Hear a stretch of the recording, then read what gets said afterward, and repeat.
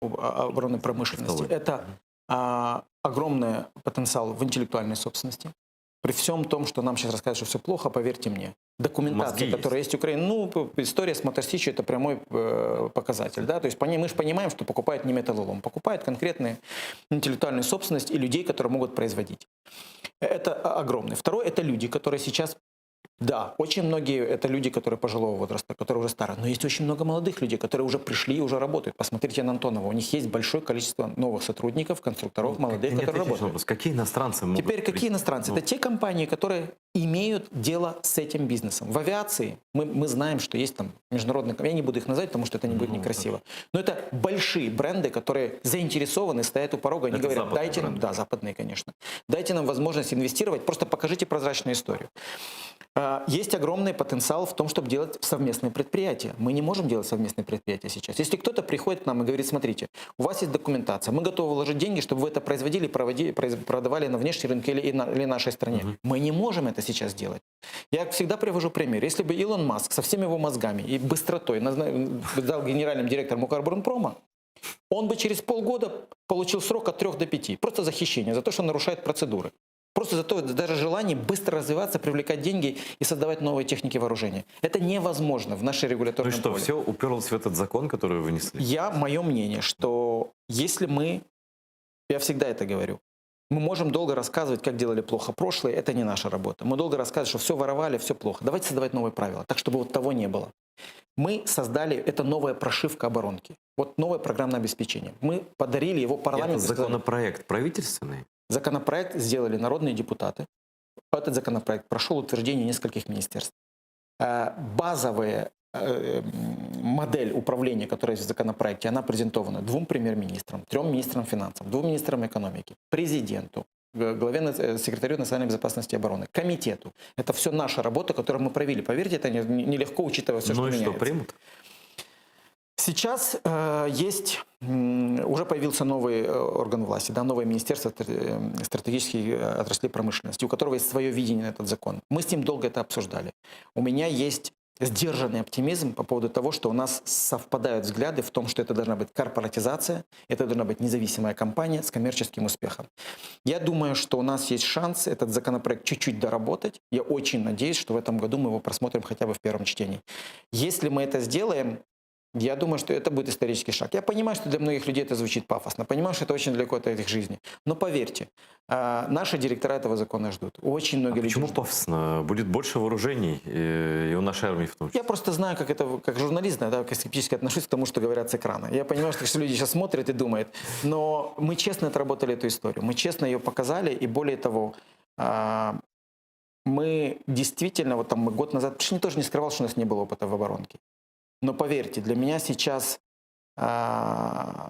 публичное признание или там чья-то похвала намного меньше стоит, чем когда тебе приходит директор завода и говорит, ребята, ну вот классно, вы спасибо, отработали контракт. Сейчас это посмотрим, офигенно. Похвалит или нет. Очередной звонок телефонный у нас в студии. Пожалуйста, говорите, кто вы, откуда, задавайте свой вопрос, если можно, чуть громче. Ще раз, Юрій, Київ. Я запитав все ж таки, я телефоную на український чи якийсь російський канал. Слухайте, давайте так, ми без тролінгу тут будемо працювати. Ми можемо українською мовою. Ми можемо українською, може, да, все. Ну, це просто... по-друге, я хочу зауважити, що на походження людини звертати увагу в етері телеканалу ОТР не може бути такого ніколи. И, кстати говоря, я это часто встречаю. Как ты реагируешь когда тебе говорят, убирайся в свой Афганистан? Честно говоря, никак не реагирую. Ну, я, во-первых... Привык уже просто. Смотрите, тут же вопрос такой. Я знаю, где моя родина, да, откуда я родился. Я понимаю, где я состоялся. И благодаря кому. Это, конечно же, Украина. Но это факт обычный. И поэтому, если, опять же, после всего моей биографии, будучи журналистом, в публичной политике, депутатом и сейчас здесь, единственное, что мне могут дорікнути, це те, що я маю на це походження, значить, я щось робив правильно. Ні, це позор, звісно. Я вважаю, що це емоції, вони мають право на існування, але я завжди привожу такий приклад. Янукович був етнічним українцем. Пан Азаров був етнічним українцем. Я не кажу, що вони погані або добрі. Просто скажіть. Ну, нормальна історія. Ні, Є багато. вони погані. Ну, я просто кажу, щоб люди самі робили висновки. Це дуже проста історія. Потім іноді кажуть про ту саму мову. Да? Я вважаю українську мову більш того. Моя мова розмови на роботі – це українська мова, бо всі документи українською мовою, я виступаю українською мовою, у мене немає проблеми з українською мовою. Мене сильно говорять українською мовою. Тобто все нормально з українською мовою. Але чи є українська мова достатнім? Це необхідна історія. Але чи вона достатня для того, щоб людина робила щось? Тому що ми багато Да. дурнів знаємо, які дуже гарно, швидко висловлюються українською мовою. А це моя провина, що я почав розмову російською мовою. Це тільки і виключно через те, що я швидше її розмовляю, я не перекладаю, розумієте, і просто це швидше, це для глядачів зручніше просто. Це моя провина, і я за це беру на себе відповідальність. Просто мне быстрее так говорить, я понимаю, что так дежавее разговор будет. Не К знаю, сожалению, я пока так не знаю українську однаково, мову, і як так, і ти. так вже. Я тобі то звісно так. Что еще хотел сказать? Ну, понятно, что... мне все равно было непонятно, почему у тебя так сменились амбиции.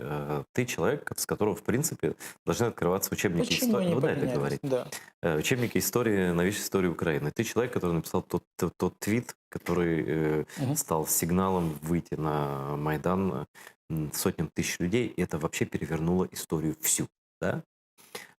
Ты был журналистом достаточно известным. Потом ты стал народным депутатом. Но опять, все это даже все меньше, чем та роль, которую ты сыграл тогда в революции достоинства. Да?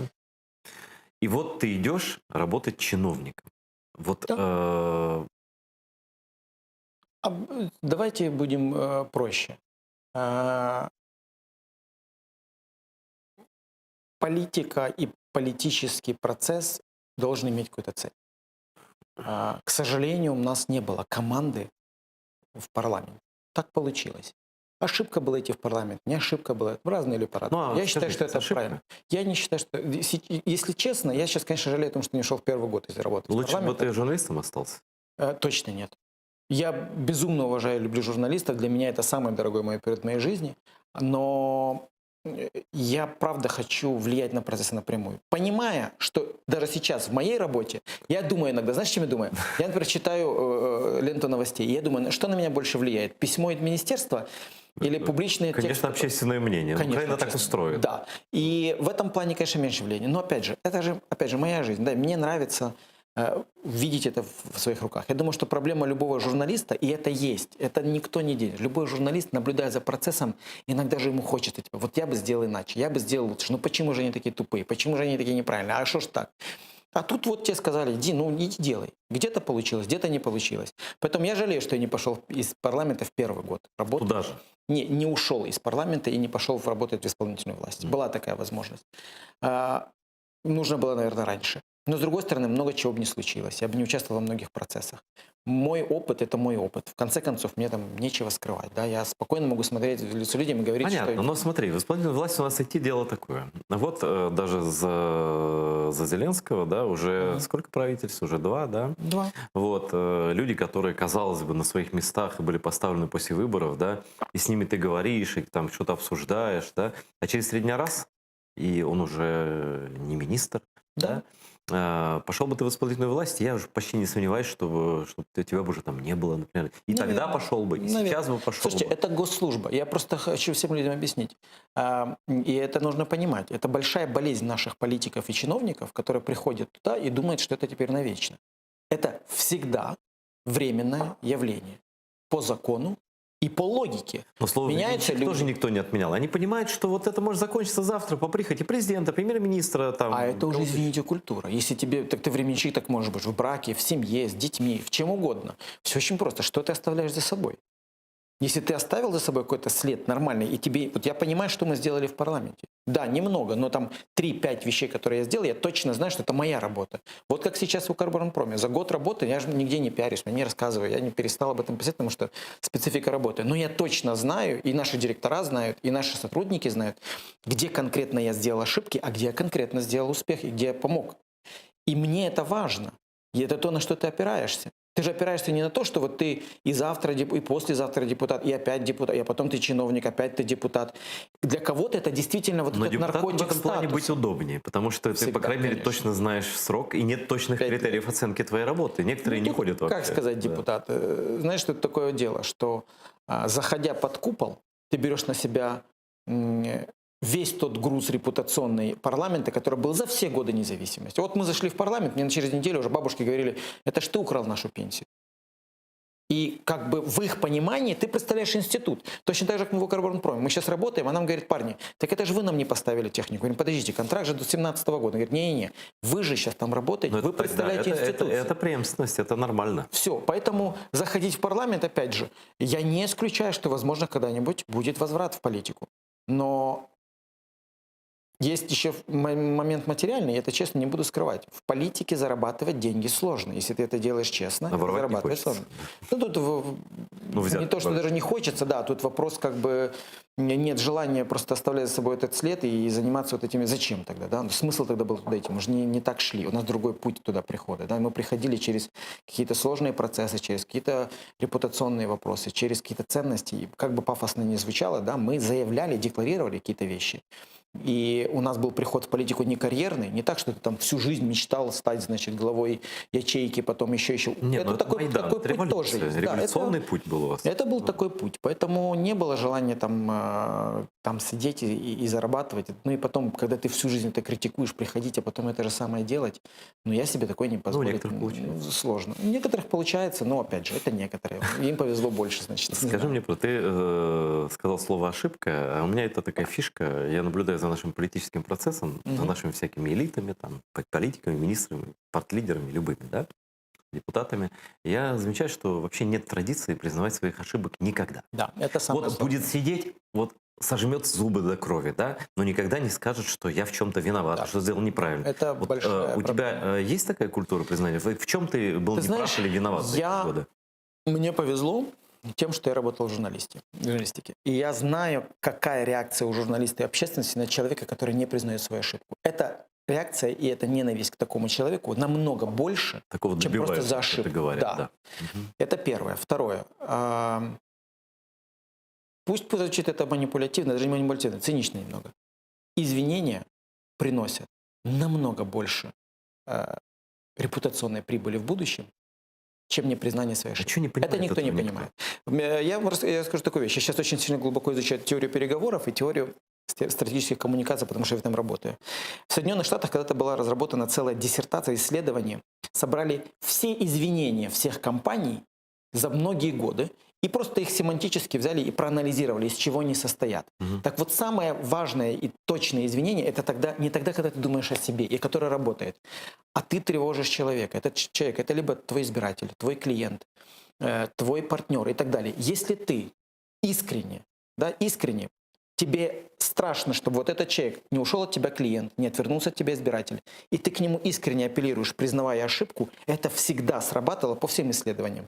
Намного лучше в будущем репутационно, даже если ты ошибся. Потому что потом к тебе возвращается. Ты стал человеком, который уважает. Я Это изучал уважение. этот момент еще давно, лет 25 назад в американских медиа. Там давно сказано, что если ты ошибся, скажи это прямо. И Да, не да. закапывай. И признать ошибку, это у нас считается слабостью. Это такая, на самом деле, бандитская история. Почему? Да. Потому что это круговая порука. Да? Если ты извинился, значит, ты сдал. Тебя перестали уважать, ты перестал быть Не авторитетом. пацан. Да. К счастью, вот в нас в компании это культура, которая была с самого начала. И это благодарен я за это Айварасу, который с самого начала эту культуру нам задал. У нас, например, не принято в компании скрывать информацию. То есть у нас все люди на уровне, они обмениваются информацией. Нет такого интриг, корпоративных каких-то историй. И у нас была вся договоренность. Если мы ошиблись, давайте подумаем, как это исправим, и выйдем, это скажем. Давай не про компанию. Про компанию мы достаточно много уже поговорили. Ну, это моя работа Ты сейчас, не да. ответил на мой личный вопрос. Да. Какие у тебя были ошибки, в чем твоя вина была в чем-то? Ну так, серьезно, за эти годы. В парламенте были ошибки в голосовании, это правда. Но ошибки, которые были продиктованы не умыслом, да, а когда ты чего-то недопонимал. Мгм. И это были искренние ошибки. Я их всегда, кстати, говорил, даже когда голосования были неправильные. Были ошибки по отношению к людям, опять же, вот то, что я говорю, которые доверяли, и ты им не до конца объяснял. Я, наверное, не до конца объяснял, что мы делали, почему мы делали. Была ошибка в том, что я не ушел из парламента раньше. Это была ошибка, я это сейчас признаю. Хотя в тот момент мне казалось, что нам нужно досидеть до конца, добивать. Но со стороны и так это далее. выглядело не очень. Когда вы Я совсем это политически абсолютно- разошлись, но продолжали оставаться. оставаться. Причем Это- до того момента, когда уже стало понятно, что Зеленский будет. Причем и аргументация тогда, которую я сейчас слышу, я же её перечитываю, если это смотрел, она была понятная, да, то есть, что мы не можем оставлять эту площадку, и мы не должны ее кому-то позволять другому зайти вместо нас в список. Это не факт, что это будут лучшие люди, но по отношению к своей биографии, к своей репутации и по отношению к тому, что я мог бы сделать, наверное, это была ошибка, это было неправильно. Ну и самая большая ошибка в моей жизни, что я получил не то образование. Хотя сейчас оно очень помогает. Какой ты хотел? Я бы, ну вот сейчас я понимаю, что я бы очень хотел, чтобы у меня было первое юридическое образование, а не техническое. А у меня тебя брат получилось юрист. ну, вполне возможно, даже нет, я скажу честно, я думаю, что он этого тоже не скрывает. Это там, и было и мое настаивание, чтобы он стал юристом, потому что я хотел стать очень юристом. И я очень доволен, я считаю, что он во многих вопросах лучше, чем я, и в публичной политике, хоть он уже хочет, Не, он не очень хочет. публичный, мать Да, очень публичный. и как юрист я считаю, что он грамотный и большой-большой молодец. И в этой сфере достаточно сложно оставаться принципиальным. Скажи, пожалуйста, вот удается. глядя, мне кажется, у него получается, но ладно, не про брата сейчас. Вот не кажется ли тебе, что тот троллинг Порошенко последние годы его каденции, в котором я тоже принимал участие, и опять без всяких там просто искренне, да, вот там, коррупция нам не нравилась, то не нравилось, это не нравилось, да, что он все-таки был с некоторым перебором, и он был, мне кажется, не объективен по своему количеству, по навалу вот этому, да. И мне кажется, что мы, журналисты, в каком-то смысле исказили для избирателя политическую картину. То есть мы, конечно, критиковать надо, вот вообще, я за любую свободу критики, но мне кажется, что его слишком сильно закапывали тогда, что он на самом деле не заслуживал такого сильного троллинга. А я знаю это, я об этом думал, и я всегда сам думал, об этом окей, думал. а если бы было иначе? Ну, то есть мы в этот момент должны вменить журналистам еще и подумать об интересах политиков и политического круга, и думать над их ошибками, и жалеть или не жалеть. Я считаю, что мы все понимаем, в какую мы игру играем. Извините. Мы в воюющей стране. Это политика, она грязная. Мы работаем в сфере огромных денег. И мы работаем в стране, в которой люди очень озлоблены и очень ранимы в плане, ну вот просто ощущения, чего они пережили. В этой истории сказать, что общество было неправильно, реагируя на то, что происходило в политике, а реакция общества и нерв общества, это журналисты, я в этом уверен, я считаю, что это не так. Это все равно, что обвинять, что человека, которого избили, потом попытались убить, он попал в больницу, и вот ему там не додают лекарства, потому что главврач ворует, а он громко кричит. Но вот сейчас, смотри, Мустафа, мы сейчас можем спокойно уже смотреть на выборную кампанию, да? И все-таки, если вот взять медийный фон тогдашний перед выборами, да, в отношении Петра Порошенко, я не его фанат вообще, да? Я много чего там знаю, понимаю и так далее. Просто не во все дырки лезу и не хочу этого, да? Но все-таки сейчас смотреть на его каденцию, да, со всеми минусами, да, то там были и плюсы большие, это объективно. А никто да? не И спорит. сейчас Петр Порошенко выглядит, очевидно, лучше, чем он выглядел в медийном поле, допустим, за месяц до выборов. А давайте посмотрим на всех остальных президентов. Я не адвокат. Все президенты после того, как они уходят, становятся намного лучше. Просто по одной простой причине. Очень просто. Потому что им уже не надо обманывать избирателя. Им уже не надо доказывать что-то. У них уже нет этих рычагов Я не про то, управления. что он стал лучше. Возможно, он остался таким же. Во мнении людей... Фон вокруг него стал другим. А подожди. То есть Уже его не обвиняют во многом. переведу, в том, в чем что ты обвиняли хочешь меня тогда. обвинить. Ну, Что, не обвинить, а спросить, да, что вот сейчас стало хуже. Или что вот на фоне того, что происходит сейчас, он выглядит лучше. А не надо его сравнивать с этим фоном. Я его сравниваю с фоном революции, извини.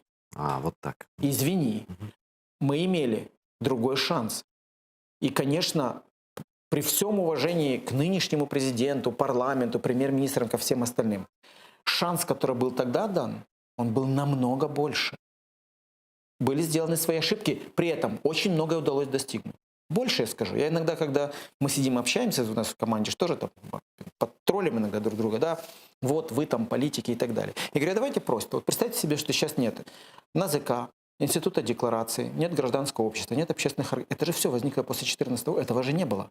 Вот без всего этого мы бы выжили, да мы бы шагу не сделали. Конечно. Но нас бы уже закопали и с другой стороны, нет судебной реформы. И сейчас она бьет всех нас, и Петра Порошенко, и меня. И я убежден, она еще и Зеленского ударит, потому что правоохранительные органы и судебная система – это наш бич. Более того, вам скажу, это действительно вот такая карма. Каждый президент, который не дореформировал систему правосудия, становится ее жертвой. Это абсолютно норм. Согласен, да. К сожалению, не только президенту, но вообще в целом страна. Вот если взять за 100% твои ожидания, вот Майдан, да, активным участником которого ты был, одним из идеологов в том числе.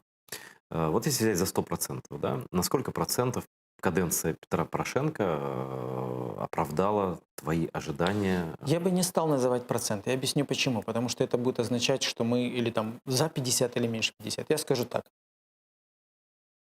Возможно, это будет, кто-то меня будет критиковать, что не так, но не разочарованный революционер не до конца революционер. Таких не бывает. Поэтому, конечно, у нас еще много-много-много обиды, горечи за то, что не случилось. Но я смотрю на то, что многое случилось, просто очень медленно, да. Но я хочу просто другую вещь сказать, что те люди, которые сейчас пришли к власти, и тот парламент, и вот этот молодой класс, их бы никогда не существовало, если бы не 2014 год. И если бы, кстати, и не Петр Порошенко, между прочим. Не факт. Не знаю. Я не буду сейчас кому-то давать кредиты. Проведены честные выборы. Я просто по-другому скажу. Что мешало всем этим людям, многим толковым людям, которых сейчас выкинули из системы, дать шанс 5 лет назад?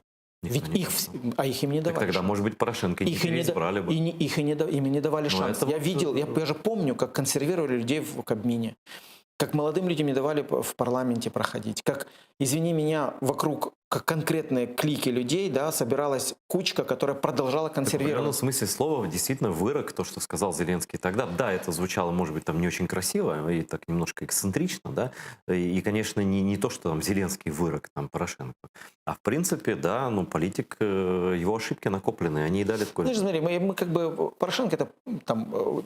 Каденция президента Порошенко – это прошлое. Да? Если говорить про нынешнее, но ведь тоже ж не все хорошо. Тоже ж не все хорошо. Есть много хорошего, тоже не все хорошо. Более того, там, я не могу сейчас комментировать какие-то вещи просто в силу моих служебных обязанностей. Да? Мне не все нравится. То, что тебе политически вообще нельзя ничего? Я объясню почему. Не потому, что мне нельзя. И я очень, поверьте мне, я все записываю, все запоминаю. Я все читаю, читаю аналитику, читаю новости, понимаю очень много, общаюсь со всеми людьми, в том числе с бывшими, с действующими. И мой опыт позволяет мне там копить эту информацию в каком-то виде. Очень простая история. Моя оценка кому-либо из политического класса может стоить, мне ничего не будет стоить, но может стоить конкретных проектов, которые мы делаем. Например, там какие-то уголовные расследования проходят. Мы подписываем постоянно контракт. Это чувствительное поле. Более того, у меня есть доступ к государственной тайне и... Понятно, но иногда бывает что-то написать, вот по-старому, взять и засесть за рояль, да, и более того, это была самая большая ломка, начиная с ноября прошлого года. Когда был публичным, стал непубличным. В какой-то момент я понял, что вот сейчас, конкретно в этот момент я могу написать что-то, что будет очень популярно, очень правда и очень хорошо, и при этом свои прямые служебные обязательства, за которые я получаю деньги, я просто разрушу, просто поставлю крест. Я же ведь, тут еще момент, что в силу служебных обязательств я работаю с этими людьми напрямую. С кабинетом министров, народными депутатами, с правоохранительными органами. Я вижу с теми людьми, которых критикуют в том числе. Критикуют по черному, по белому, по хорошему. Все понятно. У нас 2 минуты остается. Ну, то есть до того момента, пока ты работаешь в этой системе, это будет так. Но ты можешь вернуться в политику и снова стать таким трибуном и борцом. И нет такой цели. Я считаю, что цель в том, чтобы что-то сделать. Если будет возможность добиться каких-то результатов, но уже в команде. Я один не хочу туда идти. И это будет востребовано, конечно. Почему нет? Это же ресурс. Публичность – это ресурс в обе стороны. Тебя часть людей обязательно ненавидит, часть обязательно восхваляет. И ты можешь воспользоваться и той стороной, и той стороной. Я знаю, что многие люди меня ненавидят. Это правда откровенно. Причем не зная лично и так далее. Плохо относятся, токсичное поле. Но если есть этот ресурс, он же зачем-то дан тебе, ну как-то так получилось, что тебе часть людей говорят, мы в тебя верим. И в этот момент ты понимаешь, что ты не только там перед своим сыном ответственный, но еще перед там этими людьми как-то. Последний вопрос, 30 секунд буквально. Просто часто слышу, читаю разных людей, что если вот дальше так, то что-то, то это все может закончиться Майданом. Я часто слышу эту фразу. Человек, который фактически начал Майдан своим этим твитом. Твои ощущения? Ждут ли Украину потрясения политические, аналогичные Майдану или нет? Ты же понимаешь, что я сейчас не могу сказать да или нет, но я скажу одну вещь. Самая большая ошибка — считать настроение людей по социологии. Социология в 2013 году не показывала Майдан. Просто те активные люди с активной жизненной позицией, они могут намного больше, чем равнодушное большинство, которое ждет. И, к сожалению, социология не показывает уровень активности. Она показывает, что ты за или против. Это как с землетрясением, значит, невозможно все. Поэтому я считаю, что, не давая никому политическую оценку, большая ошибка не обращать на боль людей. Где-то она может быть преувеличена. Где-то, может, люди переоценивают ситуацию. Где-то, может быть, у них говорит там какие-то их боли. Опасения зрад, Но да. игнорировать боль людей, в первую очередь касательно войны и военных действий, мне кажется, это очень неправильно. Это, ну, мало того, что несправедливо, но это не дальнозорко с точки зрения даже политического будущего. Поэтому я очень надеюсь, что нам удастся этот момент пройти без взрывов, да, потому что, к сожалению, сейчас этот взрыв может быть совсем другого характера. И самое обидное, что этого ждут. И ждут не только... И мы знаем где. Да. Ждут. Спасибо, Мустафа, за то, что пришел. Спасибо. У нас был Мустафа Наем. Никто не желает Украине никаких потрясений, потому что у нас есть один враг. Я надеюсь, что это все понимают со всех политических сторон. Спасибо, что смотрели. Смотрите АТР, телевидение для неглупых людей. До следующих встреч.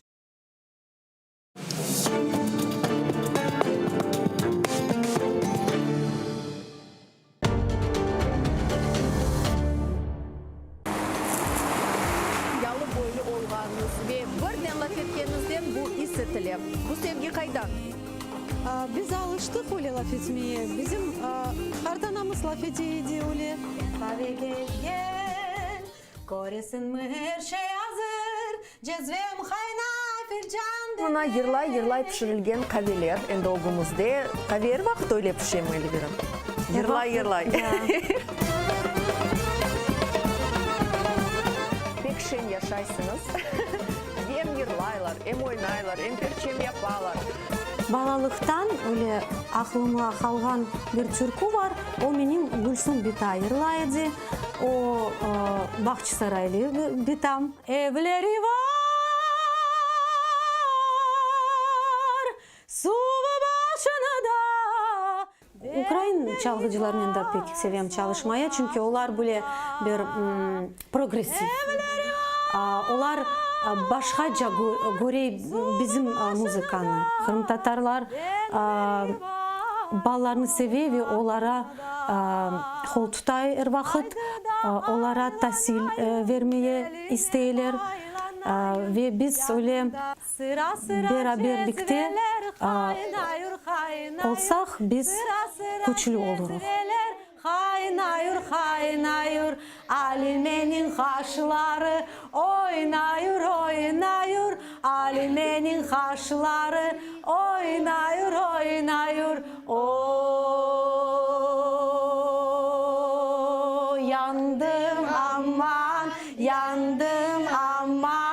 yandım Alime'ye maşallah.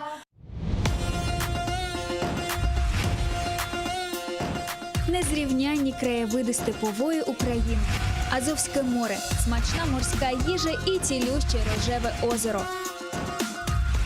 Острів, на якому живуть дикі тварини, занесені в Червону книгу. Ці скарби ми разом знайдемо на півдні України у новому випуску програми «Бон Вікенд». Вирушаємо разом у нову пригоду. Дивіться новий випуск програми «Бон Вікенд» цієї суботи о 20:00 на телеканалі АТР.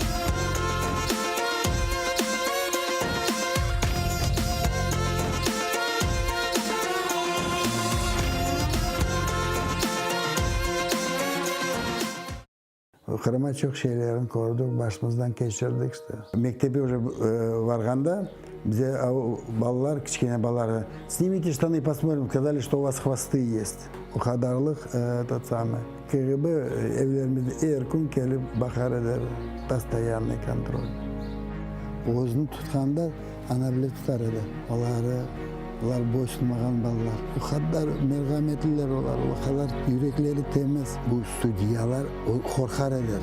Merhamet tübüne cemaat kelgende Allah'a barkışırganda ular başına ana bile saklar eder. Ular bizden korkaylar, bizim milletten korkaylar.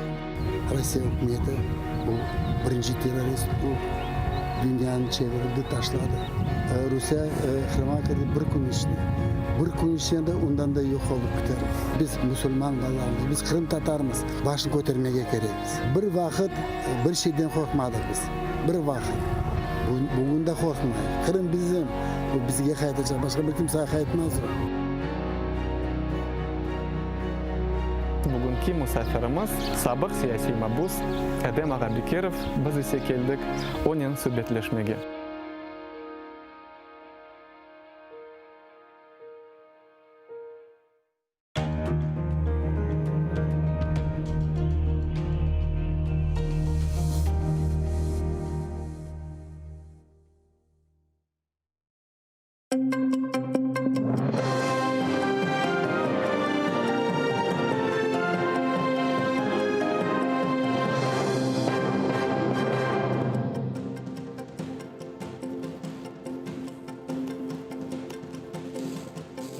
Акшамлар хайыр сентябрьнан 9 эфирде заман Кырым ве дөньяда olgan хаберлерінен таныш етмеге азырмыз. Студияда сілернімен Шевкет Аматулаев. Селемлайым. Кафами ярасы эл ве копырчык кемагынан сынығы. Ләкин ұжымнан инжеліклері ақында ич бір шей белі де келі. Сабық сияси мабус Владимир Балухының ақ жігер хаваландыру аппаратына бағлағанлар, чүнки о аля да ессіз екен. Екім ве құқық қорыжылар ич бір изат бермей. Малюматына тек халық депутаты Ирина Геращенко бермекте. Bu adi kotek ya da siyasi ucum olğanına muhbirlerimiz öğrenmeye tırıştı. Экінші күн сабық саяси мабус Владимир Балух Киев хастаханесынан реанимация бөлігінде болуна. Түнебін башына операция япқанлар шымды о эссіз алда екен. Екімлер бір шей иза атламай. Баш екімесе мұхберлерімізні көріп полиция чағырмағай шандырды. Кішкене порцияларнен хаберні халық депутаты Ирина Геращенко бере. Від лікарів ЛШД, де перебуває Володимир Балух. Пацієнт стабільно важкий. На апараті ШВЛ ще без свідомості. На жаль, поки що така невтішна інформація. Мұхберлеріміз камерасыз сабық мабус Евгений Пановнен лафеті болды. О соңке оларақ Балухны котекленместен бел көрген. Сентябрь 7 күні мабуслер гидропаркта топлашып, азат етілулерінің еллығыны қайдеті екенлер. Қомшы масада отырғанларнен дава алып кечкен. Панов Корушев девамында ершей төнчеді деді, ләкин біраздан Владимир Балух чықып, белі олмаған тарафқа кеткен. Ресторанда олған дава шу ерде чезілді деп хабер етті дабыр сабық мабус Александр Кольченко. Сон не олғанны о білмей. Вчора конфлікти виникали, але вони начебто владнали з сусідами в ресторані. Востаннє я бачив його вчора ввечері. Ми майже всі роз'їхались і він залишався з Євгеном Пановым. Европейская солидарность перқасында Балухны саяси себеплерден котекледілер деп білдірелер. Балух буфырқадан Киев вилает шурасына намзет оларақ көстерілген еді. Все это говорит о том, что это следствие избиения группы лиц. Мотивированное избиение, потому что его убивали. Причиной может быть только одно. Я очень хорошо знаю Балуха. Я знаю его принципы, я знаю его жизненные принципы. Это глубоко порядочный парень. Его избивали, и это связано с его любовью до Украины. Балухны саба сентябрьнан 8-інде аман-аман эссіз телефон ве банк картасыз таптылар. Полицияда хабер еткенлеріне көре жинай даваны ең тәжірибелі таққатшылар алып бара. Бірден бір қач версия өзерінде чалыша екенлер. Немає достатньої інформації, які були причини. Це побутовий конфлікт, чи якесь замовлення, чи щось. Ми отримуємо інформацію, будемо надавати, звісно, публічно, тому що це публічна особа. І ми зацікавлені в повному всебічному розслідуванні цієї справи. Владимир Балухнан якынлары қайдеткенне көре онан ақжигерлері суни аваландырылмақта. Озы есе ессіз алды. О қафа ми яралары ел ве көпірчік кемігі сынығынен тапылған еді. Владислав Стужук, Заман, АТР. Владимир Балухқа низбеттен япылған ұжым толысынен тақық етілмелі. Бойле талапнен халық депутаты ве Меджлис рейсінің муавина ақтемчегоз Владимир Балухның тақдеріне ләқайт олмағанларына ярым саат онда Киевде ерлешкен Украина ішкі ішілерін әзірлігі янында тоқлашмаға чағырды. Жители Крыма, крымские татары, да и вся Украина боролась за освобождение наших политзаключенных, за Балуха. И мы его смогли защищать в застенках Мордора. Мы его не дали убить в застенках ФСБшников. И то, что с ним случилось в свободной Украине, это то каждого из нас заставить найти и наказать этих преступников. Призываю всех завтра выйти к зданию Министерства внутренних справ и наполягати на тому, щоб слідство було об'єктивним. Херсон махкемесі Қырым прокуратурасы ветелікеслік қызметінің мұражатындан сон 65 Русия учағыны апстетмек қарарыны çıkardı. Русия шіркетлеріне айыт учақлар қалқара қайделеріні ве Украина қанунларыны бозып, işgal етілген Қырымқа инсанларыны ташыған ве ташымаға девам ете. Украина 2014 сенесі işgal етілген Қырым семасыны ұчышылар үшін қапатқан еді. Апыс етілген 40 учақ Сибирь авиашіркетіне айыттыр. Уммен алғанда ярмадаға тақмен 40 чешіт түрлі Русия шіркетлері сеферлер тешкілете. Ава сеферлері телекеслігіна незарет еткен Авропа тешкіляты да Қырымға Украинянынан уйғынлаштырылмастан сеферлер япмаға ясақ еткен еді. Кожен цей літак – це є фактично знаряддя вчинення злочину. Безпосередньо порушення правил польоту і незаконного в'їзду-виїзду на тимчасово окуповану територію. Реалізувати можна як безпосередньо у кримінальному провадженні, якщо такі борти опиняться десь у досяганні правоохоронних органів України, або під час міжнародного співробітництва шляхом як безпосередньо у кримінальних провадженнях міждержавного з міжнародними організаціями, в тому числі доведенням до відома організації у галузі цивільної авіації, таке інше, вплоть до того, щоб довести до відома власників іноземних цих бортів, які використовуються російськими авіакомпаніями, про наявність такої загрози арешту.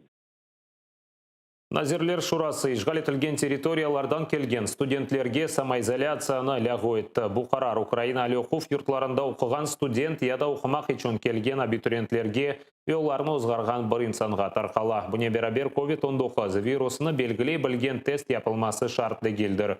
Августның 28-ден башлап Қырымның мемори сыңырында кіріш-чықыш ноқталары ади режимде чалышмақта.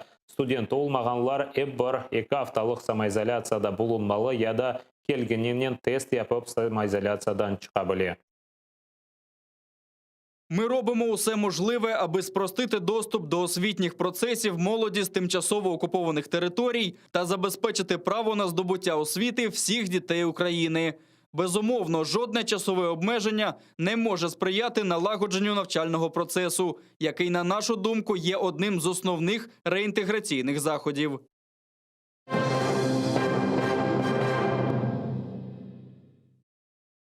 Мұхалифет аман-аман басылды. Биязрусия мұхалифеті координацион шурасының азасынан тек Нобель лауреаты Светлана Алексеевич азатлықта қалды.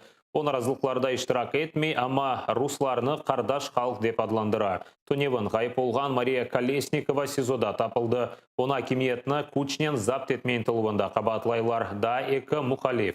Антон Родненков и Иван Кравцов Украинаға чықып болды. Туневін есе журналистерінен көрішіп субетлештілер. Сабадан есе президиум азасы Максим Знак яқаланды. Дикер мұхалифлерінің евлері ве офислерінде тінтувлер кечерілді. Лукашенко режимі тарафындан құланылған репрессиялар ве русларға япылған мұражат аққанда Евбеті Келев қамызына сейретіңіз.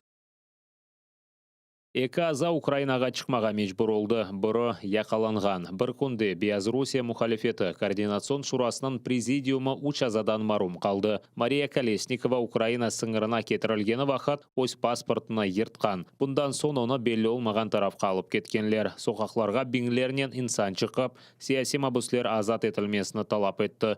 Оларға низбетен есе күч қоланылды. Баяғы инсан яқаланды.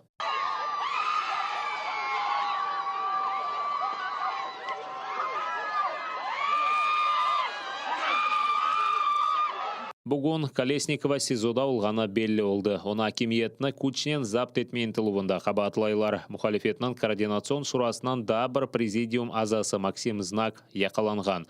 Президент намзеті Тихановскаяның савдашы Антонина Коновалова ғайып олған. Мұхалифлерінің евлері ве офислерінде тінтувлер кечірілді. Нобель лауреаты Светлана Алексеевич хабер еткенне көре, ервақат евоғынде номерасыз екі микроавтобус бекчілікеті. Алексеевич наразылықларда иштирак меседе Лукашенканы тиран деп адландыра. Бұл вақытта есе русларға мураджатлар япып, оларны қардаш халық деп адландыра. Ну, я хочу сказать, что это террор против собственного народа.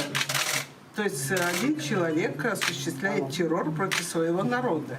И мы, к сожалению, оказались беспомощны. Сегодня я говорила о русской интеллигенции. Где же вы? Почему вы не помогаете моему маленькому народу? Алексеевичнің сөздеріне көре, ичбір девлет деврілуі аққанда сөз кетмей, инсанлар барышық акцияларда иштирак еті. Мемлекетні терк еткен Белоруссия мұхалифы Светлана Тихановская видео мұраджат дерчетті. Бір айдан берілі диктаторнен көрешкен Белоруссия халқына дегелде русларға. Кремль пропагандасына уймаған қомшыларына минидарлық білдіріп, наразылықларға қол тұтқанларына ұнытмай жағына қайдетті. Мы, белорусы, очень признательны россиянам, которые поддерживают борьбу белорусского народа за свободу. Мы не забудем ни один из жестов или акций солидарности. Спасибо вам за это. Российские независимые журналисты и блогеры, отдельно благодарю вас за внимание к происходящему в нашей стране, за готовность объективно и честно освещать события в Беларуси. Авропа бірлігі есе Беларусь режимынан 40 векіліне низбетен санкциялар кірсетті. Бұны Авропа дипломатларына актив еті Полония радиосы хабер еті. Режим векілерінің активлері бұзлатылып, оларға Авропа бірлігі девлетлеріне кіріш ясақ етілген. Санкциялар жетвеліні Александр Лукашенканы кірсетмек ме, yok му, мұнақашалар да девам ете екен. Владислав Стужук, Заман, АТР. Бұтын күн евде олмай, аш пішірмей тек юыны пішке кете. Ахмеджетнен ешғалжелер елбашчысы Елена Проценко суыны насыл қытқанына тариф етті. Онан сөздеріне көре сув берілуінің бойле жетвелі оңа келіші. Августан 24-ден башлап Ахмеджет ве етрафында олған 39 кой ве қасаба сакенлеріне су саба 3 саат ве ақшам 3 саат берілмекте. Суының кейфиеті күн-күнден есе бетерлеше. Ярмаданын су анбарларында су севиесі баяғы ексілді. Ешғалжелерінің тақмелеріне көре, олған су тек 2 айға ете біле. Конечно, да. У меня очень жесткая экономия воды, потому что я приезжаю поздно, принимаю душ. Не могу сказать, что я ложусь спать, да, я просто теряю сознание от усталости. Я просыпаюсь рано, в 5:30. Единственное, что я могу себе позволить иногда проснуться на полчаса позже, это в 6 часов, опять душ и исчезаю. То есть выходные дни я тоже провожу на работе, такой же график у моего супруга. Поэтому кроме ванной, наверное, вот и все. Вот так вот экономить. Готовим посуду, соответственно, не моем. Мустафа Джемилев ички ишлер назирлігі Одесса Девлет университетінің фахри профессор унванына найылылды. Бөле қарарын университетінің ilmi шурасы қабыл еткен.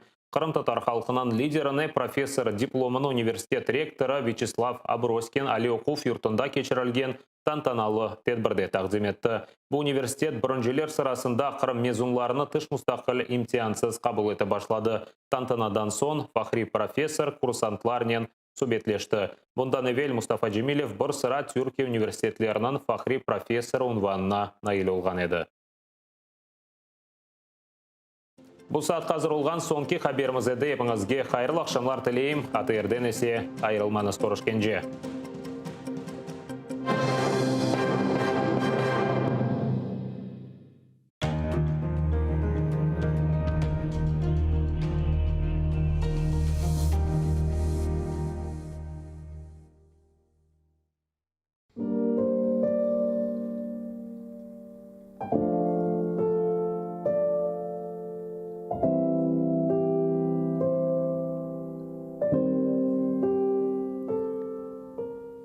Etraftız koneş yok. İsinmege ateş yok. Bıktım tiller botkasından. Laf etmege dildeş yok. Uymak için zamanğa, tükürle vicdanğa. Bir kaç kaşık çın katıla, kazan kazan yalanğa. Şefkatga kin aşlangan, yurt gözleri yaşlangan. Güya akının kara ile karışması başlangan. Baba dede ülkesi, dalgalarının ökesi, buzla yatkan yuvşanlarının iniltisi, öpkesi. Aşkını atlandırdın, akılımını aldırdım. Yanmaz edim, tutaştırdım, sevmez edim, sevdirdim.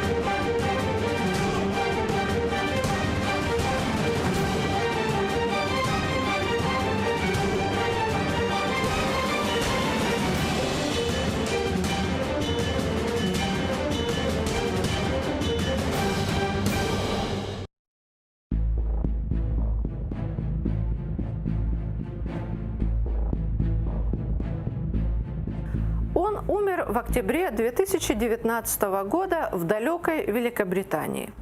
Вторую половину своей жизни легендарный советский диссидент, один из основателей демократического движения в СССР Владимир Буковский, жил в Кембридже, занимался наукой. Случилось это после того, как 18 декабря 1976 года его обменяли на самого известного чилийского политзаключенного, лидера коммунистической партии Чили Луиса Карвалана. Частушка, сочиненная Вадимом Делане по этому поводу, сегодня известна всем. Обменяли хулигана на Луиса Карвалана. Где б найти такую, чтоб на Брежнева сменять? Самым известным советским диссидентом, ученым-нейрофизиологом, профессором Кембриджского университета и героем фольклора Владимиром Буковским мы встретились в Крыму, куда в мае 2012 года он прибыл по приглашению Меджлиса крымско-татарского народа. Вместе со своими соратниками по диссидентскому и крымско-татарскому движению Владимир Буковский участвовал в первом Крымском форуме. Тогда состоялось большое полуторачасовое интервью с Владимиром Константиновичем. Мы говорили о прошлом, детстве, начале диссидентства, о том, что такое карательная психиатрия, о том, как его, простого хулигана, обменяли на Луиса Карвалана. Говорили мы и о России, о политической ситуации и перспективах ее развития. Предлагаем вам отрывки из этого интервью с человеком, который еще при жизни стал легендой и которого нам всем будет не хватать.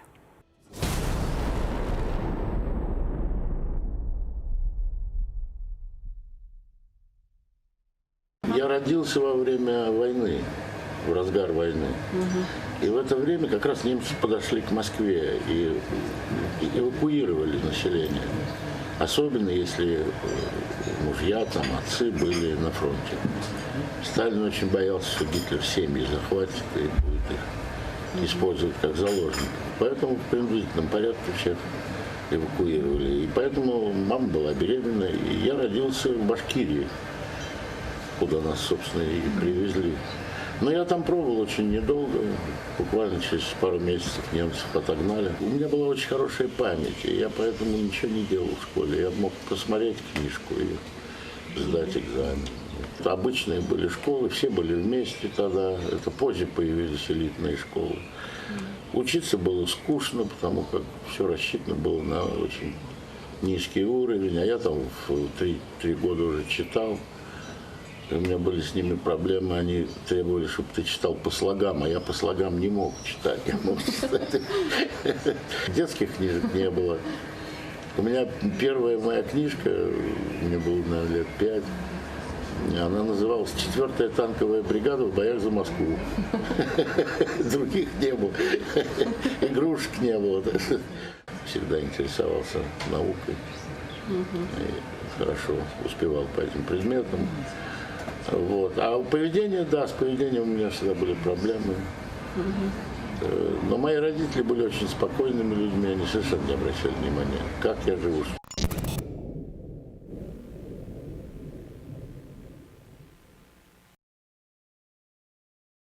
Первый шок для меня была смерть Сталина.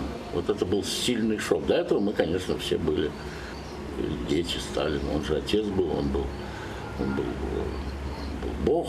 Здесь не было коммуны.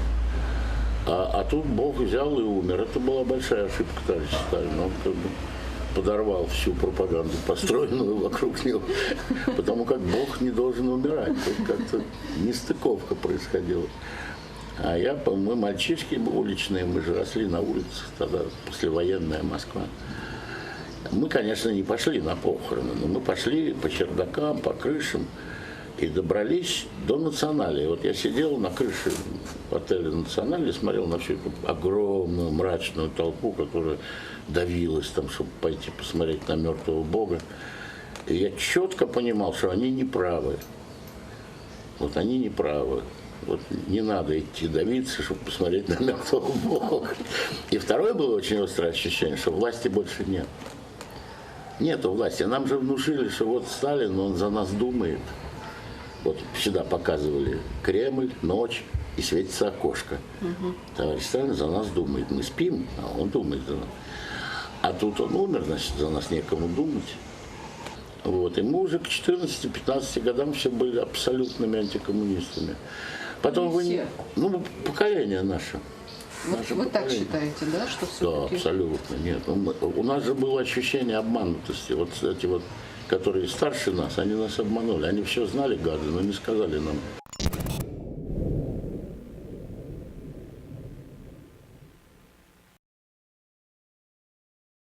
Ну, представьте, это же послесталинская чехарда.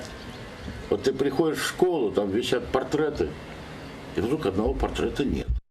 Мы уже знаем, что-то там борьба за власть какая-то. Приходишь на урок советской истории, учитель говорит: так, дети, откройте учебник на 52-й странице. Там большой портрет товарища Берия. Возьмите лезвие, аккуратно его вырежьте и отдайте мне. И так каждую неделю, каждый месяц кто-то исчезал.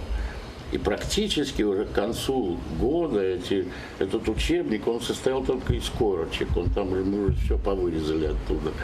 Ну и как? Ну и что, мы могли всерьез к ним относиться? К 16 годам я уже точно понял, что я с этим режимом жить не смогу. Это бесполезно. Даже нет смысла пробовать.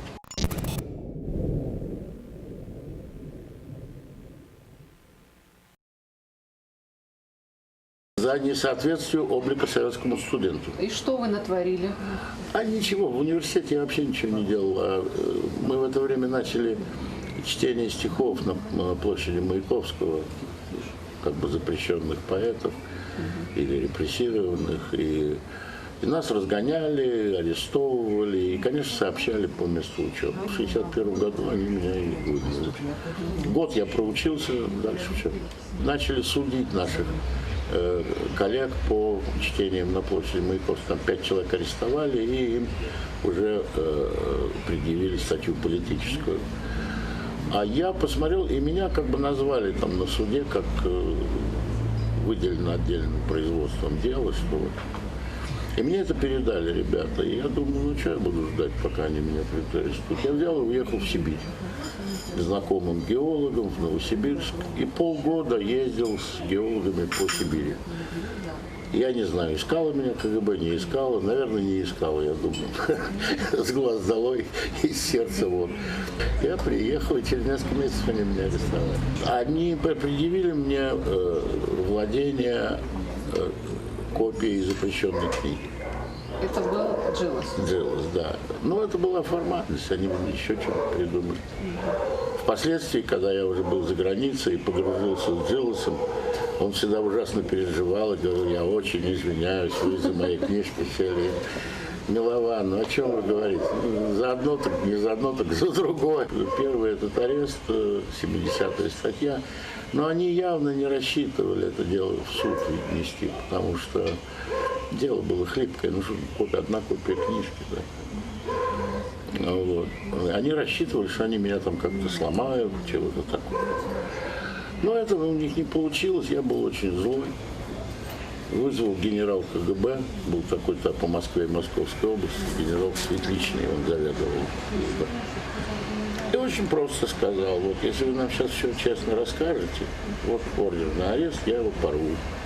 А не расскажете, я его подпишу. Я его обругал. Вот в это время начались психиатрические эти методы. С легкой руки Хрущева, он где-то выступая на вопрос, есть ли политзаключенные еще в Советском Союзе, заявил, что нету, что у нас, если кто-то уж очень недоволен нашей жизнью, то это, конечно, только психически больные люди. Нормальный человек не может быть недоволен и так далее. И это было воспринято как директива. И вот сколько нас сидело в Лефортове по политической статье, ну, человек, наверное, 30-40. Нас всех признали невменяемыми, всех отправили в больницу. И так целый этап ехал, этап дураков.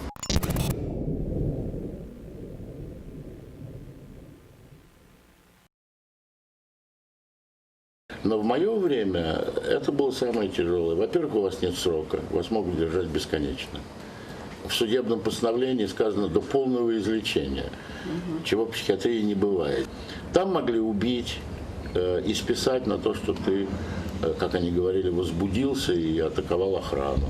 Это же тюрьма, обычная тюрьма, тюремное здание, колючая проволока, полоса, все как полагается, вышки, стрелки.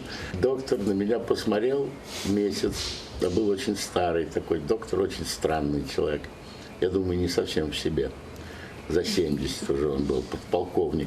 Они же все были доктора МВД, они в униформе были.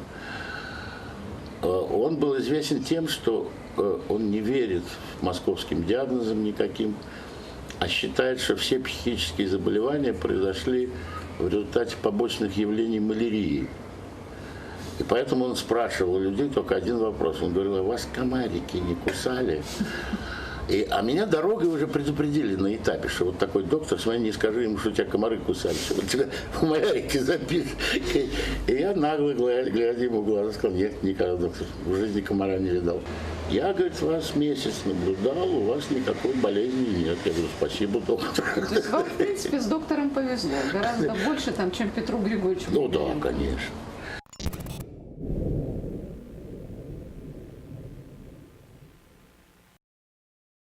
Мы организовали знаменитую демонстрацию, первая демонстрация политическая в Советском Союзе со времен троцкистов. До нас были в 29 году троцкисты устроили демонстрацию, когда Троцкого выслали. Вот с 29-го года не было. И мы были первые. Это был 65-й год, 5 декабря, День Советской Конституции. Значит, это были вы? Алик Вольпин, да. Это его идея была, кстати, не моя. Вот, он предложил, а я как бы организовывал. Вот. И опять схватили, конечно. И меня до самой демонстрации они знали, что я организую. Забрали меня накануне. Привезли в одну больницу, но они, ГБшники, они перестарались в это время. Они как-то решили, что ну, раз человек псих был, то его можно куда угодно. И они меня в гражданскую больницу просто обыкновенную привезли, вот, мол, псих. А там молодые врачи, это гражданская больница, это не МВД. Они все это слышат по «Голосу Америки», по BBC. Они в первый же вечер меня к себе позвали в докторскую, выпили чуть-чуть спиртика. Они говорят: ну, мы знаем, всю твою историю. Мы обязаны тебя держать месяц, экспертный срок. А после этого мы напишем, что ты здоров, в лечении не нуждаешься. И делать, что хотите. У нас не тюрьма, мы не держать не можем.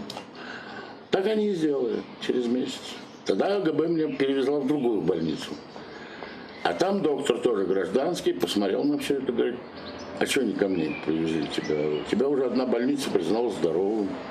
Я не могу после них признать тебя больным. То же самое, говорит, месяц продержу и выпишу. Через месяц они меня увезли в институт Сербского, Центральный экспертный психиатрический институт в Москве. А тамошние эксперты, хотя они, конечно, совершенно ГБшные, тем не менее сказали, а вы же его ни в чем не обвиняете. Обвинение-то вы не предъявили.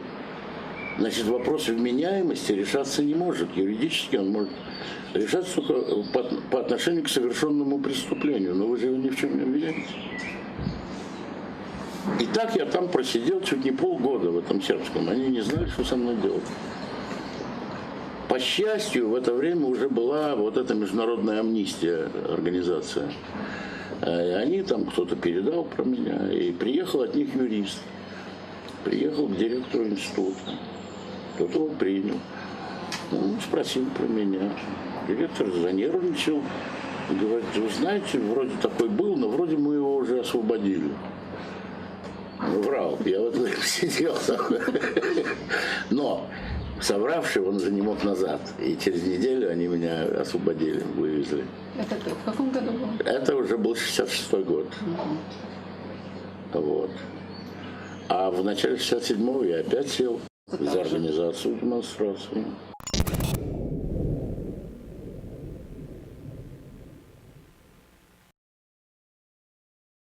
Вдруг выяснили, что у них нет статьи, по которой нас сажать. Нету. Демонстрации же не было. И нет статьи против них. И они ввели в 1966 году специальную статью, так называемый 190 со значком 3, именно против демонстрации. И специально ее поместили в раздел не политических преступлений, то есть они не назывались политическими, они назывались особо опасные государственные преступления, а в другую главу, именно имея в виду, чтобы нас посылали в уголовные лагеря. У них была идея, что уголовный мир нас растерзает, там, да, вот, неприспособленных. И жутко ошиблись. Уголовный мир к нам отнесся крайне дружелюбно. Я потом много лет спустя говорил на эту тему с Солженицыным. Он никак не мог поверить. Он же описывает, как трудно было с уголовниками. А я ему пытался объяснить, поймите, кто вы были для уголовников. Вы были начальники, офицеры, партийные деятели. Вы для них законная добыча. А мы были враги государства. И они к нам относились с исключительной солидарностью. Просто. То есть не лично к вам, а в принципе? К любым политическим. Вот сколько наших ребят сажали по уголовным лагерям, ни один не жаловался на плохое отношение. Воры в законе брали нас под крылышко, все. Не трогайте, не смейте. Ну, у меня был даже эпизод такой замечательный. Ну, пару раз они меня вообще спасли. А эпизод такой был замечательный, когда наш пахан в уголовном лагере уходил на этап и собрал всех своих приспешников, да, давал им наказы, что сделать, как сделать, а потом ткнул пальцем в меня и сказал, а этого берегите. Мы сидим каждый за свое, а он за общее.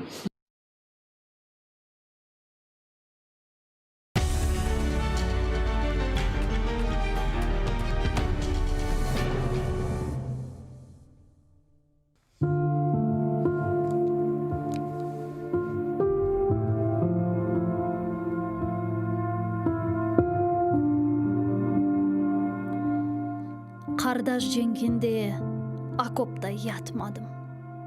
Тушмедім бараққа аяқсыз олып. Чоқ сорсан мен да винтовка тұтмадым. Боранлы кежеде сынырда қалып. Жоқ, мен не дедім? Яңылдым. Фортуна мана да діңлетті сөзіні. Штаны парлақ бір бала едім. Сыныфым мана да танытты өзіні. Топрақны белледім, еследім уфуқны, білекні чермедім. Чықтым мен күрешке, Қаранлық, хор дамда чырпынған анамны. Азаптан алдым да, кетірдім күнешке. Işık çün doğuştum, şehirde, koyde, güneşten kuç aldı şiddetli sözlerim. İsteyim yerde bir alev doğursun, keniş yol izlegen karuvlu gözlerim. Sevmeyim sürmeli koz için kabakta, kadeler parlap da ayeng buzmaqны.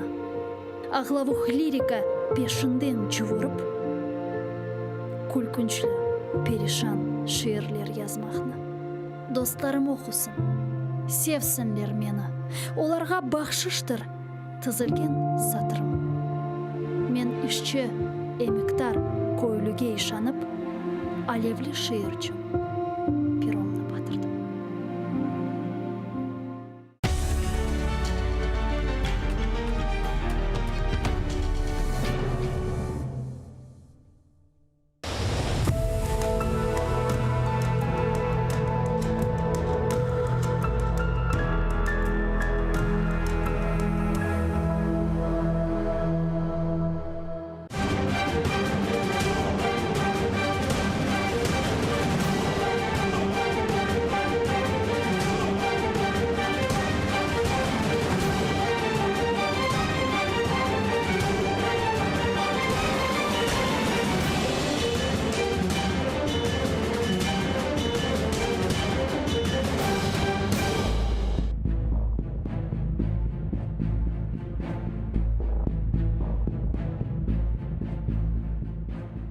Мы продолжаем интервью с Владимиром Буковским, советским диссидентом, ученым-нейрофизиологом, профессором Кембриджского университета. Он умер в октябре нынешнего года в Великобритании.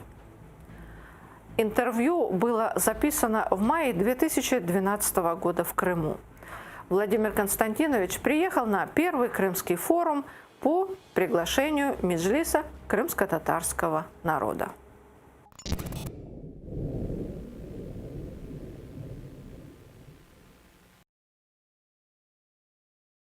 Каждый год к 18 мая татары же приезжали нелегально в Москву, чтобы провести демонстрацию. Это была целая операция. Их там по дороге ловили, там снимали с поездов. Но те, кто добирался до Москвы, тех уже прятали наши. По квартирам, по дачам, там, где угодно. И вот этот период я всегда помню, как вся Москва гудела, потому что надо было прятать татар. Ну, не вся Москва, то есть какая-то часть инакомыслящей Москвы. И главное, чтобы ни КГБ не нашло, потому что им надо к 18-го выйти там в какое-то место и провести демонстрацию. Такой был. Конечно, ну кто же это мог не знать? Целый период был. Но потом были дела, которые я знал, и вот того же Джамилева. Это была первая национальная как бы проблема, с которой мы столкнулись.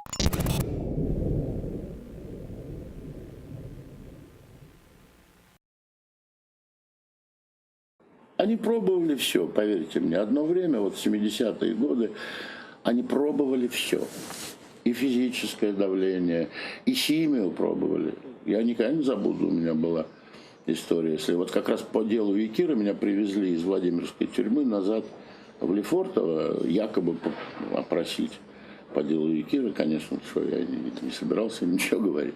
Но следователь такой хитрый был мужичок, вызвал меня как-то под вечер, то все.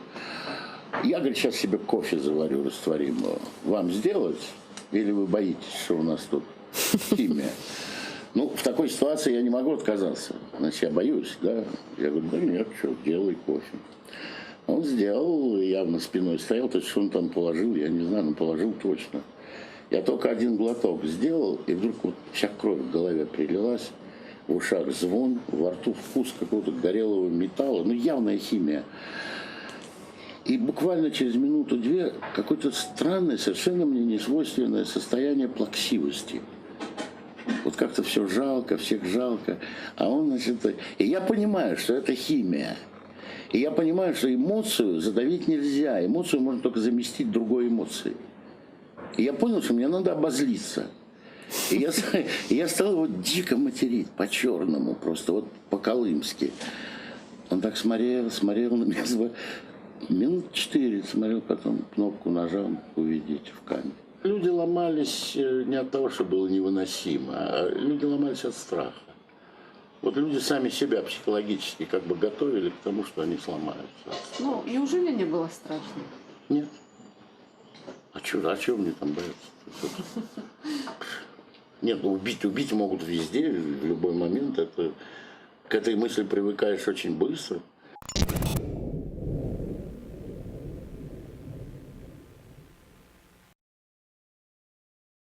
Я сидел во Владимире, я в лагере был всего год, но мы организовали там голодовку 2 лагерей вместе политических. И меня как бы в наказание за это отправили назад во Владимир, практически до конца срока.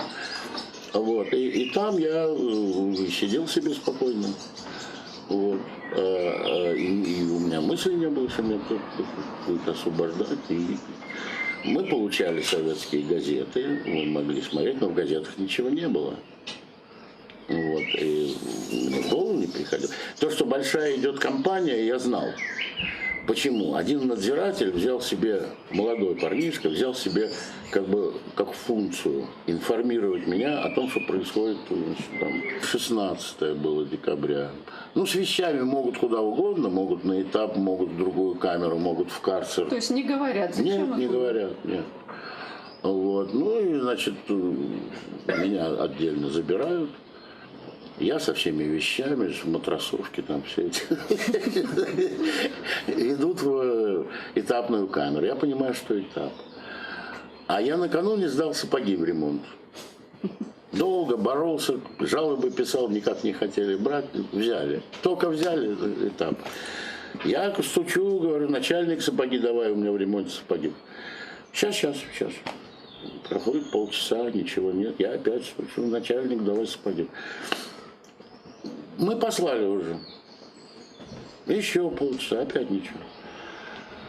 И ведут на вахту уже. Я в полной ярости, а там сидит дежурный офицер по тюрьме. Я ему говорю, гражданин капитан, я никуда не поеду, у меня сапоги в ремонте. Отдавай сапоги. А он так на меня посмотрел как-то жалостно так и говорит, да не нужны вам больше сапоги. И тут у меня сердце ёкнуло, сапоги не нужны. Это значит, что в лесочек завезут.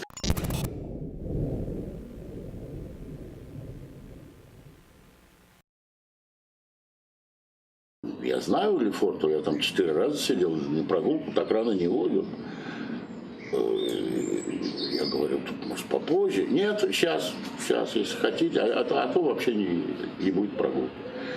Ну, в тюрьме прогулка важная вещь, так что я говорю, ну хорошо, я пойду. И опять идем, они меня ведут совершенно в другое место, не на прогулку, я-то знаю, в бокс, заперли в бокс. Опять думаю, что-то не то. Принесли штатскую одежду, гражданскую, причем очень хороший французский костюм. Пиджак с эфелевой башней на подкладке. Думаю, ну, мать честная, опять что-то не то. Хоть не расстреляют, да? Да, эти полуботинки, носки, белая рубашка, вот, галстук, шляпу. Никогда в жизни шляпу не носил. Вот. И приходит надзиратель, ну, давайте переодеться. Я говорю, а что вам это? Это надо в прожарку, это нужно в санитарную эту самую поддавать. Они же никогда не говорят правду. Ну, прожарку надо. Я все это отдал. Одел это гражданское, думаю, ничего себе, одежда. И тут он сзади подошел и очень быстро, ловко мне защелкнул наручники. Я не успел среагировать. Раз. И все, в наручниках. Ну, пришли, опять тот же самый фургон, не воронок. Опять эти 12 загадочно в штатском людей. Едем куда-то уже по Москве, я совершенно не могу понять, куда мы едем. Совершенно едем где-то час, едем полтора. Я уже даже не знаю, ну что думать, куда. И вдруг я слышу рев моторов авиационных. И все, я понимаю сразу, все, за границу повезут. То есть Солженицына же вывозили в 73-м, в 73-м, да. Думаю, все, а куда еще меня на самолете везти? Больше некуда. И этот рев моторов, пришли, самолет стоял. Это был не аэродром гражданский, это была военная база, где у них стояли правительственные самолеты. И вот в один этот самолет, совершенно пустой, погрузили меня, погрузили мою мать, сестру и ее сына. А дело было так, потом-то я уже узнал, мать вызвали накануне, и ей сказали, что вот завтра вам придется покинуть СССР, поскольку вашего сына мы выдворяем, и вы будете с ним ехать.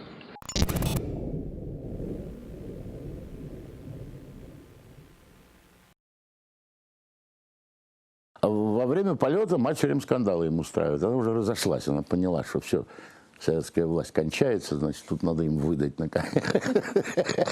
И она им скандал устраивает. Чего вы его в наручниках везете? Что за безобразие? Что вам? А? И крик такой, крик жуткий на них. Они не знают, что сказать. Но она ушла, я говорю, ну а что действительно? Вы же знаете, инструкция о транспортировке заключенных воздухом предполагает обязательное, значит, ношение наручников. Я говорю, ну хорошо, это мы сейчас летим на советской территории, а пересекем границу. Как вы будете выглядеть? Вы не можете меня заключенным? Это я блефовал, потому что самолет имеет экстерриториальность. Да. Это не... Но я-то понимал, что он неграмотный. Какой-то помощник Андропова, он так представился. Да, он говорит, да, сейчас узнаю. Пошел в кабину, явно связывался с Москвой, видимо, у Андропова спрашивал. Приходит, говорит, так, хорошо, сейчас будем пересекать границу в воздухе, мы с вас снимем наручники. И действительно, значит, пришли, сняли наручники, и он мне объявил первый раз за все время. Он сказал, вот я вам уполномочен объявить, что вы официально выдворяетесь с территории Советского Союза. Я говорю, это все? Он говорит, все. Я говорю, ну а срок мой? Мне еще 6 лет. Ваш срок не отменяется. Я говорю, ну а гражданство? Я знаю, что Солженицына лишили гражданства. Гражданство вы не лишаетесь. Вам будет выдан паспорт для проживания за границей сроком на 5 лет.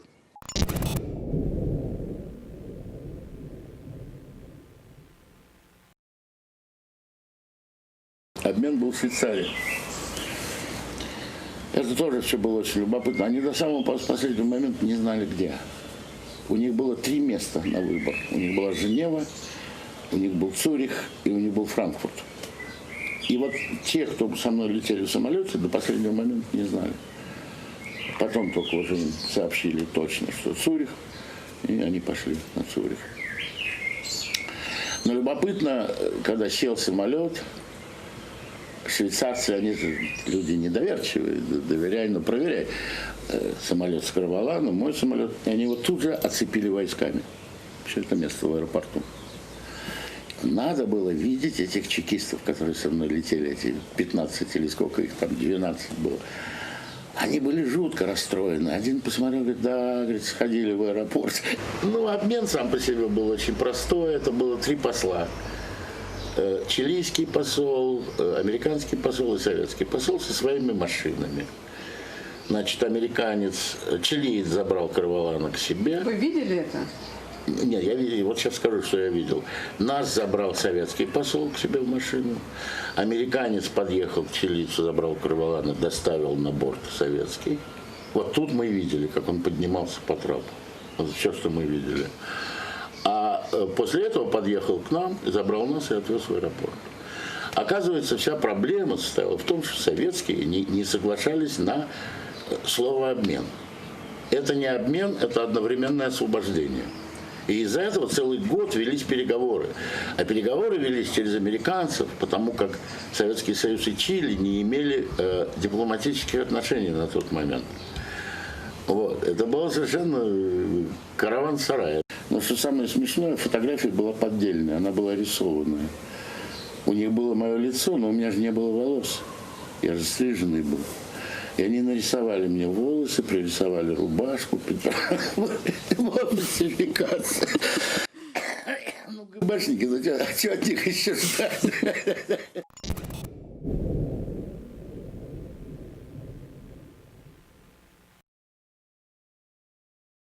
А когда этот анекдот возник, интересно? Анекдот возник почти мгновенно, и у него тоже есть история. Саму идею придумал, был такой очень известный, хороший писатель Виктор Платонович Некрасов.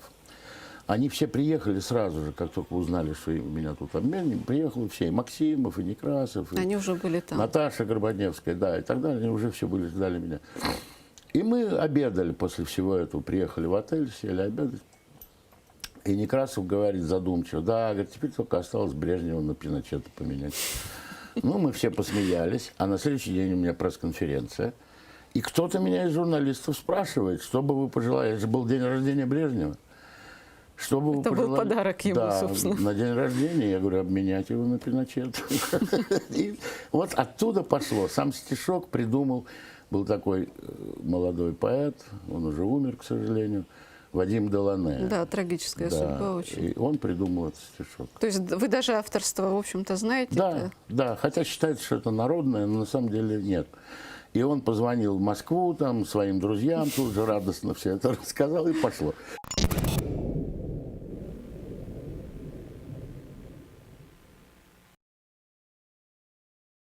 Ну, в Англию я попал через год примерно. Меня вообще туда пригласил Кембриджский университет. Они мне какое-то собеседование устроили, но не экзамены, просто посмотреть уровень. И были удовлетворены и приняли. Вот. И там я 3 года проучился. Там же до сих пор и живу. Купил дом еще тогда. Вот. И занимался наукой. Потом поехал делать степень в Стэнфордский университет в Калифорнию. Потом опять вернулся. Моя наука называется нейрофизиология. Я занимался нейрофизиологией обучения и памяти. Это определенные части мозга, которые задействованы в процессе запоминания, воспоминания, да, так называемый гиппокамп, септум и так далее, там целый ряд. И вот физиологией, то есть механизмами, физическими и химическими механизмами этого процесса я... То есть, по сути, это не то, чем в Москве вы этим не занимались? Нет, но я, сидя в тюрьме, очень много читал. Там была удобная система тогда. Можно было выписать по системе книга почтой любую книгу, которая была издана в СССР. Просто вот по каталогу. И я этим пользовался. Я выписывал очень много по своей специальности. Заодно и английский язык выучил в тюрьме. Там. Мама уже осталась в Швейцарии, и сестра, и ее сын. Он был болен очень, у него была форма лейкемии определенная. Он сразу попал в госпиталь, и 6 лет он прожил, потом все-таки умер. И лечили его хорошо, ну вот так вот. А сестра такая осталась и до сих пор живет в Цюрихе, а мама потом поселилась в Лозанне. У нее французский был, а не немецкий, поэтому я ей квартиру там купил, она жила до самой смерти в Лозанне. Денно и ношно благодарю мудрое ЦК и родную коммунистическую партию за то, что они меня оттуда выгнали. Для многих это же была трагедия, в общем-то. Вы знаете, оно и есть в этом элемент трагедии, потому что ты оставляешь огромное количество очень близких друзей, а в те времена это означало, что ты их никогда не увидишь. Это же вот теперь можно ездить, а тогда это было в одну сторону. И я понимал, что я их просто, скорее всего, при своей жизни уже не увижу. Вот. Так что в этом элемент трагизма был определенный, но в то же время и комичный элемент, потому что тебя как бы из тюрьмы отправляют, ну, и щуку пустили в реку, да, вот. Вот. Так что в этом было нечто смешное, как бы высшая форма наказания — освободить из советского концлагеря.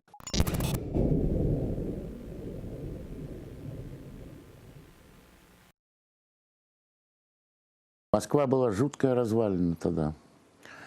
Это было ощущение, что город бомбила стратегическая авиация США. Да? Вот стояли целые улицы проваленные, одни фасады, перекопанные улицы, какие-то там коллекторы меняли, еще что-то. Это была жуткая развалина. Просто было понятно, что империя рухнула. Вот. Еще она не рухнула, но было видно, что все, конец. Свобода была полная. Телевидение, я бесконечно давал интервью российскому телевидению, все это шло, никто не оставлял. Вас встретили как героя. Да, встретили меня хорошо. Вот. Галя Старовойтова сделала даже невероятную вещь. Она меня притащила в Верховный Совет. И сказал, ну выступи здесь. Я говорю, ну как, я же не депутат, я не могу выступить. Говорит, тут никто не обращает внимания, идем. И вытащила меня к микрофону, у меня есть фотография. Я стою на этой трибуне с гербом СССР еще, да. Вот, и выступаю. Я выступил в Верховном Совете. Никто внимания большого не обратил, что я не депутат.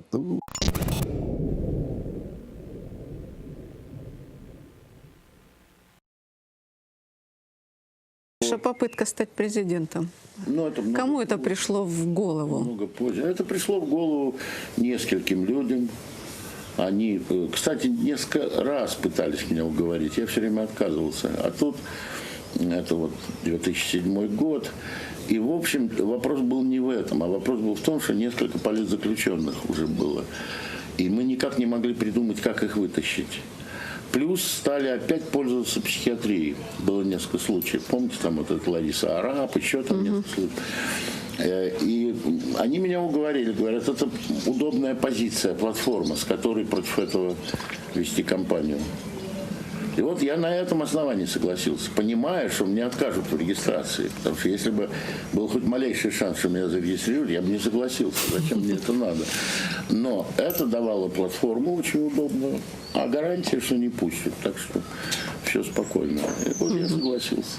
Ваша миссия, ну, миссия правозащитников, да, вот сегодня закончена? Вы знаете, это очень зависит от дефиниции. Очень. Как вы это для себя определите, да?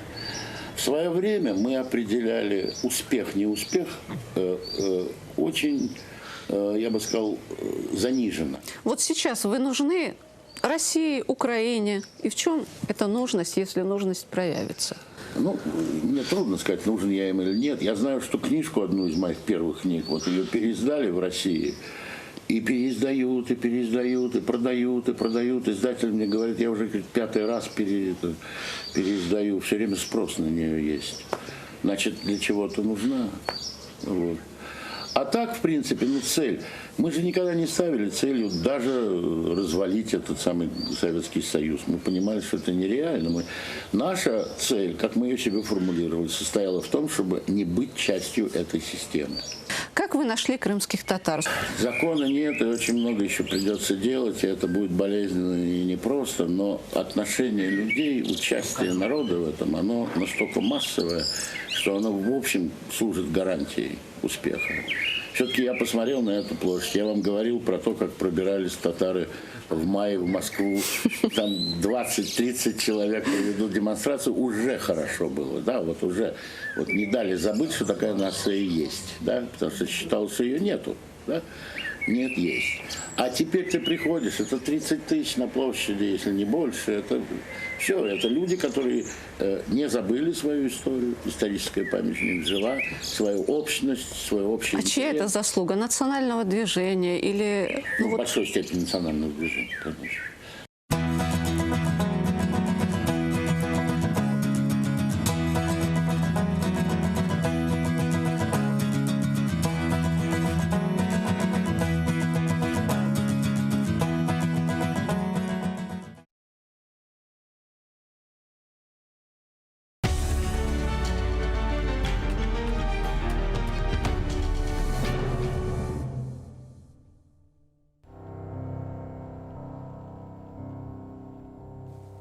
Bu dünyadan gider olduk.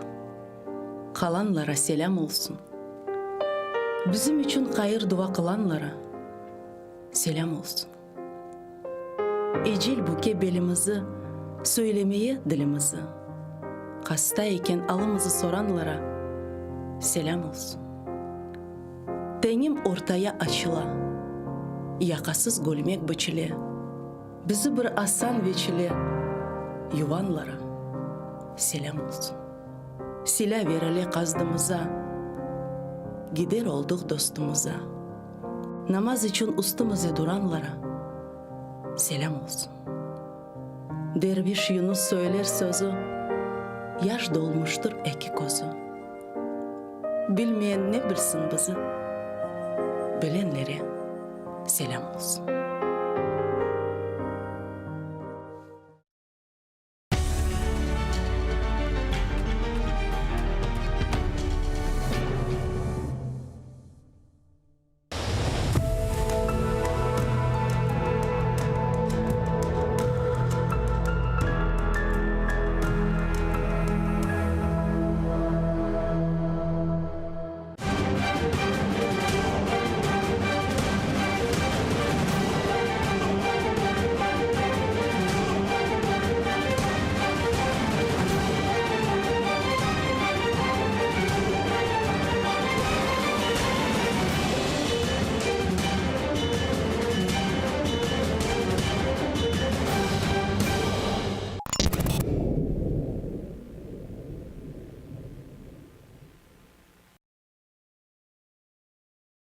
Накопленные за долгую мою жизнь наблюдения помогают мне сознательно выбирать нужную, правильную форму орнаментного мотива и его колорит согласно традиции татарского узора.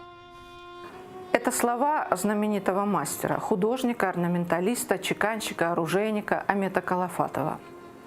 Он родился 8 января 1860 года в Крыму, в Карасу-Базаре. В семье было 6 детей. Его отец Осман Калафат занимался кузнечным делом. Был известен в Карасу-Базаре как табиб, лекарь. Он хорошо знал свойства целебных трав и оказывал лечебную помощь. Мама Амета была родом с южного берега Крыма, из села Корбек. Она вела домашнее хозяйство, воспитывала детей в строгих мусульманских традициях. Природа щедро одарила Амета способностью быстро усваивать знания, удивительной работоспособностью, творческой фантазией, зрительной памятью. Мальчик был настолько способным, что, не посещая школу, выучился читать и писать, подружившись с соседом-гимназистом. На некоторое время семья уезжала в Румынию, но затем вернулась в Крым и поселилась в Карасу-Базаре. Амет с детства проявил способности к рисованию. Он так хорошо рисовал, что местные золотошвейки и вышивальщицы приходили к нему и просили узоры для своих работ. Уже в 12 лет после смерти отца Амет стал кормильцем семьи. Он работал чеканщиком, позже подмастерьем в мастерской сундучника. Слава о талантливом подростке дошла до знаменитого художника-мариниста Ивана Айвазовского. Маэстро был восхищен одаренностью юноши и предложил ему продолжить учебу в его мастерской. Но мать, воспитанная в строгих мусульманских традициях, не дала согласия на обучение сына живописи. В знак уважения перед удивительным талантом Амета маэстро подарил ему свой этюд с изображением ручья и четырдага. В Крыму было немало мастерских по изготовлению сундуков, которые инкрустировались перламутром, металлическими накладками, а также моржовой и слоновой костью. Это ремесло и стал осваивать Амет. Он также рисовал орнаменты для марама, головного покрывала, эль-капак, манжет, FGR, декоративного полотенца для убранства комнат, учкур, мужского пояса. Через некоторое время, когда Амет созрел как медник-чеканщик, он начал учиться у старого мастера-оружейника и освоил этот вид прикладного искусства.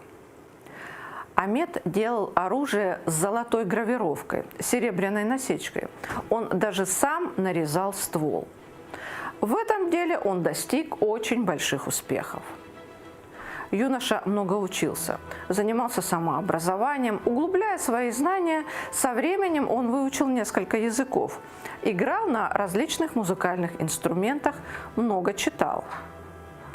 Рассказывают, что Калафатов создал первый в Крыму и один из первых в России велосипедов. В то время они только стали появляться в Европе. Амет увидел рисунок этого двухколесного устройства в одном из журналов. Надо ли говорить о том, что появление Амета на этом удивительном и чудесном изобретении имело эффект разорвавшейся бомбы?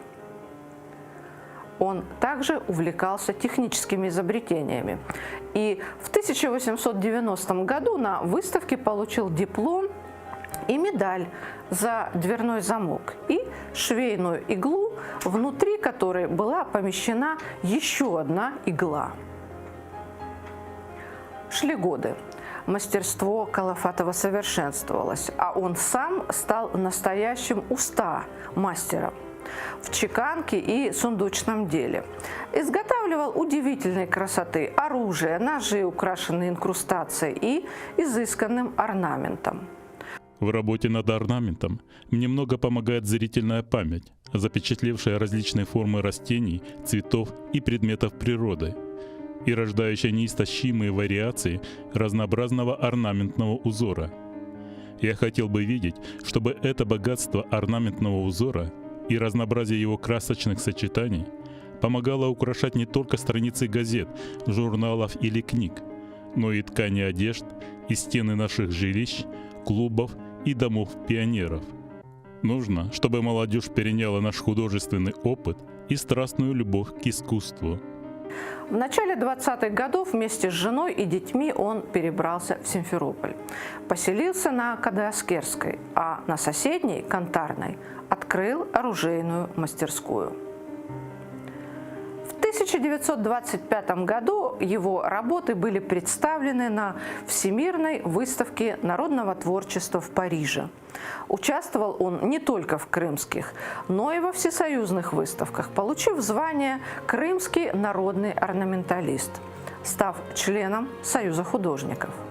Его работы экспонировались в Москве на выставке искусств национальности СССР, в Московском музее восточных культур на выставке татарского и караимского искусства, на выставках в Симферополе, в Ялтинском восточном музее.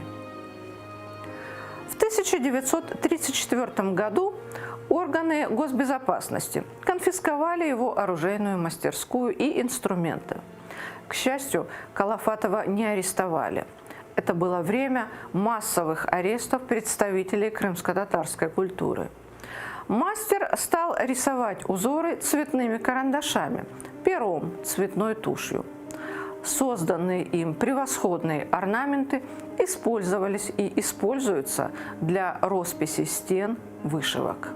Из всей плеяды народных мастеров Крымской ССР 70-летний виртуоз Амет Калафатов является, пожалуй, самым ярким, самым одаренным. Писала о нем художник, археолог, этнограф, знаток крымско-татарского искусства Полина Чепурина в статье 1939 года. Амет Калафатов был хорошо знаком не только с крымско-татарским, но с различными орнаментами народов Востока.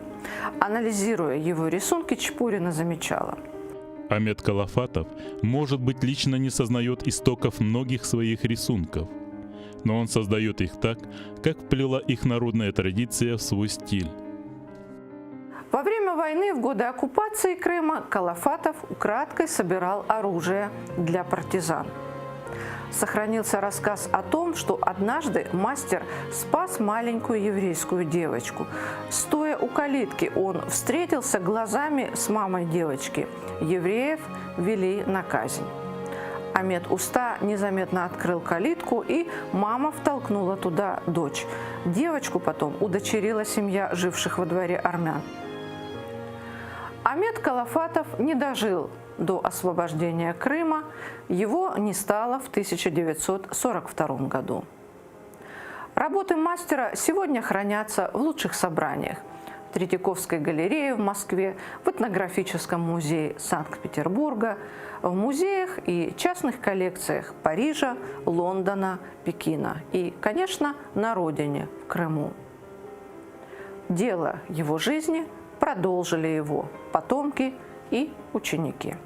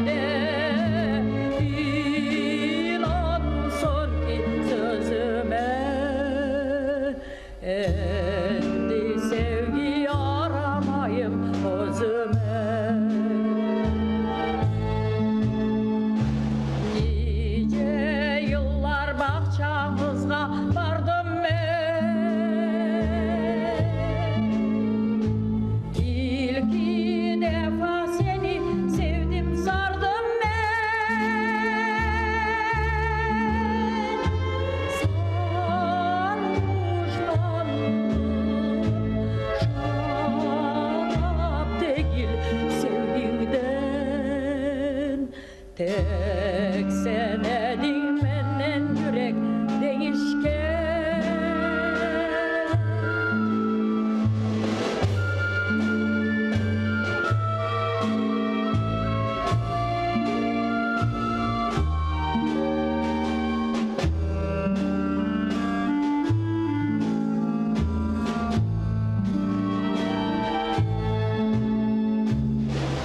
İçün sadık olmadım o sözüne. Bu belalar için aldım özüne. Niçin yine gamlı baktım yüzüme. Yeter Zeynep perdendi gözüme. Niçin yine gamlı baktım yüzüme. Yeter Zeynep perdendi gözüme.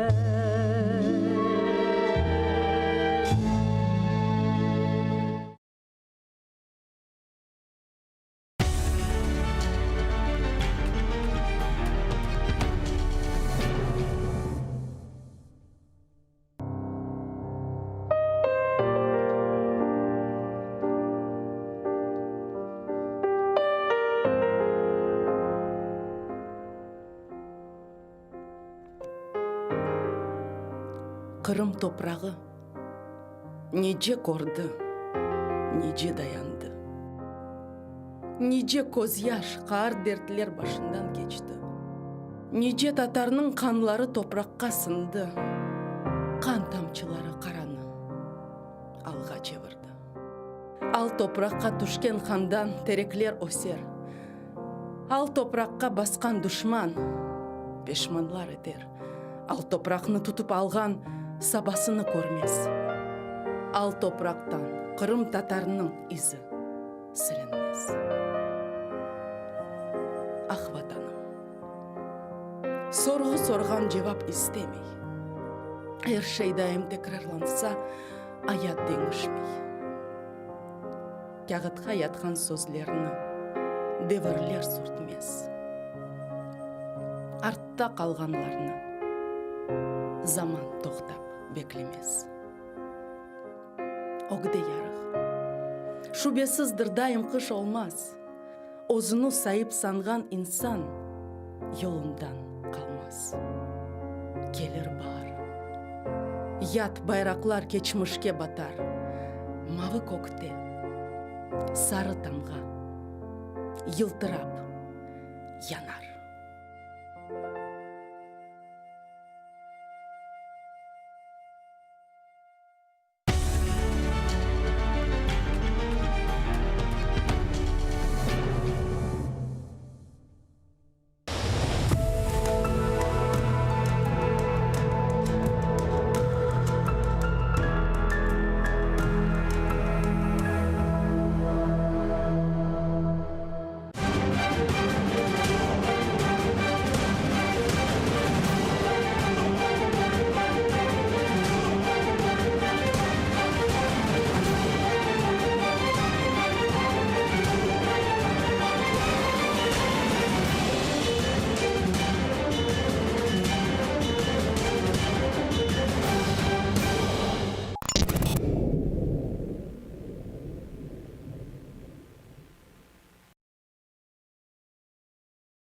Говорят, талантливый человек талантлив во всем.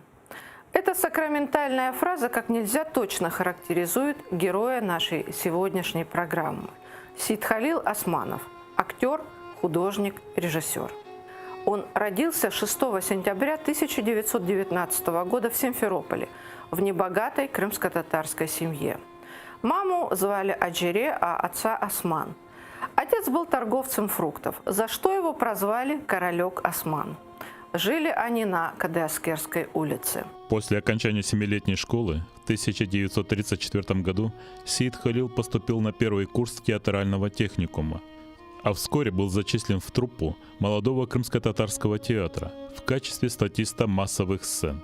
Османов исполнял различные роли в том театре, а также занимался в студии прославленного крымского художника-баталиста Николая Самокиша.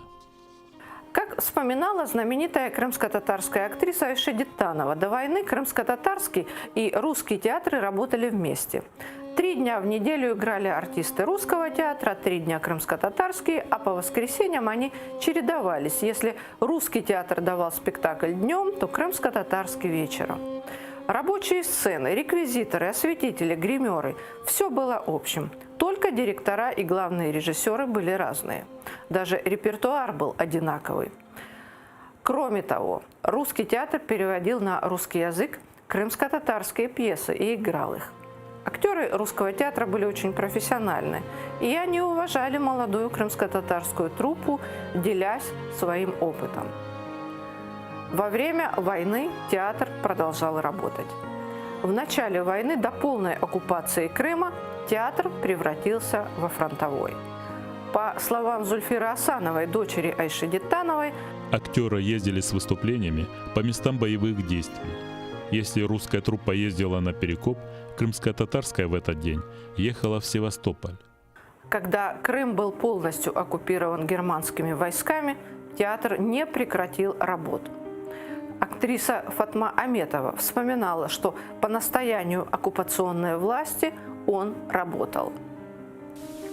Уже немцы были в Симферополе и дали такое указание: соберите это артистов, кто есть, пусть откроет театр, пусть уже играет артист.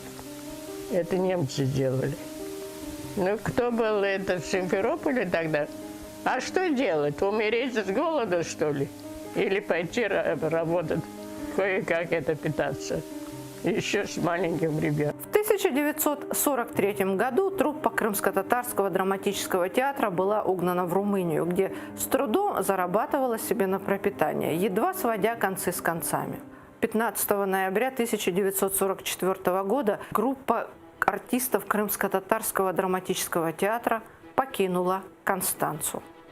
Они прошли так называемую чекистскую фильтрацию, а затем были отправлены не на родину в Крым, а в Таджикистан, в Ленинабад. Крымские татары были уже изгнаны из Крыма. Случилось это в мае 1944-го. Артистов поместили в бараки, где они работали на заводе по обогащению урановой руды. Сортировали урановую руду голыми руками. Не было даже перчаток. Через какое-то время директор комбината узнал, что они артисты, а вскоре была организована бригада артистов.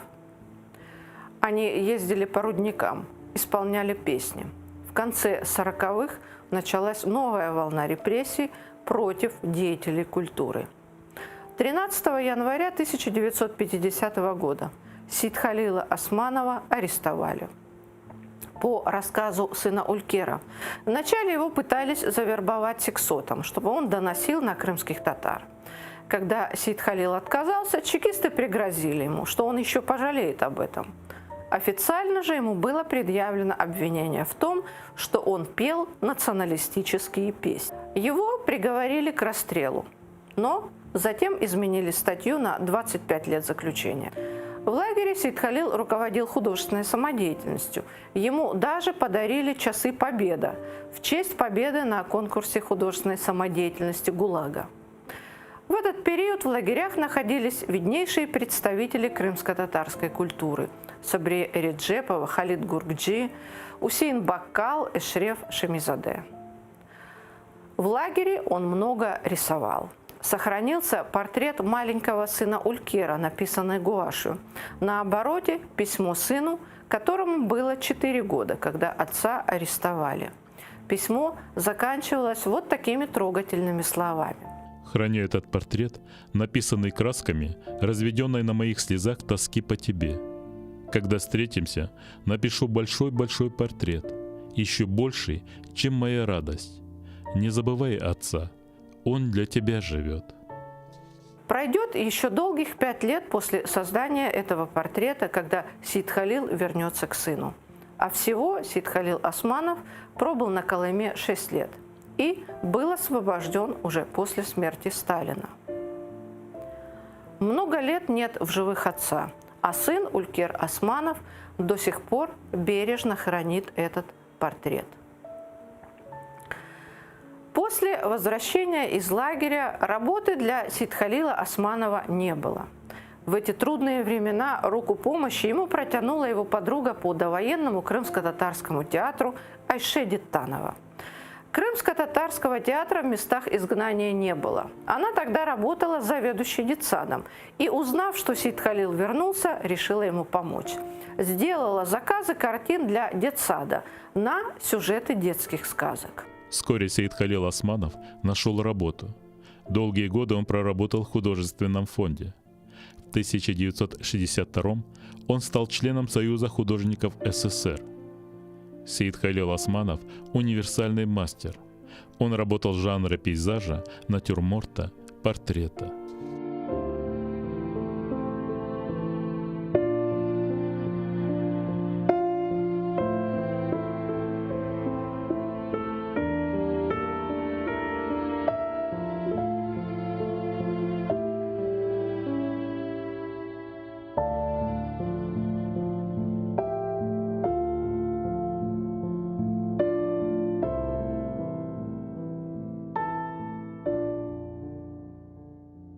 Айше Диттанова мечтала возродить крымско-татарский театр в родном Крыму.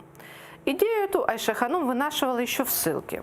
А в конце 80-х, когда началось возвращение крымских татар на родину, посоветовавшись с мужем, актером Минжитом Асановым, с подругами по довоенному театру Зоре Беляловой, Айше Минаметовой, художником Сид Халилом Османовым, и получив их одобрение, она отправилась в Крым на разведку. Айше пришла к директору Русского театра Анатолию Новикову. Она рассказала, что раньше, до войны, до депортации, русский и крымско-татарский театры существовались и развивались равноправно. Представилась, сказала, что приехала, чтобы возродить крымско-татарский театр. Новиков немного удивился, но ответил, что в театре до сих пор работают актеры довоенного театра, и пообещал, что обязательно поддержит ее. Айша Ханум купила небольшой домик. Главное, что там была старая кровать и крыша над головой. И вскоре Сид Халилу Османову пришла телеграмма от Айше. Лед тронулся. Если можешь, приезжай. Он приехал. На прием к первому секретарю Крымского обкома Николаю Багрову они пришли вчетвером. Актриса Айше Диттанова, художник Сид Халил Османов, композитор Ильяс Бахшиш, активный участник национального движения Мухсим Османов. Айше рассказала Багрову, ради чего они пришли – восстановить крымско-татарский театр.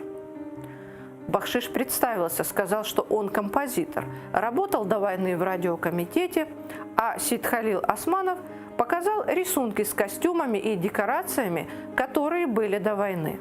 Председателю горисполкома Лавриненко они пришли более обширной делегацией.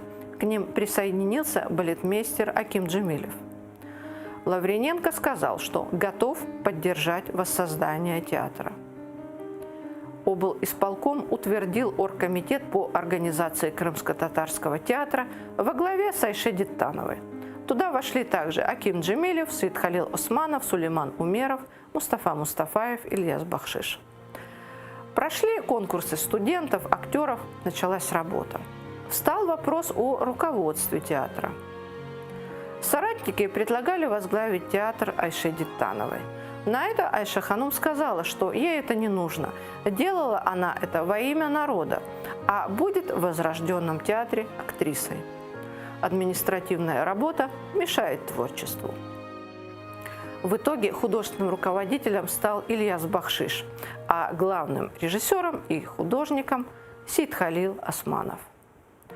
В пору возрождения Крымско-татарского театра с 1989 по 1991 он работал художником и режиссером. Его жизнь на родине была недолгой. Художник, актер, режиссер Сеид Халил Османов умер 15 ноября 1994 года в Симферополе.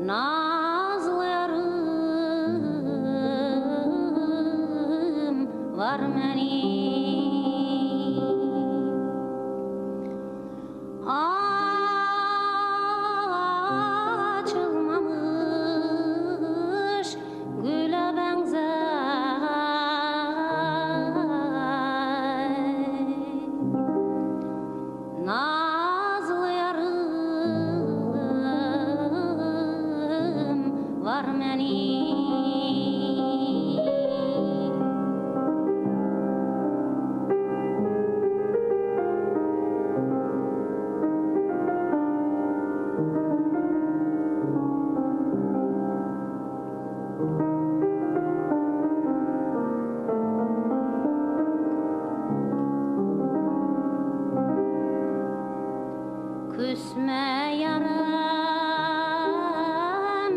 barışalım.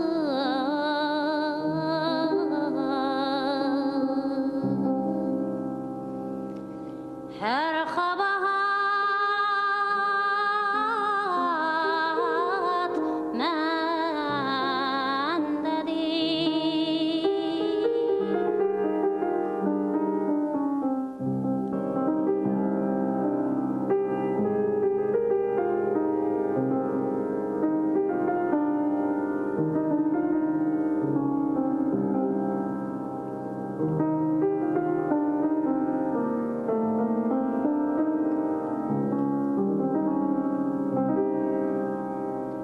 küsme yarım barışalım.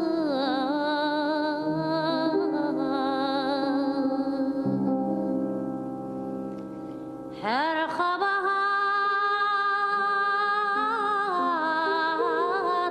mendedir.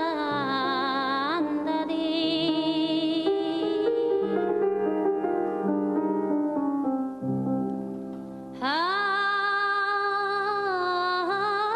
kabahat mende olsa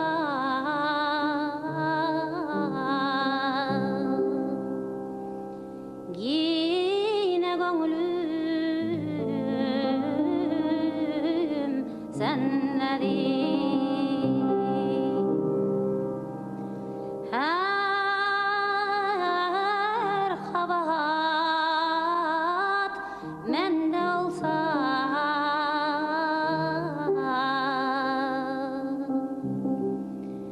yine gönlüm sendedir.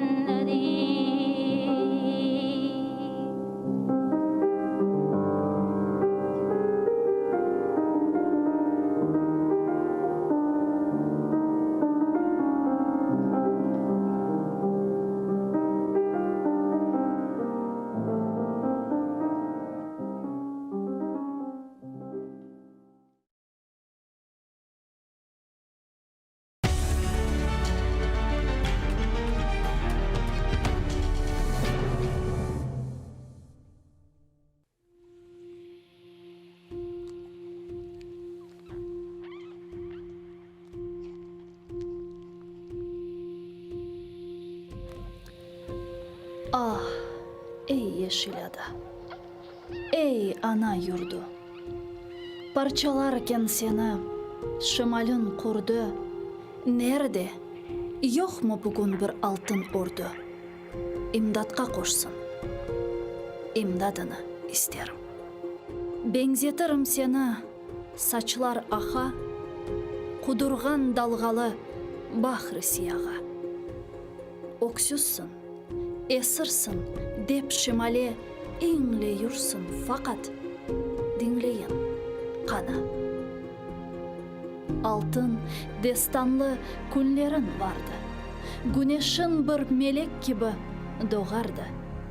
Ләкин зұлымлар әле сачын ағарды. Мен қибіні язып діңлейін қана. Эй, ватан, эй, ана, ұлысың, ұлы. Әрі көшейін қараман, шейітле долы. Білерім, сендедір жәннетін yolu. Гидукта оғрында жан верен қана.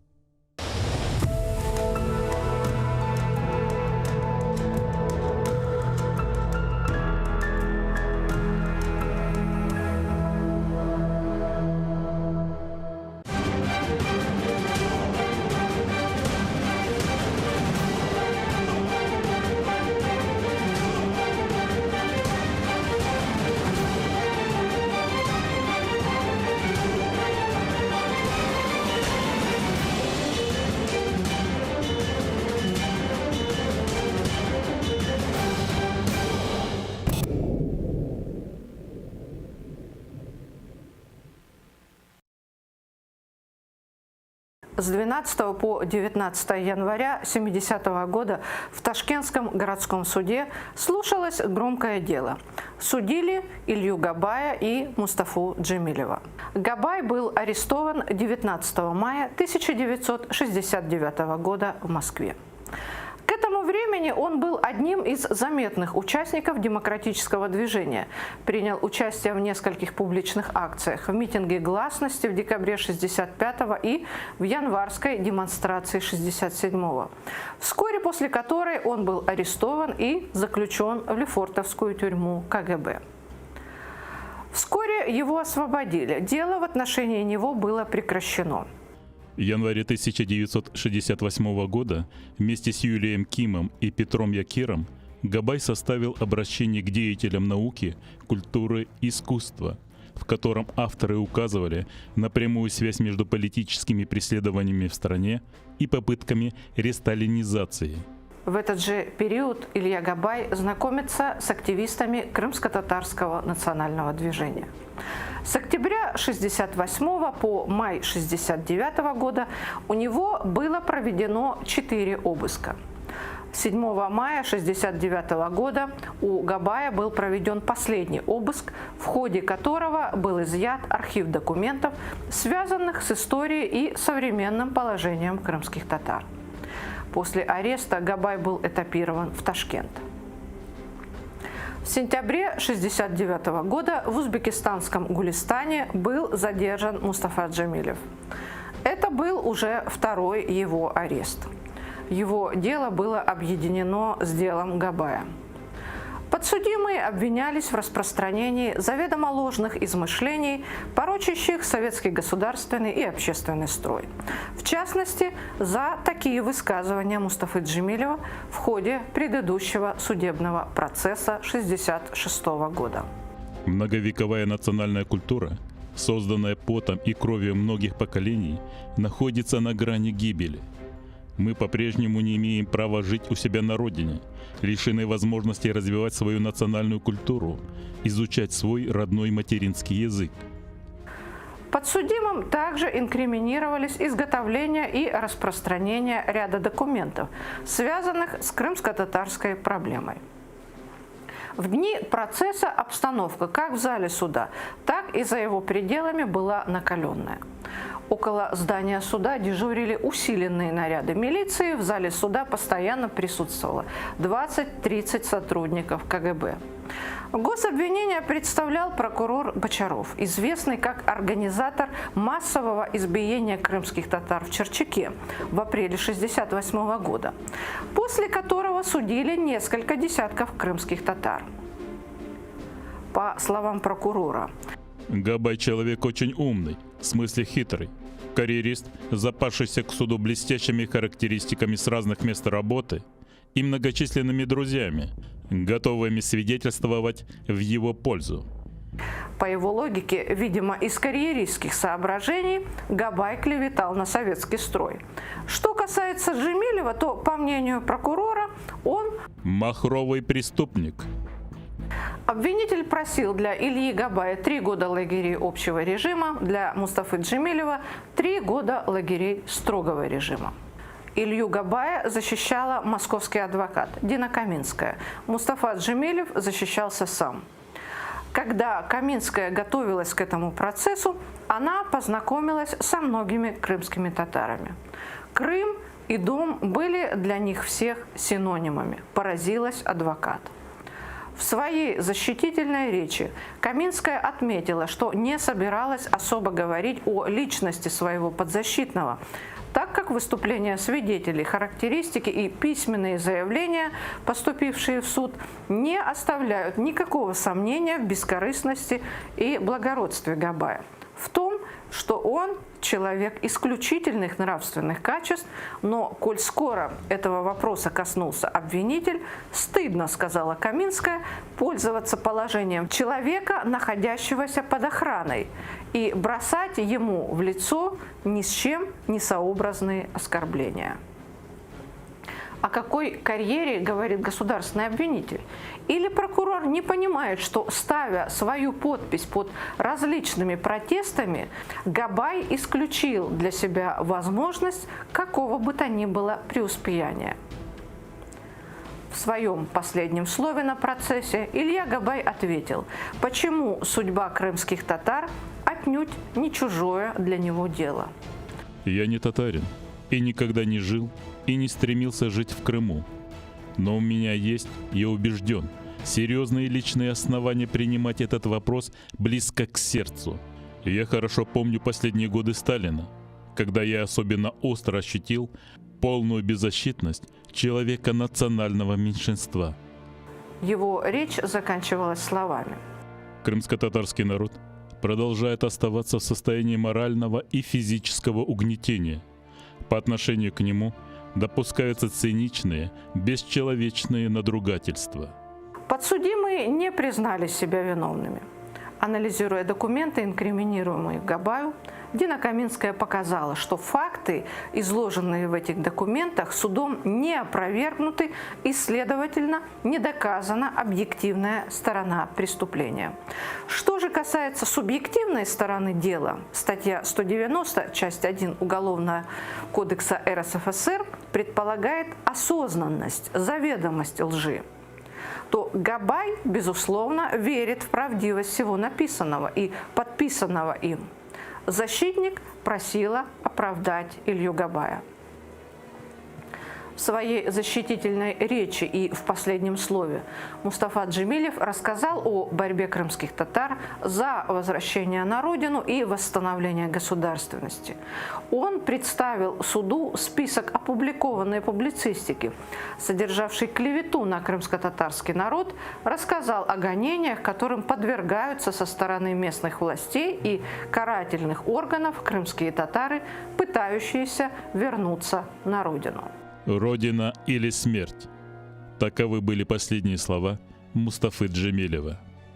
Суд приговорил Илью Габая к 3 годам лишения свободы в ВТК общего режима, Мустафу Джемилева к 3 годам колонии строгого режима.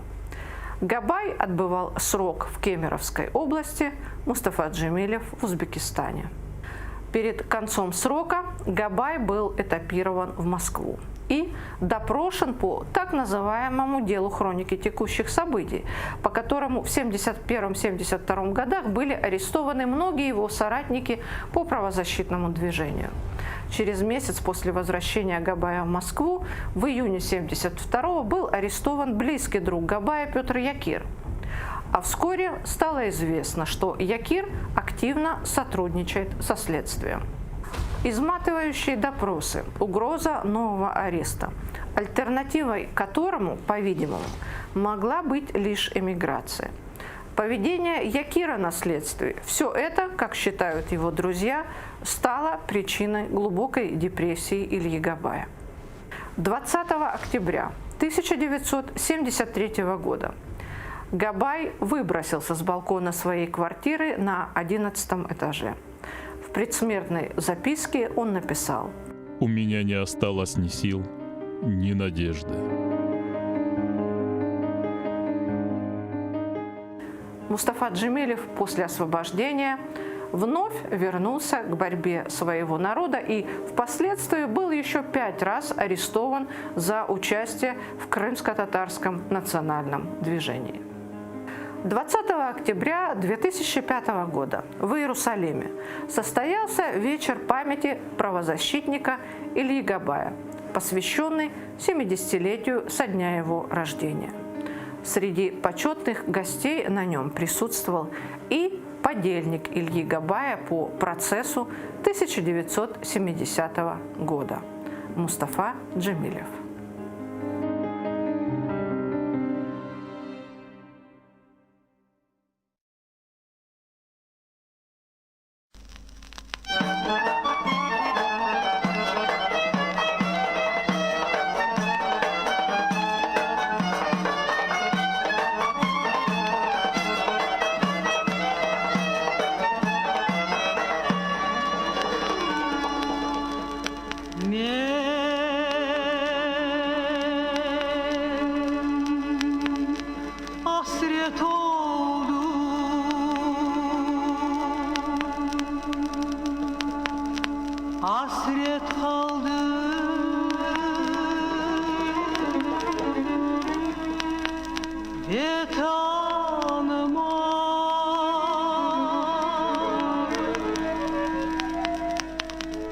Yüksek dağlar men görgende,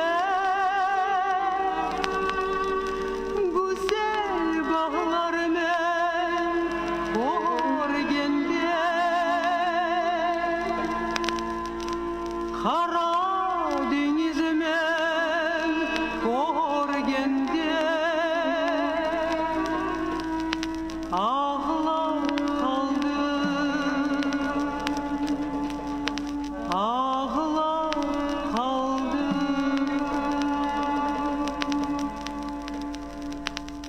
yüksek dağlar men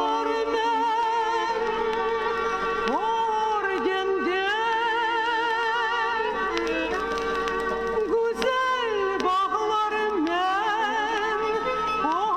görgende, ana vatanımı men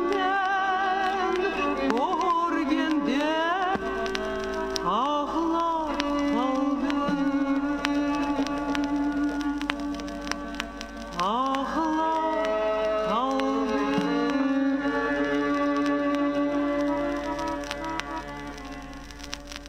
Yüksek yüksek dağlarına, güzel şirin bağlarına, salkın salkın sulara aman.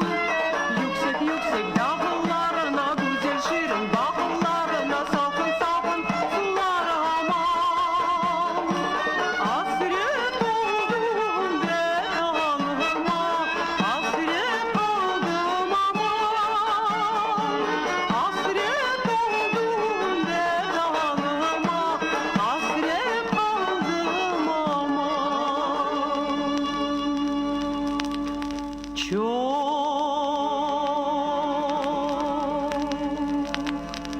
günler öte,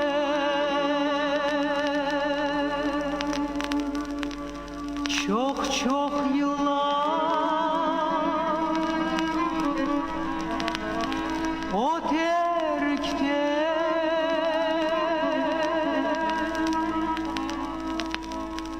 gene kaytırım ben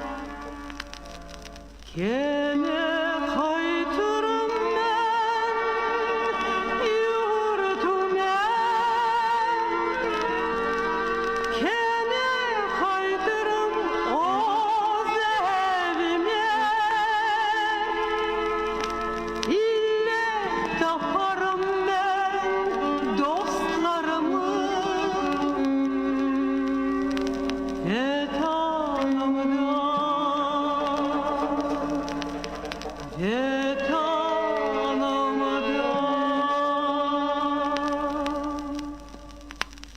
Yüksek yüksek dağlarına güzel şirin, bağlarına salkın salkın sular aman.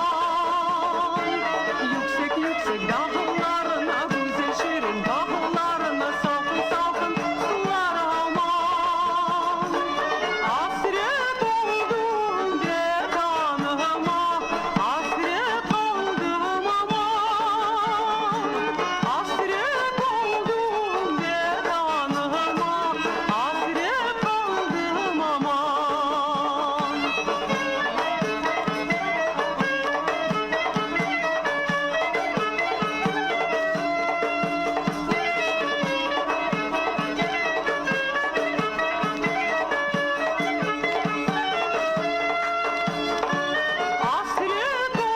oldum aman.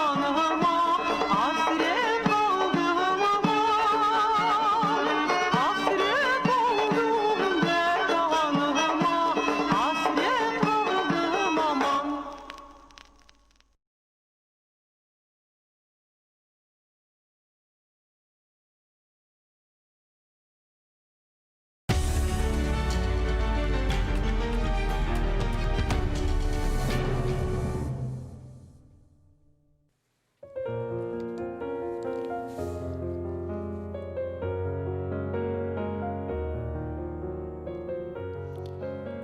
Дерендір деңізін, суында қайық. Не гүзел адасын, мақтауға лайық. Юксектір дағларын, серіндір аван. Білмейім, не вақыт, бақылыр даван. Саварма туманым, башында чатырдақ. Көрерма окунны, менің башым сақ.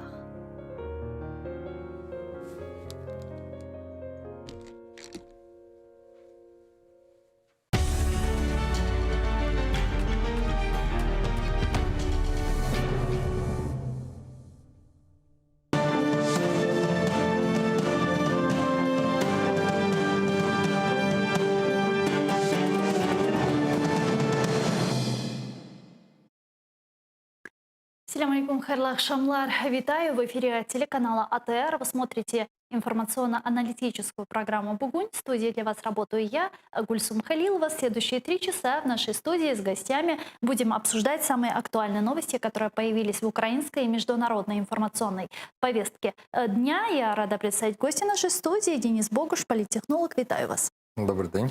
Добрый день. Я напомню нашим телезрителям, что вы также можете присоединиться к нашему эфиру. На экраны ваших телевизоров режиссера будут периодически выводить номер телефона, даже уже вывели, +38 073 419 41 58. Звоните нам абсолютно бесплатно по Вайберу. Также можете использовать программу Skype, адрес которого на экранах ваших телевизоров, atr.tv, это наш адрес. Звоните, задавайте интересующие вас вопросы по теме, которую мы обсуждаем. Нам важен ваш голос. Ну а наш эфир мы начнем с самых актуальных новостей. Из временно оккупированного Крыма российские оккупационные войска ниже Белогорского водохранилища перекрыли реку Буюк-Харасу. Земельные плотины из полученного пруда они начали качать воду на нужды Симферополя. Вода с Белогорского водохранилища обеспечила нужды не только Феодосии и Судака, но и сел. Тем временем в Крыму оккупационная власть ввела 3-й самый жесткий этап экономии воды в Симферополе, а также в Симферопольском и Бахчисарайском районах воду люди видят с 6 до 9 утра и с 18 до 21 вечера. Так оккупанты хотят сэкономить 60 тысяч кубометров каждый день. Мы попытаемся связаться сейчас с нашим журналистом Романом Спиридоновым из Ньюзрума, который нам расскажет самые последние новости из временно оккупированного Крыма, а также расскажет нам подробнее о ситуации с водой на территории временно оккупированного Крыма. Что думаете? На что может пойти Путин для того, чтобы решить вопрос с водой в оккупированный Крым?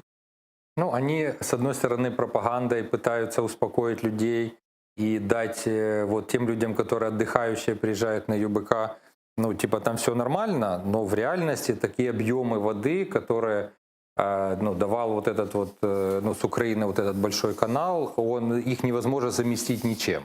То есть они, даже если ты запустишь по Крымскому мосту трубу, то тоже это вот эти объемы полива сельскохозяйственных структур, этих культур, всего-всего-всего не получится. И сейчас реально высыхает Крым, и высыхают земли, и это на 5-летие, на 10-летие уже будут последствия. Вот даже вот сейчас очень сухое лето было, оно даже сместилось дальше, и вот это высыхание, в котором критически уменьшились во всех водохранилищах вода, и вот это дает уже проблему для многих сельскохозяйственных районах в том плане, что их невозможно уже потом, оно станет засоленная почва, и потом 5-летия и десятилетия орошений для того, чтобы вернуть это назад. Такое было как раз до того, как этот канал сделали, и это были засоленные земли.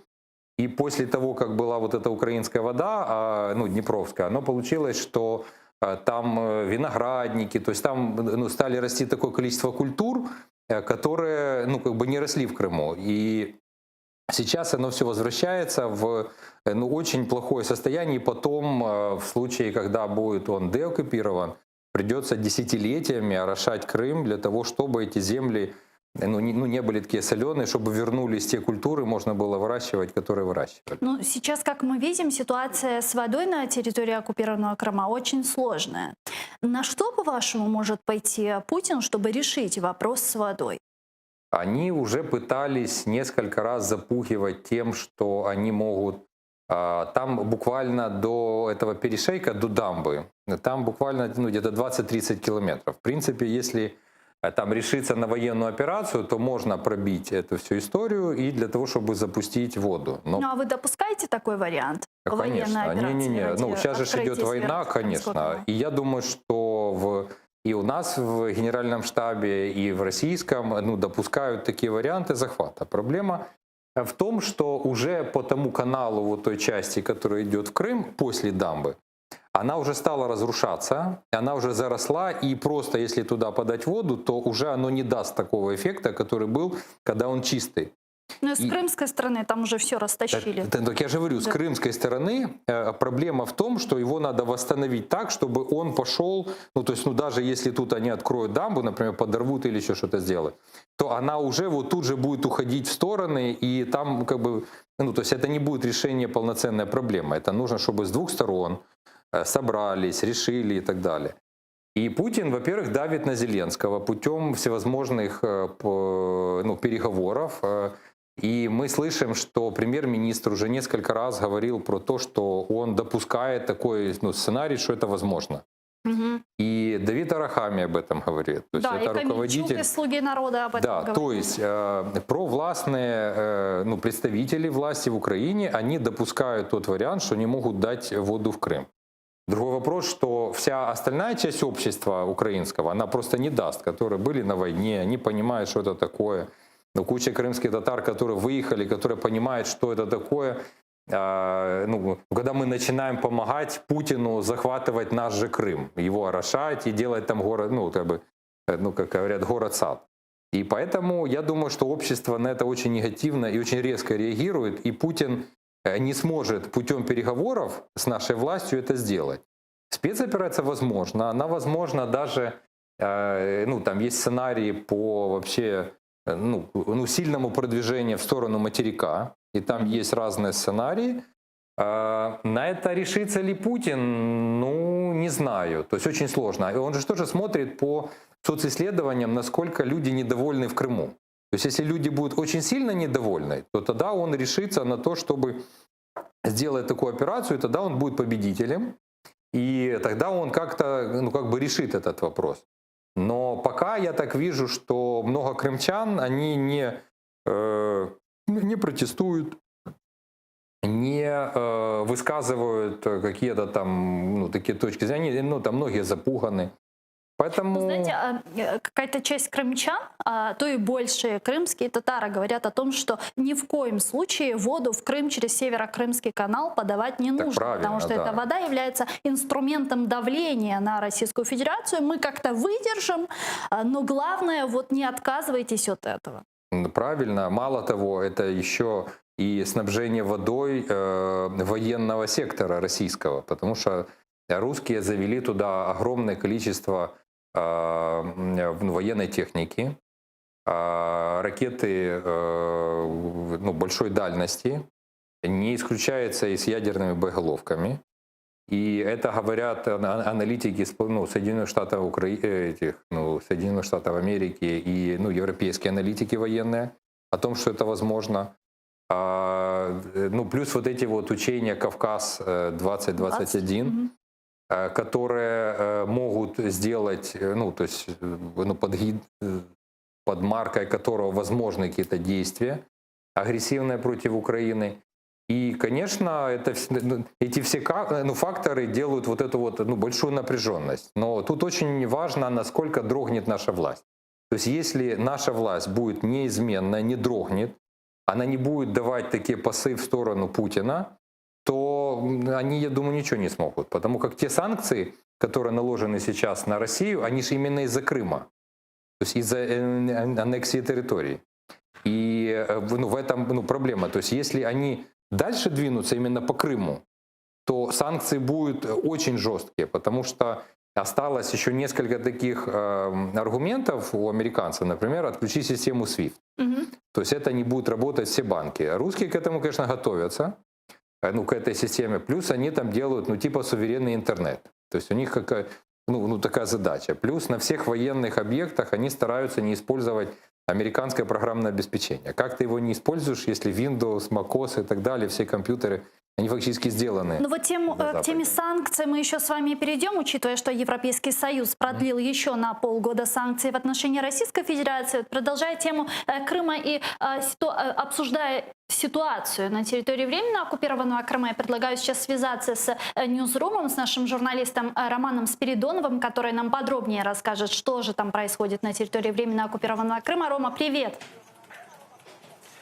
Приветствую, Гульсум, приветствую из нашего ньюзрума. Зрителям, конечно, не видно, но сейчас вокруг меня кипит работа. У нас сейчас час пик, и мы готовим те новости, которые вы сможете посмотреть, которые подготовит служба новостей «Заман» в 21:00. Вода, конечно же, тоже будет, тема воды будет в нашем выпуске, это ключевая тема. Но пока расскажу о тех событиях из оккупированного Крыма и о Крыме, которые наши зрители смогут увидеть в нашем эфире. Начнем с приятной. Мустафа Джемилев стал почетным профессором Одесского университета внутренних дел. Что примечательно, именно этот университет впервые в этом году стал принимать крымских абитуриентов по упрощенной программе «Крым-Украина».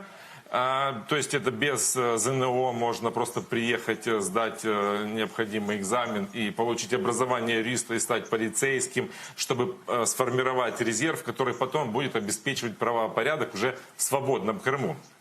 И еще одна новость на эту тему. Сегодня Кабинет министров снял самоизоляцию для абитуриентов и студентов из Крыма. То есть можно приезжать на материк и не сидеть дома и не ждать 2 недели, пока выявят результаты, есть коронавирус или нет. То есть это вот такая одна из положительных новостей. Еще одна новость. Сегодня суд арестовал 65 самолетов российских авиакомпаний, которые незаконно летают в Крым по требованию Крымской прокуратуры и СБУ. Это 65 самолетов, 40 из них принадлежат российской авиакомпании «Сибирь». Это вторая по величине компания после Аэрофлота. Как будут действовать эти санкции, вы тоже узнаете из выпуска «Замана». Мы связались с представителями прокуратуры, они расскажут о том, как все это будет происходить.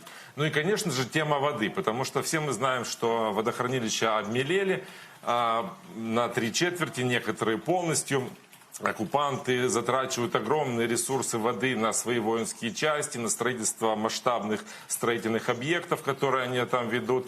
А в это время люди получают воду по 2 часа утром и 2 часа вечером. Причем вода течет ржавая, тонкой струйкой, и ей фактически нельзя пользоваться. На улицах стали устанавливать емкости, но и не во всех этих емкостях есть всегда вода. И вот сегодня еще стало известно о том, что оккупационные власти уже предупредили крымчан о том, что графики подачи воды, скорее всего, сохранятся до следующего года. Как заявил так называемый вице-премьер оккупационного правительства Юрий Гацанюк, Прошу жителей Симферополя, фактически цитата, Бахчисарая Симферопольского района, с пониманием отнестись к сложившейся ситуации, быть готовыми к тому, что графики подачи воды могут действовать до марта следующего года. Оккупанты называют графики вынужденной мерой, поскольку попытки решить проблему водообеспечения за счет бурения, переброски рек не помогают. И сами же называют, что ситуация такая сложилась из-за засухи, из-за того, что в Крыму не идут дожди. Но вместо того, чтобы обеспечивать, перебросить воду с воинских частей людям, они дают советы, как экономить воду. На пропагандистских СМИ пропагандисты рассказывают, что нужно включать стиральные машины на малую мощность, починить дома краны. Но самый интересный совет дала так называемая глава администрации города Симферополя Елена Проценко. Она посоветовала ходить больше на работу и не готовить дома. Вот в интервью в одному из каналов она сказала: у меня очень жесткая экономия, я приезжаю поздно, принимаю душ, просыпаюсь в половине шестого, опять душ и исчезаю. Вот такая вот цитата. Выходные дни она тоже проводит на работе, то есть она рекомендует всем тоже сидеть на работе, не готовить дома, не пользоваться водой. Видимо, так можно обеспечить крымчан достаточным количеством воды.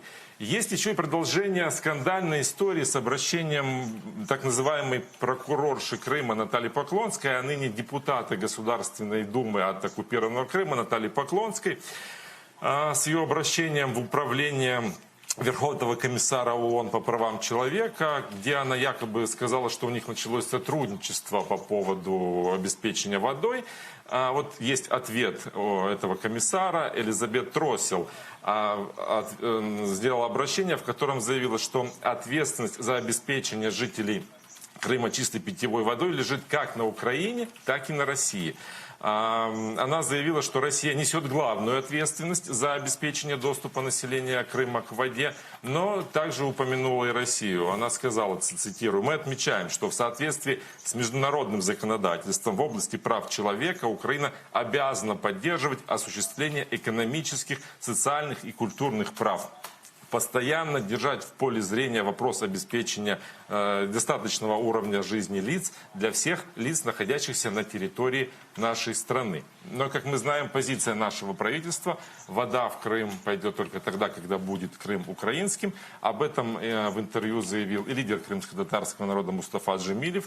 Он считает, что обсуждать вопрос возобновление поставок днепровской воды для Крыма нужно только тогда, когда власти России признают, что Крым ею аннексированный, и Крым — это украинская территория. Цитирую: «Россия должна официально обратиться, сказать: да, это территория Украины, давайте обсудим вопрос о поставках воды, электричества, продуктов до приведения статуса Крыма в соответствии с международными нормами», так сказал Мустафа Джемилев.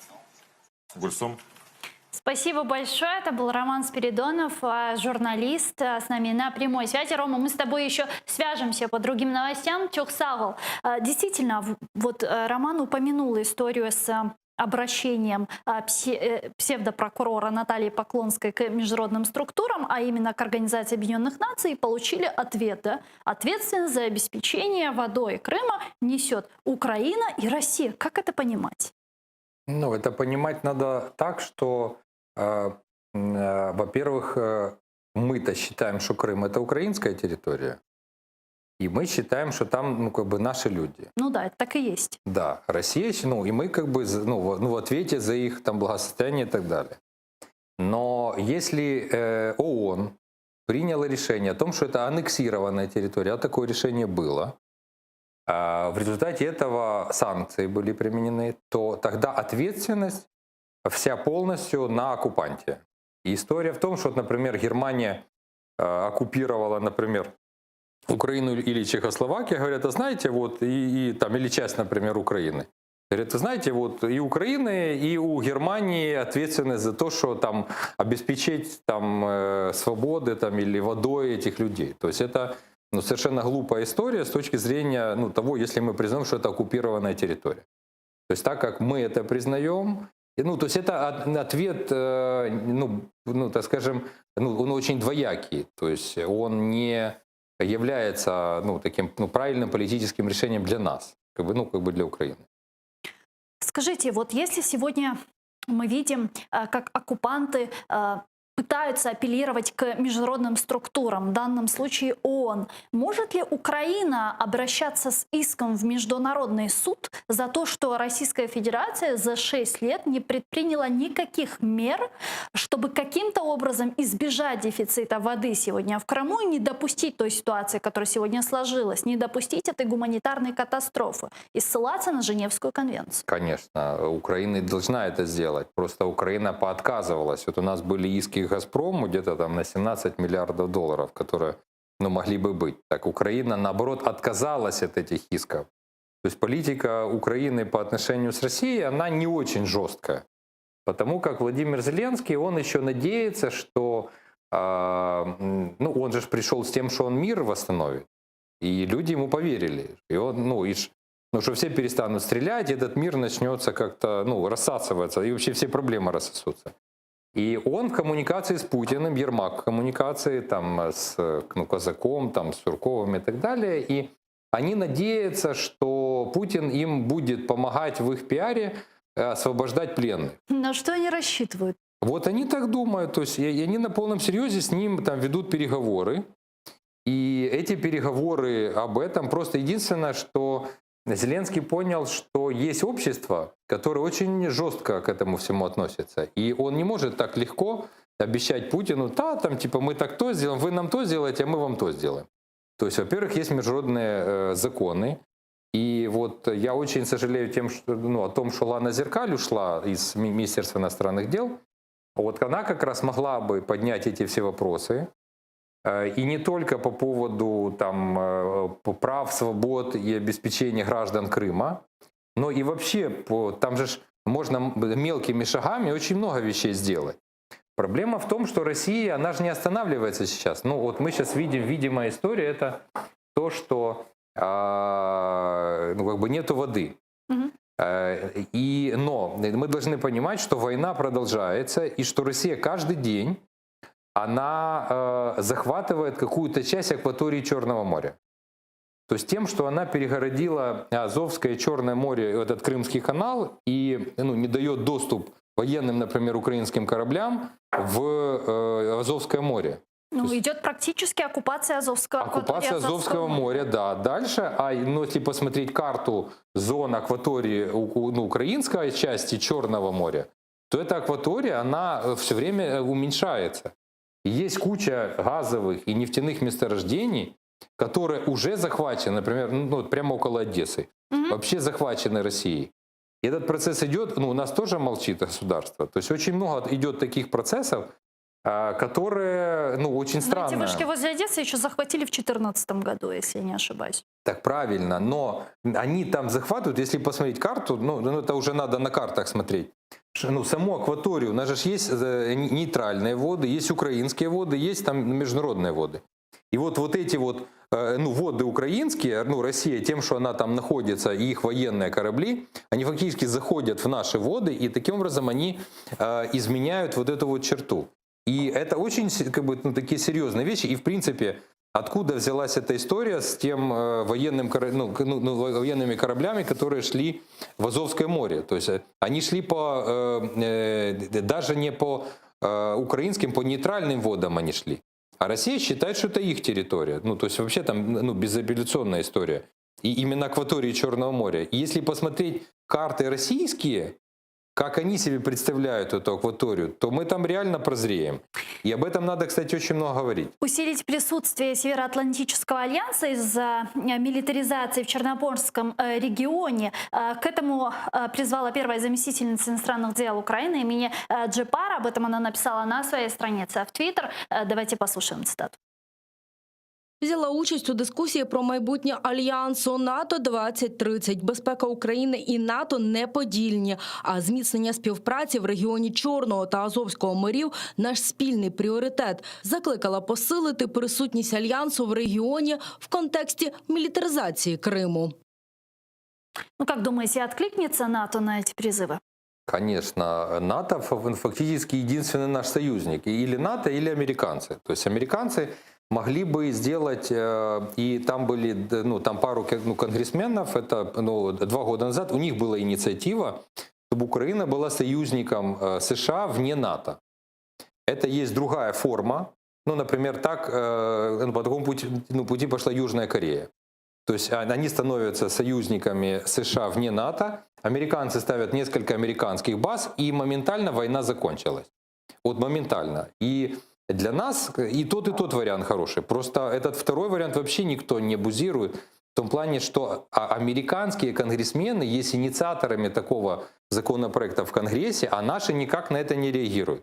То есть они говорят: ребята, мы вам посылаем пас, вы можете быть союзником вне НАТО. И если мы ставим американские базы, то никакие россияне тут не летать, ничего не будут делать, потому что это будет глобальная война. А, конечно, если бы у нас в Конституции прописано, что мы, наш курс на членство в НАТО, членство в Евросоюзе. Так вот, я считаю, что это единственный наш способ уберечь свою акваторию, уберечь все, и нашу территорию, для того, чтобы нам кто-то помог в этой ситуации. Потому как если взять страны Прибалтики, например, Латвия, у них вооруженные силы до того, как они вступили в НАТО, было 4 танка. То есть реально. И вот такая маленькая территория. То есть России для того, чтобы захватить Латвию, нужно 2 часа. Для того, чтобы оккупировать. Но когда Латвия, Эстония и Литва стали членами НАТО, то мы сейчас смотрим, то вообще там россияне даже границы не подходят. И вот если бы мы успели за время нашей независимости быстро продвинуться в сторону НАТО, у нас бы не было ни оккупации Крыма, ни этого Донбасса не было. Вообще даже никто бы не пискнул в этом направлении. Но тем не менее мы видим, с какой скоростью, стремительной скоростью сегодня Российская Федерация наращивает свое присутствие на территории временно оккупированного Крыма, да. Фактически превращая Крым в военную базу. Так они такие хотели. Это очень удобная геополитическая точка. Это очень удобная точка в Черном море, потому как Россия не может согласиться с тем, что у Украины есть выход в море. Вообще, что у нас есть военно-морской флот и так далее. То есть, и они наращивают это все дело, и Крым — это территория для них всегда была, с одной стороны, для отдыха вождей, ЦК КПСС, там куча дач, это вообще красивая территория. А с другой стороны, это очень удобная база, там куча складов в Севастополе, оружия, там куча авиабаз, там куча было военных таких объектов, на которых можно, во-первых, их тренировать, потому что там правильный климат для этих тренировок и сложное место. А с другой стороны, там очень удобная зона для того, чтобы, вообще для Черного моря. Скажите, а как мы сегодня можем препятствовать, как Украина, при этом имея в своей же стране 5-ю колонну, как мы можем препятствовать милитаризации Крыма, милитаризации Азовского моря, милитаризации Черноморского региона? Вот как только началась эта оккупация, и я слышал стратегию, которую сказал еще министр иностранных дел Климкин. Он сказал, что мы в этой всей ситуации можем идти маленькими победами или маленькими шагами. То есть огромное количество разных конвенций, разных международных соглашений и законов, которые нарушила Россия. И вот нужно по каждой таким спокойным, тихой сапою, квадратно-гнездовым способом на каждую писать международные организации, международные суды, в ООН, во все организации всевозможные наши позовы, всевозможные претензии, информировать, заявления и так далее. И вот если их будет очень много, то Россия просто захлебнется, как она сейчас захлебывается без воды. То есть реально, реальная ситуация, и реально может быть социальный взрыв в Крыму. То точно так же есть определенное критическое количество этих заявлений, кроме тех санкций, которые ввели США и Европа, еще и огромное количество судов, которые мы можем выиграть у России, которые будет просто настолько невыгодно этот Крым содержать. И так уже проблема в том, что артисты, которые там попадают, они во всем мире уже имеют черную метку. Авиакомпании, которые туда прилетают, по всему миру черную метку. эти водные компании, которые кораблями занимаются, они получают черную метку и так далее. То есть вот весь мир признал, что это аннексия, весь мир признал, что это санкции, а еще и куча компаний, которые там работают, например, там вот был скандал Siemens, который работает в Крыму, да, они получают черную метку. И вот это огромное количество вот этих вот мелких побед, которые могут быть, они могут создать такую проблему этого Крыма для России, что туда это будет такая черная дыра для денег, на каждой встрече с Путиным будут вспоминать вот эти вот все вещи. И поэтому Украине надо бороться. Давайте подключим к нашей беседе военного эксперта Дмитрия Снегирева, который с нами сейчас на прямой связи. Дмитрий, здравствуйте. Добрый день. Министерство иностранных дел Украины призвало Североатлантический альянс усилить свое присутствие в Черноморском регионе из-за стремительной милитаризации ее со стороны Российской Федерации. Откликнется ли на это НАТО, ждать ли действительно усиления их присутствия там? Ну, звичайно, давайте згадаємо події, власне, цього тижня. Мається на увазі 4 вересня, коли 3 бомбардувальники Сполучених Штатів в супроводі літаків України зробили патрулювання узбережжя і Азовського, і Чорних морів. І відповідно наслідки цього патрулювання 6 числа вже зайшов французьке судно, яке фактично поклало всю частину ППО окупаційних військ, які розташовані на території анексованого Криму. Це про що йшлося? Фактично російське ППО ловили на життя, на ці літаки Сполучених Штатів, які змусили росіян працювати, власне, на цей виклик. І вже потім, маючи відповідну інформацію, судно Франції, яка була оснащена відповідною апаратурою, просто продемонструвала можливості Північно-Атлантичного блоку, щоб стримати агресивні настрої росіян. Маючи на увазі це і проведення військових, і в першу чергу маневр 2020. Це було б дуже показовим моментом. Але я не згоден з попереднім спікером, який говорить про шляхи перемог. Що стримує наразі Північно-Атлантичні Сполучені Штати від надання конкретної допомоги Україні в моменті протистояння російській агресії в акваторії Азовського моря і Чорних морів? Це договір 2003 року, згідно з яким Азовське море є Російської Федерації і України. І без згоди однієї зі сторін жодне іноземне судно, мається на увазі військове, не може зайти в акваторію Азовського моря. Таким чином сама Україна зв'язує руки російські, мається на увазі нашим західним партнерам в моменті протистояння російській агресії. І тут має бути не маленькі кроки, а перше, що має зробити Україна, заявити про денонсацію договору 2003 року щодо акваторії Азовського моря. І повірте, наступним кроком буде безпосередня військова присутність, власне, і військово-морських сил Північно-Атлантичного блоку, і безпосередньо Сполучених Штатів. І це саме присутність військово-морських сил наших дружніх країн вплине на войовничі настрої Росії як країни-окупанта. Спасибо большое, дуже дякую вам. Дмитро Снегирев, военный эксперт, был с нами на прямой связи. Скажите, действительно, можем ли мы денонсировать вот этот договор с Российской Федерацией, заключенный еще в 2003 году, об общем использовании Азовского моря, и сделать его тем самым международным, провести демаркационную линию, да, и объявить? Ну так... Что нам мешает это сделать? А мы вот до сих пор с ними кильку делим, понимаете? Не мешает просто то, что Россия не хочет это делать.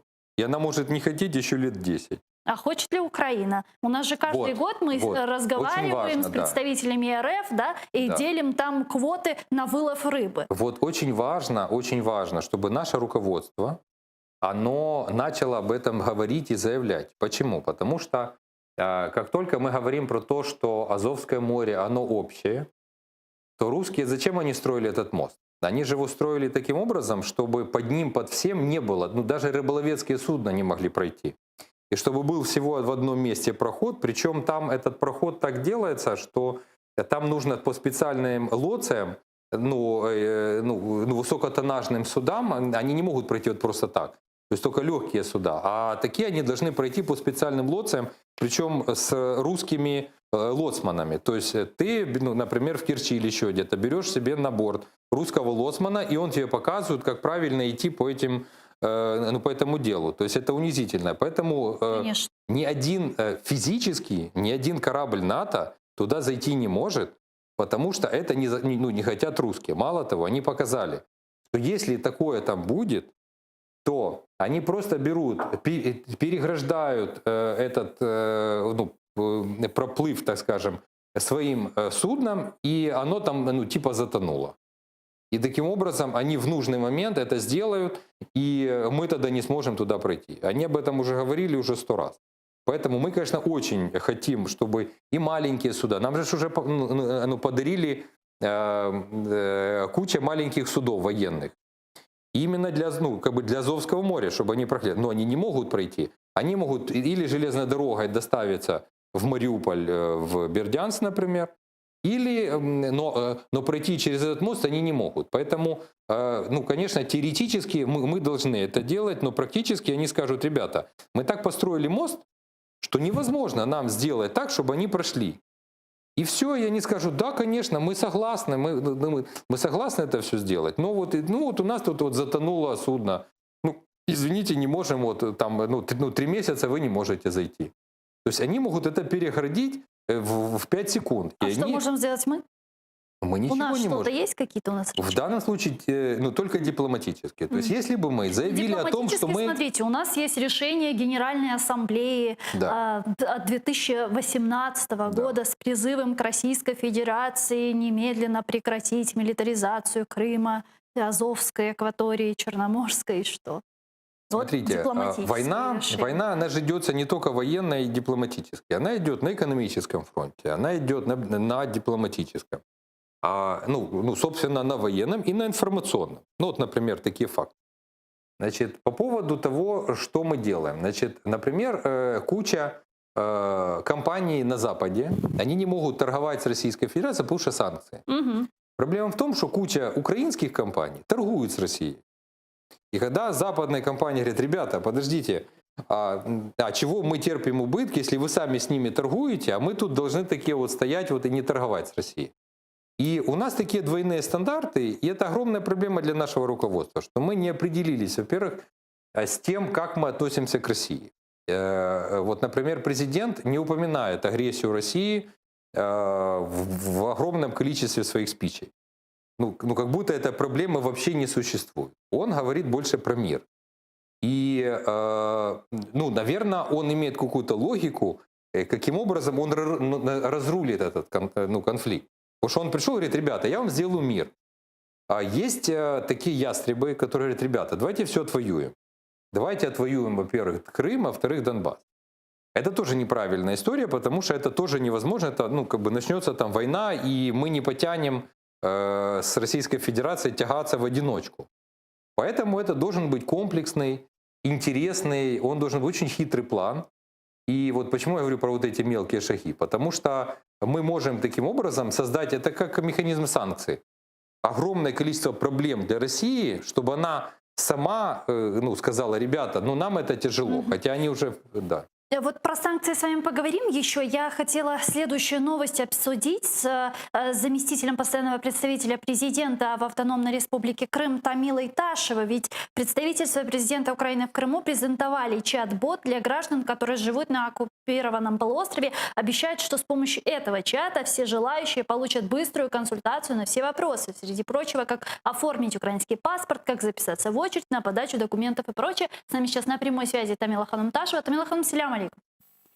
Салям алейкум. Тамила Ханум, расскажите нам подробнее, как работает это приложение, где его можно скачать, как установить, как долго вы работали над разработкой данного приложения?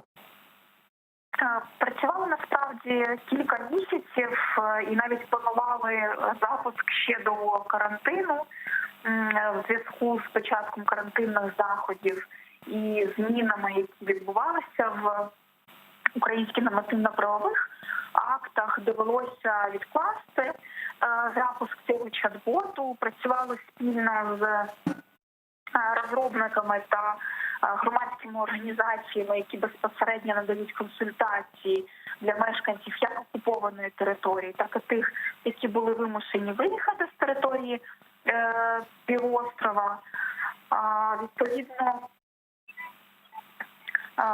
Відповідно, цей чат-бот запустили тільки зараз. Дійсно, на даний момент він надає кілька видів консультацій. Запустити його достатньо просто з будь-якого пристрою, і навіть з декстоп-версії, тобто з веб-версії телеграму. Поки що надає тільки 3 типи консультацій. Це питання, пов'язані з перетином адмінмежі. Це питання паспортних документів і отримання їх як біометричного паспорту, так і паспорту у вигляді ID-карти. Це питання свідоцтва про народження та про смерть. До додатку також додані зразки заяв, які потрібно оформлювати для того, щоб отримати такі документи. Тобто він максимально простий в використанні шляхом автоматичних відповідей.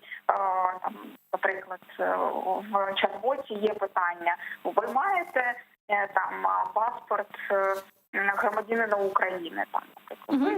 А как быстро получит ответ пользователь? І відповідаючи один за одним питанням, ви отримуєте ту відповідь, яка потрібна. В першу чергу, звісно, що це було зроблено для того, щоб максимально швидко отримувати інформацію, не прив'язуючи до оператора, який надає консультацію. Якщо відповідь є достатньо складною, вірніше, запитання, які є в громадянина, є складною, відповідно, звичайно, що його так само проконсультує оператор гарячої лінії або представництво, або громадської організації, яка надає такі консультації. Чулсагулна, заместитель постоянного представителя президента в Автономной Республике Крым, Тамила Ташева была с нами на прямой связи.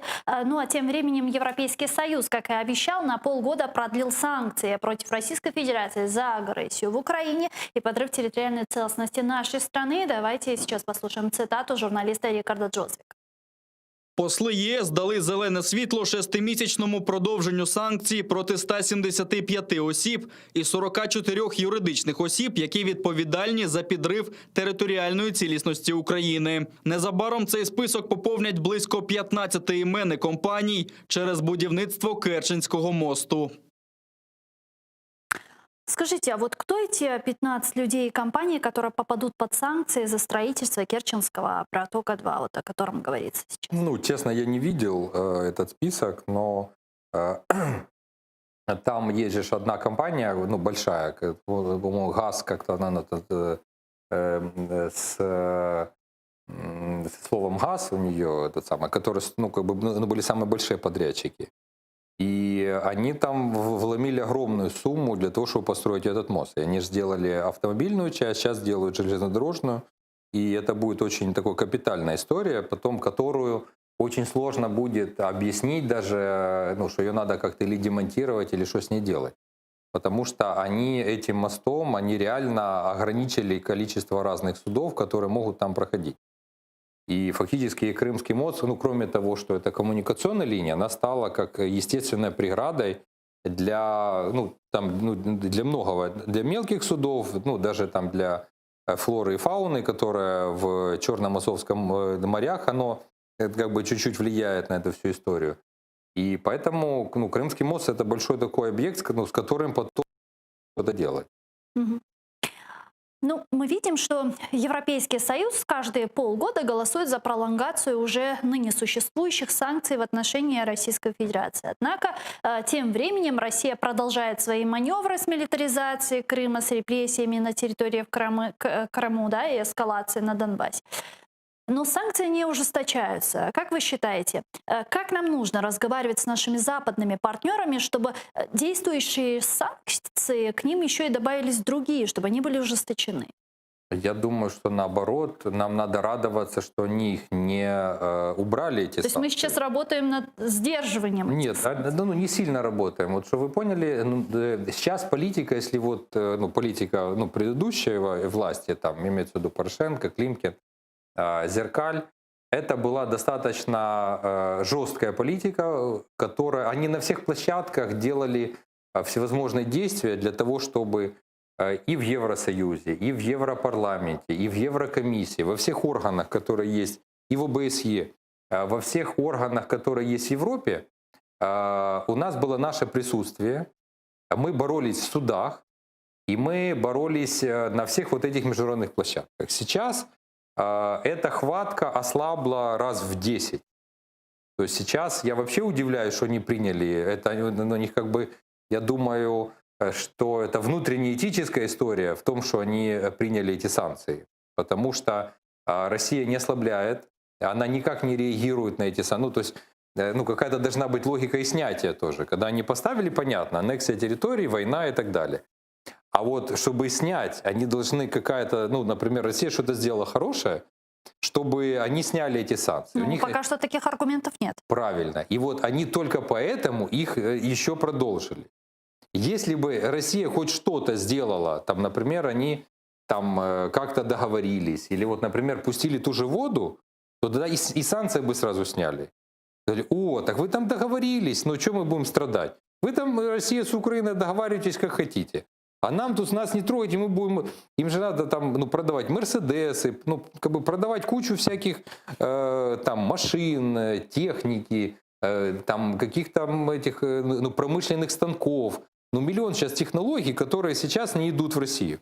А у России со своей стороны нет той экономической целесообразности вот в этой войне с Украиной. Она не экономическая, она такая светоглядная, как сказать по-русски, светоглядная.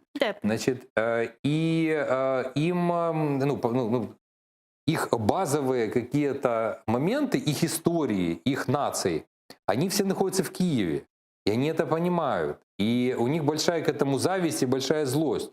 Потому что Русь, вот у них РПЦ, там Российская Православная Церковь, окрестили-то Русь в Киеве. Второе слово «Русь». Оказывается, что Русь это было здесь, а там это была Московия. И вообще, что Россия назвали там совсем недавно. И куча таких вещей, на чем базируется их патриотизм и на чем базируется их вот этот национальный дух. Им это Украина, как я не знаю что. И они думали, что с Украиной так будет просто, а оказалось нет. Оказалось, у нас очень сильная армия, у нас очень сильный дух. У нас остался язык, осталась культура, остались традиции, и мы уже как нация состоялись. Вернемся к санкциям. Мы немного отошли, потому что сейчас, как мне представляется, усугубляет ситуацию отношений Российской Федерации и Европейского Союза еще и отравление российского оппозиционера Алексея Навального. И тем самым сейчас не утихают вот эти разговоры, что стоит наказать Российскую Федерацию за отравление Алексея Навального остановкой строительства Северного потока-2. Давайте вначале посмотрим сюжет о Северном потоке, об этом газопроводе, потом продолжим нашу беседу. Северный поток начали прокладывать по дну Балтийского моря как альтернативу газопроводу через Украину. Закончить проект должны были в конце 2019 года, хотя сроки постоянно откладывали. А сейчас и вообще строительство остановилось. Все в связи с американскими санкциями. Общая стоимость проекта 10 миллиардов евро. Сейчас он готов на 94%. Осталось проложить всего 160 километров труб. Единственный акционер проекта компания «Газпром», Россия и Германия неоднократно заявляли, что проект носит исключительно экономический характер и что политика не должна ему мешать. Ангела Меркель выступала против того, чтобы на него накладывали какие-либо санкции. Но после отравления Алексея Навального канцлер Германии впервые не исключила санкции против газопровода. А министр обороны ФРГ Аннегрет Крамп-Карренбауэр и вовсе заявила, что и так недолюбливала «Северный поток-2». Я всегда говорила, что «Северный поток-2» далеко не самый любимый мой проект. Для меня всегда было понятно, что здесь нужно учитывать обоснованные интересы безопасности стран Центральной Европы и Украины. А вот американцы сразу предложили наказать Россию за отравление оппозиционера и призвали приостановить достройку газопровода. Президент США Дональд Трамп уже заявил, что поддерживает идею отказа от Северного потока. Однако предположил, что Германия может быть настолько зависима от России в поставках энергоносителей, что остановка будет невозможна. Почему Германия делает бизнес и дает России миллиарды, в то время как мы защищаем Германию от России? Германия имеет слабую позицию, когда речь заходит про энергетику. Они закрывают все электростанции. И тем не менее, одна часть экспертов говорит, что несмотря на штрафы и санкции, газопровод достроят. А вот другие уверены, что из-за пандемии потребность в газе в Европе сократилась. Поэтому мощности труб сейчас не нужны. Эксперт по нефтегазовому рынку Михаил Крутихин из России с нами сейчас на прямой связи. Здравствуйте. Да, добрый день. Добрый день. Вот расскажите нам популярно, что сейчас с Северным потоком-2? Правильно ли я понимаю, что американские санкции сделали практически невозможным завершение его строительства? Да, в декабре проект прекратил существование, когда туда трубоукладчики, итальянские и швейцарские, покинули место строительства, в связи с объявлением о том, что американский конгресс принял санкции против этого проекта. И с тех пор не нашлось ни одной компании, которая готова была бы предоставить технику для его строительства. У «Газпрома» есть одно судно, которое после модернизации могло бы участвовать в этом строительстве, но собственник «Газпром», и если «Газпром» запустит это судно на стройку, то тогда американской администрации придется принимать санкции против владельца, против самого «Газпрома».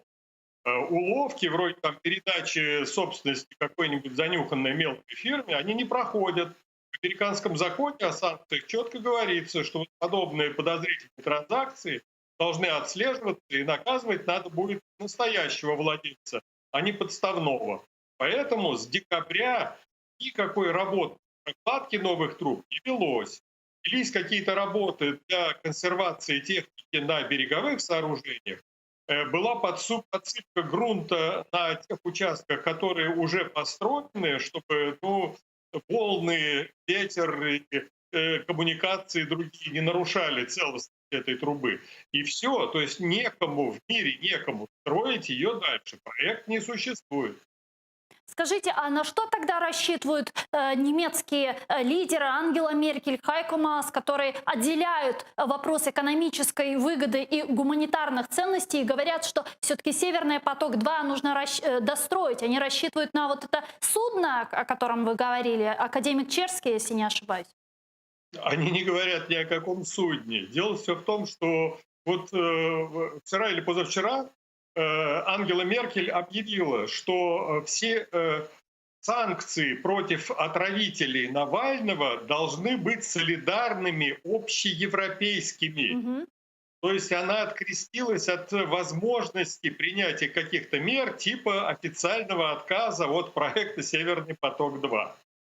Какие угодно меры, но это будут не германские меры, а общеевропейские. По-моему, она страшно обрадовалась такой возможности, что можно вот не трогать этот «Северный поток-2».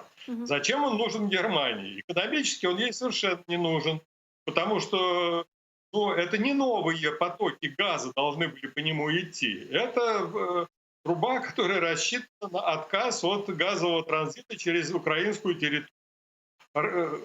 В «Газпроме» очень быстро в декабре поняли, что невозможно продолжать строительство, и заключили контракт на 5 лет на транзит. Поэтому проект, он, в общем, никому сейчас не нужен. А немцам он нужен только для одного. У них есть застарелый конфликт с Соединенными Штатами Америки по торговым отношениям, по НАТО, по многим позициям. И для того единственная вещь, которую можно предъявить американцам, что они, вот смотрите, практически вмешиваются во внутренние дела Германии, это санкции против «Северного потока-2». Это пример наглого вмешательства американцев в немецкие дела. И отказаться от вот этого предлога для того, чтобы полемизировать с американцами, немцы никак не хотят. Если они сейчас объявят, да, мы признаем, что проект закрыт, это будет переход на американскую позицию. То есть такой политический шаг Ангела Меркель сделать не может. И еще, знаете, есть такая версия, можно сказать, точка зрения из-за коронавирусного кризиса, потребность в газе для Германии, она как бы сильно уменьшилась. И какое-то время вот этот трубопровод, газопровод, он даже может, даже если его достроят, да, стоять пустым. И тем самым немцы могут играть на нервах и оттягивать этот процесс для того, чтобы выторговать себе какие-то другие условия. Вот как вы считаете, действительно ли как бы эта ситуация не очень скажется на каких-то экономических провалах для Германии? Нет, этот газопровод не имеет никакого отношения к пандемии, и судьба его тоже не имеет никакого к ней отношения. В декабре еще не было никакой пандемии, когда его закрыли. Я еще раз повторю, мощность газпромовских труб, которые идут в сторону Европы, она чуть не вдвое больше, чем объем газа, который «Газпром» продает.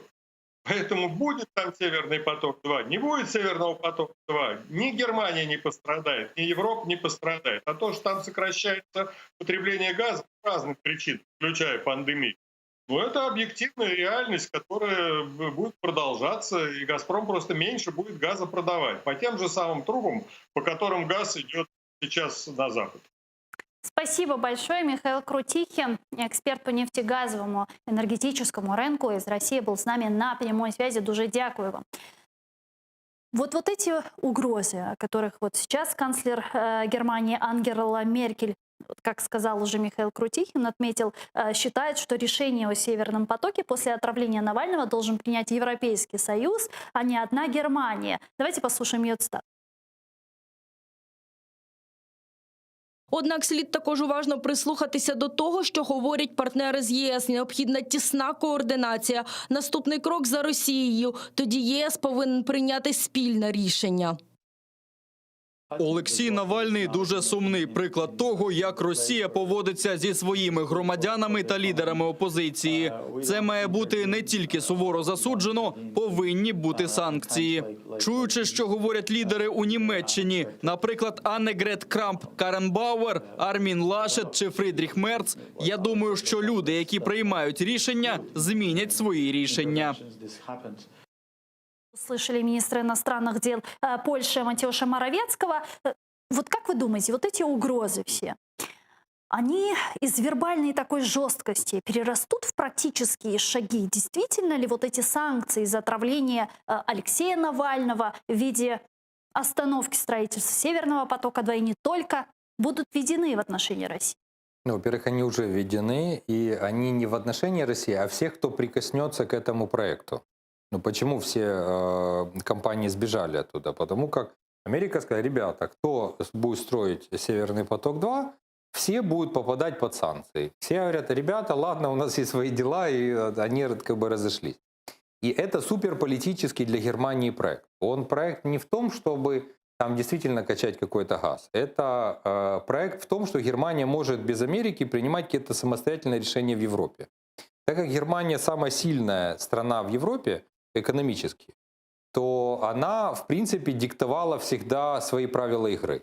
То есть Германия, потом Франция и так далее. И они формировали повестку всего Евросоюза. И немцы, как люди, которые себя любят очень сильно и гордятся тем, что они немцы, они считали, что вот мы хотим вот это сделать, вот мы это сделаем. Вот мы придумали с Россией вот это сделать Северный поток. Вот мы это сделаем. И сейчас получается, вот эта вся история с Навальным, причем Навальный там же в той же самой Германии, и шума там наделал в этой клинике, то есть они понимают очень четко, что это, они определили этот яд, что это понятно, что такие яды просто там не продаются в супермаркете. То есть это очень серьезная история, и они уже не могут, так скажем, отпрыгнуть от того, что Россия такой агрессор, и что мы будем с ней сотрудничать. И поэтому Ангела Меркель говорит, что давайте вместе с Европой, давайте покараем Россию более жесткими мерами, спрыгивая с той темы, что они будут вести именно, что фишкой самостоятельности Германии и Европы будет именно Северный поток. То есть это ее сейчас такой уход от этой темы, потому что тема стала просто токсичной очень.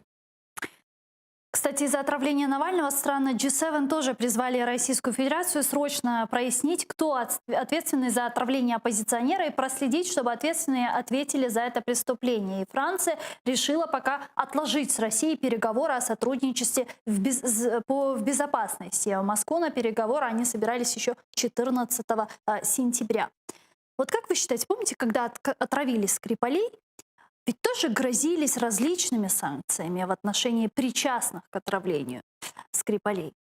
Даже Америка говорила о том, что нужно вводить там драконовские, адские санкции. Были законопроекты, представленные в Белом доме. Если я не ошибаюсь, они до сих пор висят на сайте Белого дома. Но так или иначе, вот эти жесткие санкции, о которых говорили, они не были введены в отношении Российской Федерации. Вот ситуация с Алексеем Навальным также через какое-то количество времени сойдет на нет? Или же все-таки не пройдет все спроста? Мне кажется, сойдет на нет. По одной простой причине. Россия очень большая держава, имеет огромнейший ядерный потенциал, и Россия постоянный член Совета Безопасности ООН. То есть любая война, которая начинается, вот пока в этой системе безопасности, которая сейчас существует в мире, Россия игрок, который может наложить вето на любое решение ООН. Ну да, в Совбезе. Поэтому вот эта история, она очень сильно влияет на любую политику любых стран. Вот могут придумать любые санкции, любые там всякие штуки, это все равно будет очень небольшие, так скажем, щипки, так скажем, России. Ну вот видите, они даже расследовать это дело требуют от России, но это разве не абсурд? Так правильно. Ну, все пытаются каким-то образом дипломатично поугрожать России. Это когда ты пришел, там, ну, ты ребенок, а ты, ну, там, выходишь с каким-то боксером. Ты говоришь, знаешь, там, не обижай кого-то. И ты понимаешь, что ты не можешь такому человеку говорить, который, он не думательный, он просто тебя может ударить, он может тебя убить, он тебя может скинуть ракету. И Путин этим пользуется. Говорит, ребята, ну вы со мной договариваетесь, у меня же есть ядерная бомба, а сейчас у него есть вот эти вирусы, которые он позапускал по всему миру. И сейчас идет новая волна, то есть уже сейчас будет угроза не ядерная, а бактериологическая по всему миру. И вот эти, коронавирус, мы понимаем, источники этого коронавируса, что они находятся в России, и очень много есть расследований, как они это запустили, что это искусственный, специально вирус, который, ходит и так далее, они его даже подкручивают в разных странах, то есть вообще, сейчас приходит новая эра, она более жесткая, чем была. Если раньше можно было каким-то образом собрались страны и что-то решили, то в этой системе безопасности ООН, которая есть на сегодня, и с теми уровнями угрозы, Россия может делать что угодно. Ну хорошо, резюмируя историю с Навальным, чем это, по-вашему, закончится? Ваш прогноз? Ну, я думаю, что ничем, но уже оно чуть-чуть повлияло на строительство Северного потока. Уже хорошо. То есть уже позиция Германии вот в этой истории, она ослабилась. Ну, то есть она не такая, так скажем, пророссийская, как была. Потому что то, что они настаивались на этом Северном потоке, это в Европе была пророссийская позиция, и многие европейские страны тоже не понимали Германию. Если мы тут санкции, мы такое говорим, мы делаем это самое, почему Германия потом должна торговать тем газом, который будет идти из России? Давайте к следующей теме с вами перейдем. Александр Лукашенко заявил, что не выдавал бы Украине задержанных в республике боевиков Вагнера. Накануне нардеп Владимир Арьев показал новый пакет доказательств о причастности группы Вагнера к преступлениям на Донбассе. Давайте послушаем. Владимир, скажи, есть ли у тебя боевой опыт? Если есть, то в каких годах, в каком регионе? Есть 15-й год Украина, потом 17-й год Сирия. Я понял. Скажи, пожалуйста, давай сначала. 15-й год в Украине в каком подразделении был? В оркестре был. Я понял, в оркестре. Скажи, в каком регионе, на какой должности был? Это Луганск, ЛНР был. Значит, первая командировка была в должности снайпера, а вторая командировка в должности командира расчета КОР. Пулемет КОР. Я понял. Скажи, пожалуйста, по снайперу работал, с какого оружия работал, когда был снайпером? Именно в практическом плане только СВД работал. Я понял. Но в с СВД работал? То есть на Украине? Да, конечно. Я же за это и говорю, да. С нами сейчас на прямой связи журналист Юрий Бутусов. Юрий, здравствуйте. Здравствуйте. Юрий, вы были сегодня на допросе? Расскажите подробнее, чем это все закончилось. Был допрос по так называемому 457 делу. Это дело о военной агрессии России против Украины. В его рамках рассматриваются сотни различных эпизодов, в том числе эпизод по вагнеровцам, по этой спецоперации и по их террористическим действиям. Так вот, скажем, когда я пришел на допрос, вопросы касались не вагнеровцев, а коснулись другой темы, темы Иловайска. Меня это очень удивило, поскольку все показания по Иловайским событиям я дал еще 6 лет назад, в 2014 году. С тех пор никаких новых показаний я не давал. И вопросов не было, я ответил исчерпывающе на все вопросы следствия. Здесь мне начали задавать те же самые вопросы абсолютно общего характера, на что я обратился к прокурору, я был вместе с адвокатом, со своим адвокатом Масиным Емом, мы обратились к прокурору, чтобы, если интересует по Иловайску какие-то новые фрагменты, новые эпизоды, чтобы это было каким-то образом сформулировано, потому что повторять рассказы 6-летней давности я не вижу, меня это очень удивил такой подход, я не вижу никакого смысла, никакой целесообразности.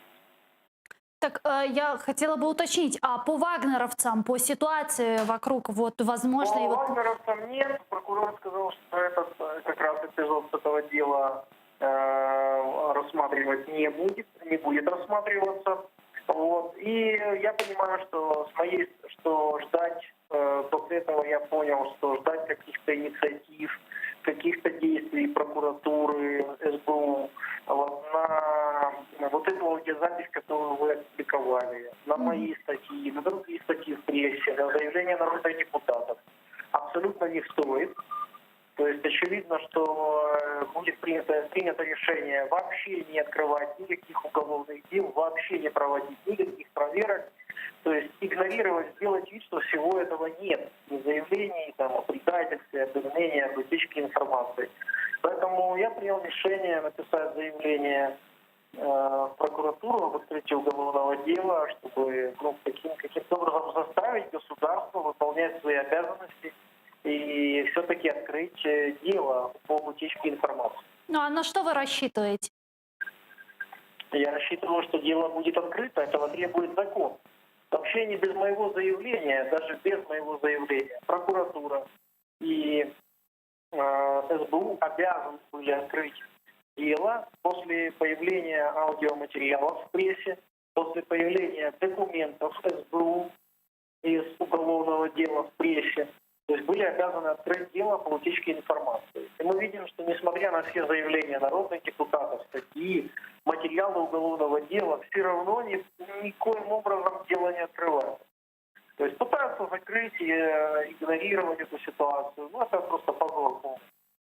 Спасибо большое. Юрий Бутусов, журналист, был с нами на прямой связи. Как это понимать, учитывая, что европейской солидарности Владимир Альев предоставил кучу различных доказательств о якобы то, что такая спецоперация была. Юрий Бутусов на своей странице писал и приводил некоторые доказательства, другие журналисты. И сегодня мы видим, что наши ведомства отказываются вообще открывать какое-то дело, и в парламенте отказываются создавать временную следственную комиссию. Что происходит? Идет...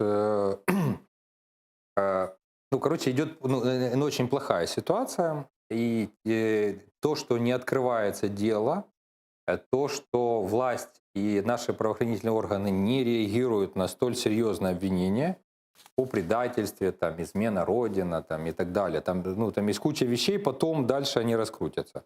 Но это же не забудется. Это все равно, например, придет следующая власть, и она это все дело откроет. Потому как это не просто какой-то человек написал какое-то заявление. Это депутат Верховной Рады, Потом это подтверждал еще депутат фракции вообще «Слуга народа» Гео Лерос, говорил об этом. То есть это ни много ни мало, это несколько депутатов Верховной Рады говорят о предательстве в высших эшелонах государства. Ну, вот это игнорирование со стороны правоохранительных структур, оно же еще больше привлекает внимание. Во-первых, оно привлекает внимание, во-вторых, оно выглядит глупо, а в-третьих, это показывает обществу, кто руководит нами, потому как страна, в которой идет война, тема разведки, разведданных, она является очень серьезной, потому что если враг имеет какую-то информацию, он может сделать минимальное какое-то действие и принести максимальный вред нам. А тут еще, по данным СМИ, мы видим, что это было сотрудничество не только украинской главного управления разведки, но и американской Центрального разведывательного управления. И это еще сложнее. То есть в данной ситуации нам-то помогают очень много в нашей войне американские инструкторы готовить наши войска, наши силы специальных операций. То есть у нас есть огромное количество сотрудничества с американцами. И получается, что у нас люди наверху в таком очень щепетильном деле, они просто выдали врагу какую-то часть информации по очень серьезной спецоперации на территории вообще Беларуси. И это, для меня это вообще шокирующая история. Я, конечно, бы хотел, чтобы это расследовалось. Давайте перейдем к следующей не менее важной теме. Перейдем к Беларуси.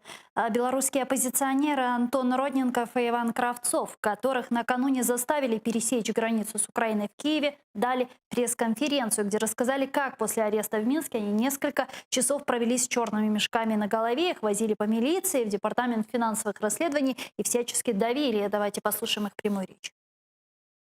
Было слышно, что ее ведут силой, что она сопротивляется.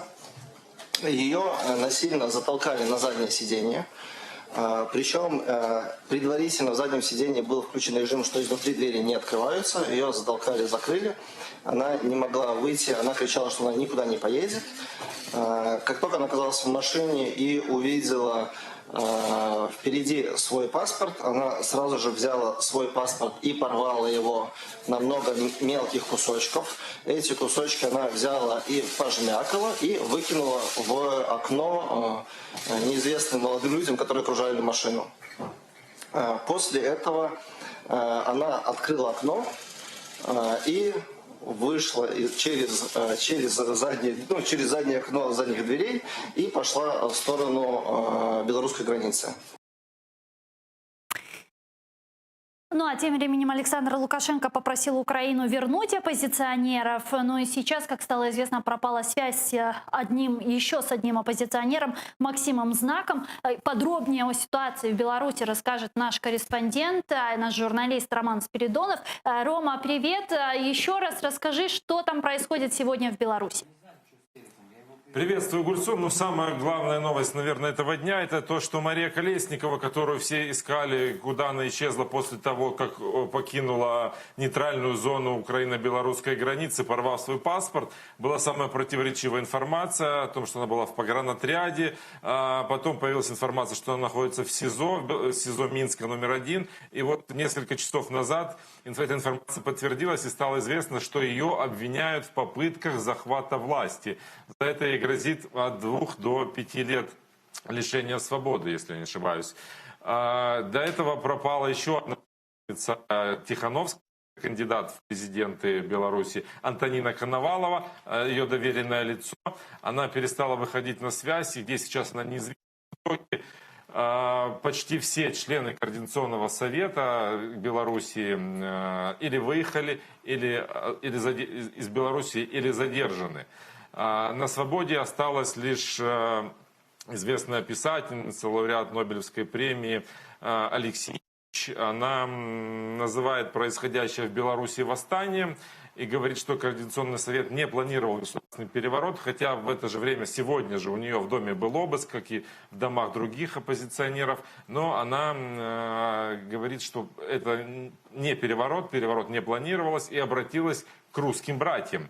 Мы слышим только редкие голоса в поддержку. Почему вы молчите, когда видите, как растаптывают маленький гордый народ? Мы все еще ваши братья, так заявила Алексеевич в обращении к россиянам.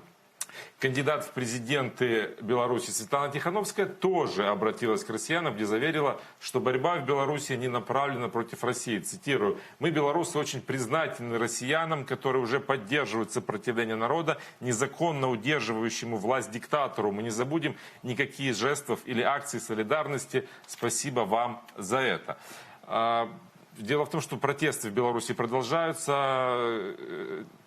Милиция местная действует очень жестко.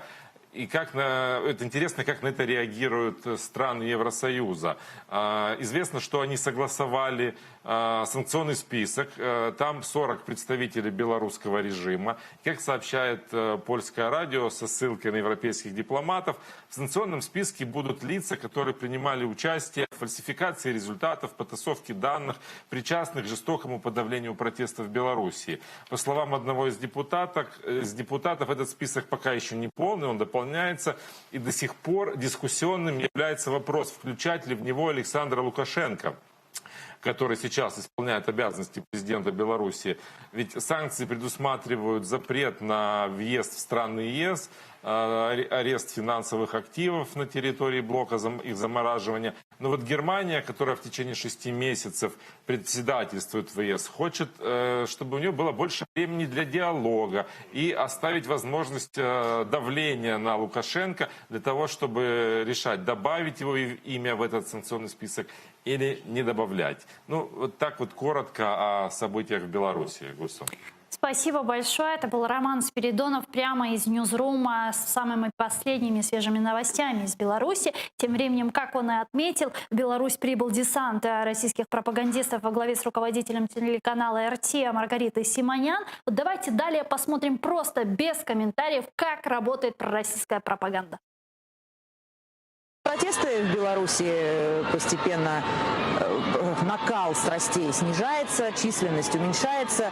Мы в Минске находимся сутки, он совершенно не производит впечатления революционного города. Вот за эти сутки здесь нет, вот я смотрю сейчас по сторонам, нет абсолютно никаких, ни одного признака. Если бы не знать, что здесь происходит по воскресеньям, то никогда бы и не догадался. Все спокойно, очень чисто, европейский совершенно город, безопасный, люди ходят по улицам, улыбаются. Я не видела, сказать, протестующих, потому что их нет. Я же не пойду по квартирам их искать. Они, вероятно, будут здесь в воскресенье, наверное. Сегодня понедельник.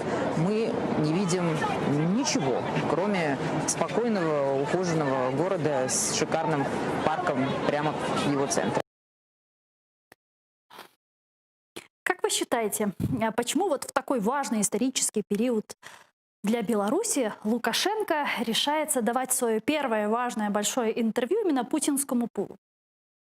Ну, конечно, понятно, потому что, во-первых, это уже не Беларусь, а союзное государство. Если вы проезжаете, и 10 лет назад, если вы бы проезжали границу с Беларусью, то таможенники представляются, что они не белорусы, они представители союзного государства Россия-Беларусь. Значит, и поэтому у Лукашенко в голове вот эта вся интеграция.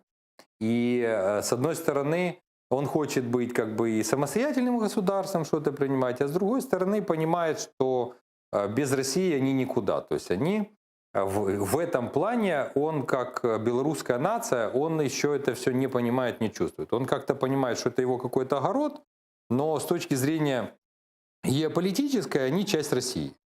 И это везде просматривается. И вот я когда общался, я знаю очень много лично лидеров белорусской оппозиции.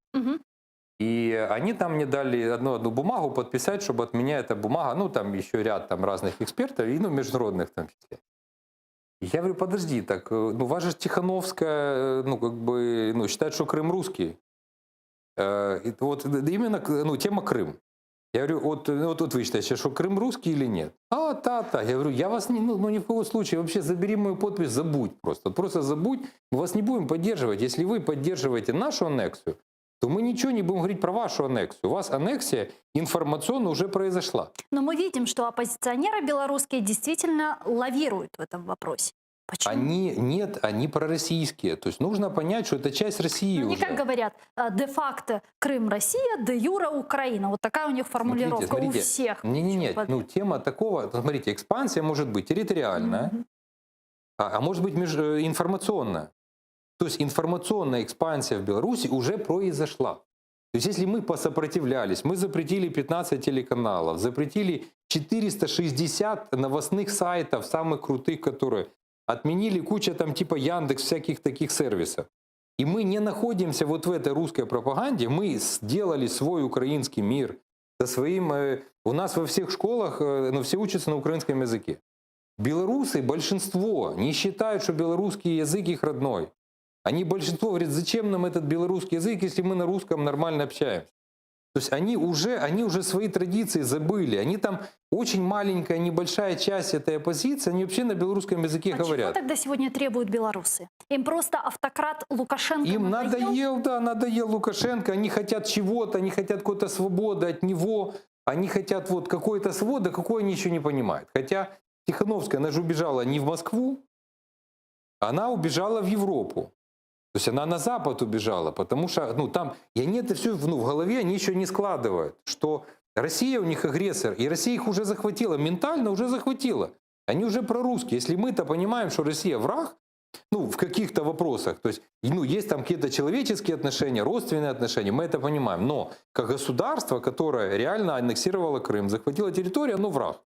И мы, соответственно, должны очень быть аккуратными с точки зрения вот этой вот информационной нашей инфекции, пропаганды, потому что оно везде лезет, и мы сейчас видим, оно во власть везде, оно лезет. А белорусы это вообще еще не понимают. То есть они не понимают, кто враг, кто друг, у них нет вот этого духа. Вообще, если честно, я когда увидел эти протесты, я очень удивился. Потому что я вот сколько общался с белорусами, вот не те эти люди, которые могут выйти на вооруженное восстание, которые пойдут с оружием защищать себя от России. Вот они себе даже в голове не... Но если мы это представляем, мы это научились, мы даже смогли этот напор, мы имеем очень много людей, имеют личный опыт взаимоотношений с Россией, то белорусы, они еще как дети в этом деле. Они еще хотят какой-то свободы. Они, может, посмотрели оранжевую революцию. Вот как это у нас было. Потому что у нас же там несколько революций было, и это самосознание, оно росло. И вот только сейчас мы поняли, что это вообще проблема в России. Смотрите, большинство белорусов и так, в принципе, не голосовало за Лукашенко во время выборов. И в 2010 году тоже были такие массовые протесты, если вспомнить. И, в принципе, каждый период выбора президентов все фальсифицировалось. Выборы фальсифицировались. Да, они позволяли это. А что изменилось на этот раз? Вы знаете, у меня тоже большой вопрос, что произошло. То есть видно какой-то у них свой слом, то есть им видно надоело, очень сильно. И вот они смогли этот протест выразить.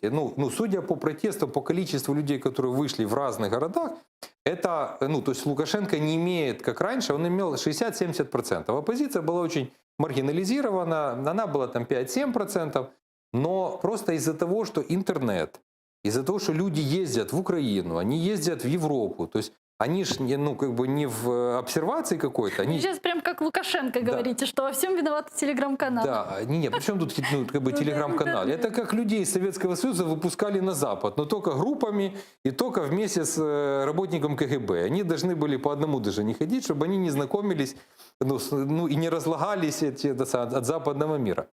А тут же, получается, как ты это запретишь? Они же не сделали такой белорусский интернет, они же ездят везде.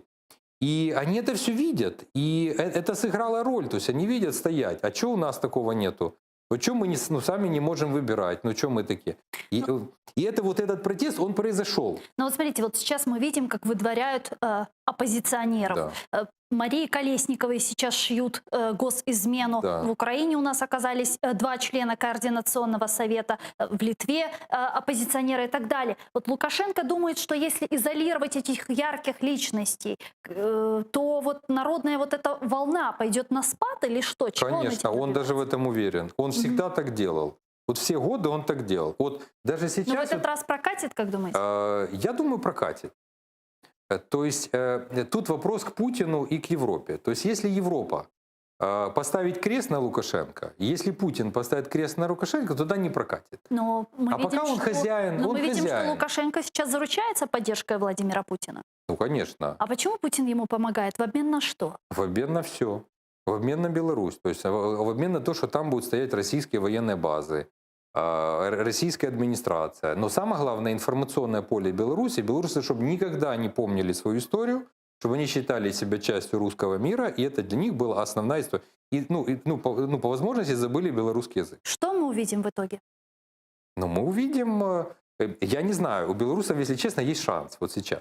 То есть есть шанс снести Лукашенко, но они пока не думают вот в военную сторону. То есть если у нас на Майдане, когда стали стрелять, убили 100 человек, то люди просто взяли оружие, потом эти же люди пошли волонтерами, и мы поняли, что кроме как вооруженным способом этот вопрос не решается. Вот белорусы еще до такой мысли не дошли.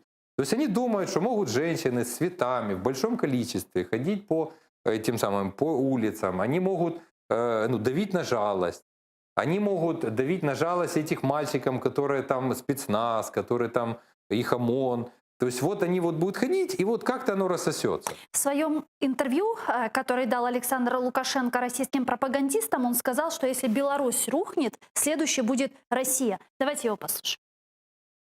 Если вы думаете, что богатая Россия с этим справится, ошибаетесь.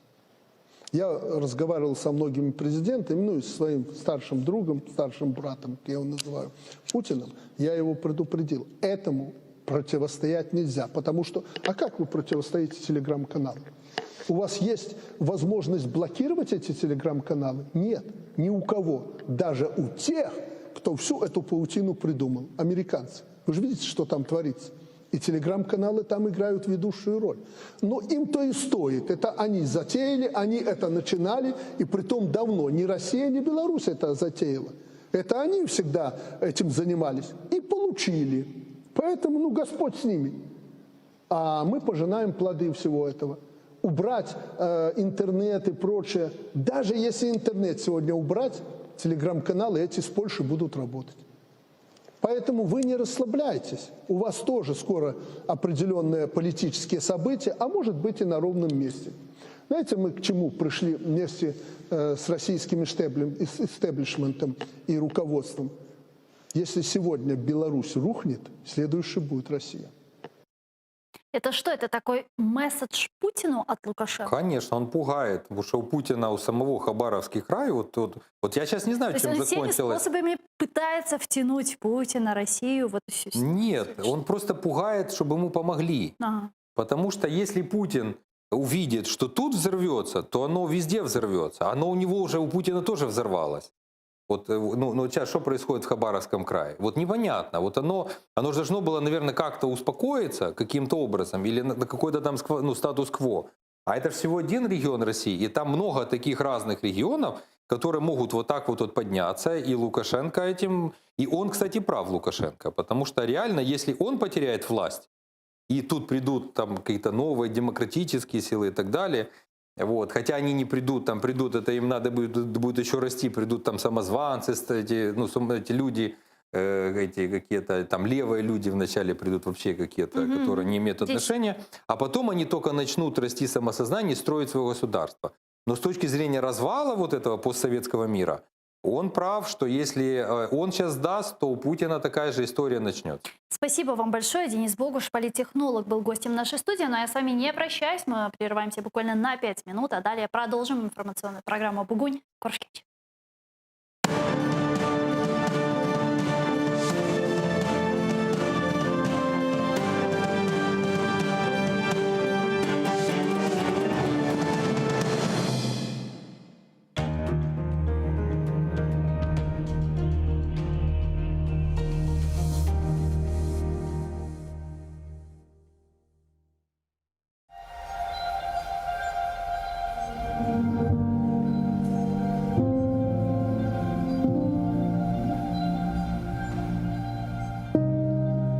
Кысмет етсе, эгер ярын уянсам, дүния кене баш урар морт қалбеме.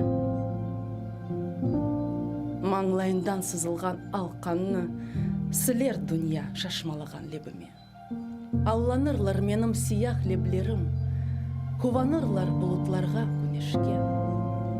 Нурлар яғар, мықлар яғар үстіме. Бешік сынар, қабыр түшер атешке. Атешлерге алданыр хор сөзлерім, Учдан ажға қалбыны айдар сабанлар. Тавырларын излеріне толған су. Көзлерімде тамчы барылдар. Қысмет етсе ярын таңда уянсам, Урылажам барып дүния қалбіне. Қанатлары қырық, көксу ярылған бір құш олып, Сіліне жемлебіне. Ярын таңда уянмасам туғанлар. Деңізіме айтым көз яш төкмесін. Кайнатқа білдірмесін тазие. Айтым ona. Мен қайтарым. Беклесін.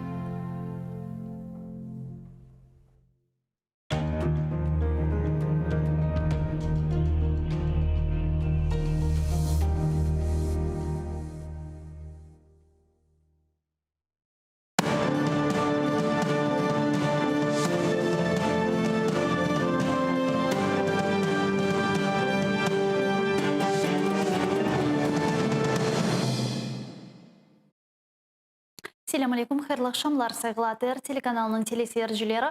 Бүгін информацион программасыны серетесіңіз. Студияда сізлер үшін мен Гүлсім Халилова чалшам. Невбеттеке бөлігімізде Қарым ве Қарым етрафында өзберген сонкеви ен актуаль хаберлерні музакире етмеге планлаштырдық. Шу себептен сіз де бізім яйынымызға қошыла білесіңіз. Экранларыңызға режиссерларымыз телефон номерасыны чықарачақтыр. Сізні мерақландырған суалеңізні бұл студиямызға телефон açып сесендірмеге имканыңыз бар. 073-419-41-58 atr.tv бұл бізім скайп адресіміз. Безава шекілде біздерге телефон вастасыйлы телефон açыңыз. Сайғылар қадашлар, студиямыздың мұсафыры есе қырымтар милимежес рейсіміздің муавины Илмияға Умеров. Селям алейкум, хош келдіңіз, Илмияға.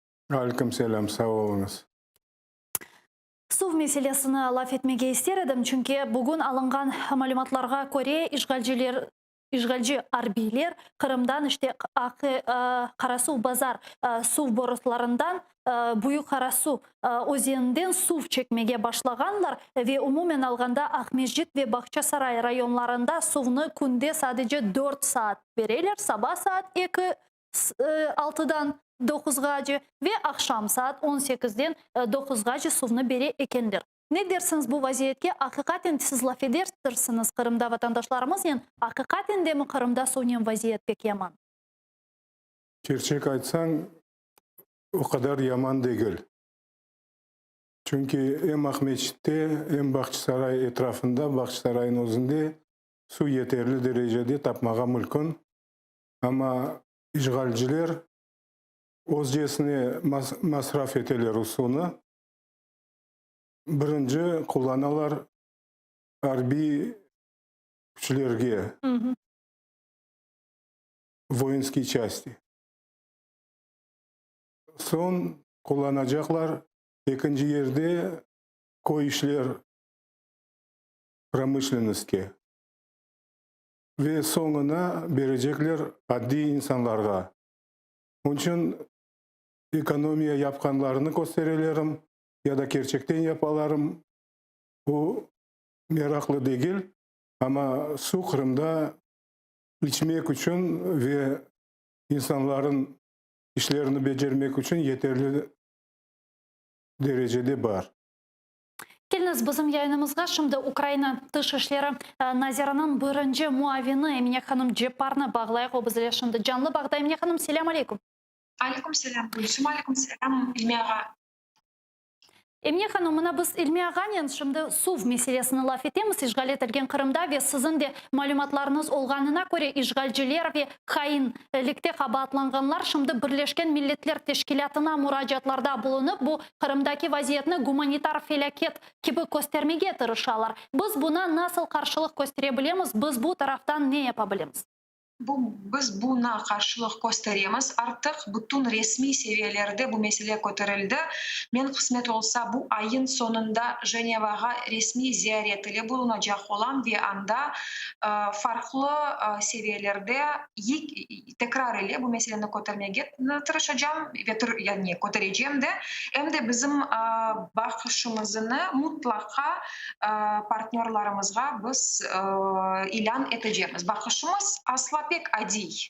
Bu Rusya tarafından bir baskı, sunni bir baskı, onun arkasında siyasi maksatlar. Çünkü tabii ki Ukrayna için pek sade pek basit ve pek adil bir bakış. Bütün mesuliyet su meselede, meselede Rusya'nın omuzlarında. Ya aslında bunu biz görüyoruz ki Birleşken Milletler Teşkilatı'ndan hususan Elizabeth Trussell gibi insanlar işgalcilerin müracaatlarına cevap verirler. Bunun ogunu aldırmak mümkün mü? Yani onların cevap vermemesini. Bir prosedura var. Cevapsız hiçbir ricanı kaldırabilmezler. Onun esası nasıl bir cevap oldu? Buna bakmak gerek. Yani çünkü siz mesela hiç kimse ricanın bulunsa, resmi mektup yazsa, ricasız asıl kaldırabilmezler. Ama başka mesele ne aytıldı ve nasıl cevap verildi? Buna bakmağa tavsiye ederim. Yani doğru mu? Aha, Elmira. Koşulsam olan. Buyurunuz, koşunuz elbette. Ben duyganıma, eşitkenime göre anda Ukrayna, Rusya'nın beraberlikte bu meselenin çözmek gerek degen haber bugün peyda oldu. Şunu sorayım zaten. Elizabeth Trussell'den bugün peyda oldu ki Emine Hanım böyle haber sanki dersin bu meseleni Ukrayna Rusya'nın beraber çözmeli. Sizin bu mesele tarafında haberiniz var mı, nedir? Haberim da yok. Benim haberim de yok. Onun için ben şunda komentarı verebilmem. Bunun da beraberlikte siz bugün de böyle bir haber sizden geldi. O'zingizning Twitter sayfanızda bildirganingizga ko'ra siz NATO'ni tezden o'zining Qora dengiz akvatoriyasında bulunmasının daha çok bulunması için böyle müracaatda bulungansınız NATO, yani Şimali Alyans'a bu militarizatsiya missiyasi sebebinden. Bizlerge bu meseleni daha tafsiyatlıca aşikar etiniz lütfen ve NATO'dan bir cevap bekleysiniz. Tabii ki şimdi NATO'nun siyasi bir prosesi başlandı ki kendi geleceğini yakın 10 yıllığına onlar bir stratejik vesikalarla alakalı işlerini başlattılar. Bu maksat ile yüksek ekspert seviyede bir grupa kurula ve bizim bu grupa koşulmaya davet edildiler. Bizim Ukrayna olarak yani hem de ekspert seviyede hem de resmi tarafında Ukrayna'nın temsil ettiğimiz yani Dışişleri Bakanlığı, bizim nazirliğimiz temsil etti. Tabii ki bu kendi bakışlarımız NATO hakkında biz dün söyledik. Bakış yine de pek açık. Yani bizge NATO'da bizim maksadımız NATO'nun bir parçası olmak ve koşulmağa bu alyanska. Çünkü tehlike tarafından bizde bir yani Rusya'nın agresiyası ve hareketleri Kırım'da bizim için prioritet bugündür. Ve menimcesine yani hem de biz bunu rica ettik ki NATO'nun yani iştirakı daimi olmalı. Hem de bu sahada yani Azak ve Karadenizlerin sahasında. Şunu da soramağa istiyorum. Alo.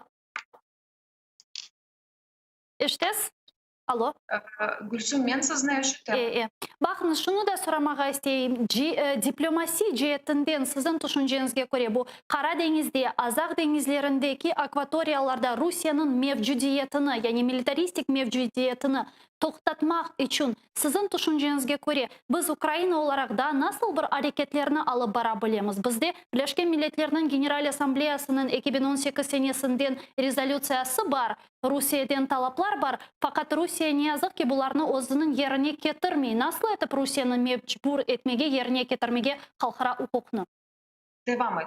керек. Çünkü hareketlerimiz doğru, yolumuz doğru ama bu uzun bir yol. Biz onu kısacasına, tezcesine tabii ki bu zor cevaplarga, sorularga cevap tapıp olamamız. Şimdi bizim teşebbüsümüz, biz onu artık ilan etmeye başladık, yavaş yavaş anlatmaya başladık. Bu Kırım'a bağışlanan bir platforma kurmaya. Bu platforma, onun içinde bir merasimler olacak. En büyük bir seviyede summit. Biz şimdi resmi şekilde Ukrayna Cumhurbaşkanı'na mektup yazdık ve teklif edemiz ki öz altına bu summitin ve onun geçirmesini almaya. Bu summitke en yüksek seviyede farklı memleketler davet edilecek ve vesikalar, muayyen vesikalar ve deklarasyonlar kabul edilecek. Son Bespekova konferansiya, biz onu bu yıl geçirsek güzel olacak ama yine de pandemiya meselesi belki bu bizim teşebbüslerimizin bir yıla kaldıracak. Bu konferansiyanı geçirmeye istiyoruz. Ondan sonra bütün halkara teşkilatlar, Avrupa Birliği, Birleşik Milletler, Avrupa Şurası, OBSE tarafından, NATO tarafından her bir seviyeni biz çalıştıracağız. Yani şimdi bu matrice, bu bizim hareketlerimiz bir vesikaga kırseteceğimiz ve onu da resmi tasdiklandıktan sonra tabii ki sizge de anlatacağız. Yani bu platforma диалоговая, международная диалоговая концепция деп ақында айтқан едіңізде, бұл мәліматлар пайда болды. Менің аңлағаныма көре, лütfen мені түзетіңіз. Bu yani böyle normal formatı gibi olmayacak. Bu daha böyle büyük, çeşit halkara teşkilatlarının iştirak etkeni böyle bir platforma olacak. Doğru mu anlayayım? Ve anda endi Kırım'da okupasiya meseleleri müzakere edilecek. Şimdi yani onun birkaç maksadı var ve birkaç adımları. En başından bizim için mühim bu platformanı kurmağa ve onun bu kuruluşun, inşaatın başlamağa. Tabii ki şimdi kendimizge illüziya kafamıza takmağa gerekmemiz ki şimdi bu platformanı kuramız, yarın da Kırım'ı kaytaramız. Yok, çünkü deokupasiya meselesi mutlaka yani bir duvar var. Bu duvarın adı Rusya.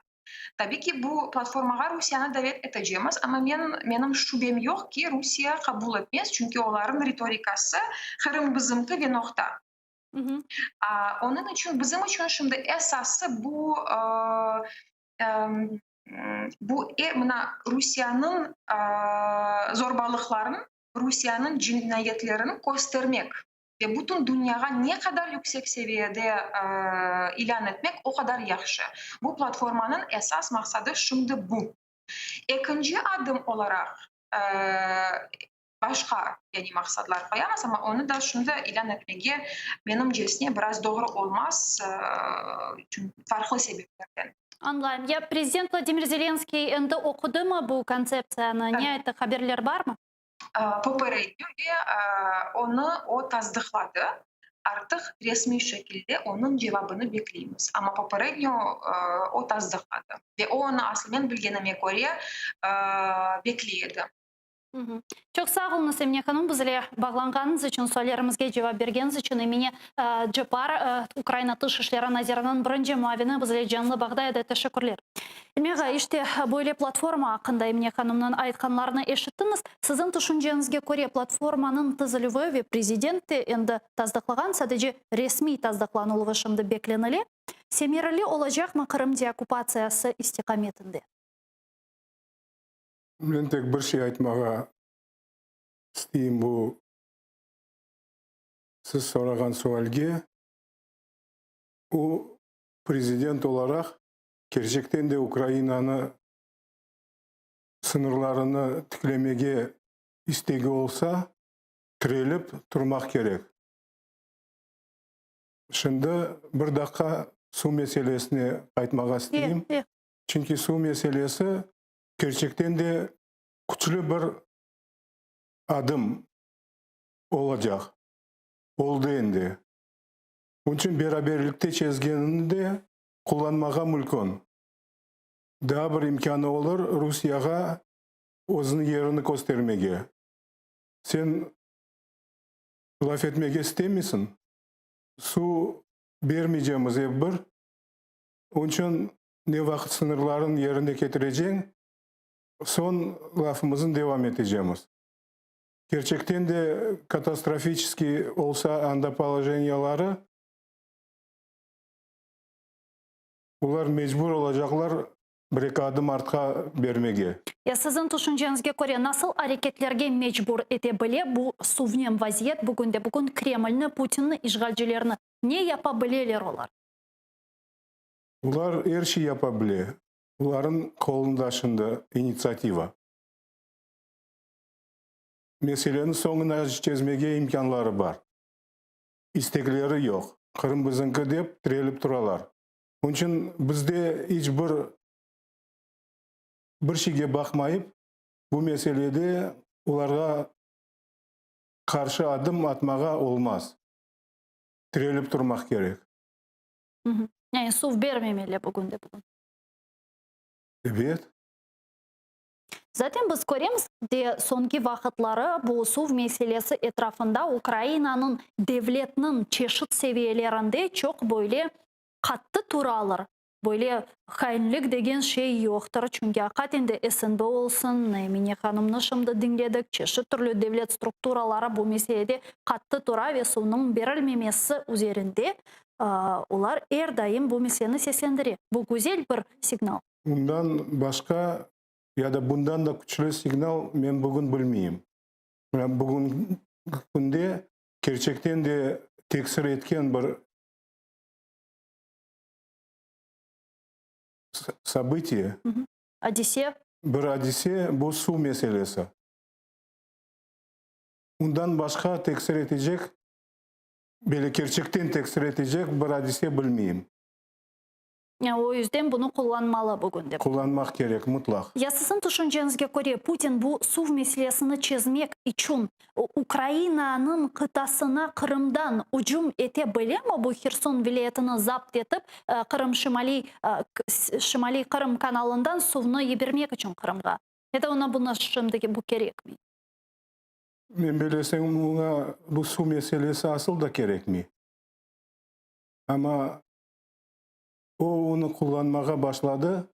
Ukrayna tarafı da imkanı olğanı kadar kullanmak borçlu. Ama göresiz de ular siyasi cihetten bu meseleni şimdi çözmeye tırışa ve mahsus Birleşken Milletler Teşkilatı'na bu hainler müracaat edip Bunda adamlar kıynala, sudan olacak. Humanitar felaketke çevirmeye tırışalar. Ben bilesem humanitar felaketke çevirmeye güçleri yetmez. Çünkü biz bilgen malumatını Birleşken Milletler de biliyor. Ana boruların hazırlayanları kalgan sunu da voyinski частьлерге alıp gitmeye istegenini bir bilecekler ve kendi ularga karşı kullanacaklar.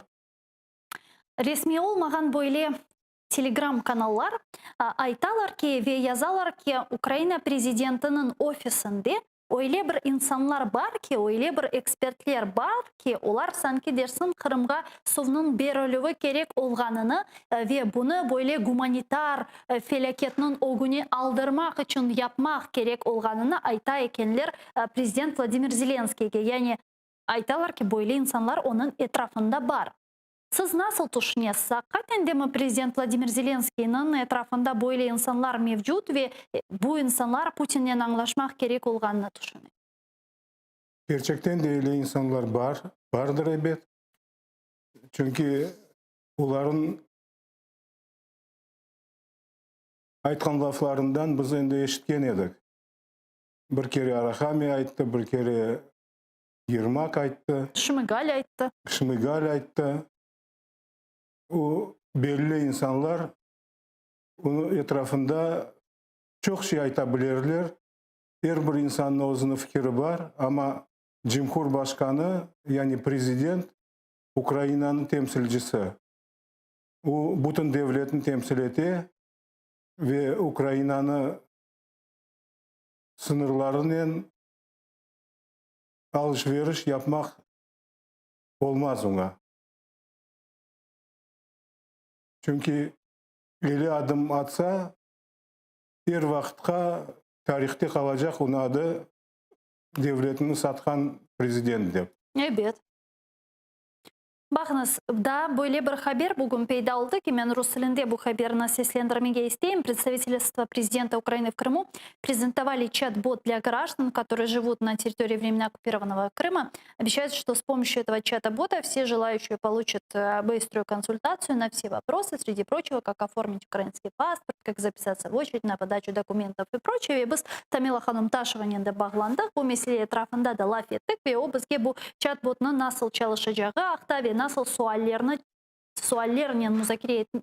мұражат етмек мүмкін болғаны ақында тәсіратларны беріп айтты. Мұны насыл бақасыз бұл хаберге?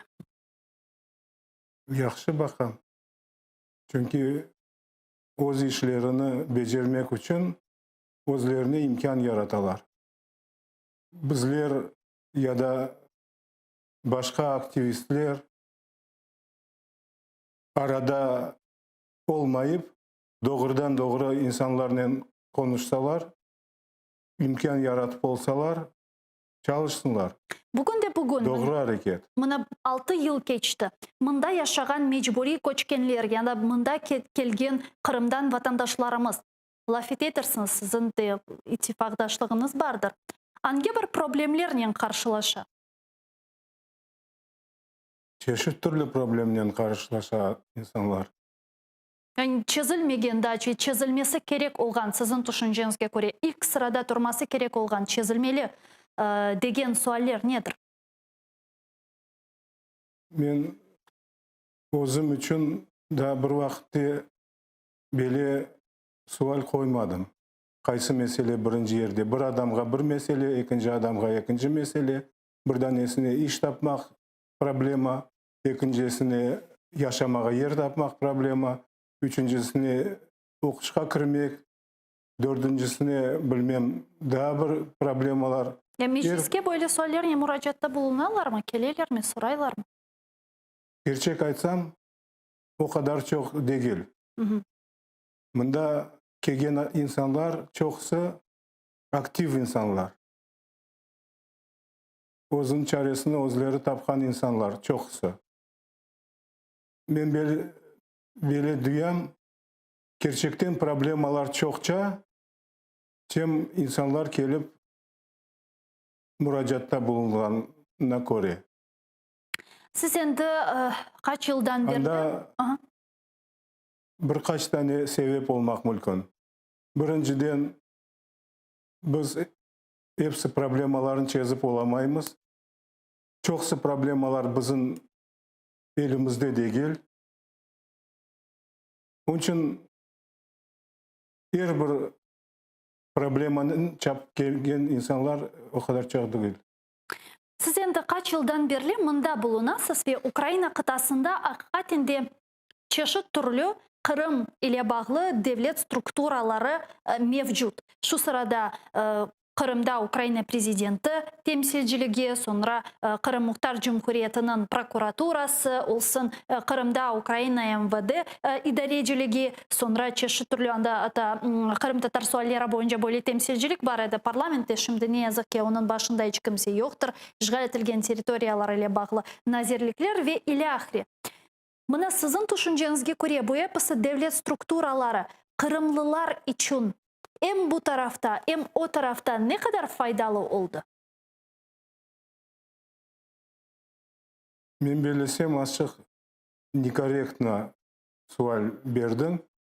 Çünkü mında yaşayan insanlar ya da Kırım'da yaşayan insanlar o strukturalarının asıl görüşmeyi, sopрикосновениялар yok. Uların işi çokça işgalcilerge yardım etkenlerle uğraşmak ve gelecekte ularla hesaplaşmak. Anlatıp oldum? Ya vakti gelgende de göreceğimiz. Çünkü hem SBU, hem MVD, hem prokuratura, bunlar hepsi spesifikaları анау келечекке әзірленмек. Onun için bizlerden ular oğraşmaylar, oğraşalar başka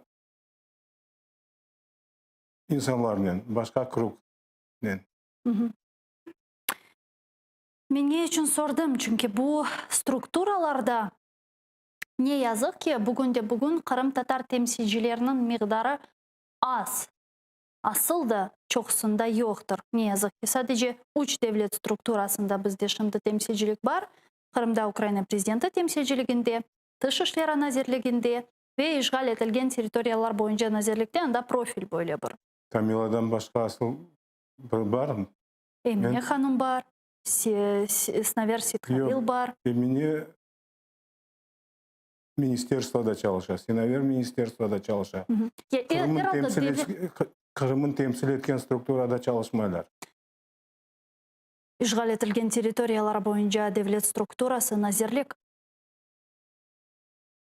Herhalde Kırım hiç olmaganda bir tane var. Herhalde Kırım meselelerinde Kennedy iştirak etken böyle mühim strukturalarda temsilciler var fakat bu çok değil. Ne yazık ki bu az.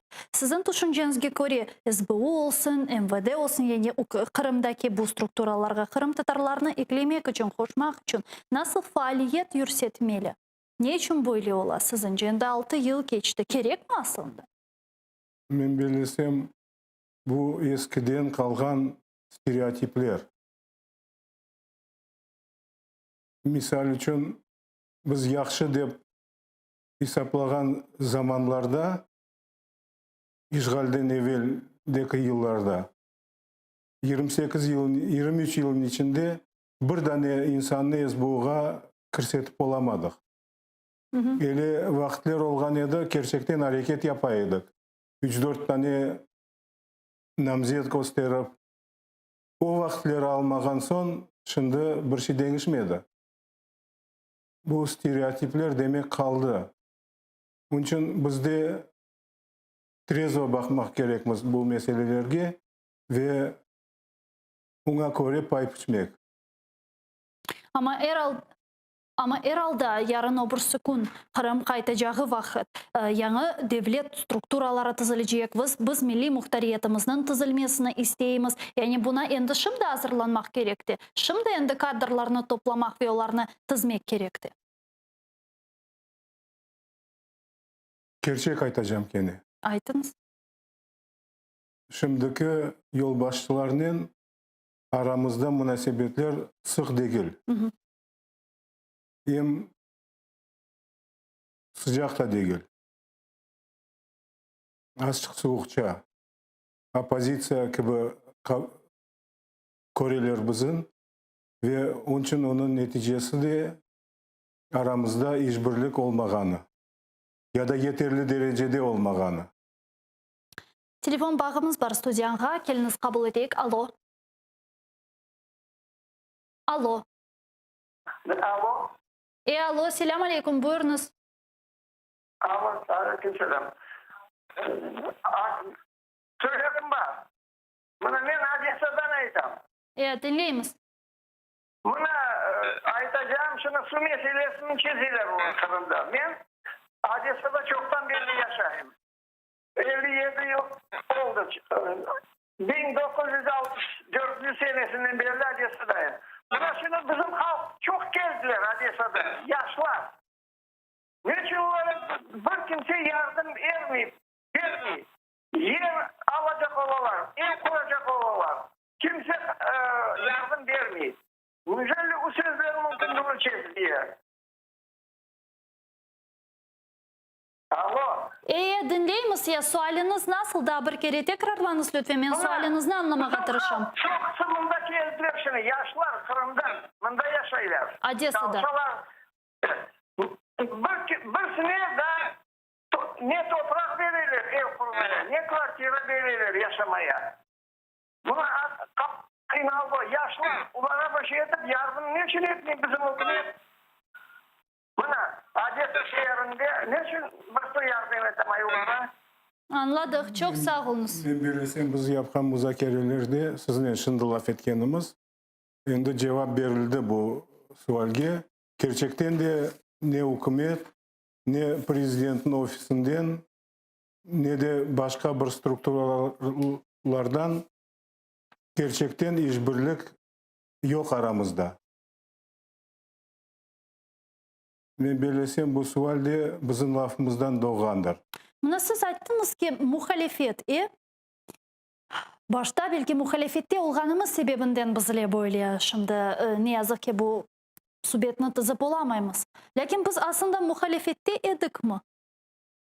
Mına baksak hakikatinde vaziyetke. Şimdi muhalefettemiz mi?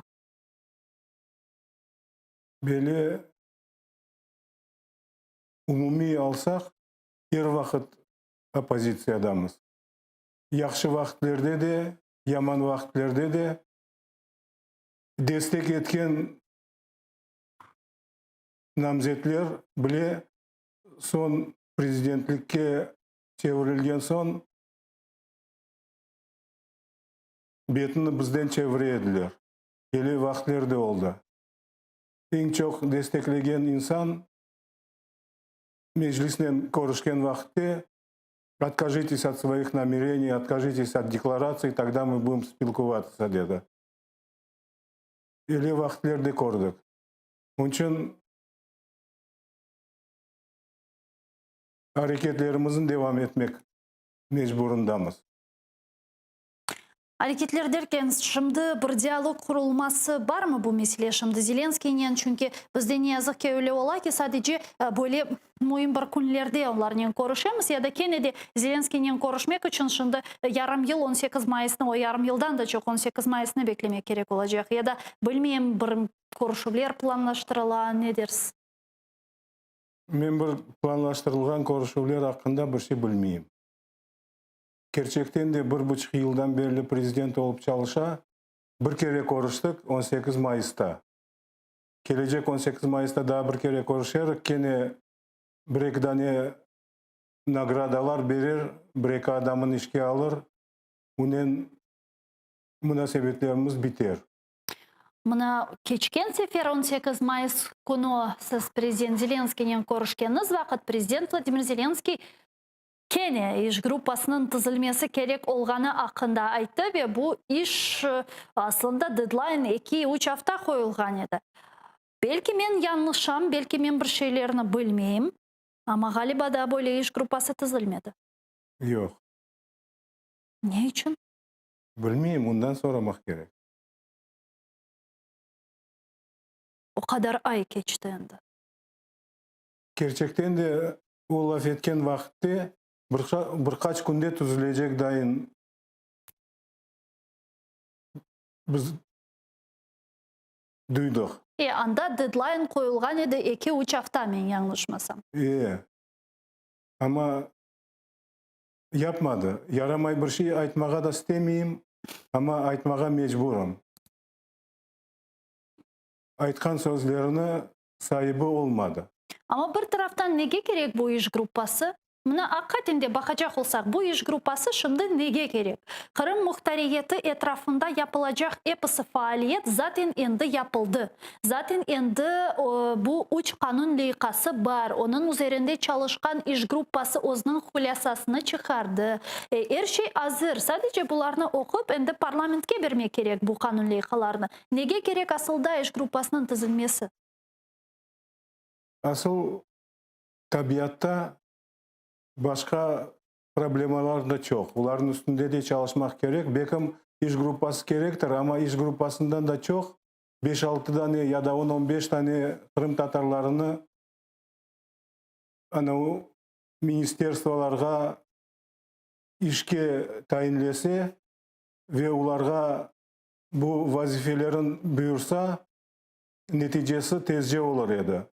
Министерство культуры, Министерство здравоохранения, Министерство социальной политики, bilmem birkaç tane daha bizge mühim ministerstvolarga birer ekşer adam algan olsa ve ular öz vazifesini çevresinde bizim problemaların bakmaya başlar ediler. İş grupasından da çok fayda olur edi. Ama демек істемейлер. Бұл проблемалар бақылмасыны, чезілмесіні, Қырым қайтармасыны жидді бақмайлар. Umut edem ki növbetdeki bizim yayınlarımızda Мен görüşkenimiz var. жауап беріп боламадым. Сіздің суалыңыздың девам еткен дайын жауап түзіп болдым. Bir şeyle ilgili. Çok sağ olun Silmiyaga. Ne yazık ki yayınımızın yekunlemek mecburiyetindeyim. Ben umut etем növbetdeki sefer bu studiyada laf etkenimiz için endi daha böyle muzbet bir haberlerini muzakere etermiz. Çünkü ne yazık ki böyle menfi ve menfi keti ne yazık ki sonuna kelege yayınımız ama umut etemiz, umuttan vazgeçmeyimiz. Sağ olun Bundan da başka etrafımızda da yaramay haberler de vaqt-vaqtdan peyda olar. Володя Балух hakkında misal için. Eleşiler de olak nerede? Yaxşılık, gerçek aytsam, bir teşiginden görünmüyor. Ilmiy Umerov. Kırım Tatar Milli Meclis Reisimizde muavini studiyamızda musafir edi. Sağ olun Silmiyaga. Sevgili arkadaşlar, men ise 5 dakikaga teneffüske şimdi ketem. Sonra bu studiyada sübetlerimizden devam edecekmiz. Görüşkence.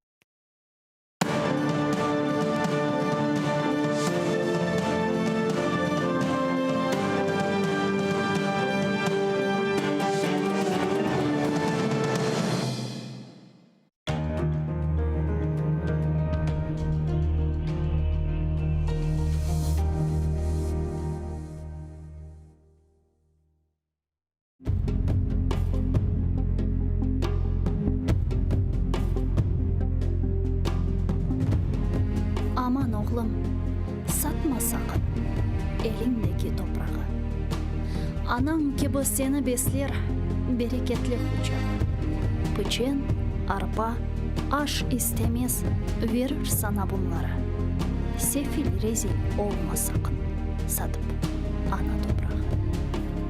Yediklerin, içtiklerin hep bu topraktan gelir. Cebindeki akçaları sana bu toprak verir. Alma, armut, arpa, buğday, bağ ve bostan cümlesi. Toprağın verdiği baylık. Satma sakın toprağı. Onu bilip sevmelisin. Çayır ile bahçayı. Akça suvdur, akar gider. Bitirirsin akçayı. Akça bitti, bahçe gitti. Ne olur senin alın? Aman oğlum, topla akça. Kere haydır bahçayı. Bak senin bir çayırın var. Ne güzeldir çoprağı. Şırıl şırıl kele suvu yarıp kara toprağı. Lanet eder sana çokrak. Satma sakın çayıra. Eğer satsan çevirirsin fenaya sen hayır. Saç tarlaya harpa, buğday işle bekle tarlaya. Bir saçarsın, on alırsın. Unutmayın Hudayı. Bir çuval buğdaya karşı altın, kumuş verirler. Kereklerin erine ise bunlar ile gelir. Aman oğlum, satma sakın elindeki toprağı. Anan gibi seni besler bereketli kucağı. Pıçın, arpa, aş istemez verir sana bunları. Sefil rezil olma sakın satıp ana toprağı.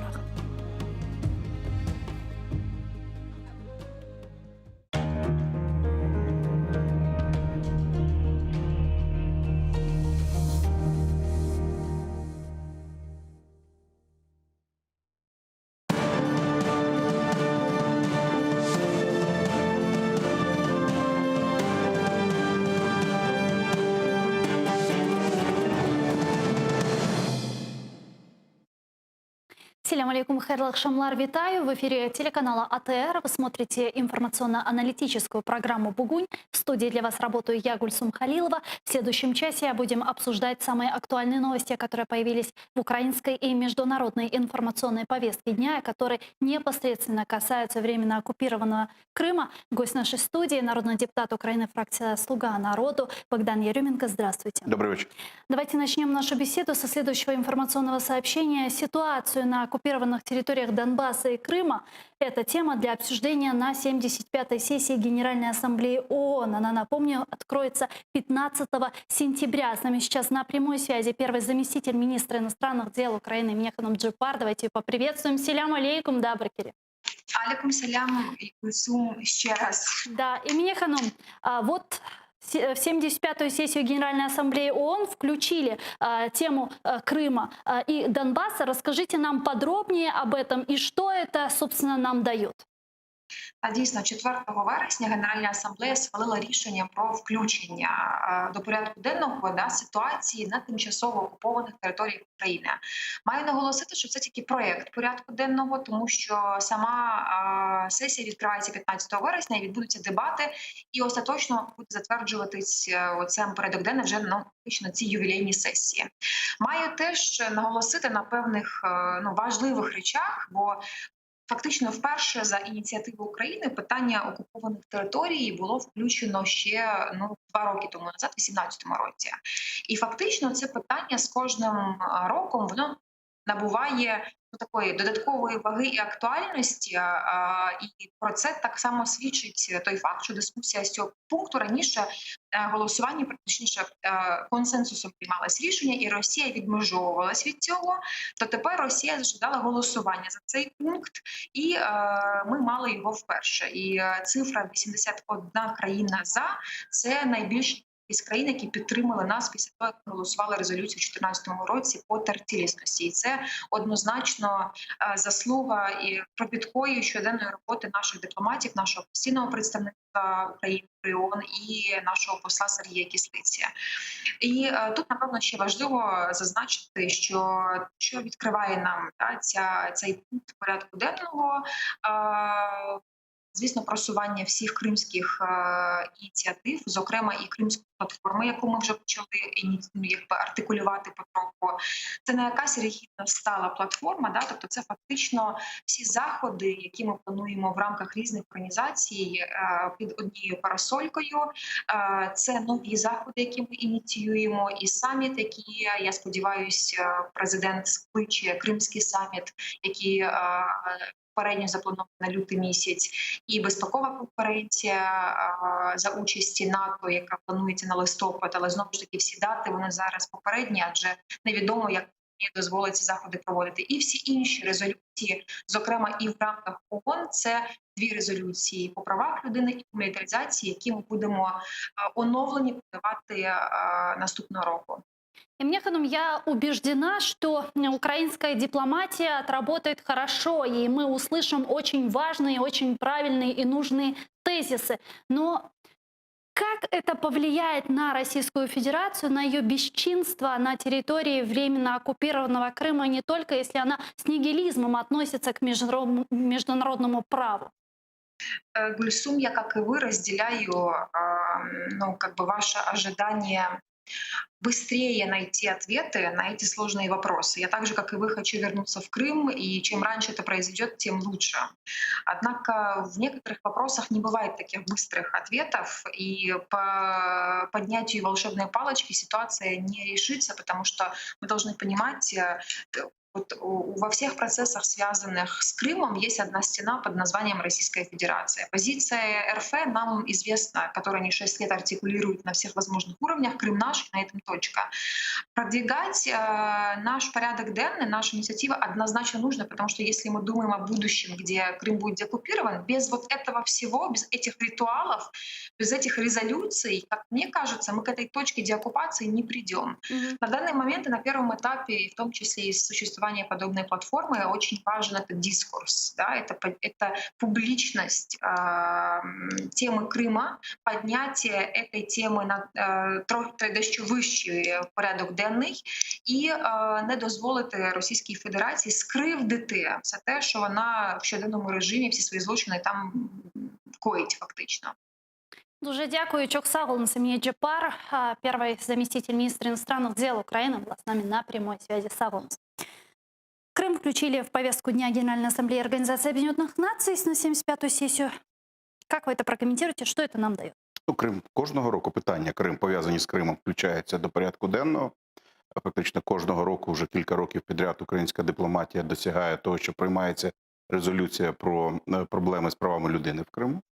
Ну, цього року українська дипломатія, так як, очевидно, в рамках обіцяного президентом Зеленським спроб знайти оцей міжнародний майданчик по Криму, так, розширює свою діяльність, пов'язану з Кримом, з кримською проблематикою в ООН, і намагається розширити кількість питань, які будуть обговорюватися, кількість заходів, які відбудуться. Тобто це спосіб привернення уваги. Є кілька практичних привернення уваги до проблеми, до того, що вона є.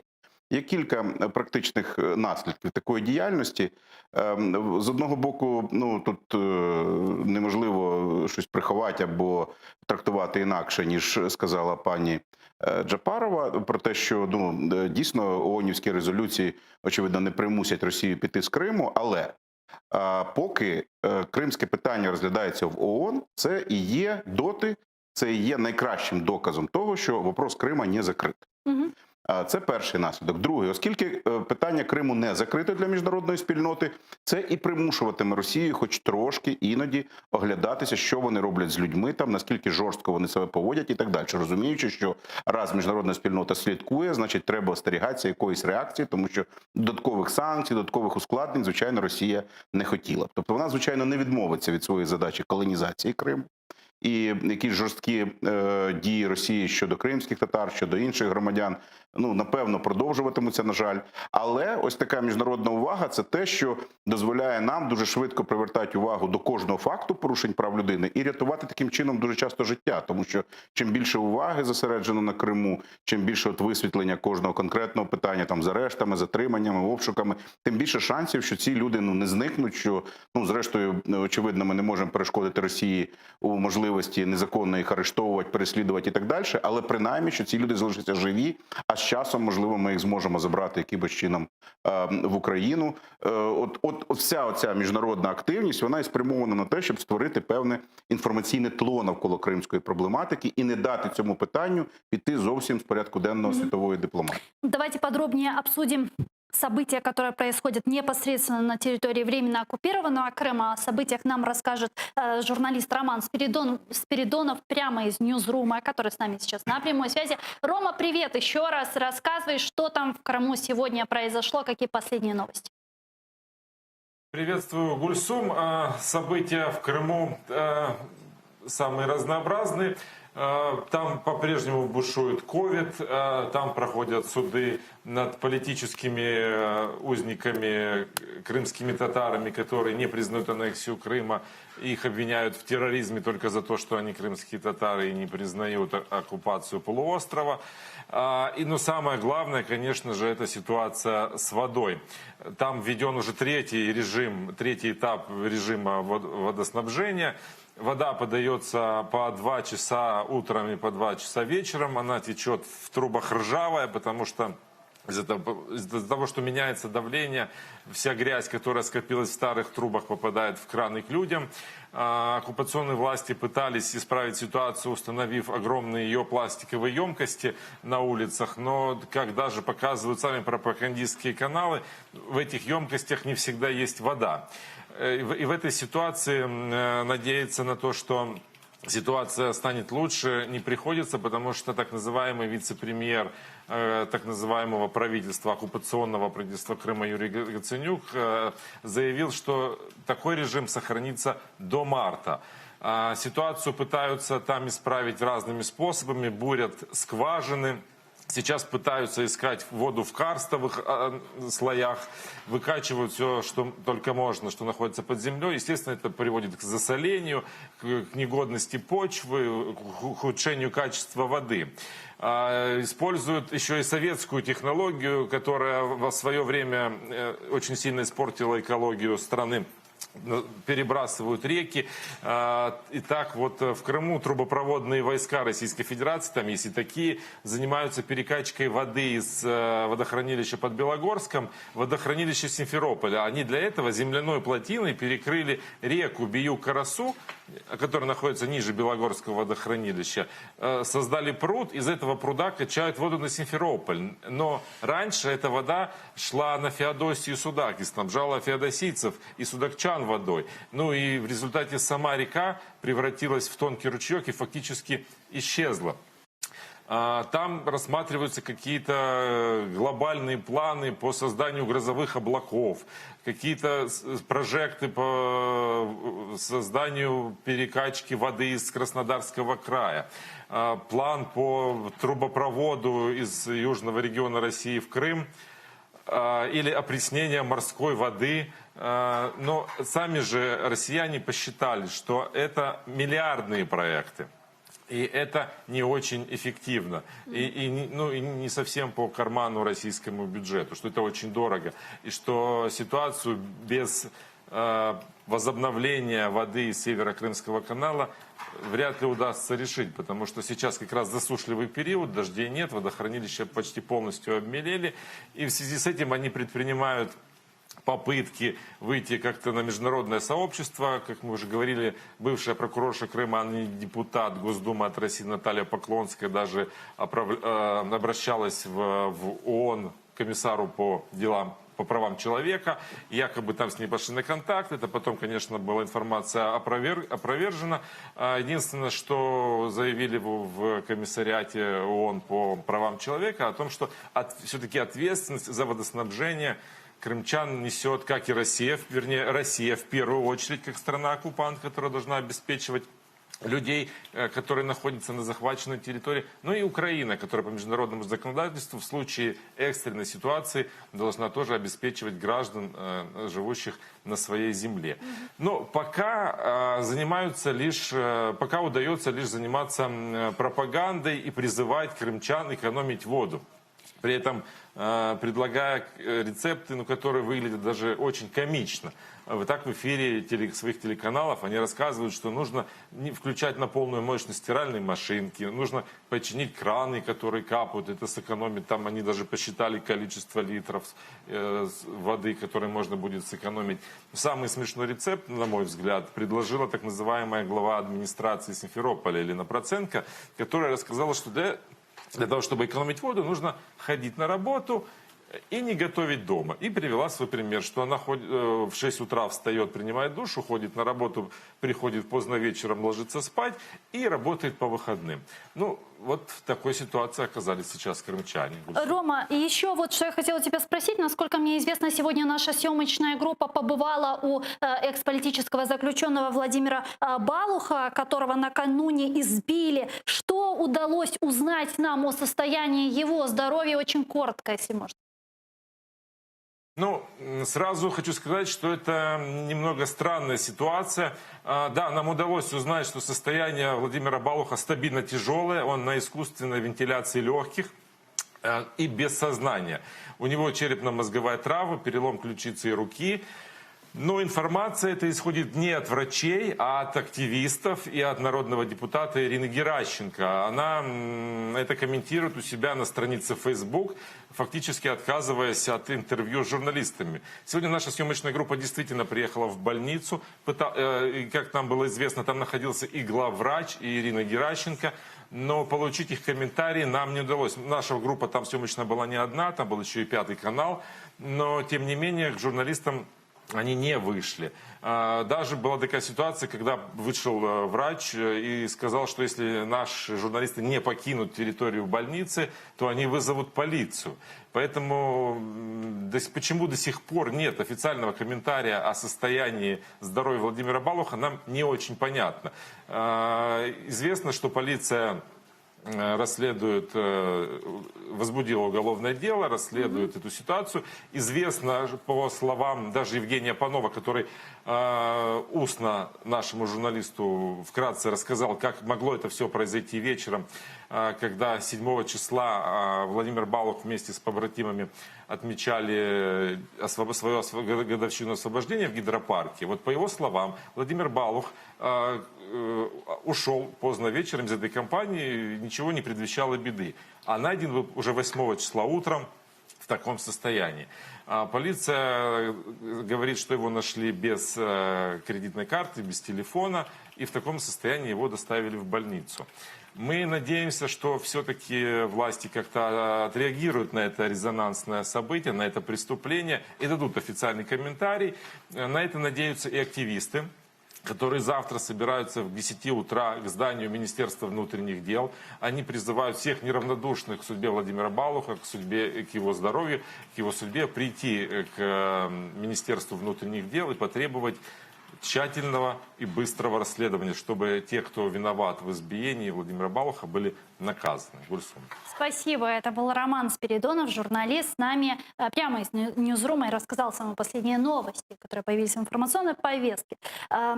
Богдан, что думаете относительно избиения Владимира Балуха? Видите ли вы в этом какой-то политический подтекст?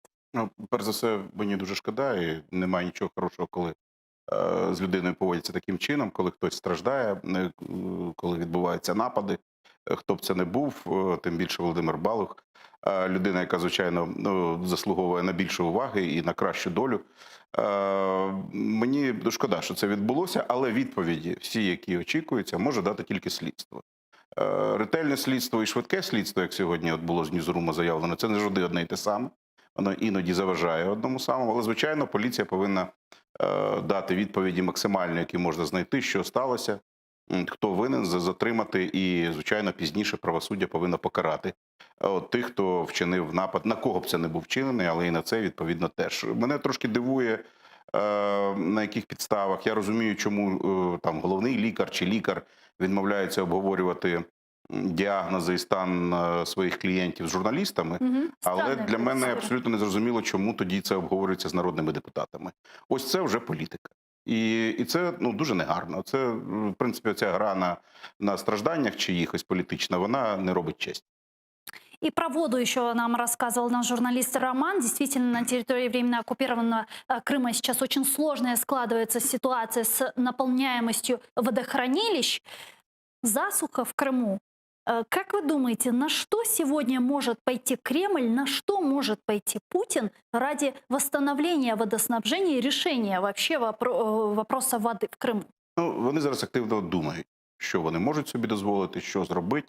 В зв'язку з цим пов'язані, скажімо, і спекуляції, і вкидування в інформаційний простір України і тем можливого наступу з Криму, скажімо, в сторону Дніпра, так, для захоплення, саме ми розуміємо, каналу, який постачає воду. І саме з цим пов'язане, я так думаю, підкидування у вищі ешелони української влади цієї теми через, очевидно, агентів впливу, через якісь інформаційні операції.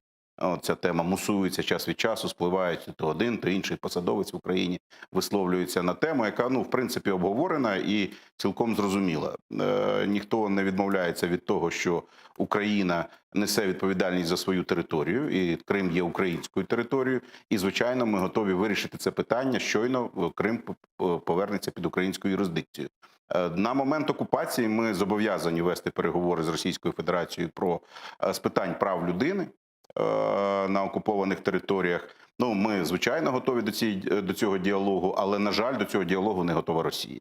Ось тому, очевидно, вони шукають поки що не готові і звернення різні Поклонської, наскільки я можу судити з відкритих джерел російських, викликали великий переполох в Москві, тому що це так чи інакше є відхід від політики вопрос Крима закрит, тобто це є визнання того, що питання не закрите, що, очевидно, значить, треба співпрацювати з Україною, отже, Україна має якийсь вплив, отже, це українська територія і так далі, і так далі. Тобто, тим чином Поклонська висікла оцю політику невизнання несправедливості окупації з боку Росії. Але Росія повинна зробити крок, тобто вона повинна звернутися хоча б до України. І я думаю, щойно ми домовимось про те, що питання Криму не закрите, можна буде вирішувати багато інших питань. Но они же, видите, оккупанты апеллируют к международным организациям, к Организации Объединенных Наций. Дивіться, це була дуже гуманітарну катастрофу. Була дуже непрофесійна спроба, наскільки я розумію, з оцінок самих же тепер російських експертів, чинити тиск на Україну. Ну, какая вот наша четкая позиция по этому? Дивіться, позиція дуже проста. Тобто ми, звичайно ж, вимагаємо дотримання прав людини Росії в Криму. Ми не заважаємо Росії вирішити питання з постачанням води в Крим. Вони можуть звернутися до нас з цим питанням. Це не обов'язково поставки, скажімо, каналом води. Ми можемо домовитись за певних обставин. Я гіпотетично зараз говорю. Наприклад, Збройні сили могли би цистернами возити туди України. Або департамент надзвичайних ситуацій міг би провести операцію рятувальну і поставляти воду питтєву для українців, для громадян своїх, які живуть. Тобто є багато способів полегшити страждання мирного населення. Інша справа, що Росію це не цікавить. Тому ми не можемо приступити, ми не можемо виконати фактично свої зобов'язання у цій сфері через те, що Росія фактично не йде на будь-який діалог. Нам треба почати говорити про те, що сталося в Криму з Росією, і це розкриє можливість для пошуку способу врегулювання питань. Я зовсім не говорю про поставки води через канал Кримський, звичайно, тобто це значно складніше питання. Даже если цистернами, как мы можем контролировать, куда уйдет эта вода? Ми можемо її туди завозити. Ну, а чому ні? Тобто, якщо вже так росіянам потрібно рятувати людей, якщо вже з точки зору сенатора Російської Федерації настільки, вони ж возять гуманітарні конвої на Донбас, ми можемо возити гуманітарні водяні конвої на територію Автономної Республіки Крим. Чому ні? Ну, нам же как-то нужно будет с ними договариваться и составлять какой-то документ. Треба, нехай звернуться, нехай почнуть з нами говорити про те, що вони не можуть забезпечити Крим, нехай визнають незаконність окупації Криму, і ми почнемо, я думаю, що це відкриє багато дверей для можливості співпраці, якщо ми зрозуміємо, що Росія готова обговорювати питання статусу Криму, незважаючи на те, як довго будуть тривати ці переговори. Тому тут абсолютно м'яч на полі Росії.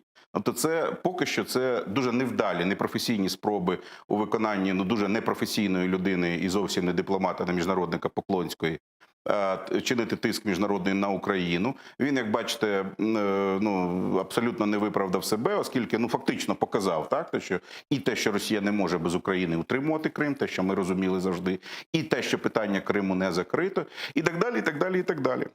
Давайте почекаємо, тобто, можливо, вони дозріють на якомусь етапі говорити з нами про Крим серйозно. Давайте перейдем к следующим не менее важным новостям, к международным новостям. Канцлер Германии Ангела Меркель считает, что решение о Северном потоке после отравления российского оппозиционера Алексея Навального должен принять Европейский Союз, а не она одна Германия. Так считает канцлер Ангела Меркель. Давайте послушаем ее цитату. Однак слід також уважно прислухатися до того, що говорять партнери з ЄС. Необхідна тісна координація. Наступний крок за Росією. Тоді ЄС повинен прийняти спільне рішення. А вот позиция Польши более категорична. Отравление Навального и события в Беларуси там считают последним тревожным сигналом, после которого Германия должна остановить строительство Северного потока-2. Об этом заявил премьер-министр Польши Матеуш Моровецкий в интервью Bloomberg. Давайте послушаем его прямую речь. Олексій Навальний – дуже сумний приклад того, як Росія поводиться зі своїми громадянами та лідерами опозиції. Це має бути не тільки суворо засуджено, повинні бути санкції. Чуючи, що говорять лідери у Німеччині, наприклад, Аннегрет Крамп-Каренбауер, Армін Лашет чи Фрідріх Мерц, я думаю, що люди, які приймають рішення, змінять свої рішення. Отравление Навального страны G7 также призвали Россию срочно пояснить, кто ответственный за отравление оппозиционера, и проследить, чтобы ответственные ответили за это преступление. А вот Франция вовсе решила отложить с Россией переговоры о сотрудничестве в сфере безопасности. В Москву на переговоры они планировали прилететь 17 сентября. Как вы считаете, может ли Германия поступиться своими экономическими выгодами ради гуманитарных ценностей в связи с отравлением Алексея Навального? Дивіться, там же ж ситуація значно складніша, ніж ми говоримо Німеччина, але газопровод будував не федеральний уряд. Федеральний уряд причетний лише до видачі певних дозволів, але газопровід будувався приватними корпораціями. І на сьогодні вже це будівництво вже припинене. Припинено не через рішення уряду Німеччини, який зробив усе можливе. Рішення Європейського Союзу всі були. От про те, що цей фактично не просто цей газопровод. Тобто були рішення, які говорили про скажімо, є в Європейському Союзі існують рішення, які говорять про недоцільність будівництва газопроводів, багатьох газопроводів від одного постачальника. Таким чином, тобто це політика уникнення залежності від одного джерела постачання. А Німеччина зробила все можливе, щоб цей газопровід, уряд, чим він займався, не підпадав під дію цих обмежень. Але на сьогодні ефективно припинено будівництво, припинено через американські санкції. І, можливо, це прозвучить трохи цинічно, але мені здається, що Ангела Меркель вже просто використовує ситуацію з Навальним як пас для того, щоб поставити крапку на цьому питанні. Мені здається, що німці це зроблять. Тому що, це вже Північний потік-2, це вже таки перетворилося на чемодан без ручки, який важко нести неможливо і жалко кинути. Газпрома немає можливості добудувати це самостійно. Ну вот эксперты говорят, что у них есть некоторые суда, которые, если переоборудовать, то они способны достроить. Если бы ДКБ, да, то есть если бы дощ пошел, то, может, и воды в Криму не надо було без України просити. Це все гіпотетичні ситуації. Росія не має ніяких потужностей. Всі ці ігри з кораблями, які там десь перекидуються з Владивостока в Калінінград, це не більше, ніж така бурна імітація діяльності, імітація бурної діяльності. Будувалося все це не російськими потужностями, будувалося все це закордонними компаніями, які не хочуть американських санкцій. Тому на цьому треба поставити якусь крапку. Тут, очевидно, дуже важко поставити кому, тому що ця труба лежить під водою. Ясно, що вона занепадає, вона приходить технічно, деградує, тобто приходить в негодний стан. Тому, очевидно, треба буде прийняти якісь рішення. Я думаю, що от якраз ситуація з Навальним, це просто буде тло, на якому це питання буде в Німеччині, я сподіваюся, буде вирішене остаточно, закрите. То есть вероятность того, что Северный поток-2 превратится в такую индустриальную руину на дне Балтийского моря, очень высокая. Так це зараз відбувається. Він не будується, не експлуатується. Зрозуміло, що труба, яка лежить на дні і в ній немає газу і так далі, тобто вона псується, це само собою. І більше того, це величезні збитки, оскільки вкладені величезні гроші, які не дають прибутку. Что это означает для Украины?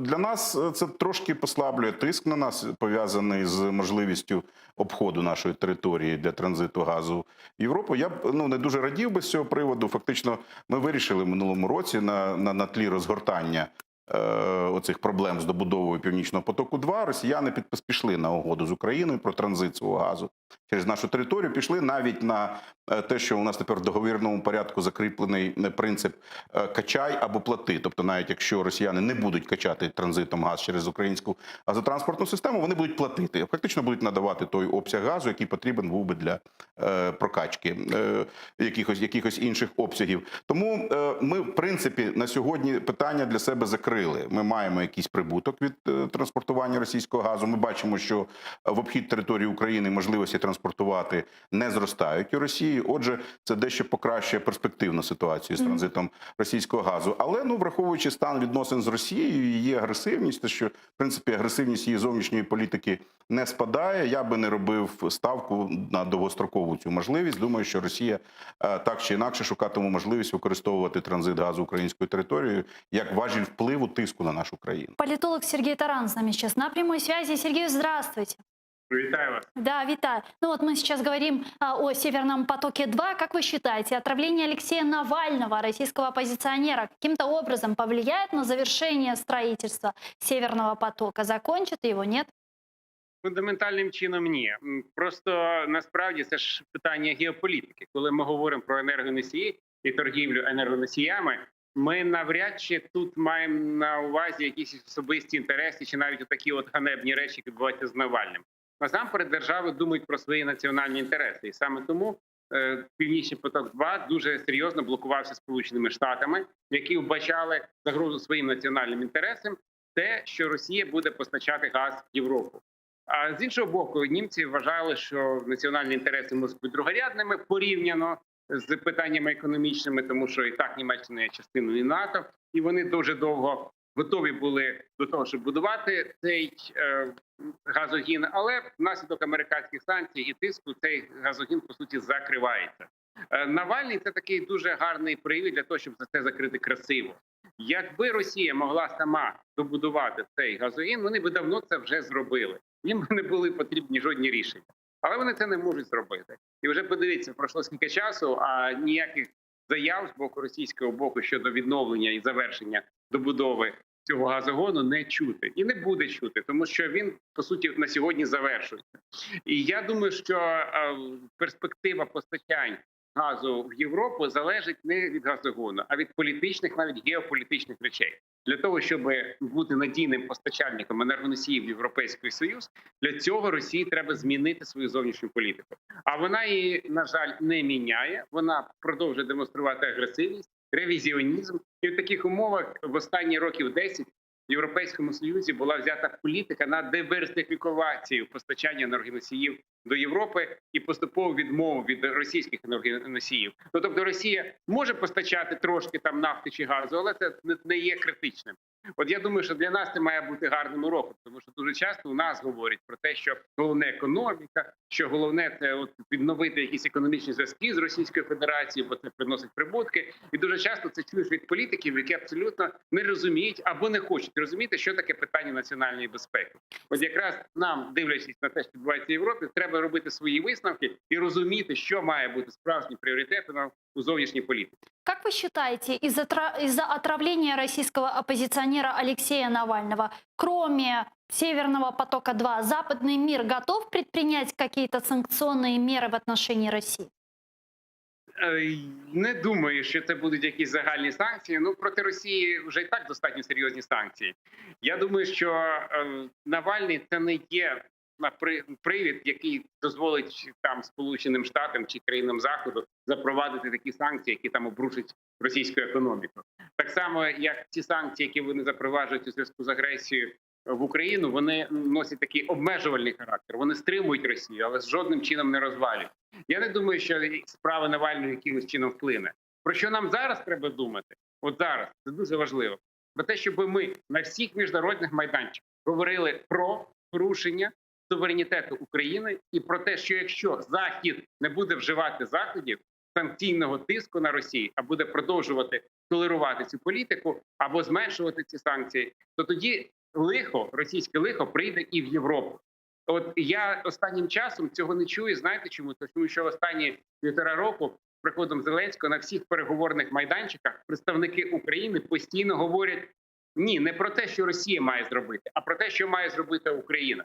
І от в Мінській групі ми чуємо від тих людей, які призначені Зеленським, від Кравчука і від Кокіна слова, що Україна має подумати про вибори на окупованих територіях, Україна має думати про амністію, Україна має дати особливий статус Донбасу, причому навіть на окупованій частині, про що говорить Кокін. Спасибо, спасибо. І от коли Ми просто вже відходимо. Що Україна має робити, це зовсім змінює дискурс. Ми маємо говорити, що Росія має зробити. Спасибо большое. Сергей Таран, политолог, был с нами на прямой связи. Богдан, я вам предлагаю перейти к следующей теме. К Беларуси. Там, к сожалению, события не очень утешительные. Белорусские оппозиционеры, как стало нам известно, вчера еще Антон Родненков и Иван Кравцов, которых накануне заставили пересечь границу с Украиной, в Киеве дали пресс-конференцию, вы наверняка также видели, где они рассказали, как после ареста в Минске несколько часов провели с черными мешками на голове, их возили по милиции, в департамент финансовых расследований и всячески на них давили и вынудили записать вот видеообращение, которое мы видели. Давайте сейчас просто послушаем их прямую речь. Было слышно, что ее ведут силой, что она сопротивляется. Ее насильно затолкали на заднее сиденье. Причем предварительно в заднем сиденье был включен режим, что изнутри двери не открываются. Ее затолкали, закрыли.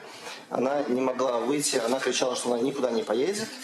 Как только она оказалась в машине и увидела впереди свой паспорт, она сразу же взяла свой паспорт и порвала его на много мелких кусочков. Эти кусочки она взяла и пожмякала и выкинула в окно неизвестным молодым людям, которые окружали машину. После этого она открыла окно и вышла через заднее окно задних дверей и пошла в сторону белорусской границы. Что, на ваш взгляд, сегодня происходит в Беларуси? Ну, Те, що відбувається і в Криму. Просто режим, який абсолютно однаковий, що білоруський, що російський, зачищає поле від інакомислячих. Ну, характер цих інакомислячих, звичайно, різний, тому що в Криму ми маємо справу з лояльними громадянами України. В Білорусі режим бореться зі своїми громадянами, але бореться тими ж самими методами. Масові репресії, залякування, гноблення. Ми пережили це під час останньої революції. Для нас всі ці прийоми зрозумілі, тобто системне залякування, системні утиски людей прокликані фактично припинити акції протесту, які відбуваються по країні. І ми бачимо, що особливо ретельно працюють з лідерами опозиції. Про це багато говорили, що у білоруського протесту немає одного лідера. Нічого, бачите, Лукашенко справляється із багатьма. Тобто когось викинули в Литву, насильно випхали, когось в Польщу, когось в Москву, когось спробували в Україну. Я дуже радий, до речі, що в Україні була реакція і міністра закордонних справ, і була реакція і заступника міністра внутрішніх справ про те, що ми назвали це речі своїми іменами, це провокації на кордоні. Тобто одна справа, що, звичайно, ми не можемо і не будемо залишатися німими, коли в сусідній країні настільки масово порушуються права людини. Ми будемо в силу можливостей, ресурсів не тільки виявляти солідарність, але й захищати цих людей. А інша справа, що, звичайно, ми не повинні дозволяти такі ганебні провокації на своєму кордоні, оскільки рано чи пізно така провокація може бути використана Білоруссю і для ускладнення двосторонніх відносин, для якихось уже силових операцій, для причин, скажімо так, або пред'явлення якихось претензій, або вторгнення на нашу територію. Тому дуже добре, що Україна відреагувала на це, відреагувала дипломатичним демаршем. Це правильно. Ми не повинні робити вигляд, що нічого не відбувається. Украина же еще пока не определилась. Мы признаем результаты выборов или не признаем? Дивіться, абсолютно точно Україна визначилася з тим, що в сусідній країні на виборах відбулися масові порушення, які не дозволяють встановити легітимний результат. Ми маємо в зв'язку з цим звернення і усні заяви нашого президента про те, що він вважає, що у цих умовах, звичайно, було б краще проведення виборів. Це ніщо інше, як м'яка форма заяви про невизнання. Тобто є невизнання виборчого процесу як такий, що дозволяє провести вибори, дозволяє встановити результати. І є заяви, тільки вони сформульовані в український спосіб, враховуючи, що в нас є теж якісь свої інтереси в Білорусі, і ми якісь фрази ми намагаємось вимовляти більш дипломатично. Але сумніву у позиції України не залишає ні в кого. В тому числі ви можете по заявам Лукашенка почути, що він цілком зрозумів правильно позицію України. І він дуже розгніваний, і він дуже розчарований. Він вважав, що ми чомусь повинні закривати очі на те, що він робить своїм народом. Беларусь с нами сейчас на прямой связи. Олена Живоглот, активістка товариства «Чесні люди» з нами зараз на прямому зв'язку. Вітаю вас, пані Олено. Добрый день. Расскажите последние новости, что у вас там сейчас происходит. Нам стало известно, что сейчас Колесниковой шьют статью «Госизмена». Расскажите подробнее. Все так. Честно говоря, о том, что шьют Колесниковой, мы тоже узнаем из новостей. То есть нет никакой прямой связи с нами сейчас, нам не сообщают в прямом порядке. Поэтому, в принципе, мы наблюдаем точно так же из медиа, какая информация вываливается. Важный момент. Я не сотрудник штаба Бабарика, либо партии, либо Координационного совета. Я представляю не политическую организацию «Честные люди». Это сообщество волонтерское, которое имело перед собой задачу обеспечить прозрачность подсчета выборов, подготовить независимых наблюдателей. Собственно, перед выборами мы выехали в Украину для того, чтобы подготовить отчет о фальсификациях. Мы его успешно подготовили, опубликовали. Ну и сейчас возвращаться, не сейчас, а ранее, через 5 дней после выборов, мы поняли, что уже небезопасно, наверное, так. А где Марк Захаров? Сегодня стало известно, что он перестал выходить на связь. Есть какая-то информация? К сожалению, у меня лично нет, и последние 2 часа не обновляла статус. Возможно, она появилась, но не могу прокомментировать. Как бы вы вообще в целом прокомментировали ситуацию сегодня в Беларуси? Уже почти скоро будет месяц, как люди традиционные каждое воскресенье не только выходят на протестные акции. Чего вы ждете, чего требуете? Только по поводу последней ремарки. Максим Знак, возможно, вы хотели упомянуть про Максима Знака, но не уверена, да? Правильно ли записали фамилию? Да, извините. Да, о Максиме Знаке. О Максиме Знаке на текущий момент тоже информации нет. Максим Знак, представитель Координационного совета.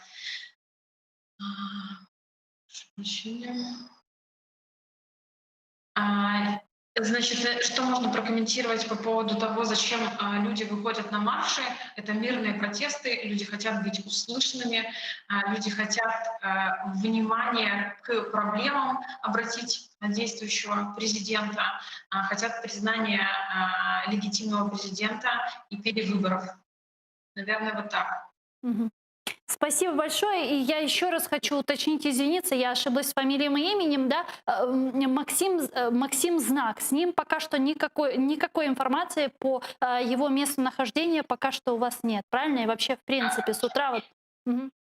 С утра он исчез, да, в штабе Виктора Бабарика, где Координационный совет находился, представители. Его забрали, телефон отключен. Сейчас мы не знаем, что происходит. В момент информации у меня последний час. Не обновляла ее, сразу к вам вышла на созвон.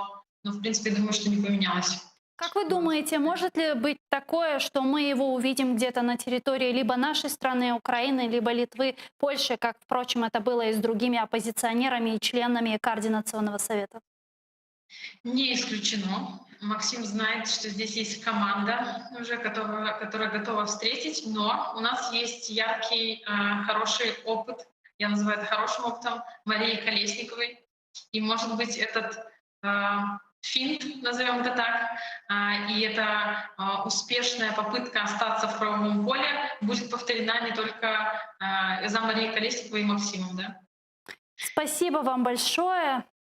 Олена Живоглот, активістка товариства «Чесні люди», була з нами на прямому зв'язку прямо из Минска. Спасибо, благодарю. Вот у нас буквально остается 3-4 минутки до завершения нашего эфира. Вот как вы думаете, удастся ли Лукашенко сохраниться на посту президента Беларуси? Как будет действовать в данном случае Путин?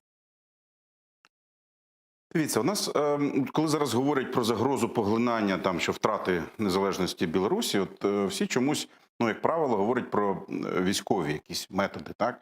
Насправді ми бачимо, що гібридна анексія Білорусі вже розпочалась. Це, скажімо, ця армія, яких висадили телевізійників, які вже, скажімо, так розумію, як штрейкбрехери там десь заміняють або вчать білорусів, які погано вміють брехати своєму народу. Значить, вони зараз їх вчать, як це робити краще. Це якісь радники, яких, я так розумію, висадили в силові структури і так далі. Тобто, це до того, що присутність Росії і так величезна. Росія через бізнес контролює величезну частину економіки, через, скажімо, ціни на газ, на нафту контролює величезну. Фактично все в Білорусі контролює Російська Федерація. Тому от у цих невійськових формах анексія вже розпочалась. І саме оце не дає мені підстави прогнозувати, що Лукашенко збережеться. Він, теоретично, у нього є можливість розправитися зі своїм народом. Це, трохи вже, мені здається, сошедший з ума немолодий чоловік, в якого, рука підніметься придушувати, пускати кров просто безневинним людям. Він це вже робив, власне кажучи, і його пси всі ці відчули запах крові. І люди, звичайно, оскільки протест продовжується, і ми пам'ятаємо, як у нас це відбувалось, так, місяць можна ходити, стрибати, співати і так далі, а далі, накоплюється злоба, і злоба іноді пов'язана з цим відчуттям того, що ти не бачиш без виходу, так, і все це відчувають зараз білоруси, тому там можуть бути достатньо, на жаль, не можна відкинути можливість якихось кривавих сценаріїв, які дозволять подавити чи в страху, чи в крові це повстання народне, але от уже у формі, навіть у тій напівнезалежного диктатора президентом, який він був до виборів, він уже не залишиться. Навіть якщо він номінально зберігатиме ще якийсь час посаду, фактично процес поглинання Білорусі не просто почався, він почався давно. Він зараз вступив у завершальну стадію, яка буде тривати стільки, скільки це буде росіянам потрібно, а не Лукашенку. А росіяни будуть прораховуватися, звичайно, там і з точки зору міжнародної реакції, і з точки зору своєї економіки, і так далі, і так далі, і так далі. Але, ну, ось Лукашенко не збережеться в тому вигляді. Я це спеціально кажу, тому що в Україні дуже багато оглядачів, я хочу на цьому наголосити, підкреслюють, от нам би було б вигідніше, щоб Лукашенко залишився. Ні. Я думаю, що це один з найгірших варіантів. Спасибо большое. Богдан Еременко, народный депутат Украины, фракция «Слуга народа», был гостем нашей студии. Но я вынуждена завершать, к сожалению, информационно-аналитическую программу «Бугуня». Но не отключайтесь. Буквально через 5 минут эфир телеканала АТР продолжает программа «Прайм» с Айдаром Муждабаевым. Коршкинчик.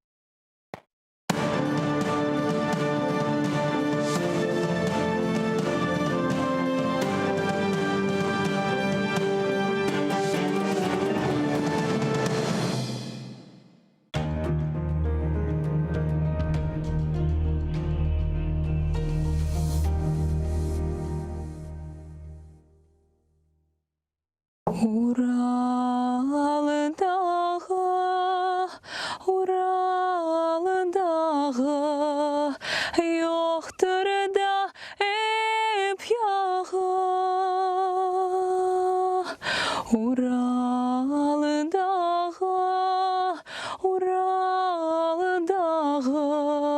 yoxturda ep yağı. Şuharımdan taş toprağı, yüreğim yağı. Şuharımdan taş toprağı, yüreğim yağı. Yansın da yansın, Ural'da yansın, yansın da kul olsun. Yansın da yansın, Ural'da yansın, yansın da kul olsun. Bıznaharımdan çıkargana gözlerim kör olsun. Bıznaharımdan çıkargana gözlerim kör olsun. Huvanım anas sas yavrular Tatar'ın malına. Huvanım anas sas yavrular Tatar'ın malına. Bas haytırmaz söz ketersiz Ural'ın dağına. Bas haytırmaz söz ketersiz Ural'ın dağına.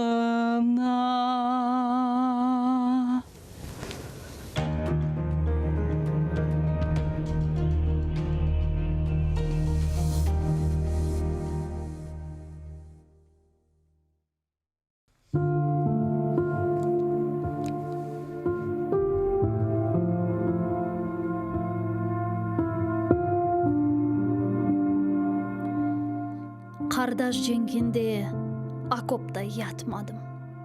Тушмедім бараққа аяқсыз олып. Чоқ сорсан мен да винтовка тұтмадым. Боранлы кежеде сынырда қалып. Жоқ, мен не дедім? Яңылдым. Фортуна мана да діңлетті сөзіні. Штаны парлақ бір бала едім, сыныфым мана да танытты өзіні. Топрақны белледім, еследім уфуқны, білекні чермедім, чықтым мен күрешке. Қаранлық, хор дамда чырпынған анамны. Азаптан алдым да кетірдім күнешке. Işık çün doğuştum, şehirde, koyde, güneşten kuç aldı şiddetli sözlerim. İsteyim er yerde bir alev doğursun, keniş yol izlegen karuvlu gözlerim. Sevmeyim sürmeli koz için kabakta, kadeler parlap da ayeng buzmaqны. Ağlavuk lirika peşinden çuvurup, kulkunçlu, perişan şiirler yazmaqны. Dostlarım okusun, sevsinler meni. Olarga baxşıştır tizilgen satırım. Men işçi, emektar, koyluge işanıp, alevli şiirçim peromni batırdım.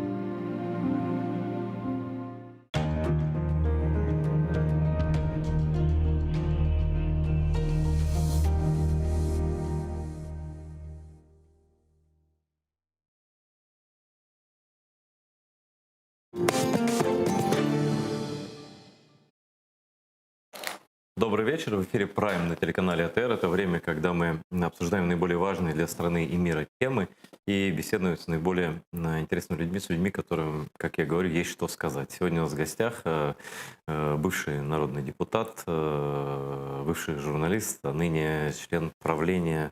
Нет, заместитель генерального директора, да, концерна «Укроборонпром» Мустафа Наим. Салям алейкум. Добрый вечер. Есть много о чем поговорить. И, конечно, я бы хотел начать именно с той мотивации, с которой я так тебя год не видел, и не мог спросить у тебя, зачем ты пошел работать в компанию «Укроборонпром». Вот, наконец, у меня появилась возможность публично тебя об этом спросить, потому что говорили, кто-то за деньгами пошел, я в такую мотивацию с своей стороны не верю, поэтому рассказывай все как есть, и год тоже там, да? Ну, на самом деле, когда я уходил еще из парламента, у меня было четкое желание работать в исполнительной власти. Дело в том, что пока мы работали в парламенте, было очень сложно добиваться каких-то результатов, и тем более, что это коллективный орган и достаточно медленный. При этом у меня был опыт работы в исполнительной власти, когда мы создавали патрульную полицию. И для меня было четкое понимание, что я больше не хочу в парламент, не хочу в эту политическую суету, и на самом деле она очень токсичная и непродуктивная, как мне кажется, в нашей стране. Что касается «Укроборонпрома», то это такая концентрация всего того, что делал в своей жизни. Это касается... У меня уже на тот момент было юридическое образование. У меня было четкое понимание, как работают государственные машины, как работают политические органы. И, очевидно, я понимал, что такое коммуникация и в сфере государственного управления, и в сфере медийном, как это положено.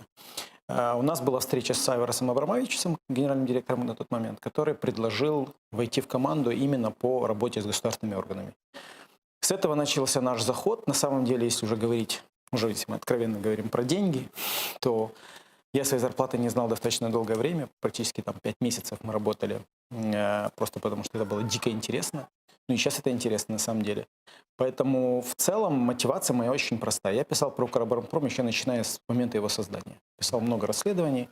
Ну и вы помните, что «Укроборонпром» был одним из таких кричащих примеров и коррупции, и недореформированности, и непрозрачности, и неэффективного управления. Поэтому для меня это был большой опыт работать с менеджерами и в государственном управлении. Я считаю, что это такой большой шанс в жизни. И доказать, что ты до этого приобретал опыт не просто так.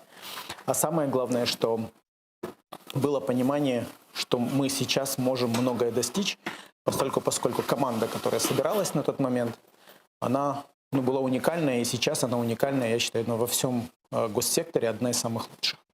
И в этом смысле для меня мотивация была достичь какого-то результата конкретно для этой компании.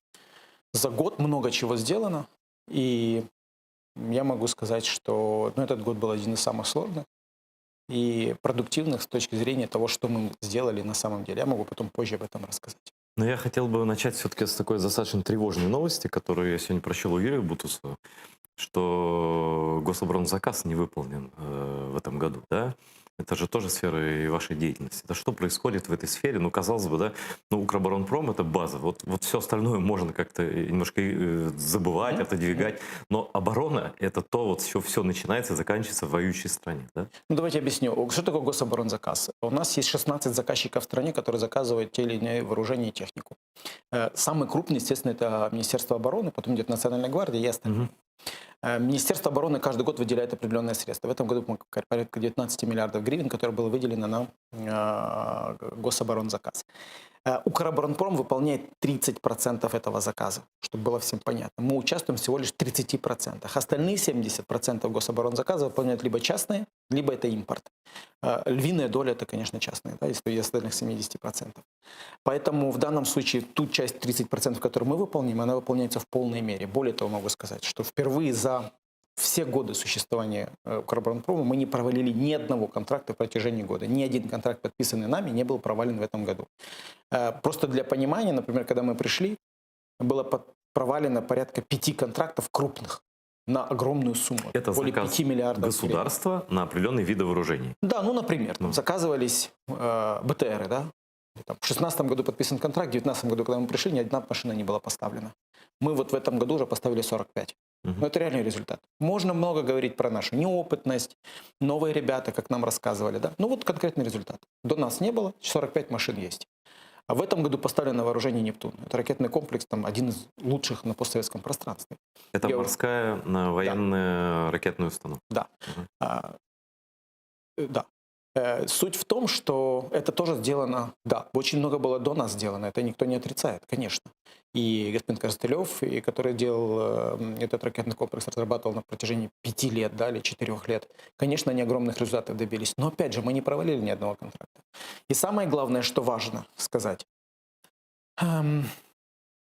мы даже все в своей дискуссии сейчас вокруг оборонпрома, да, и мы сейчас будем разговаривать, все разговаривают, сейчас говорят о реформировании концерна, о том, что сделано, какие вооружения поставлены. Давайте вспомним, в каком мы жили контексте год назад, когда это были там чьи-то сыновья, кумовья, друзья и постоянная коррупция на коррупции. Сейчас, если посмотреть поле, нет ни одного уголовного производства за последний год, которое было возбуждено. Ты утверждаешь, вот по результатам работы, ну, не только тебя, но команды всей, да, не тебя в качестве замдиректора, что коррупционных схем просто нет в этой государственной. Давайте разделим. Есть, например, контракты, которые заключены были до нас. Вот недавно была история про то, что мы якобы привезли в Украину БТРы Пашинского. Помните, такая громкая история была. Но есть инерционная система, очень простая. Если подписан контракт, и мы уплатили уже деньги, мы не можем забрать. Понятно, да. То есть какие-то схемы, конечно, продолжают, наверное, существовать. Мы где-то перекрываем, где-то закрываем. За наше время, вот за это время, мы подали порядка 20 материалов уголовных производств. Я просто напомню, за все время существования концерна было 85. Мы подали 20. Это инициативно от нас, уголовных производств, по действующим контрактам бывших или там нынешних руководителей. За этот год по отношению к нашей команде нет ни одного уголовного производства. При том, что я не могу сказать, что у нас дружественные отношения там, со всеми полем. Да? Есть постоянное наблюдение. Это сфера, в которой все дико пронизано и спецслужбами, и правоохранительными органами. Еще раз, нет ни уголовного производства, ни одного. Это тоже результат. Да, это не тем, что надо хвалиться, что мы не воруем, да? Но мы это сделали нормой. Мы это сделали нормой. Вот, собственно, и все. А скажи мне, пожалуйста, ну ты как и журналист в свое время расследованием занимался и так далее. Вот этот известный кейс Свинарчуков, условно говоря, да, который журналист Денис Бигус прямо перед выборами подал как сенсацию. И это сильно повлияло на результаты выборов. Да. Это было действительно политическое сильное влияние, да. Прошло 1,5 года, да, и ничего. Давайте я объясню. Смотрите, мы когда пришли в концерн, у нас было два огромных вызова. Первое – это что делать с производством, и второе – что делать вот с коррупционным прошлым, которое есть. Мы для себя сознательно приняли решение. Догонять бывших – это работа правоохранительных органов. Они должны расследовать, они должны показывать результат, сажать, не сажать, оправдывать и так далее. Я просто очень важный момент. Поэтому, когда мы говорим, что ничего нет, да, действительно, спросите, вот как человек, который занимается тем, что мы коммуницируем с госорганами, это мой профиль, самая главная моя работа. Я недоволен тем, как работают правоохранительные органы в этой сфере. Я не хочу называть фамилии там, людей, которых нужно сажать или не нужно сажать. Пусть они решают. Но я недоволен. Более того, некоторые уголовные производства закрылись сейчас уже. Есть по активам закрытое уголовное дело, где мы сейчас пытаемся доказать, что мы потерпевшая сторона. Я недоволен. Но если вы меня спросите, имело ли место на тот момент те процессы, о которых описывал Бигус, конечно, да. Конечно, да. Конечно, было политическое влияние на оборонную систему. Конечно, были назначенцы, люди, которые были друзья кумовья и так далее. Опять же, без фамилий, но это очевидная история. Она доказана просто документально, даже теми документами, которые видим мы. То есть, когда, например, идет государственный завод, изготавливает какие-то изделия, и рядом возникает частный завод. Мы входим на тендер. И мы видели по документам, что наш завод в цене не ограничивает, то, чтобы у нас была высокая цена, а частную компанию ставит ниже цену, при том, что она не прошла испытания. Выпускать, например, снаряды, которые взрываются при вылете из ствола. Это как? Мы говорим, а где материалы испытаний? Говорят, вы знаете, они как-то отдельно прошли мимо вас. И они попадают в оборонный заказ, а продукция государственного предприятия, на которое мы с вами все потратили деньги, не попадает в гособоронный заказ. В итоге частная компания получает деньги, возможность развиваться, а государственное предприятие загибается. Вот реальная, которая есть ситуация. И по этому факту есть это завод «Артем», по которому есть уголовное производство. Тем не менее, продукции частных компаний продолжают оставаться в государственном оборонном заказе. Это как? Это же тоже вопрос правоохранительным органам. Поэтому я могу сказать первое. Мы недовольны тем, как это расследуется. Было действительно политическое влияние. Я считаю, что преступление, которое совершалось в отношении оборонного комплекса, не только за последние 5 лет или 6 лет, за всю историю нашей страны. Это самое страшное, что можно было сделать. Потому что в этой сфере был сконцентрирован огромный потенциал. И сейчас все еще есть огромный потенциал. И людей, и техники, и интеллектуальной собственности. И я скажу больше. Я как журналист, который скептически отношусь ко всему, что у нас происходит, относился, да, после прихода в Укроборонпроме, то, что я вижу внутри, огромная несправедливость, что коррупция в одной части этой сферы покрывает все остальное. А там огромное количество талантливых людей. Вот, смотри. Ты как бы перешел на другой, ну это не сторона баррикад, но на другую сторону Луны. Сторона да? задачи другая. Сторона да. задачи другая, да? Ты как журналист и сам занимался критикой, и все критиковали там, и я, наверное, тоже не без греха, за коррупцию, за все. Но выяснилось, что кроме коррупции где-то есть огромный потенциал. Но ты знаешь, это философский вопрос. Я объясню одну вещь. Когда мы пришли, к нам же тоже было вопросы. Вот, допустим, нас журналисты критикуют. И ко мне прибегали и говорили, вот ты же журналист, ну как? Вот ты же как, почему нас критикуют? Я скажу больше. Слава Богу, что в нашей стране есть критика. Если бы не было журналистов, если бы не было гражданского общества, поверьте мне, львиная доля того, что мы видим результатов, не было бы в стране. Потому что именно они, во-первых, держат нас в тонусе, а во-вторых, если ты прав. Вот мы, например, бывали ситуации, когда нас журналисты упрекали в том, что мы не делали. Да? Мы проявили беспрецедентную открытость. У нас была ситуация с броней. У нас БТРы, которые выпустили Харьковский бронетанковый завод вот по этому контракту, который был завален, где один из журналистов написал, что броня бракованная. Ну это же жесткое обвинение. Как поступали раньше?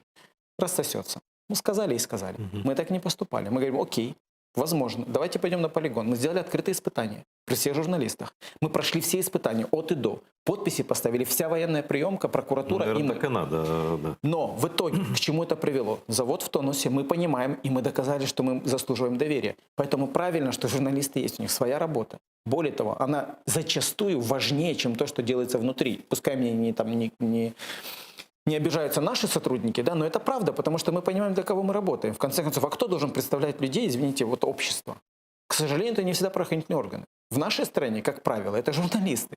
Они держат нас в большем тонусе, чем правоохранительные органы. Расскажи, пожалуйста, вот я думаю, что всем нашим зрителям до одного интересно, каким военно-промышленным потенциалом обладает Украина в сравнении, в масштабах, способны ли мы сами себя обеспечить всеми видами вооружений и так далее. Без государственных тайн, понятно, да? Но масштаб просто, это в какой стадии развития находится? Давайте исторически, да? Примерно 40% всей военной промышленности Советского Союза было в Украине. 40%. Но мы же знаем, какие годы были. Да, это огромный потенциал. Теперь смотрите. В мире, если вы посмотрите по рейтингу вооружений, многие изделия, там, это самолеты в том числе, истребители, это танковые изделия и так далее, они остаются в рейтинге на протяжении 30-40 лет. То есть то, что это было 30 лет назад, не значит, что плохо. Слушай, например, конечно, это же техника долго служит. Это долго служит, раз. Во-вторых, она постоянно модернизируется. Теперь говоря, возвращаясь к Украине, почему я говорю, почему эту цифру привел? Потому что это говорит о том, что у нас потенциал этот сохранился в виде конструкторской документации. А про потенциал я просто скажу одну цифру. У нас вот из всей нашей номенклатуры продукции примерно 30% мы продаем в Украину, 70% мы продаем за рубеж. Теперь вы прекрасно можете представить себе уровень конкуренции на внешних рынках вооружений, где заключены все спецслужбы, все органы, причем лоббируются на уровне государства. Что, к сожалению, какие страны мы продаем? Мы продаем, ну это понятно, это Ближний Восток. Да, это, я не могу называть эти страны, потому что это да, закрытая история. Но понятное дело, что мы продаем в те страны, где есть конфликты. Это очевидная история. Или те страны, которые готовятся к конфликтам, или страны, которые находятся в напряженных отношениях с соседями. Но у нас огромный, например, потенциал по ремонту. Вся советская техника, которая остается на всех этих странах, она требует ремоторизации, модернизации и мы так как далее. альтернатива А России. теперь скажите, вы теперь понимаете, с кем мы выходим на этих рынках? Это Российская Федерация в первую очередь. И тем не менее, еще раз, мы 70% продаем и ремонтов, и техники. Теперь возвращаясь уже к новейшую историю. Самой перспективной и самой богатой, я считаю, самой потенциалообразующей, да, для нашей компании является высокоточное вооружение. Это ракеты, боеприпасы. Так вот, в мире существует 6 стран, которые могут производить полноценно, самостоятельно, в полном цикле ракетные комплексы, например, крылатых ракет. Мы одна из этих стран. Об этом мало кто знает, но это правда.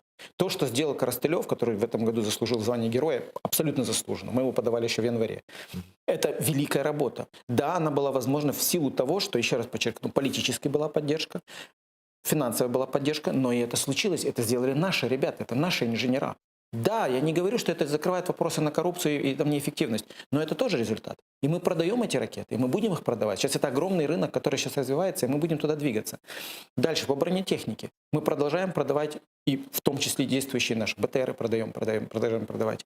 Я надеюсь, что в этом году у нас уже будет развязан вопрос с оплотом. Это наш самое большое достижение в бронетанковой сфере. Один из лучших танков в мире, кстати, оплот.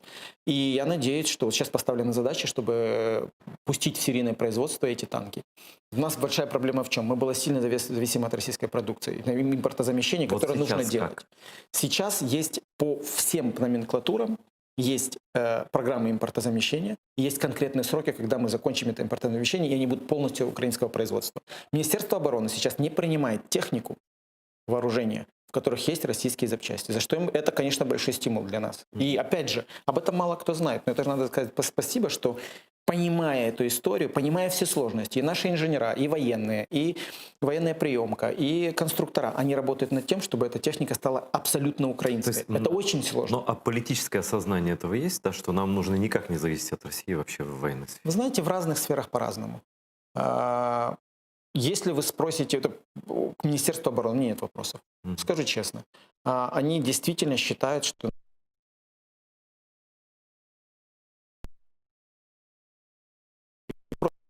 там, в каких-то непартнерских отношениях. Такие бывают моменты. Но в целом у них это есть понимание. Теперь, что касается наших конструкторов. У нас выхода нет. Если военная приемка не принимает нашу технику с российскими комплектующими, мы их не можем продавать. То есть это в принципе невозможно? Сейчас, на данный момент, весь курс и нашего концерна, и наших предприятий на то, чтобы максимально обойтись без российских комплектующих. Во многих изделиях это уже возможно. Во многих изделиях. А если где-то невозможно, это закупается через третьи страны? Это огромные проблемы. Вот сейчас, например, тот же танкоплот. Сейчас производятся 2 конструкторские работы, да, исследовательские конструкторские работы, по которым мы готовим документацию, чтобы это была украинская продукция. Но это занимает год, 2, 3. К 2023 году, я надеюсь, да, мы сможем это уже закрыть полностью, этот вопрос. Но да, какие-то части комплектующих есть на складах, какие-то мы можем закупать, какие-то закупаются по специальным программам с ведома государства. Да? По тайнам. Покупается, да. Понятное дело, что это неправильно, это рискованно, да, но это временные меры. Но, опять же, вот смотрите, год прошел. Нет ни одного же дела по контрабанде, что мы куда-то завезли кого-то, купили российские запчасти или продали что-то в Россию. Это пресечено полностью, назови мне максимально. срок, раз ты так внутри уже давно находишься, когда украинский военно-промышленный комплекс будет полностью независим от российских запчастей любых? Смотрите, это вопрос не только скорости разработки и работы инженеров, это вопрос финансирования. Я просто объясню. Например, есть какое-то изделие, которое нужно купить, там российские комплектующие. Для того, чтобы там это заменить, нужно, чтобы кто-то оплатил конструкторские работы. А для этого нужно эту технику закупить. Вот там, где закупается техника, это быстрее всего. Вот БТР у нас абсолютно без ничего. У нас на Антонова уже вы знаете, что есть уже первый произведенный полностью украинский самолет. Я думаю, что сейчас, если будет финансирование, я очень надеюсь, в этом году будут, я сейчас раскрою маленькую тайну, впервые за многие годы будет контракт на закупку отечественных самолетов для нужд Министерства обороны. Какого класса? Это Ан-178. Я думаю, надеюсь, что вот... Это грузовики? Это транспортные самолеты. Военно-транспортные самолеты. Да. То есть, ну, опять же, это вот когда будет, мы об этом огласим, мы ведем эти переговоры.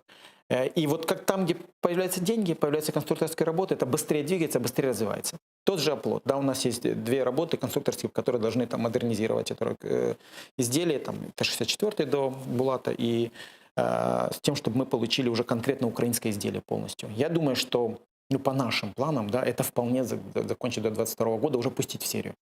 Возможно, даже раньше. Это зависит, опять же, То от есть года финансирования. 2 нам еще нужно, чтобы... Но только по этим изделиям. Да, по каким-то многим... Слушайте, ракетные, допустим, у нас технологии, да, высокоточные, полностью украинские. Там, где есть маленькие проблемы, они сейчас решаются. Это небольшие проблемы. Мустафа, у нас звонок в студию, наш прямой эфир. Здравствуйте, вы в эфире. Говорите, кто вы, откуда, и задавайте свой вопрос моему гостю Мустафе Наему.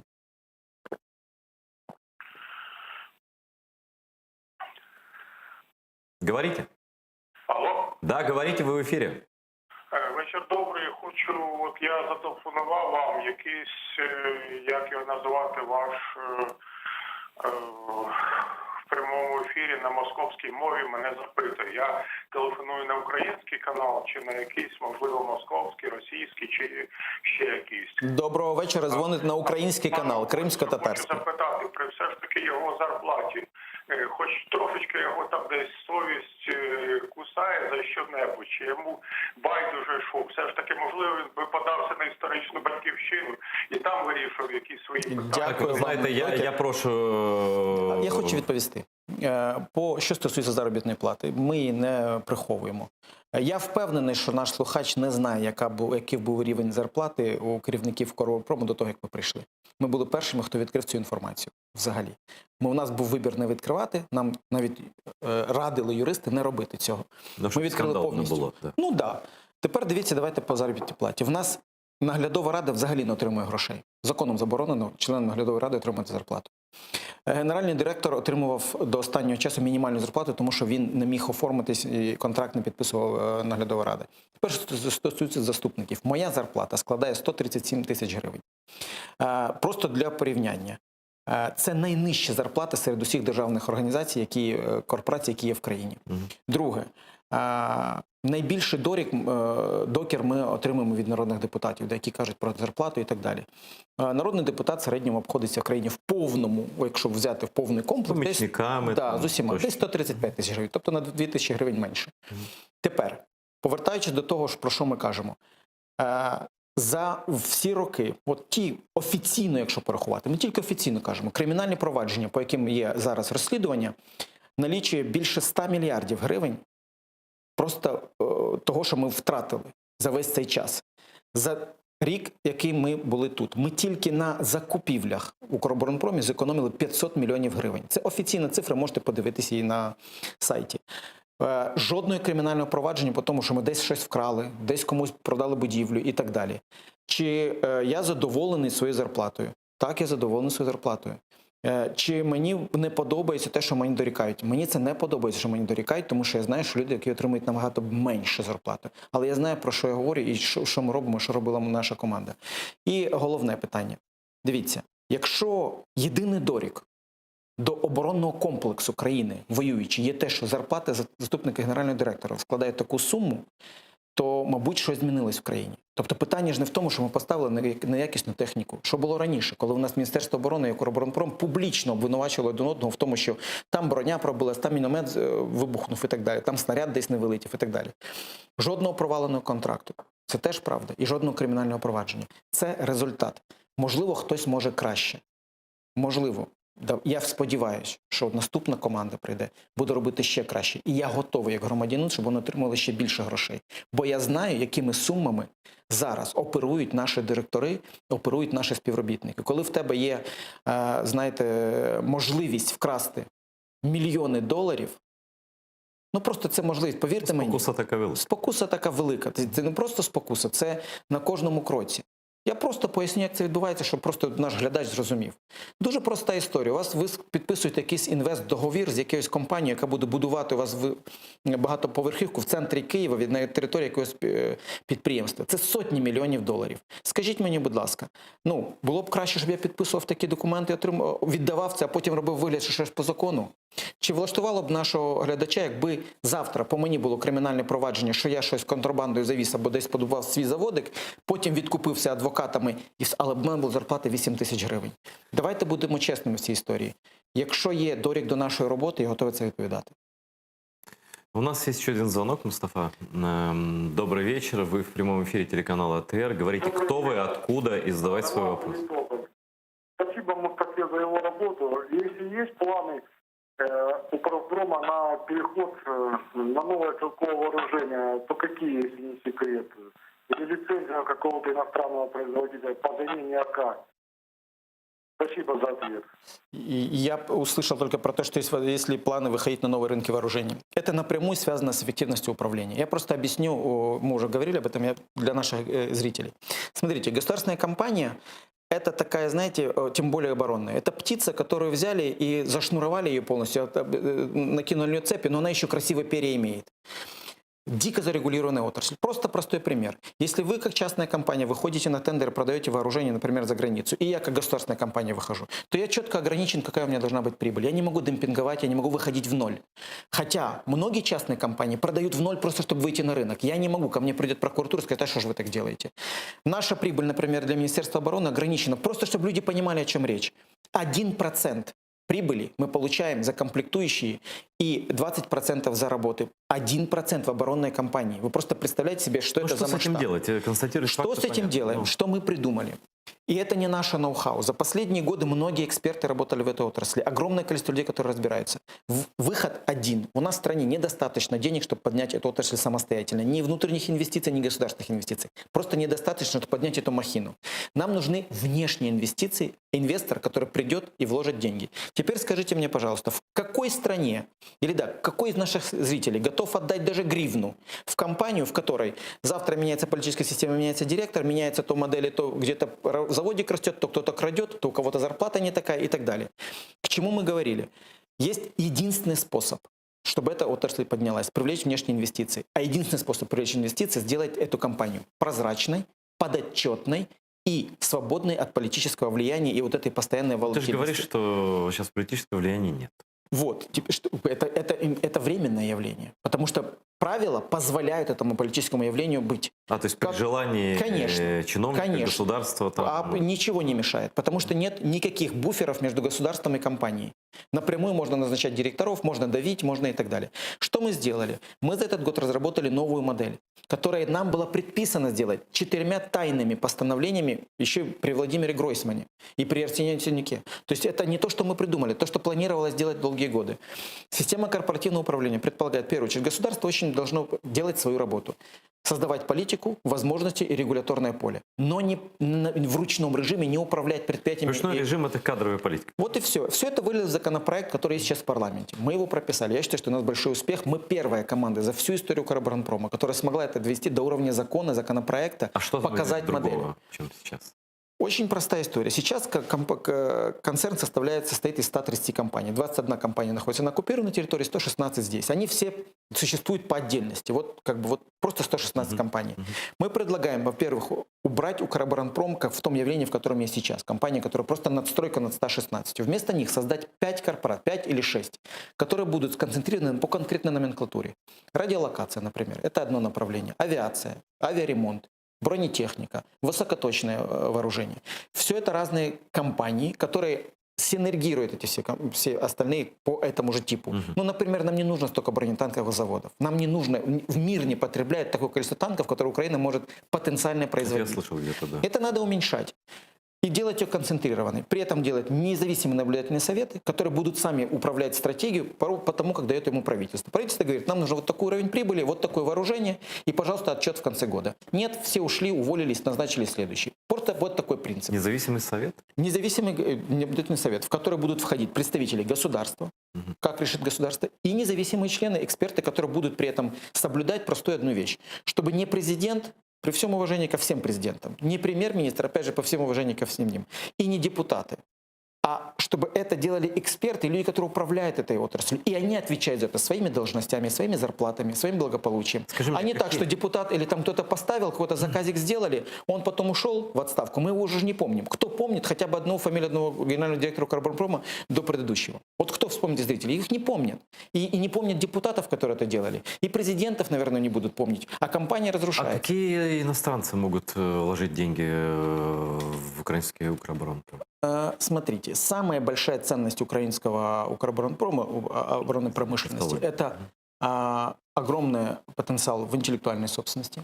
При всем том, что нам сейчас рассказывают, что все плохо, поверьте мне. Документация, которая есть в Украине, ну, история с Мотосичью — это прямой показатель. Да? То есть мы же понимаем, что покупают не металлолом, покупают конкретную интеллектуальную собственность и людей, которые могут производить. Это огромное. Второе — это люди, которые сейчас... Да, очень многие это люди, которые пожилого возраста, которые уже старые. Но есть очень много молодых людей, которые уже пришли и уже работают. Посмотрите на Антонова. У них есть большое количество новых сотрудников, конструкторов, молодых, которые работают. Вопрос. Какие иностранцы могут... Теперь какие иностранцы? Это те компании, которые имеют дело с этим бизнесом. В авиации мы знаем, что есть там международные компании. Я не буду их называть, потому что это не будет некрасиво. Но это большие бренды, которые заинтересованы, стоят у порога. Они это говорят, дайте нам... Да, западные, конечно. Дайте нам возможность инвестировать. Просто покажите прозрачную историю.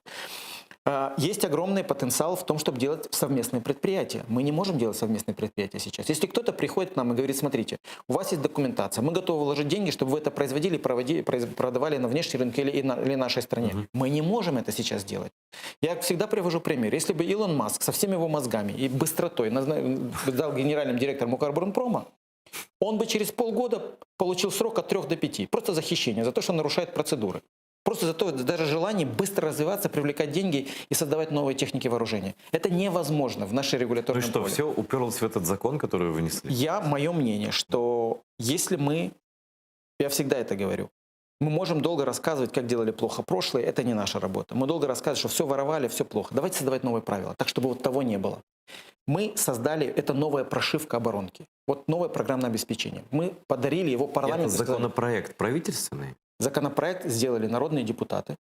Этот законопроект прошел утверждение нескольких министерств.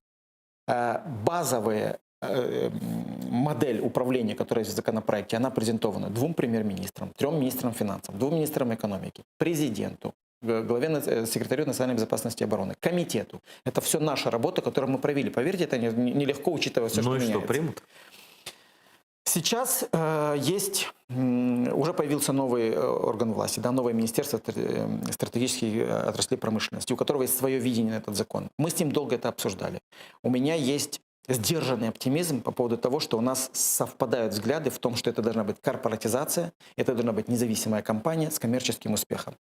Я думаю, что у нас есть шанс этот законопроект чуть-чуть доработать. Я очень надеюсь, что в этом году мы его просмотрим хотя бы в первом чтении.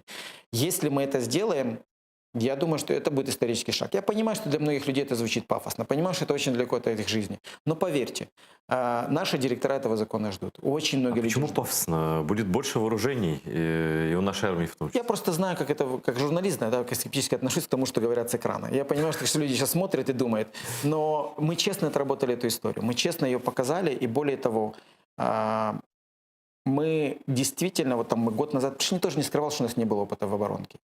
Но поверьте, для меня сейчас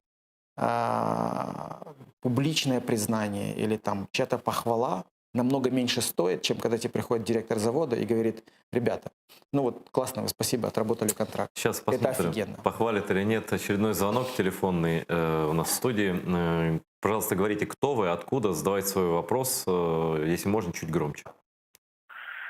Ще раз, Юрій, Київ. Я запитав все ж таки, я телефоную на український чи якийсь російський канал. Слухайте, давайте так, ми без тролінгу тут будемо працювати. Ми можемо українською мовою. Ми можемо українською, може, да, все. Ну, це просто... по-друге, я хочу зауважити, що на походження людини звертати увагу в етері телеканалу ОТР не може бути такого ніколи. И, кстати говоря, я это часто встречаю. Как ты реагируешь когда тебе говорят, убирайся в свой Афганистан? Честно говоря, никак не реагирую. Ну, я, во-первых... Привык уже просто. Ну, смотрите, тут же вопрос такой. Я знаю где моя родина, да, откуда я родился. Я понимаю, где я состоялся и благодаря кому. Это, конечно же, Украина. Но это факт обычный. И поэтому, ну да, если, опять же, после всего моей биографии, будучи журналистом, в публичной политике, депутатом и сейчас здесь, единственное, что мені можу дорікнути, це те, що я маю на це походження, значить я щось робив Ні, правильно. це позор, звісно. Ні, я вважаю, що це емоції, вони мають право на існування, але я завжди привожу такий приклад. Янукович був етнічним українцем. Пан Азаров був етнічним українцем. Я не кажу, що вони погані або добрі, просто скажіть. Ну, нормальна історія. Ні, вони погані. Ну, я просто кажу, щоб люди самі робили висновки. Це дуже проста історія. Потім іноді кажуть про ту саму мову. Да? Я поважаю українську мову більш того. Моя мова розмови на роботі – це українська мова, бо всі документи українською мовою, я виступаю українською мовою, у мене немає проблеми з українською мовою. Мене сильно говорять українською мовою. Тобто все нормально з українською мовою. Але чи є українська мова достатнім? Це необхідна історія, але чи вона достатня для того, щоб людина робила щось? Тому що ми багато дурнів знаємо, які дуже гарно, швидко висловлюються українською мовою, а це моя провина, що я почав розмову російською мовою, це тільки і виключно через те, що я швидше її розмовляю, я не перекладаю, розумієте, просто це швидше, це для глядачів зручніше просто. Це моя провина, і я за це беру на себе відповідальність. Просто мне быстрее так говорить, я понимаю, что так дежавее разговор будет. К сожалению, я пока так не знаю украинскую мову, как ты. Тобі звісно так. Что еще хотел сказать? Ну, понятно, что... Мне все равно было непонятно, почему у тебя так сменились амбиции. Ты человек, с которого, в принципе, должны открываться учебники истории. Ну, да, это говорить. Да. Учебники истории, новейшей истории Украины. Ты человек, который написал тот твит, который стал сигналом выйти на Майдан сотням тысяч людей. Это вообще перевернуло историю всю. Да? Ты был журналистом достаточно известным. Потом ты стал народным депутатом. Но опять, все это даже все меньше, чем та роль, которую ты сыграл тогда в революции достоинства. Да? И вот ты идешь работать чиновником. Вот, давайте будем проще. Политика и политический процесс должен иметь какую-то цель. К сожалению, у нас не было команды в парламенте. Так получилось. Ошибка была идти в парламент, не ошибка была. Разные люди по-разному. Я считаю, что это правильно. Я не считаю, что... Если честно, я сейчас, конечно, жалею о том, что не шел в первый год из работы. Лучше бы ты журналистом остался? Точно нет. Я безумно уважаю и люблю журналистов. Для меня это самое дорогое мое перед моей жизни. Но я правда хочу влиять на процессы напрямую. Понимая, что даже сейчас в моей работе, я думаю иногда, знаешь, чем я думаю? Я, например, читаю ленту новостей, и я думаю, что на меня больше влияет? Письмо от министерства или публичные тексты? Конечно, общественное мнение. Конечно, Украина так устроена. Да. И в этом плане, конечно, меньше влияния. Но опять же, это же, моя жизнь. Да, мне нравится видеть это в своих руках. Я думаю, что проблема любого журналиста, и это есть, это никто не делит. Любой журналист, наблюдая за процессом, иногда же ему хочется, типа, вот я бы сделал иначе, я бы сделал лучше. Ну почему же они такие тупые, почему же они такие неправильные, а что ж так? А тут вот тебе сказали, иди делай. Где-то получилось, где-то не получилось. Поэтому я жалею, что я не пошел из парламента в первый год работать. Туда же? Не ушел из парламента и не пошел работать в исполнительную власть. Была такая возможность. Нужно было, наверное, раньше. Но, с другой стороны, много чего бы не случилось. Я бы не участвовал во многих процессах.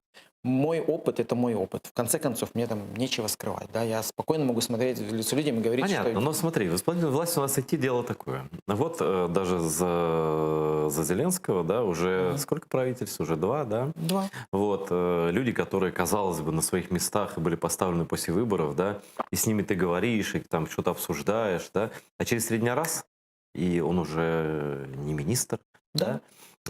Пошел бы ты в исполнительную власть, я уже почти не сомневаюсь, что тебя бы уже там не было, например. И тогда пошел бы, и сейчас бы пошел. Слушайте, это госслужба. Я просто хочу всем людям объяснить. И это нужно понимать. Это большая болезнь наших политиков и чиновников, которые приходят туда и думают, что это теперь навечно.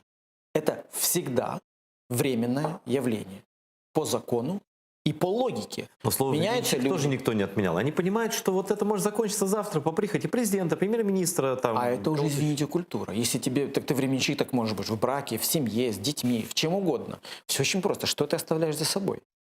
Если ты оставил за собой какой-то след нормальный, и тебе... Вот я понимаю, что мы сделали в парламенте. Да, немного, но там 3-5 вещей, которые я сделал, я точно знаю, что это моя работа. Вот как сейчас в Укрборонпроме. За год работы я же нигде не пиарюсь, не рассказываю, я не перестал об этом писать, потому что специфика работы. Но я точно знаю, и наши директора знают, и наши сотрудники знают, где конкретно я сделал ошибки, а где я конкретно сделал успех, и где я помог. И мне это важно. И это то, на что ты опираешься. Ты же опираешься не на то, что вот ты и завтра, и послезавтра депутат, и опять депутат, и потом ты чиновник, опять ты депутат. Для кого-то это действительно вот Но этот депутату наркотик в этом плане статуса. быть удобнее, потому что ты, Всегда, по крайней мере, конечно. точно знаешь срок, и нет точных критериев оценки твоей работы. Некоторые не ходят вообще. Как сказать депутат? Знаешь, что это такое дело, что заходя под купол, ты берешь на себя весь тот груз репутационный парламента, который был за все годы независимости. Вот мы зашли в парламент, мне через неделю уже бабушки говорили, это ж ты украл нашу пенсию. И как бы в их понимании ты представляешь институт. Точно так же, как мы в Укрборонпроме. Мы сейчас работаем, а нам говорит, парни, так это же вы нам не поставили технику. Говорим, подождите, контракт же до 2017 года. Он говорит, не-не-не, вы же сейчас там работаете, вы представляете институцию. Это преемственность, это нормально. Все, поэтому заходить в парламент, опять же, я не исключаю, что, возможно, когда-нибудь будет возврат в политику. Но есть еще момент материальный, я это честно не буду скрывать. В политике зарабатывать деньги сложно. Если ты это делаешь честно, зарабатывать сложно. Ну, тут не то, что даже не хочется, да, тут вопрос как бы нет желания просто оставлять за собой этот след и заниматься вот этими. Зачем тогда, да? Смысл тогда был туда идти? Мы же не так шли, у нас другой путь туда прихода, да? Мы приходили через какие-то сложные процессы, через какие-то репутационные вопросы, через какие-то ценности. И как бы пафосно ни звучало, да, мы заявляли, декларировали какие-то вещи. И у нас был приход в политику не карьерный, не так, что ты там всю жизнь мечтал стать, значит, главой ячейки, потом еще. Нет, это такой путь тоже есть. Революционный путь был у вас. Это был такой путь, поэтому не было желания там сидеть и зарабатывать. Ну и потом, когда ты всю жизнь это критикуешь, приходить, а потом это же самое делать, ну я себе такое не позволю. У некоторых получается. Сложно. У некоторых получается, но опять же, это некоторые. Им повезло больше, значит. Скажи мне, ты сказал слово «ошибка», а у меня это такая фишка, я наблюдаю за нашим политическим процессом, за нашими всякими элитами, там, политиками, министрами, партлидерами, любыми, да, депутатами. Я замечаю, что вообще нет традиции признавать своих ошибок никогда. Да, это самое Вот будет сидеть, вот сожмет зубы до крови, да, но никогда не скажет, что я в чем-то виноват, Да. что сделал неправильно. Это вот, большая у тебя есть такая культура признания? В чем ты был неправ или виноват за эти годы? Мне повезло тем, что я работал в журналистике. И я знаю, какая реакция у журналиста и общественности на человека, который не признает свою ошибку. Это реакция и эта ненависть к такому человеку намного больше, такого чем просто за ошибку. Говорят, да. Это первое. Второе. Пусть звучит это манипулятивно, даже не манипулятивно, цинично немного. Извинения приносят намного больше репутационной прибыли в будущем, чем непризнание своей ошибки. Это никто не понимает. Я скажу такую вещь. Я сейчас очень сильно глубоко изучаю теорию переговоров и теорию стратегических коммуникаций, потому что я в этом работаю. В Соединенных Штатах когда-то была разработана целая диссертация, исследование. Собрали все извинения всех компаний за многие годы и просто их семантически взяли и проанализировали, из чего они состоят. Так вот, самое важное и точное извинение — это не тогда, когда ты думаешь о себе и который работает, а ты тревожишь человека. Этот человек — это либо твой избиратель, твой клиент, твой партнер и так далее. Если ты искренне, тебе страшно, чтобы вот этот человек не ушел от тебя клиент, не отвернулся от тебя избиратель, и ты к нему искренне апеллируешь, признавая ошибку, это всегда сработало по всем исследованиям. Намного лучше в будущем репутационно, даже если ты ошибся. Потому что потом к тебе возвращается. Ты стал человеком, который уважает. Я это изучал уважение. этот момент еще давно, лет 25 назад в американских медиа. Там давно сказано, что если ты ошибся, скажи это прямо. Не закапывай. И признать ошибку, это у нас считается слабостью. Это такая, на самом деле, бандитская история. Почему? Да. Потому что это круговая порука. Да? Если ты извинился, значит, ты сдал. Тебя перестали уважать, ты перестал быть авторитетом. Не пацан. Да. К счастью, вот в нас в компании это культура, которая была с самого начала. И это благодарен я за это Айварасу, который с самого начала эту культуру нам задал. У нас, например, не принято в компании скрывать информацию. То есть у нас все люди на уровне, они обмениваются информацией. Нет такого интриг, корпоративных каких-то историй. И у нас была вся договоренность. Если мы ошиблись, Давайте подумаем, как это исправим, и выйдем это скажем. Давай не про компанию. Про компанию мы достаточно много уже поговорили. Ну, это моя работа. Ты не ответил на мой личный вопрос. Да. Какие у тебя были ошибки, в чем твоя вина была, в чем-то? Ну, так серьезно, за эти годы. В парламенте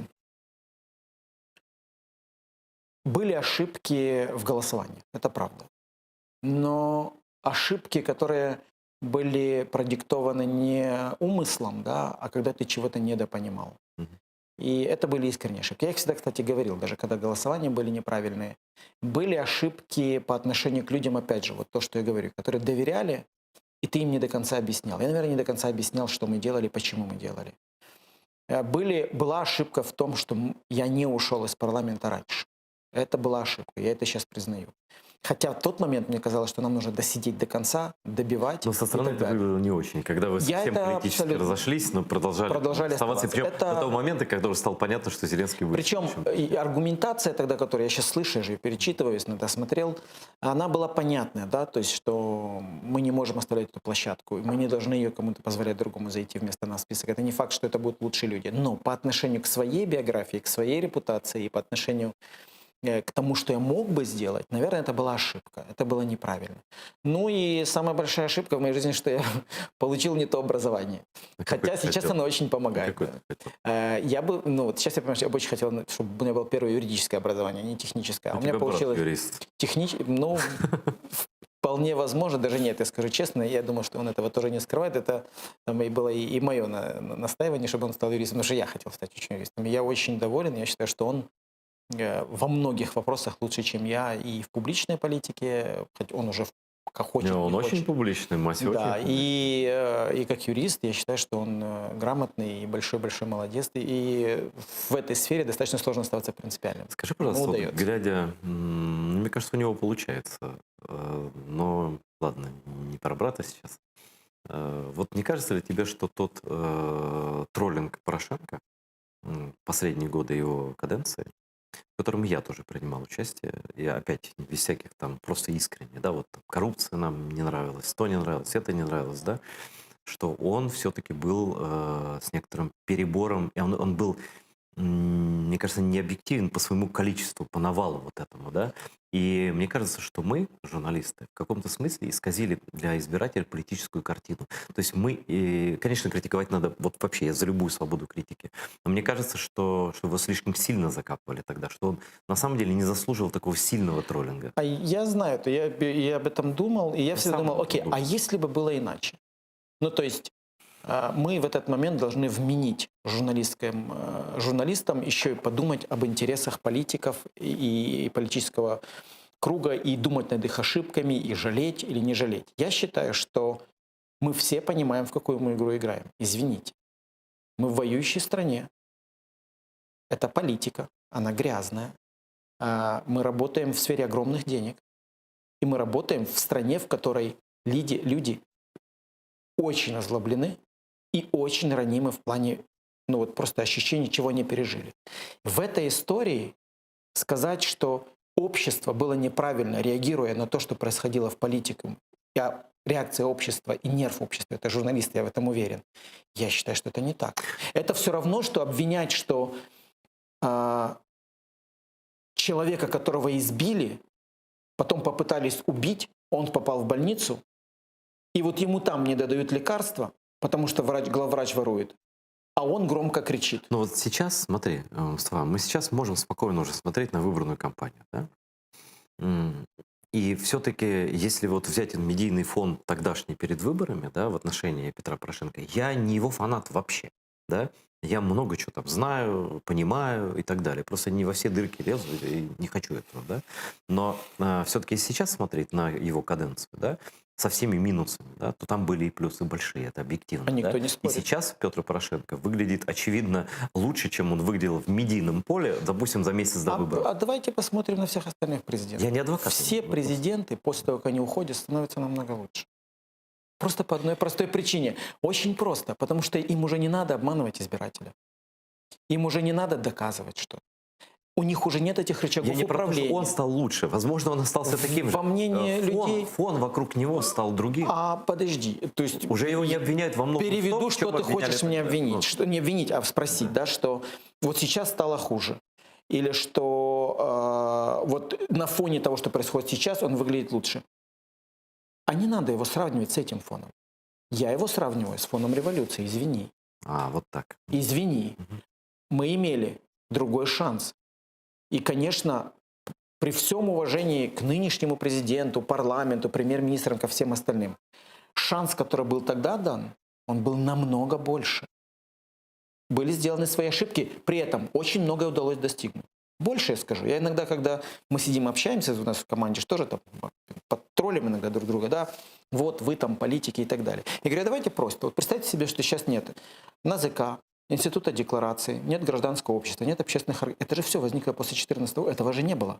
Вот без всего этого мы бы выжили, да мы бы шагу не сделали. Конечно. Нас бы уже закопали и с просто другой стороны, втихаря. нет судебной реформы. И сейчас она бьет всех С другой нас, стороны, и Петра да, Порошенко, да, в и том меня. числе. И я убежден, она еще и Зеленского ударит, потому что правоохранительные органы да. и судебная система – это наш бич. Более того, вам скажу, это действительно вот такая карма.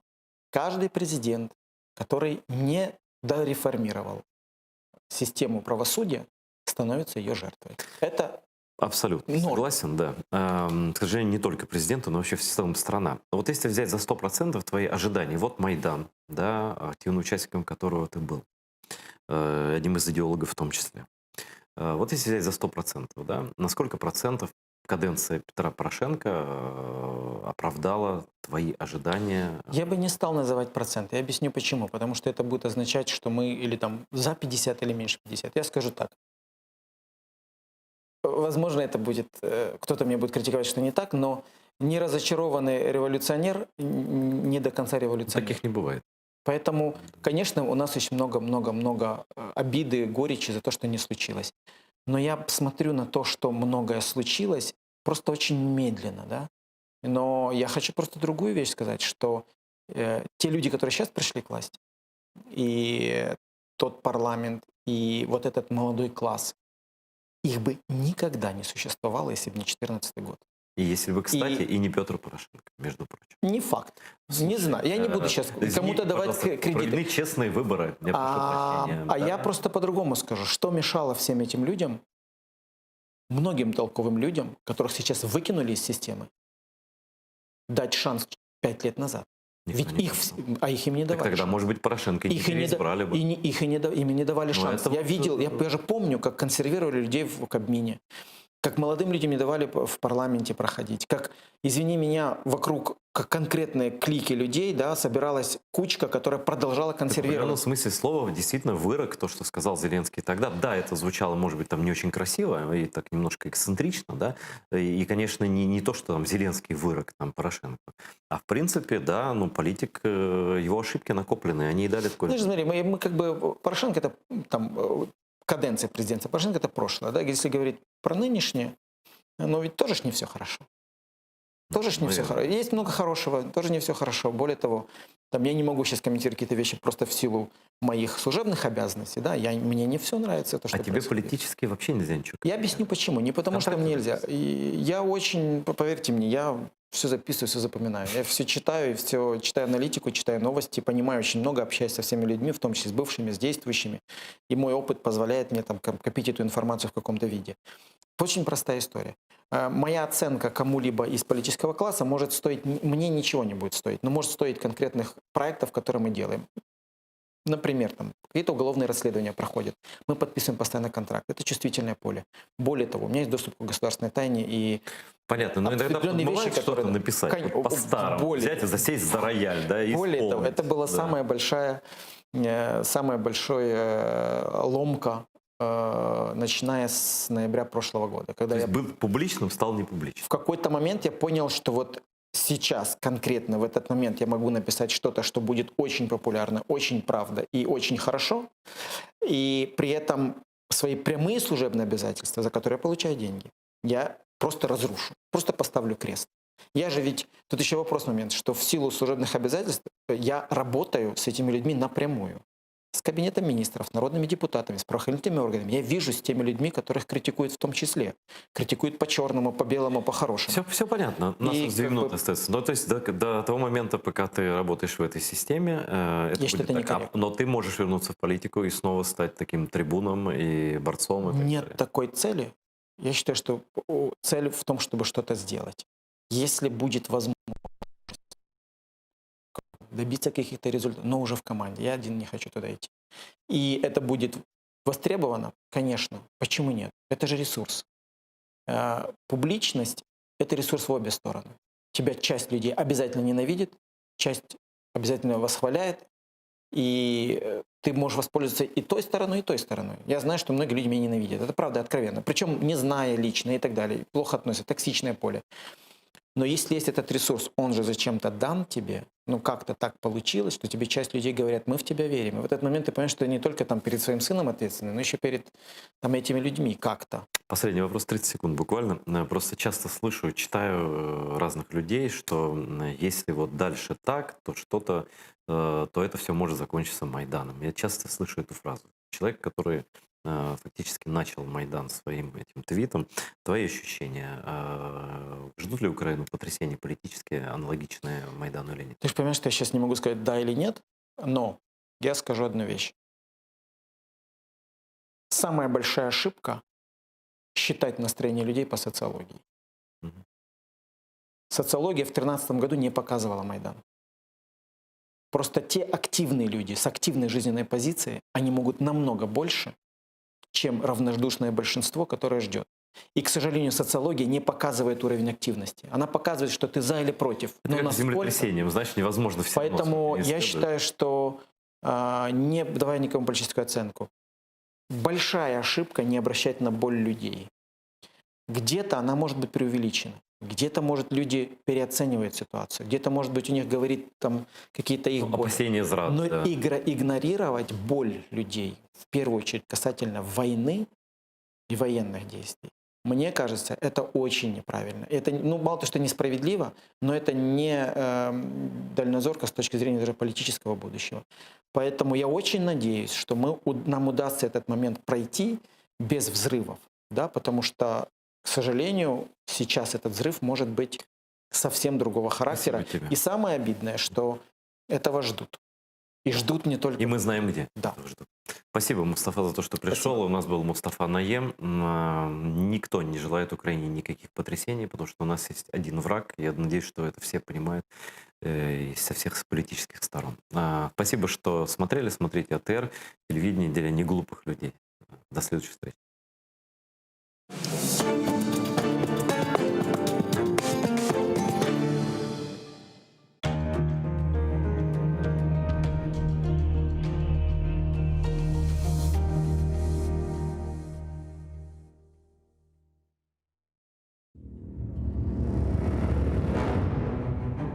Хаджи Герай Қырым ханлығыны тізгенде 29 yaşında еді. Тахминен 350 ел девамында Қырым ханлығы девлет оларақ үкім сүрді.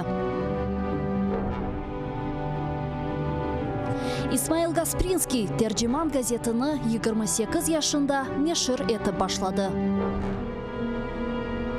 Номан Челебиджихан Қырым татар милли құрылтайны 33 yaşında тізді.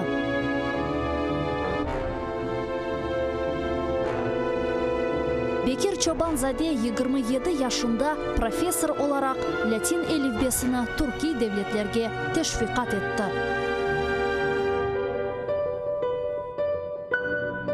Шайыр Амди Герайбай 29 yaşında milletçilikte qabatlanıp, Moskvada Butyrka hapisxanesinde vahşice öldürüldü.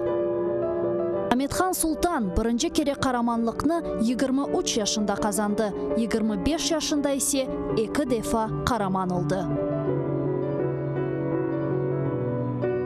Musa Mahmud 1978 senesi hakimiyetke qarşı isyan etip o'zini yaktı. Milli meşal oldu. Ayşe Setmuratova 27 yaşında adalet күрешіне кірішті ve bütün ömrünü Kırım Tatar milli hareketine bağışladı. Genç ve yaşlar, fedakarlık ve kahramanlık için күреш мейданы ачыктыр.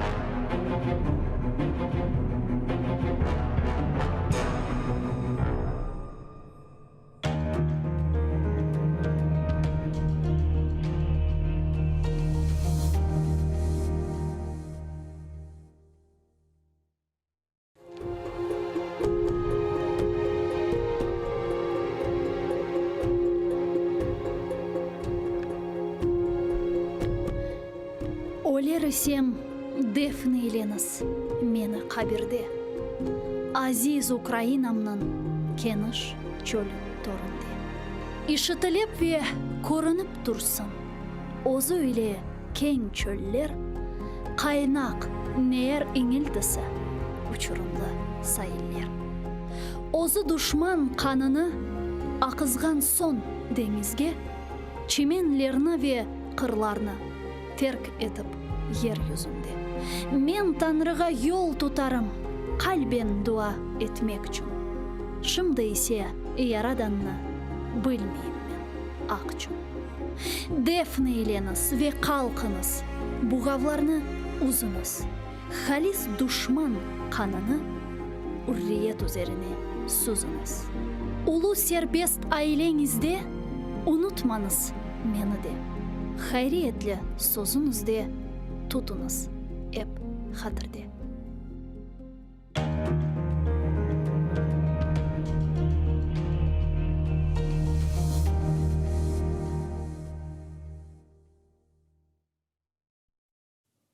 Қаралғачлар дуасы. Номан Челебиджиханын дүния бақшыны, Хаятимеваны аксеткен ве бұныңнен берабер сон дереже милли бір эсердір.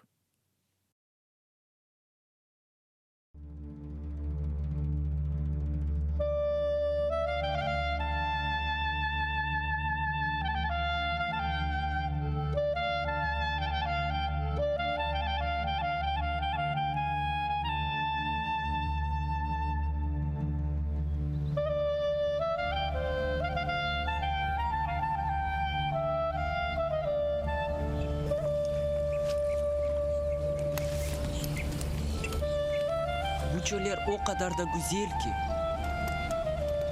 Bilesin mi Aktaş, hocam anlaşılmagan sözlerini öğretti.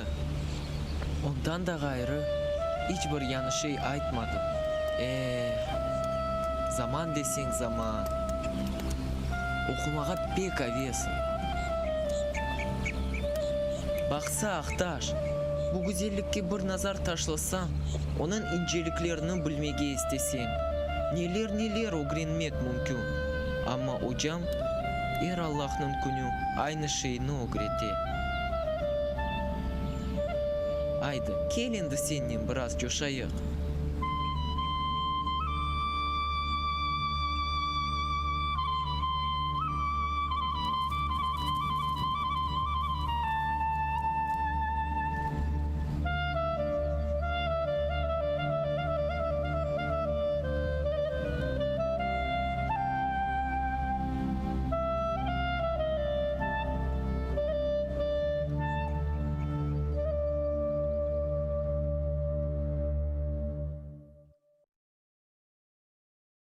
Он 19 asırdaki mekteplerde tek Kur'an dersleri verileydi.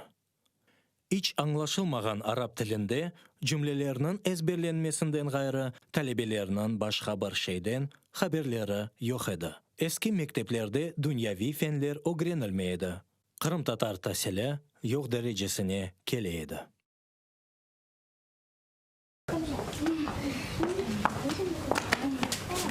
Sen bu dersini yapacaksın. Daha bilmiyorum. Ama okumağa hiç de istemiyorum.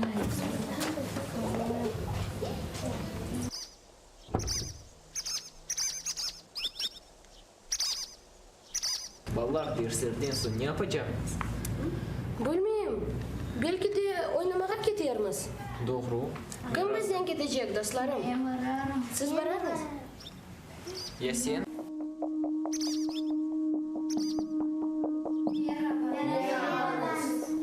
Merhabanız. Kana başlayımız. Tekrarlayımız. Mümkünne مؤمنات تائبات قانتات سائبات ve ebkara. Pek yaramay. Pek yaramay. Kayda bakasın. Hı? Daha bir kere başından tekrarlayımız. Başladık.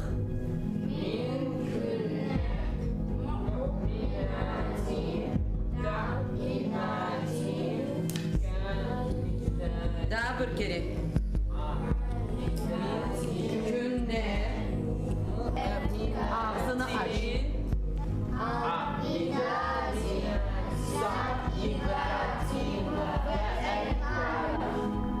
Bugünkü yeter. Sağ olun. Allah razı olsun.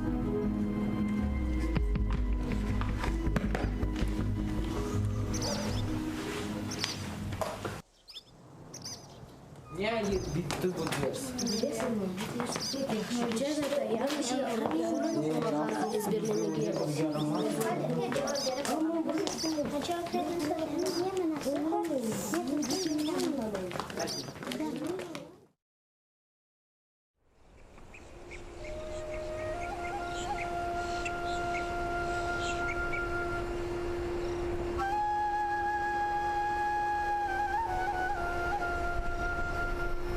Баллар, бүгін Алла қызмет етсе, ойлы бір незетлі отмей кашарым.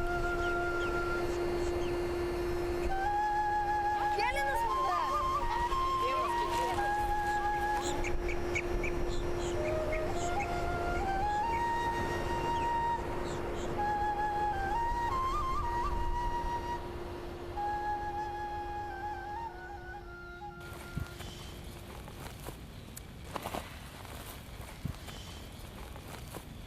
O kadar yorula, o kadar buldurasın bu mektepten.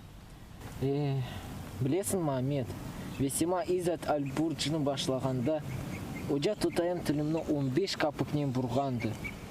Бұрғанда да бисмиллах оқымыш ол дей.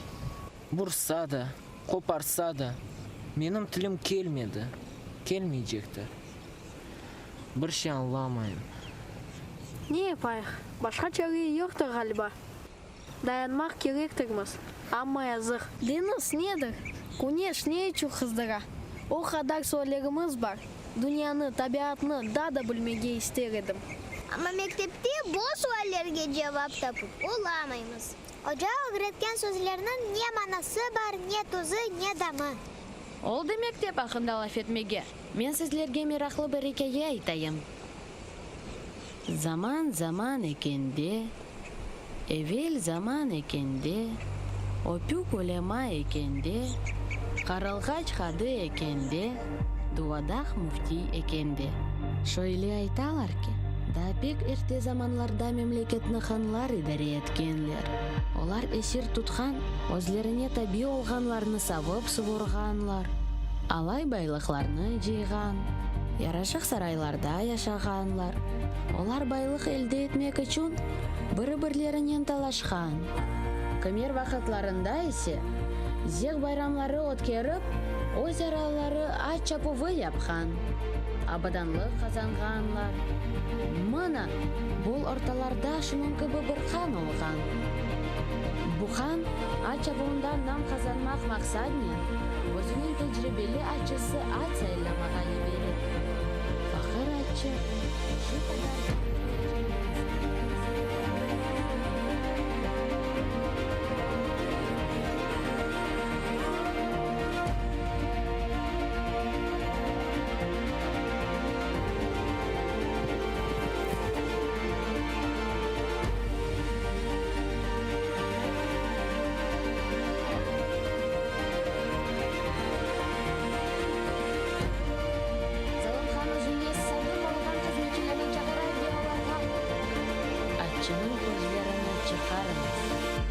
emir edi.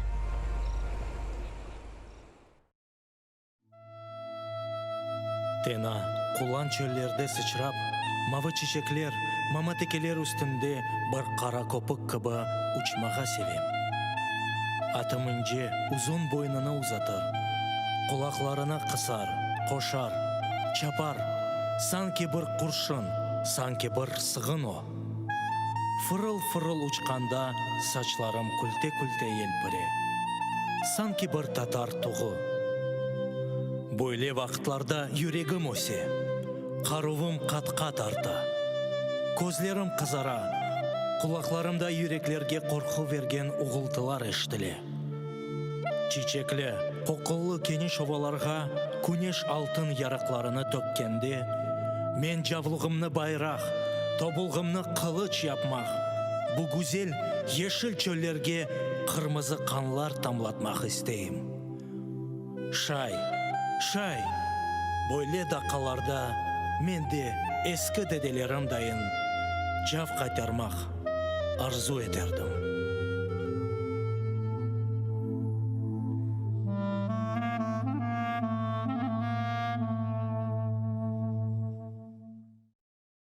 Он 19 асырынан соны, 20 асырынан башында яңа усул мектеплері пейда ола. Маариф инкишаф етмеге башлай. Ниайет дерсілік ве китаплар нешір олуна, география, эсап кыбы фенлер огретіле. Халк үшін яңа нефес ве имканлар ачыла. Осман, менің бабамның досы, мұна бұл мектепте ол жау олacak. Öyle. Yaxşı. Selam aleyküm ballar. Aleykümselam. Sabahlar hayır olsun. Nasılsınız? Yaxşısınız. Elbette yaxşı olacaksınız. Çünkü neyse sizin okullarınız başladı. Mektebiniz başlandı. Aslında mektep çağınız ömrünüzün en güzel devri. Ben sizlerge ilimnin kapılarını açacağım. Biz sizlerden bir çok faydalı ve meraklı bilgilerini elde edeceğiz ve başlayacağız biz serilerden ve kurelerden. Yer kuresi diğer serilerge bakanda pek farklı. Bu seride ayat var. Bazen ona kök seri deyler. Çünkü yerinin ekseriyeti suyla dolu. Alilerinin aytkanına göre yer 4,5 milyard yıl evvel peyda oldu.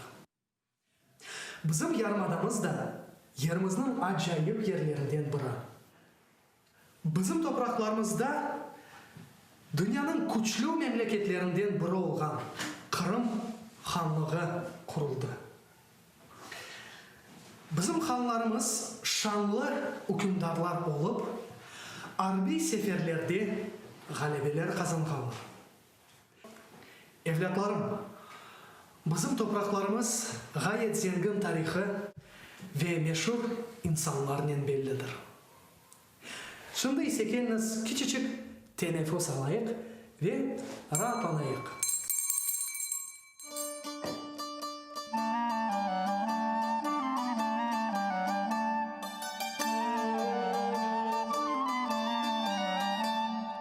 Kırım Hanlığı'nın birinci paytaxtı neydi? Yahya. Baksaray. Maşallah ama yanlış. Eski Kırım. Doğru.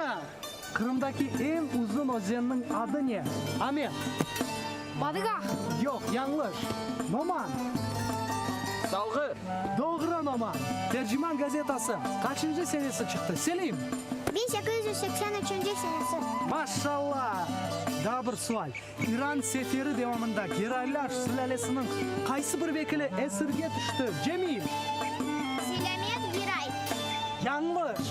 Yahya. Sahip Giray. Yanlış. Numan. Adil Giray. Vay maşallah oğluma. Aferin, aferin.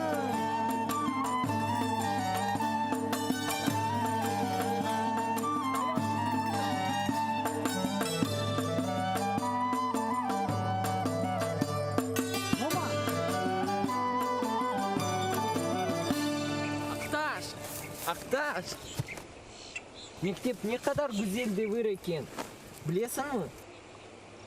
Dünyaya yan kelген балачықлар дайын. Ağzımızı açıp dinleyimiz. Etrafımızı öğrenemiz. Ne mükemmel dünya eкен.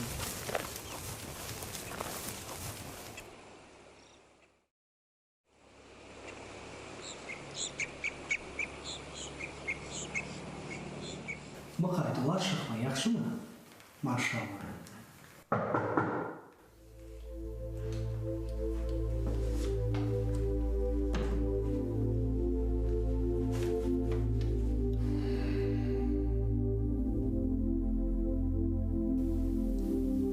Yapmanlarınız güzeldir belki.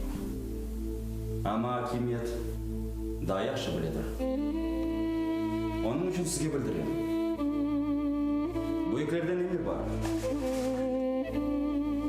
Hesap, tarih, coğrafya okutmak şart değil. Tatar tilinde okutulgan mektepler kapatılacak. Кырым татар тәсілінің инкишафына heralda хавлы көрген чара кемиеті чоққа бармай, яңа Кырым татар мектеплеріні қапатмаға башлады. Milli marifke тәзелік көрсеткен яңа усул мектеплері ясақ етілді.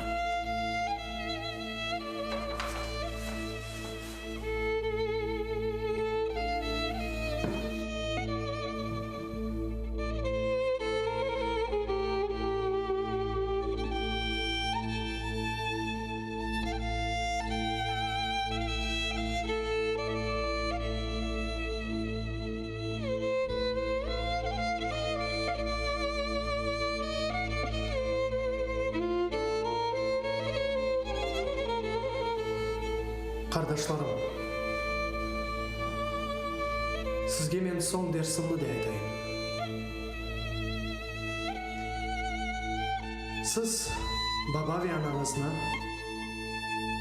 yaradanızı severseniz, Tatar tilini de seviniz.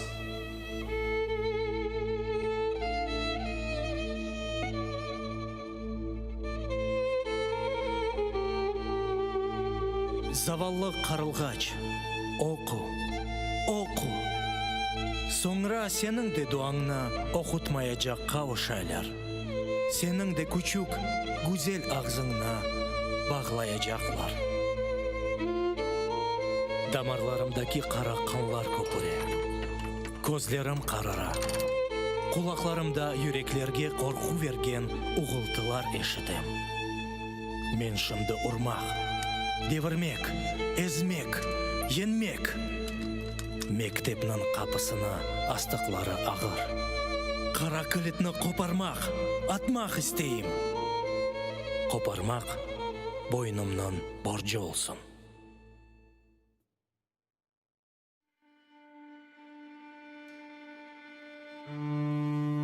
Karılgaçlar duası bu umut, istikbal duasıdır. Номан Челебиджи хан білге оғрында көреші еді ве өз антыны еріне кетірді. Оның ішіні енді біздер девам етмеліміз.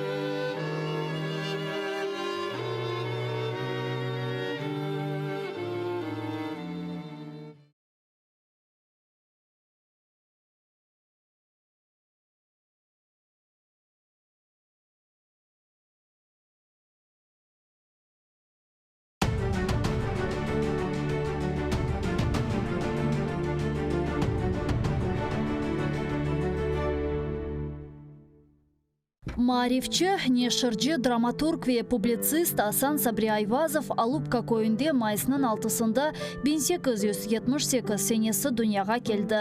О елке тасыны иптидаи мектепте алды. Медреседе оқыды. Медреседе оқуыны бітіріп, мектеплерде муалlimlik yaptı. Sonra bilgi seviyesini yükseltmek maksadıyla ketip, İstanbul ve Kair üniversitetlerinde tahsil aldı. Асан Сабри Айвазов çetel memleketlerden qaydıp kelgen son, başta Baku şehri шерінде нешіретілген Хаят адлы газетада муарир олып чалышты. Соңра Қарасу базар шерінде Абдурашид Медиев ile бераберлікте Ветан Хадимы намында газета чықардылар. Асан Сабри Айвазов Ветаны Қырымға авдет олған сон 1913 сенесінден башлап Қадими Бақчасырайда Исмаил Гаспралы тарафындан чықарылған Терджиман газетасында чалышы башлады. Исмаил Гаспралы 1914 сенесі вефат еткен. Соңра Асан Сабри Айвазов Терджиманның баш муарері олды. Соңра о Ахмеджит шерінде Миллет деп адландырылған газета нешір етті ве айны заманда Қырым Милли Құрылтай рейсі вазифесінде бұлынды. Асан Сабри Айвазов публицист олмақ ile бераберлікте әм язычы, әм драматург, әм де ажайып эдеби терджиман еді. Аннечігім нердесін, кел, неден bu алға қалдық, кебі беди есерлер ile бір сырада Иван Тургенев, Антон Чехов, Лев Толстой, Авропа эдебиятындан Кнут Гамсун, Ленгвили, кебі муэлифлерінің ишлеріні Қырым татар тіліне терджиме етті. Асан Сабри Айвазовның ижади өмір фаалиеті ғайет күрлеген вақытта о большевиклер тарафından репрессияға ұғырап 1938 сенесі апрелінің 17-сінде вақшыйжы өлдірілді. Асан Сабри Айвазовның «Неден буалға қалдық» пьесасындан күчік бір парча. Сейдбек, шымды біз не ішлейлім? Авропалыларның культурасы фенадыр дие жайыл мақалалым. Абдулислам, хайыр евладым. Хоша сим хоша. Азрети Фахири Каинат Эфендіміз саллаллаху алейхи веселлям бешіктен мезара қадар илім араңыз бұйырдықлары кебі, илім нереде олса да гидуп алыныз бұйырмыштыр. Авропалыларның илімі ве марифыны, финуни ве санайысыны алыныз. Ихтират ве кешфиетлеріні де огреніңіз. Милли мектеплерімізе соқыныз. Аналисаныңызға терджимейдіңіз. Бинаен алейх Авропая гидежеңізде бір-біріңізе лисаны милли бұлынур ісе, сізе бұйық бір силядыр. Әр ерде сызы селаметі чықарыр. Еліңізде исламиет лисан кебі бір құвет олур ісе, Авропаның атешы сызы яхамас. Мамафих не Франкистанның Парижі, не Алманияның Берліні, не де Ингілтерінің Лондрасы, не де Авропа майшеті миллет ве қавмиетіңізі ұныттырамыз. İşte bizim fikrimiz budur, evlatlarım.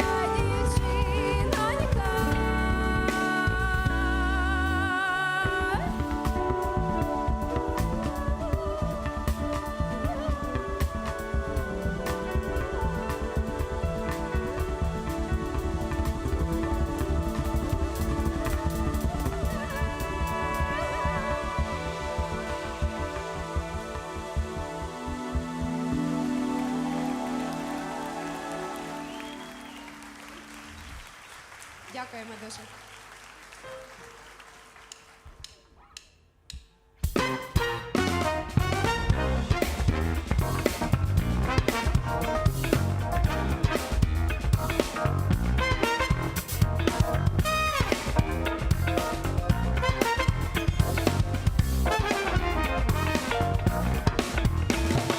Чом ти не прийшов?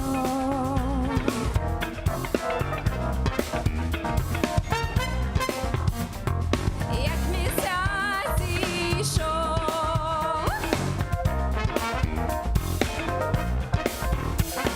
я тебе чекала, чи коня не мав, чи стежки не знав, мати не пускала, чи коня не мав, чи стежки не знав, мати не пускала, і коня ти мав,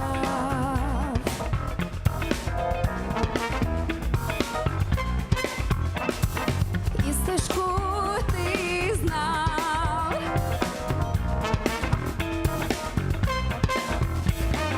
і мати пускала, найменша сестра,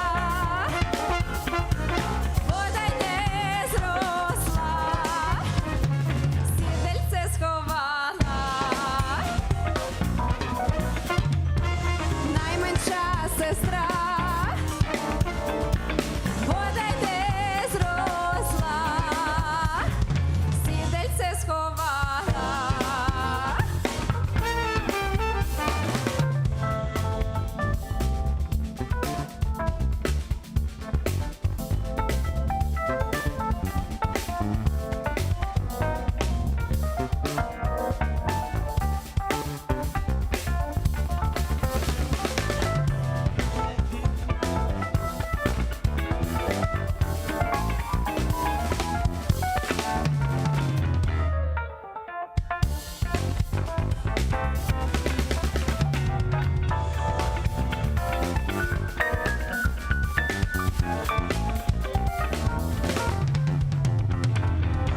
Танцюємо краще за нас.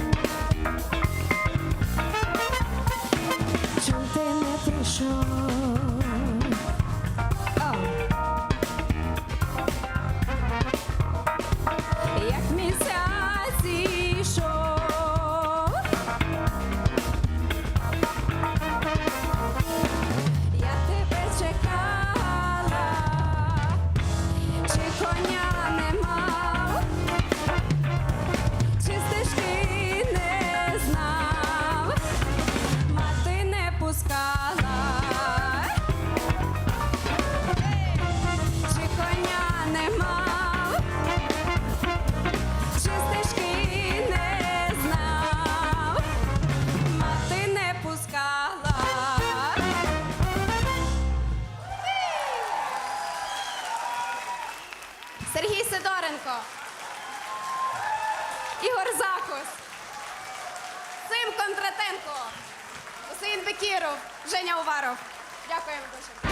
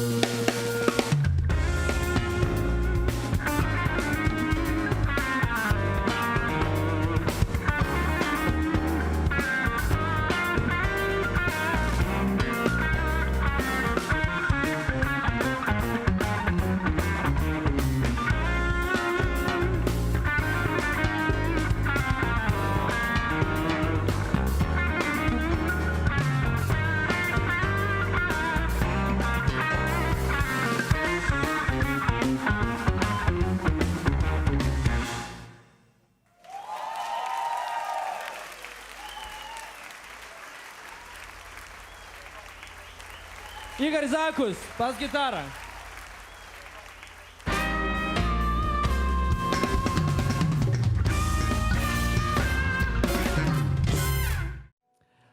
Дамы и господа, прекрасный вокалист, прекрасный композитор.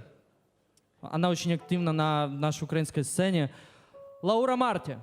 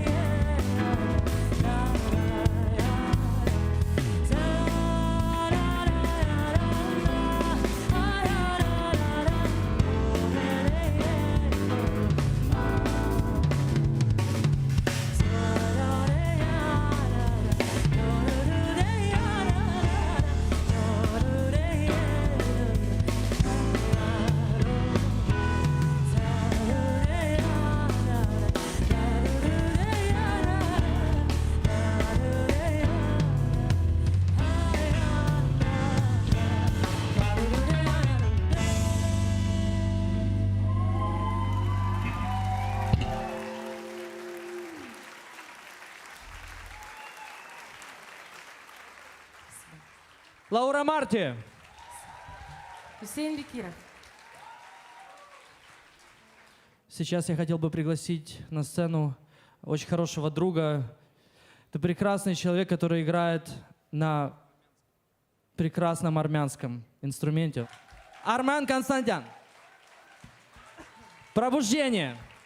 Хусейн Бекиров.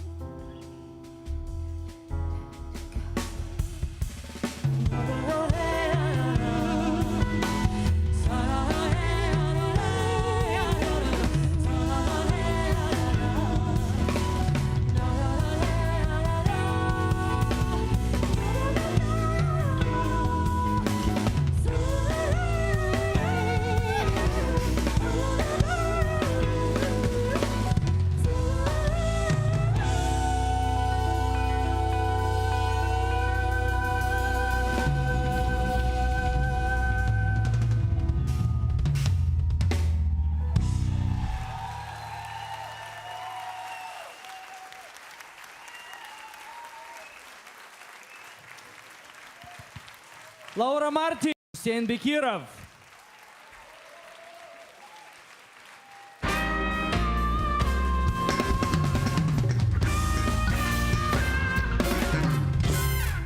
Следующая композиция называется «Движение», Хусейн Бекиров и «Парафраз».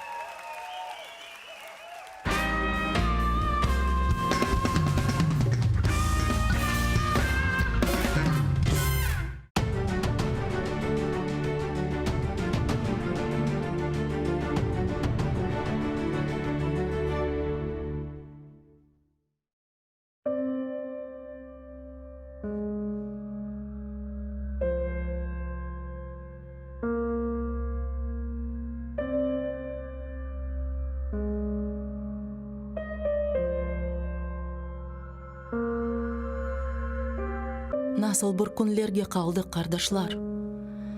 Bu uzun yollarda taldık kardeşler. Aman aman bitip yandık kardeşler. Kozumuz o günde sabiler ole. Dünya bizge bakıp bir koznen ağlay, bir koznen kule. Dünyaga nam bergen bir millet edik. Asırlar tubundan tirilip keldik. Vatanға koz tıkıp kurbanlar berdik. Bizni kene boleler bir şına ile. Dünya bizge bakıp bir koznen ağlay, bir koznen kule. Kalmadı aramızda birlik kengeşi. Şunun için kızdırmay vatan güneşi. Şunun için yürüşme ey halkım işim. Şunun için bağrını hancerler tile. Dünya bizge bakıp bir koznen ağlay, bir koznen kule. Hepimiz habardık mingen kamırday. Karışıp kalmayık bir top çamurday. Kesilip başladık kurgan tamırday. Yaşayımız bularını bile. Dünya bizge bakıp bir koznen ağlay, bir koznen kule. Bizni kene bir evler oynatmak istey. Kene damsız bir şorba kaynatmak istey. Kenardan koşlanıp bir bakmak istey. Bar, oyna koz yaşını sile ve sile. Dünya bizge bakıp bir koznen ağlay, bir koznen kule. Sanki düşman olduk birbirimizge. Hürmet yok ne ölü ne tirimizge.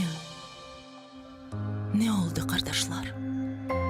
Ne oldu bizge? Kene dersin bir belalar bastırıp gele. Dünya bizge bakıp bir koznen ağlay, bir koznen kule. Allah'dan verilgen güzel bu toprak, gözlerimiz gibi korlangan çokrak, tereklerimizde sarargan yaprak, bizi gibi çekmekte feryat ve nale. Dünya bizge bakıp bir koznen ağlay, bir koznen kule. Ey felek, işine akıllar yetmey, Tatarının başında düşünce bitmey. Bir küçük arzum var, aklımdan ketmey. Ömürler bite ve ömürler kelle. Demesinler, dünya bizge bakıp bir koznen ağlay, bir koznen kule.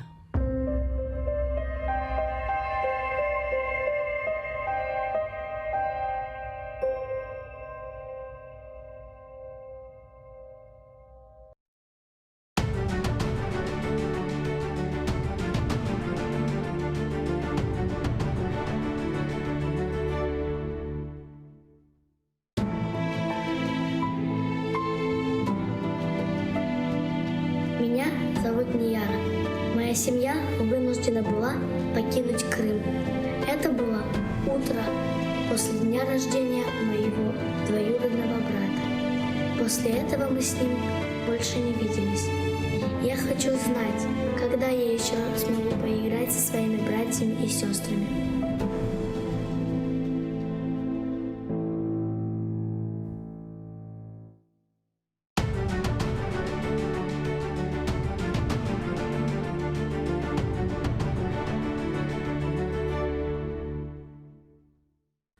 Устин написал эту композицию как посвящение своему очень близкому другу.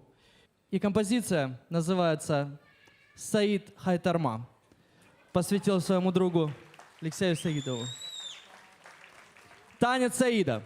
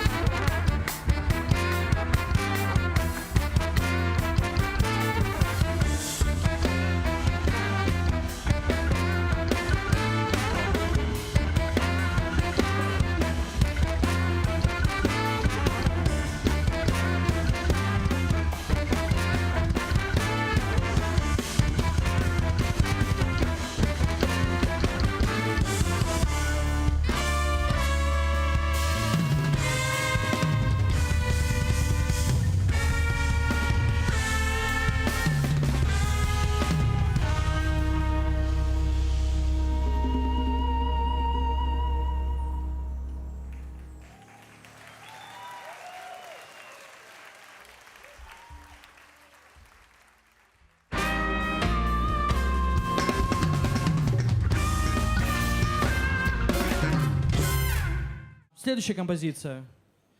Ее написал Армен Константян.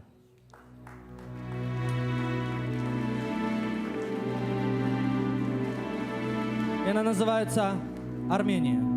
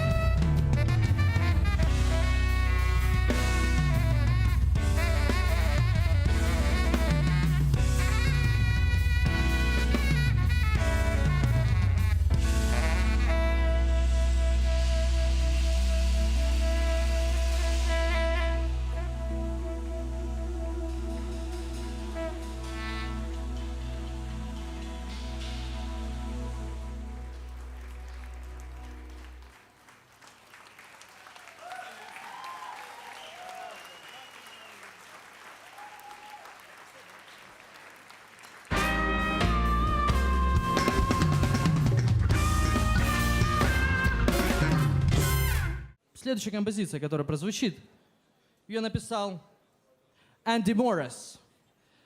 И она называется All Around the World. Шанис.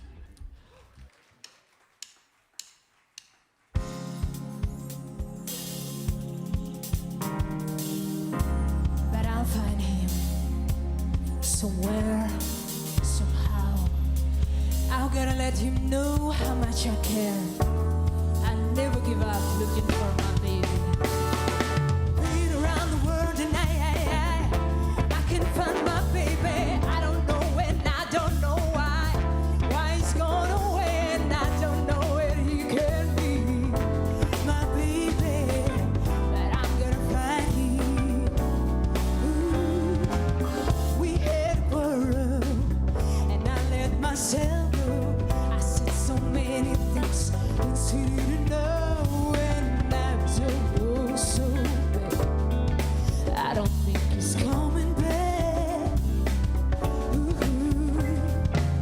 he had a reason, the reason he should go, and he had so many things he never said before, and he was so bad.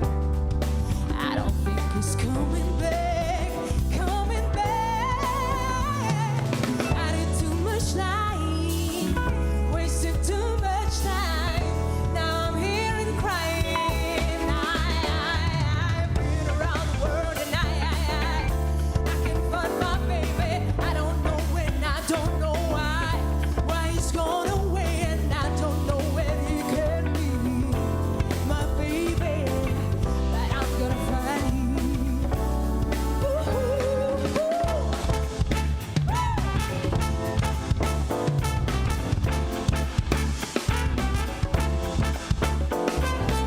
So open-hearted, he never did me wrong. I was the one, the weakest one. Oh, and I'm so mad.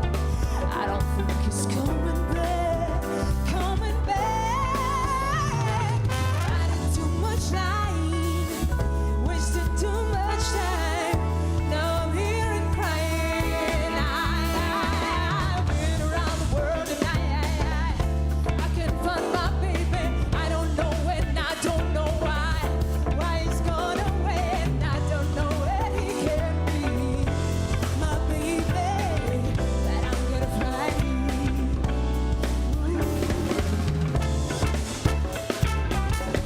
I can find my baby. I don't know when, I don't know why he's gone away, and I don't know where he can be. My baby, but I'm gonna find him.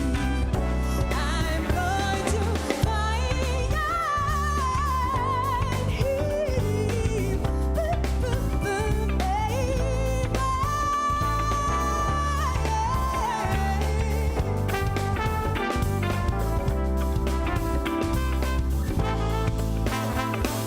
I did too much lying, wasted too much time.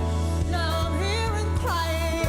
I've been around the world and I can find my baby.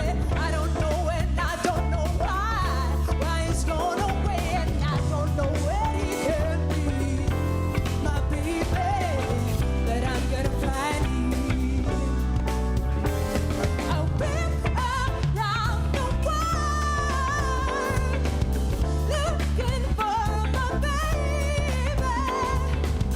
Been around the world. I'm gonna find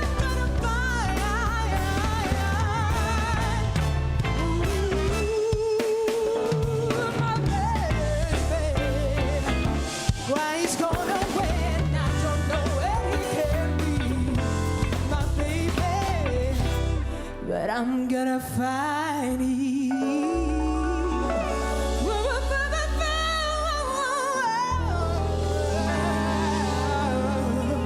I'm gonna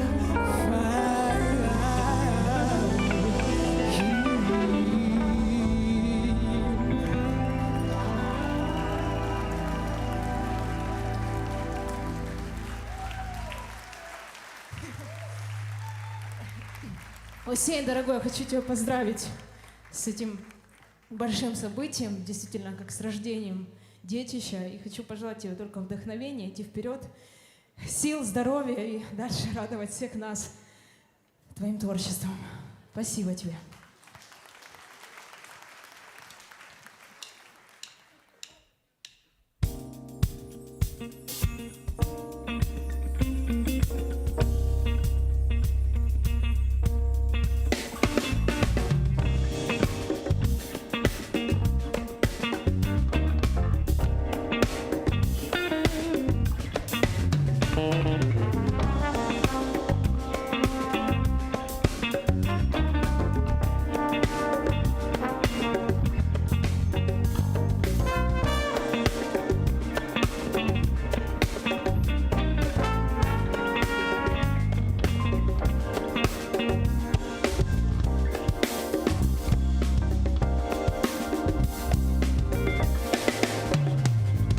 Just as sure as I live, I will love you alone.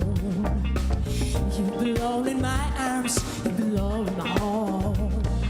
I don't expect you to be someone else that you're not.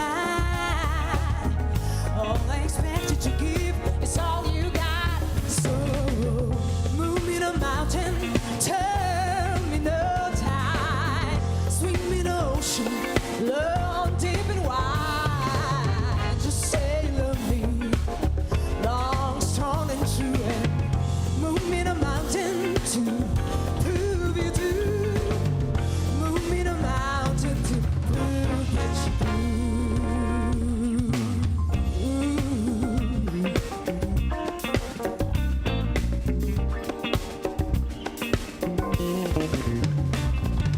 Feel my life with your love, you're my babe, you're my wife.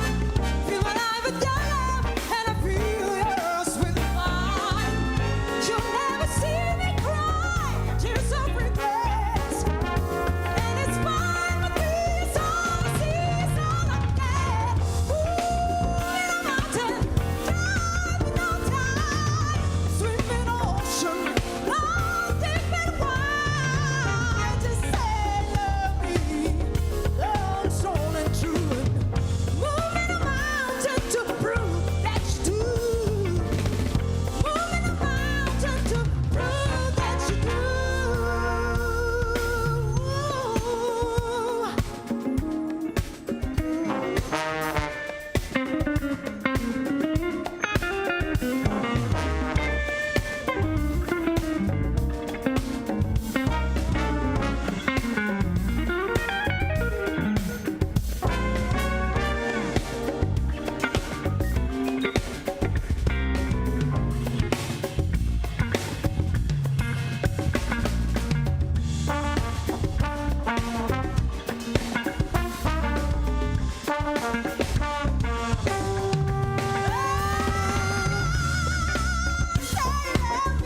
Just love me, baby. Just say you love me. In a mountain, turn me no tide, swim in ocean, love deep and wide. Just say love me. Oh, love me, baby. Yeah. Love, baby. Yeah.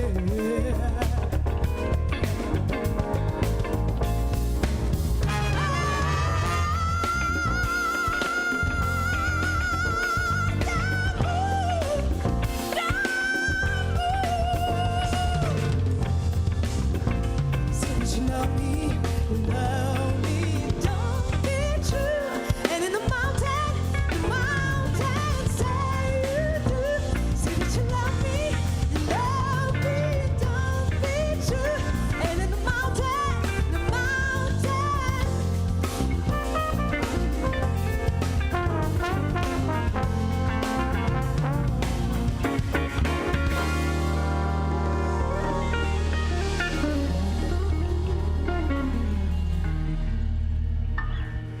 Браво за такую нелегкую композицию. У меня даже чалма спала, вы представляете? Спасибо вам, дорогие. Спасибо, Сень.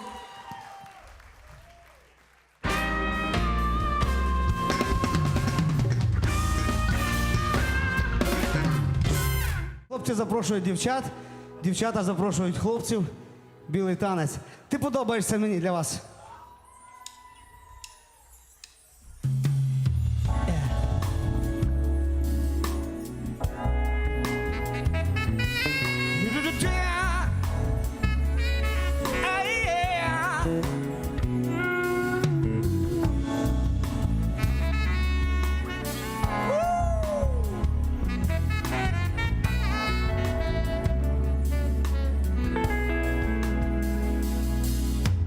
Серед спокійної душі, серед ночі яскравий день, і відлуння твоєї душі, лише спомин моїх пісень. По заметах за кроком крок, через квіти до тебе вплав, все чекаю на твій дзвінок, все сказав би тобі, сказав. Ти подобаєшся мені, я по вікнах тебе малюю. Не кажи мені, не кажи, тільки слово ні. Ти подобаєшся мені, можна я тебе поцілую. Не кажи мені, не кажи, тільки слово ні. Що робити мені з собою? Чи побачу тебе, хто знає? Я з тобою, завжди з тобою, коли навіть тебе нема. І не хочу, а все ж шукаю. Знаю, боляче нам обом. Та чим більше тебе забуваю, тим частіше разом. Ти подобаєшся мені, я по вікнах тебе малюю. Не кажи мені, не кажи, тільки слово ні. Ти подобаєшся мені, можна я тебе поцілую. Не кажи мені, не кажи, тільки слово ні.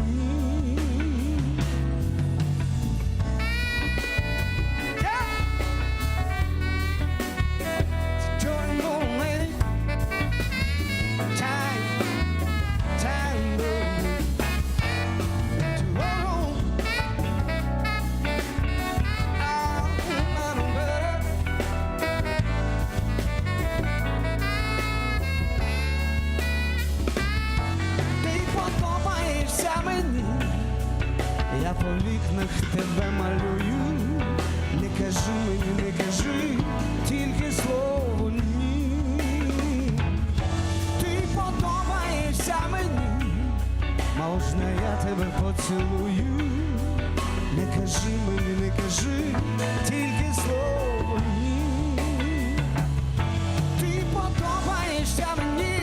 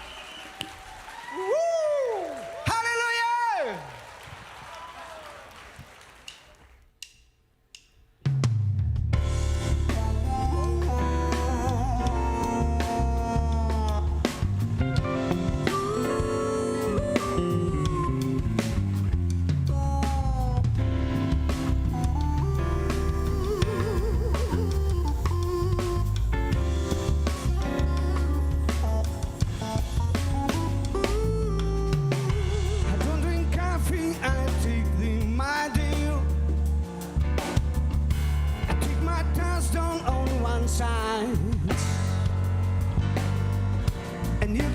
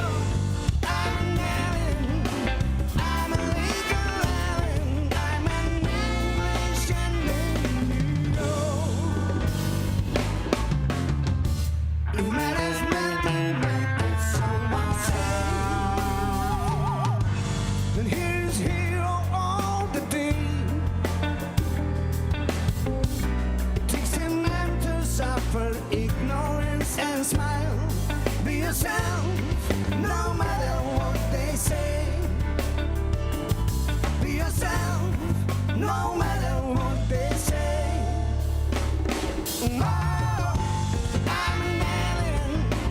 I'm a legal alien. I'm an Englishman in New York.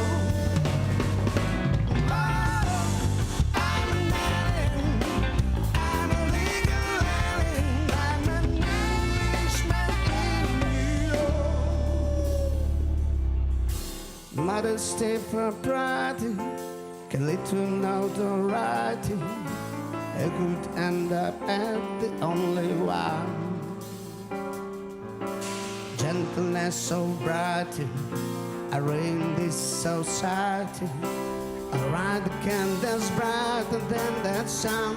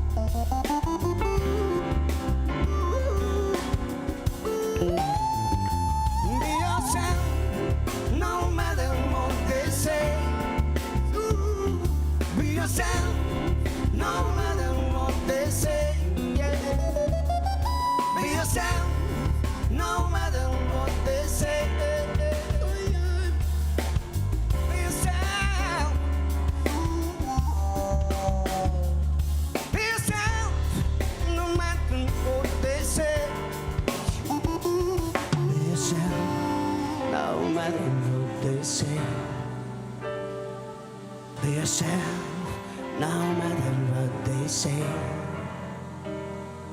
Be yourself, no matter what they say. Be yourself, no matter what they say. Be yourself, no matter what they say. Be yourself, no matter what they say.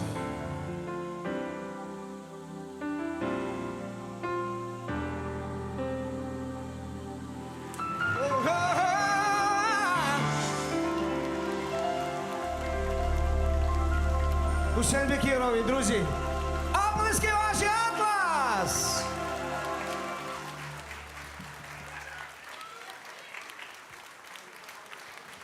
Дякую!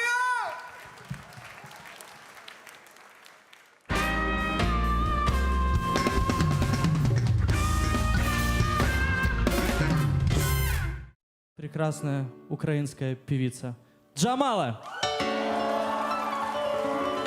Добрий вечір. Добрий вечір. Селям алейкум. Ви знаєте, так вийшло, що сьогодні я вітаю свого друга з альбомом. І дійсно, ми знайомі з 14 років, і ми були такі зухвалі, що ми собі казали, що ми будемо грати джаз. І пройшло насправді не дуже багато часу, але ми все одно незмінно віримо в музику і робимо музику, яку любимо. І це стається найголовнішим в нашій історії. Я би хотіла ще зробити таку невеличку присвяту сьогоднішнім виступом. Це присвята моєму вчителю Скучуку Зеня, Алі Халітовичу Кадирову. І я дуже рада, що сьогодні присутній його син Сейран Кадиров. Тому що сьогодні я буду співати ці пісні, яким він навчив мене. Не ті, які увійшли у альбом Тетеріум, а які я саме перше почула від нього. І навіть ми не змінювали дещо гармонії, а зробили свої аранжування, але саме Алі Кадиров є своєю душею в цих піснях. І перша із них це кримськотатарська пісня. Але вірмени і кримські татари завжди сперечаються, чия ця пісня. Так, Армен? Армен, кажуть, вірменська пісня. Балахчи. Звісно. Ні, кримсько-татарська. Тобто зараз балахчим. Повний імпровіз.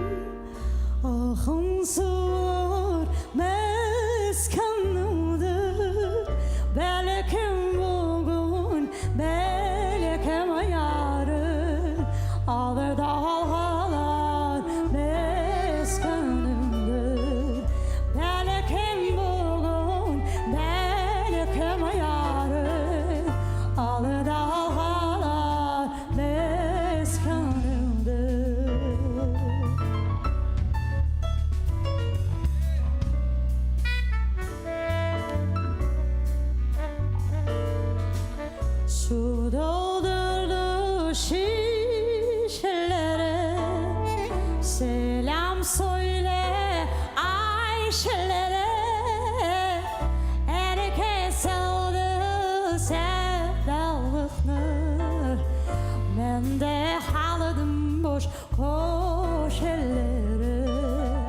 Herkes aldı sevdalıklar, ben de haladım boş boş ellere. Ah, na, na, na, na,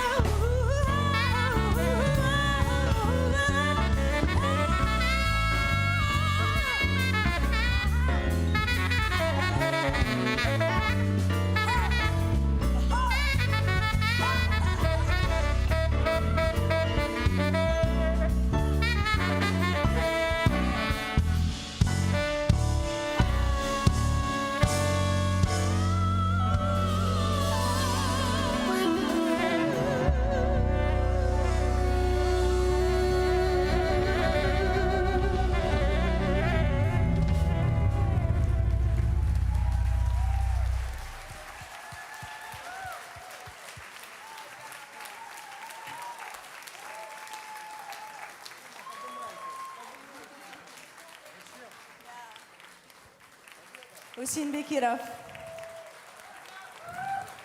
Bogdan Gumenyuk, Armen Kostandyan, Максим Кондратенко, Андрей Воробьев.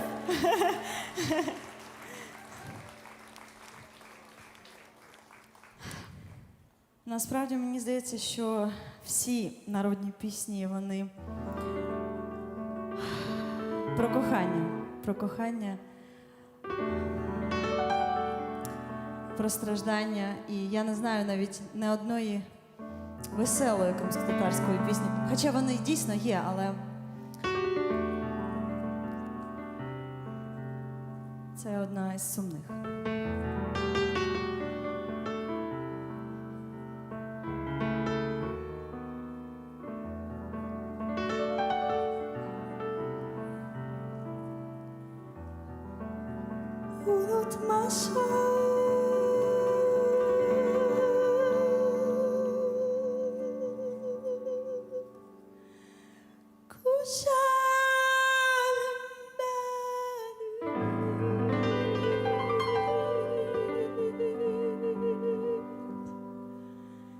Hiç unutmam ben seni.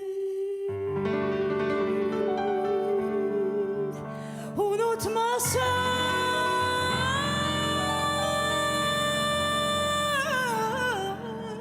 güzel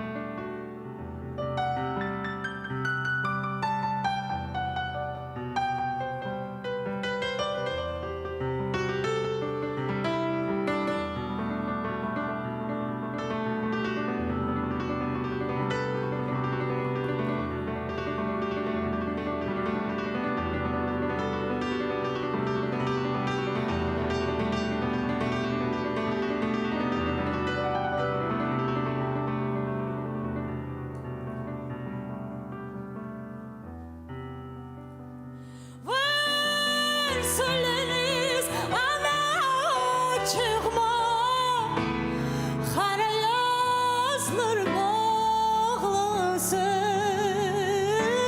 Var söyleniz ana çıkma Hara yazlar bağlasın Garip anam, garip babam Benim anıp ağlasın Garip anam, garip babam Benim anıp ağlasın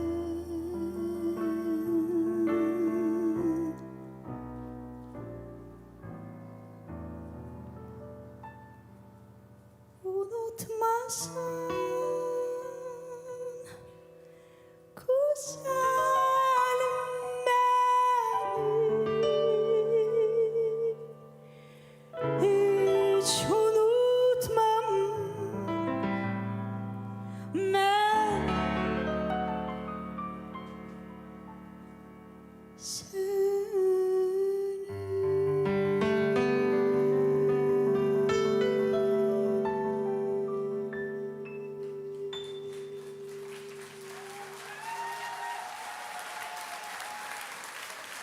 Çok sağ olunuz. Tarık.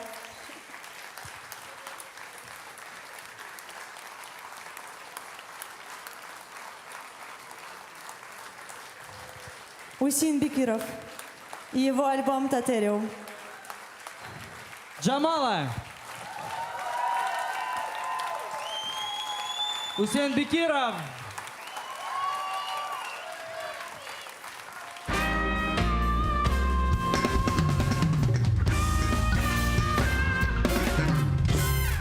И наша последняя композиция, это такая немного джемовая у нас получилась. Ее написал Александр Мельник.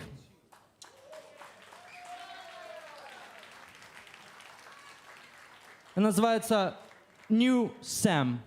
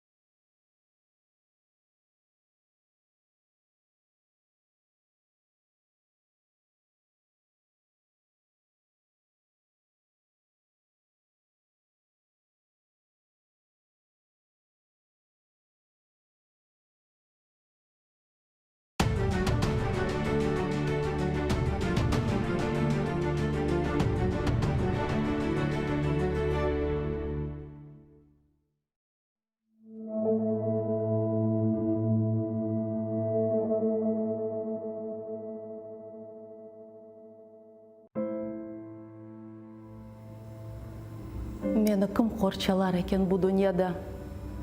Мені кім парчалар екен бұл дүнияда? Мені кім қырпалар екен бұл дүнияда? Қырымым, егер сен олмасаң дүнияда.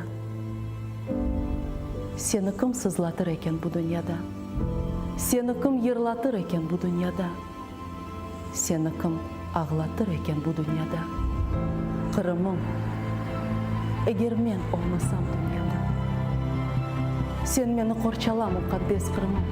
Қалбімні парчала, мұқаддес Қырымым. Сесімні парчала, мұқаддес Қырымым. Саңа құл олырым, сақ қалсам дүнияда. Юртуңа құл олмақ бақыттыр бұл дүнияда. Ватанлы бақытсызлар жоқтыр бұл дүнияда. Қырым, сен менің үшін тақтсың бұл дүнияда. Сенің үшін өлерім, сақ қалсам дүнияда.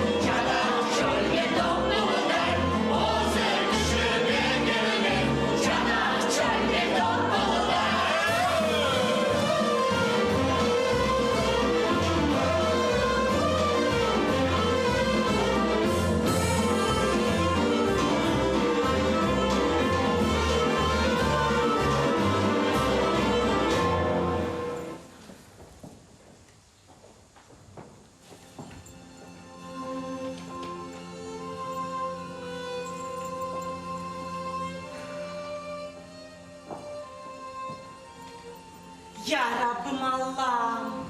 Ya Rabbim Allah'ım, kayda kaldı bu kafir? Ona ola bütün gece göz yummadım. Eğer akşam sabah acı bekleyeyim. Eğer sabah akşam acı. Ağa eken, bütün ömrümü ona bağladım.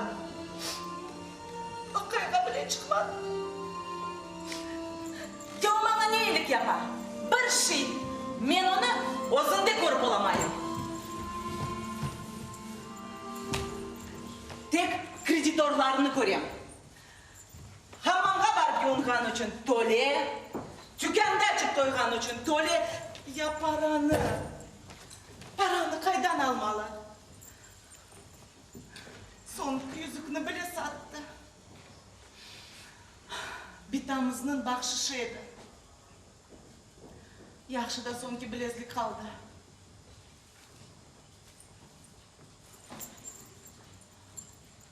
Kayda o bilezlik? Toxta kelsin. Mına kelsin, men ona gösteririm. Toxta kelsin, yarabbim, sonki bilezlik.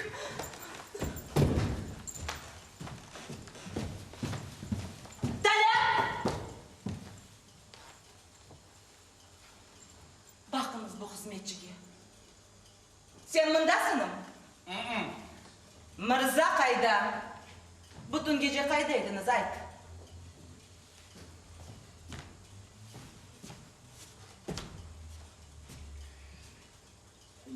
Başta Süleyman Mırza'nın cenazesine vardık.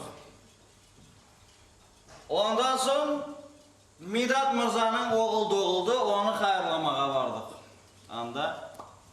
Son mağazaga kirip anda. Sonda buraya restoranga kirip. Ondan son olar kettiler, men evge qaytdım, işim çok. Talat! Bakınız bu hizmetçiye. Mırzasını, menim ağamını kaydalarda da taşlap gelgen. O sana ne için para төлeydi? Sen onu arkanda ko'tarib yürümek gereksin. Men onu öyledi, Süleyman Mırza'nın evinden. Tap Midat Mırza'nın evine just arkamda al bardım. O bana bir kapık töledi mi? Tölemedi. Tölemedi, haydi. Mına evlensin, bütün borçlarını öder. Belki sana da bir şeyler diyer. Evlensin? En becerikli, en yaxşı Kuda Sultaniye hanım ona kelin tapkan. Kelin cihaz cedvelinde berdi. Sen Sultaniye hanımını bilesin mi? Evet. Yarı Kırım'ını evlendirdi. Yarısı beklep dura. Şimdi Sultaniye hanım gelecek. Keyfisi hala da evde yok. Bardap getir onunla. Ya dükkanlar Mırzalardan da çok. Var, bütün dükkanlarını bak da Mırza'nı tapıp evge getir. Var dedim sana, tembel herif.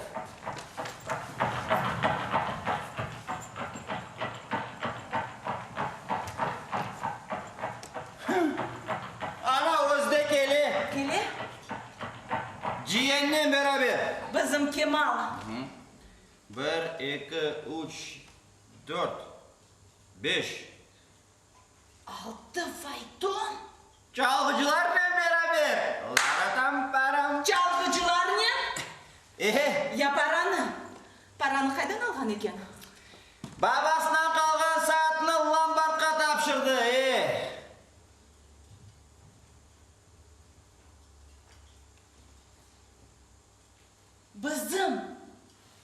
Bizim babamızdan kalgan altın saatini Lombardga tapşırdı. Talat, men sana kaç kereler aytdım Mırza'nı bak dep. Sen niye için Mırza'nı toktatmadın Talat? Kaç kereler aytdım Mırza'ga koz kulak ol dep. Bonjour, monsieur! Bonjour!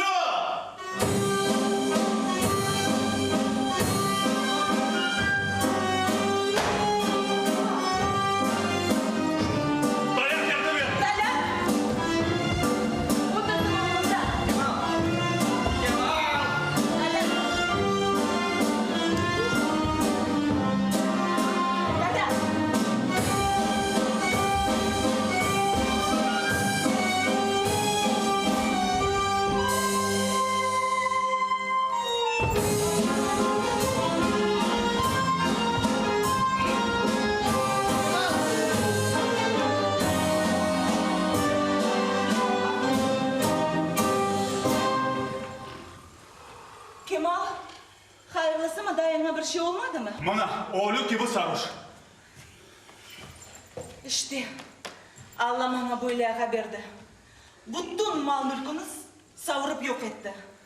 Rahmetli ağamın toprağını sattı. Cihanını ötmeksiz ve topraksız kaldırdı. Kemal sen onu kaydan taptın? Talebime ders vermeye keteydim. Baksam bir top sarhoş adam tükenden çıkayata diye başka tükenden keteyata var. Aralarından buradan dum setip yerge yıkıldı.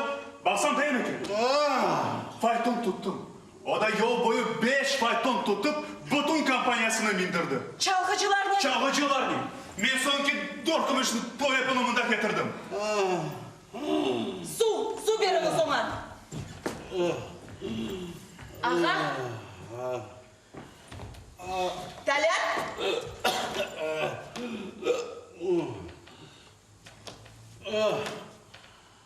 Ben Selamet buradan salgı için içmek isteyeyim. Yatkan yeri cennet olsun, ben de ona baba gibi babalık edeyim. Ağa, ölgen adamga babalık etmek olur mu ya? Ayttım da başta Süleyman Mırza'nın cenazesine bardık. Ondan sonra Midat'ın okulda olganını hayırlamağa barganda men sen baban olurum demesim. Ağa, gözlerini aç evdesin. Koyayım evli oğlanımı. Bana şarap yerini içindir su verirsiniz. Şarap için para tolemek gerek. Para nedir o? Su gibi bir şey. Oh, güzel bir tost. Kenar su bitmez, para çokrağı için içeyim. Dayı, eğer Kırım'da tost için para verseler, siz en zengin adam olurdunuz. Ben ise sizin şu faytonlar için bir ayak maaşımla masraf ettim. Sen de çalışarsın yoksa? Çalışmak gerek ola dayı. Muzikadan ders vereyim, terbiye öğreteyim. Eştim Denzili, Mırza olup çalışaymış. Bilip koy. Bizde Mırzalarda kimse çalışmadı. Mırza olmanı nasıl kazanmak sen bilmiyorsun. Senin karbaban Nikolay Padişah'ın sarayında hizmet etti. İkinci Nikolay'ın. Üçüncü Nikolay'ın. Senin emcin. Dördüncü Nikolay'ın. Dördüncü Nikolay Padişah'ın sarayında hizmet etti. Çalışmadı Kemal, çalışmadı. Sen Mırza olmanı nasıl kazanmakta bilmiyorsun. Onu paraka satıp olamazsın. Kemal, sende 10 kuruş yok mu? Bir kucurlar dayı, 10 kuruş. Neden gelsin 10 kuruş? Satıp al bakayım. Denizine gel, sende 10 kuruş yok mu? Sen iyisi, benim bilezligim kayda olganını ayt. Oldu. Ufak tüfek şeyler hakkında bana laf etme, bildin mi? Nasıl ufak tüfek? Talat.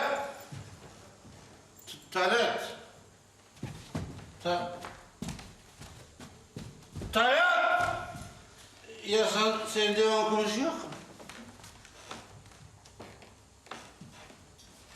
Ne?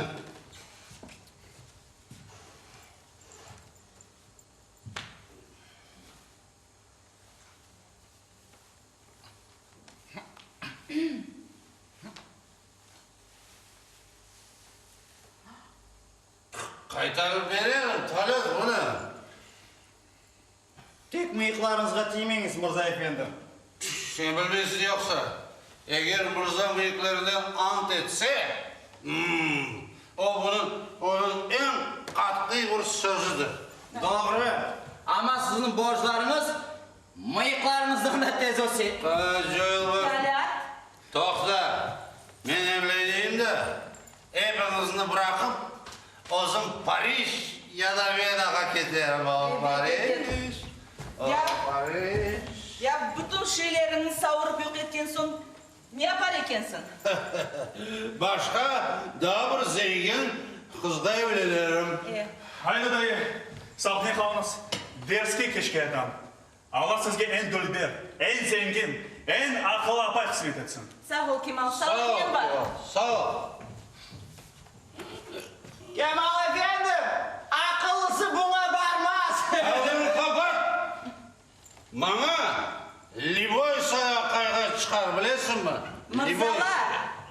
Мырзалар yolda serilip yatmayın. Yatma.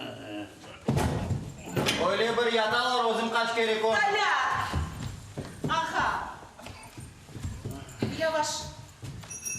Oh, buraya keldi galiba. Bu sultaniye kuda aha. Yürü evde kırıyık olsana özne kelmege yardım ederim. Talat misafirine karşıla. Var misafirine karşıla diyeyim sana. Evge kırset, setke oturt. Tez ol tembelerim. Sultaniye. Siz sultaniye de belediniz mi? Ben Hatice'm.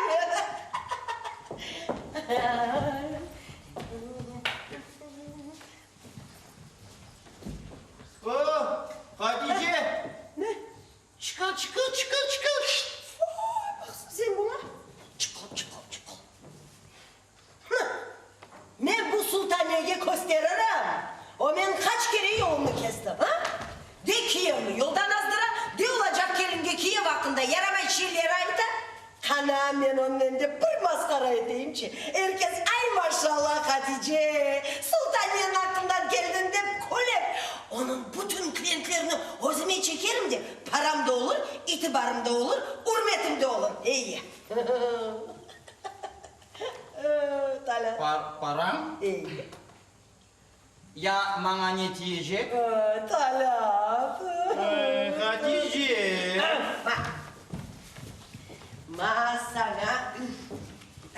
Masana 10 kuruş bir parası. Tut haydi. 10 kuruş? İyi. Kalkan 30'unu toydan sonra alırsın. Çağır. Ala Paris, ala Fransa, ala... Oh! Ne? Sen geçtin. Kırım'ın en yaxşı kudası Sultaniye Hanım Mırzama endi Gülpempe'ni nişanladı. Sultaniye men senin mırzanı özüm tapkan kelinge nişanlagan son Kırım kudası Sultaniye kim olgan son görermiz. Haydi çağır mırzanı çağır. Mırza efendi! Sultaniye Hanım. Hatice. Ben seninle ne işim var?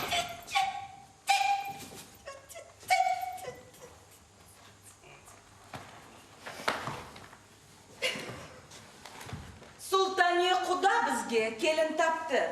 Pempegül. Kelin cihaz cetvelinde verdi. Toxta Mırza, toxta. Ben sana nasıl kelim tapkanım sen başta dinle. Selvi gibi tuz boylu, şeftali gibi nazik ve bunun hepsi bedava. Nasıl bedava? Olmaz. Senden bir kapik almam. Olmaz. Bugün kız görmeye barılacak. Kız görmeye varılacak. Anda ne göreceksin canım, ne göreceksin? Talat. Ne göreceksin? Ha kardeşim? Korset bu yüzsüzge kelinin cihaz cezveline. Korset. Oka. Korset. Brilyant yüzükler 5 tane. İşte. Acem kilimleri 12 tane. Kuyruklu koylar 22 tane. Akal tikinatlar 15 tane.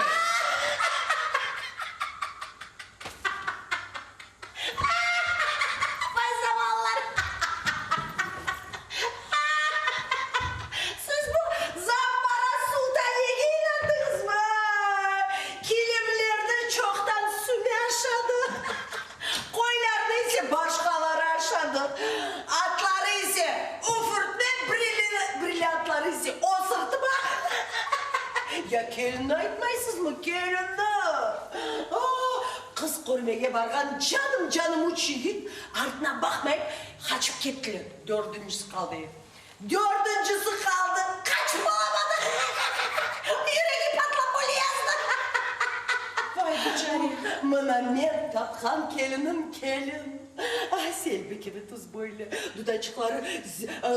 Dudacıkları kızılçık gibi, koşçukları zeytin gibi.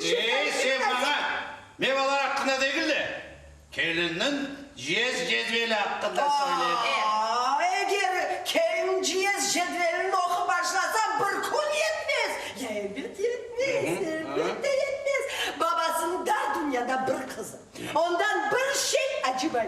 Ya elbet acımaz. Selvi gibi tuz boylu, şeftali gibi nazik, duda çıkar kızılcık gibi koç. Sen bana şu şeftalinin babası kim olanlar? Selvi kim? Karasu pazarının en aytullu bazırgan sana böyle şeref göstereyim. Nasıldır bir alışverişli bazilgan? Ozda Karasu pazarlı. Mirza niçin şey değilsin, niçin şey değilsin? Ya sen o zaman Karasu pazarlı değilsin mi yoksa? Karasu pazarlım vaktınca. Ama beni kaynatam Paris ya da Vena'da yaşakanını isteyeyim. Ne için şey değilsin ya Mirza, ne için şey değilsin? Ya Kırım Karasu pazarsız nedir? En cesur aydamaklar Karasu pazarda. En güzel ustalar Karasu pazarda. En zengin gelinler Karasu pazarda.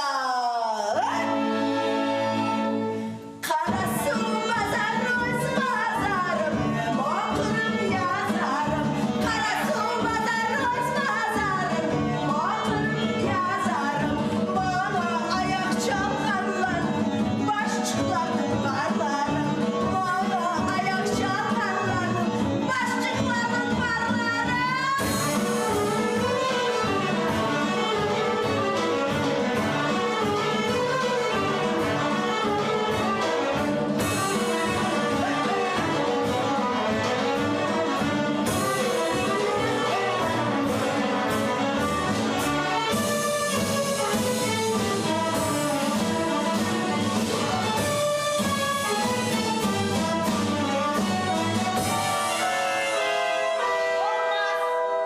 Doğru, olmaz. İnanmayın ben sana kuda. İnanmaysın mı? İnanmaysın mı? Ya olacak kaynatan kim olduğunu aytsam? Kim? Kim? Karasu'nun en zengin bazırgan Mehmet'tir. Baba, toktasa. Kim o? Bazırgan Mehmet. Aklını taydırtmadın mı? Neydasın ya? Eğer yalan aytsam, iki gözüm kör olsun da güneş yarığını görmesin. İki kolum üzülüp düşsün de bütün dişlerim tapır tupur dökülsün de tek bir tanesi kalsın. O da ağırıp durmak için iyi. Kim o? Deri fabrikası. Kezlerde katık pazarı ve odun pazarı. Başsaray'daki kahvehanesi, Akmeş'te dükkanları. İlahi, hepsi onun demek. Demek mi bizim? Ya ne durasın? Ay canım Hatice. Daha bir şey çıkartayım mı? Aytsa. Tamam, saat 10'da. Son. Bazırgan Mehmet. Evet. Son. O sprikaşçıgıyla senin evinde olacaklar. Ellerinde de kelinin cihaz cedvelleri de olacak. Karasu pazarı, oz pazarım, okurum yazarım. Karasu pazarı, oz pazarım, okurum yazarım. Olmaz. Biz Sultaniye Kudağa söz verdik. Ondan kurtulmazsın. O bizni aşağıda koyar. Aha! Allah! Mirza ben Allah olamam. Bu evde kim Mirza ya? Sen mi ya da o sultaniyim? Doğru. Aha! Bu evde kim Mirza? Ben mi ya sultaniye mi? Doğru. Kimge istesem ama evleneyim değil mi Mirza'm? Kız da zengin iken kudalıkta bedava.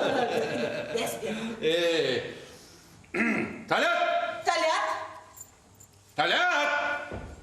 Tembeler kaydasın şu. Saat kaç? Lambartta kaldırgan saatimizde 10 dakikadan 10. Sultaniye gelse evge jiberme. Mırza yok değil. Mehmet Bey ise doğru evge alıp girersin. Doğru mu? Anladın Talat? Nasıl ev? Nasıl ev? Setten hayır bir şey yok. Yok. Öyle olsa bahçede kabul ederimiz. Evde tamir işleri hareket ederimiz. Doğru mu? Ne sileceksin? Aşamağa bir şey yok. Yok. Fransızca şeylerimiz. Ala Fırşat. Sen bak misafirge kahve koy. Vay canım Hatice, vay canım. Bir kereden aytmasın kimden kadar geldiğini. Keş yerine girmez seni. Kaymaklı kahve. Talat. Sen ala Fırşat nasıl koyulganını aklında mı? Aklımda. Tek yemeklerinin adlarını. Ay maşallah Talat. Şarapta ise sokur Seydamet'e varıp gelirsin. Mırza efendim, o berer. Öyle olsa Çarkavuz Kurtamet'e varıp gelir. Mırza efendim, o vermez. O vermez. Var dedim başıma ağırta. Vermez. Bana verir. Mırza efendim ya. O berer. Öyle bir şamar verir daha bir kere barsam. Evet, haklarda çıkacak. Başka bak bekim var. Ağladım. Her şey men aytkan gibi olacak. Anladım Ayda. O bir joruk eken. Kim dep aytayım? Ne? Kim dep aytayım? Kimsiz? Hayerdensiz? Soy sokunuz, unvanınız, ne için geldiniz? Her şeyini birer bana anlattınız. Mehmet Bazirgan. Prikashkine beraber geldi de bak. Mehmet Basırgan, Mırzam aytdı bu bahçeden sizi kabul edecek. Tokta kardeşim. Ne için bahçede kabul edecek? Biz ne, pazarda katık satıp yürüyen adamlarımız mı yoksa? Aydı, belki mırsalarda öyle adettir. Evde tamir işleri gitti. Mırzam mimar ne? Tavanını ya da altınını ya da kumuşla süslemesini laf edip oturarlar.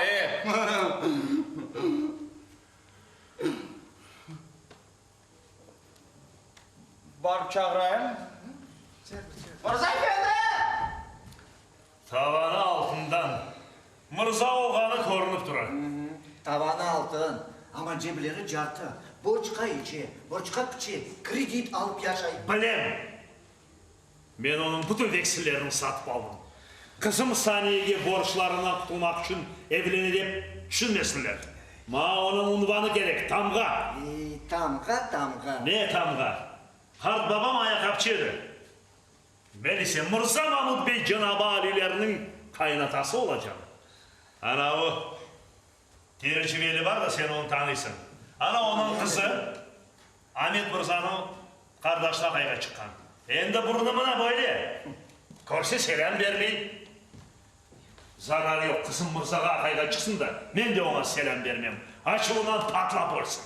Aha, sen özün açığından patlap olmayan olsan mıydın?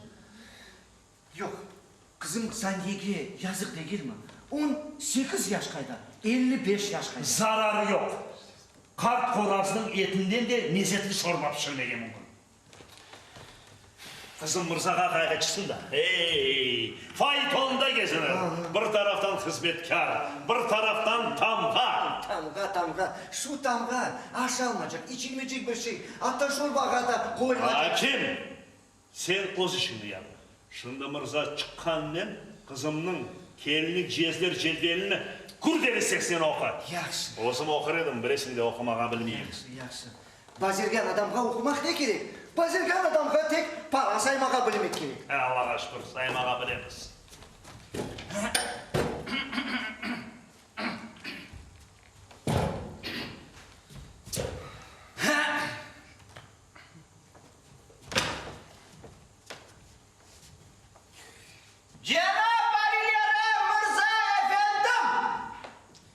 Kardeşim niye o kadar bağırıp aytasın? Biz ne sağır adamlarımız yoksa? Adet öyle. Eşek.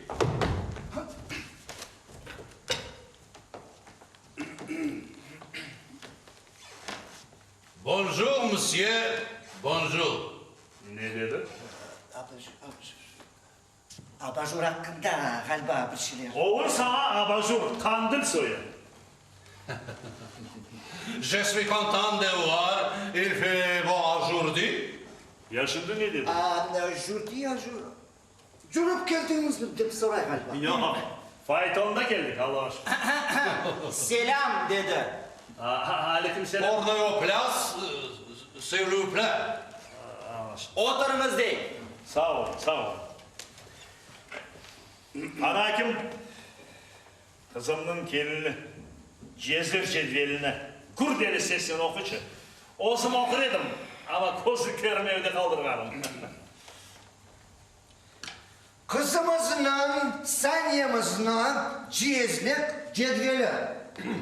60 ante, 5000 para, 2000 dukat. 2000 dukat. Kizlev'de Katık Bazarı, Bahçısaray'da şarap zavodu, Ahmetçit'te tekstil fabrikası, Yalta'da sürü oteller. Ondan da gayrı kravatçıklar, yastıkçıklar, açık. Haydi hepsini okumadım ha. Yusuf, müzik degenden Ne için hepsini okumayacak iken? İsteyenin kadar alırsın. Ondan da gayrı yalı kenarında 2 katlı ev kurulgan. Azbarda da balaban şarap mağazı var. Mına şarap içmeye istesen, mına mağaz şarap içinde yalda, denizde yalamağa istesen. Mına deniz var deniz içinde yalda. Mında şarap, anda deniz, mında şarap da yalda. Tokta! Ya deniz taşıp şarap mağazı suğa dolsa? Haydi Mırza, deniz kayda, mağaz kayda. O yoktu. Güzel. Ya Fransızca laf etmeye bilir mi? Biz Nikolay Padişah'ın sarayında hizmet etkende tek Fransızca konuşaydık. Bizim sanyemiz Fransızca laf eder. Fransızca yazar ve Fransızca da yürüyor. Kavrulgan tavukçukunu aşağı getirgende hepsiler toplanıp onun aşağılığına bakar. Buna bir elçikte bıçacık, bir elçikte saçıkçık. Ana o bıçacıkla tavukçukunu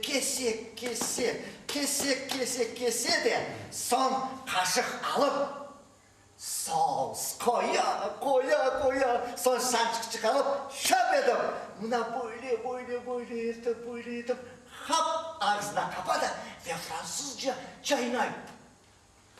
Mahsus oca tuttuk. Çok şirinlerin o grevi, sağ ol.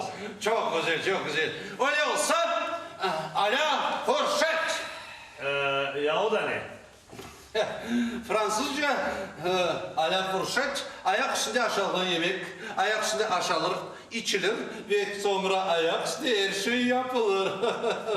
Talat, varıp aşçıdan sonra bizge ala fourchette'ge neler hazırlagan eken? Men bilem. Bilesin, ayıt. Ayıt Talat. Birincisi ne? Kaplı baka çorbası. Parij'den getirilgen. Parij. İkincisi ne? Устриdiye. Yani устрица. Marsel'den getirilgen. Marsel'den. Ya şarap Talat, şarap. Şarap. Bordo. Güzel. Ya hayalden getirilgen Talat.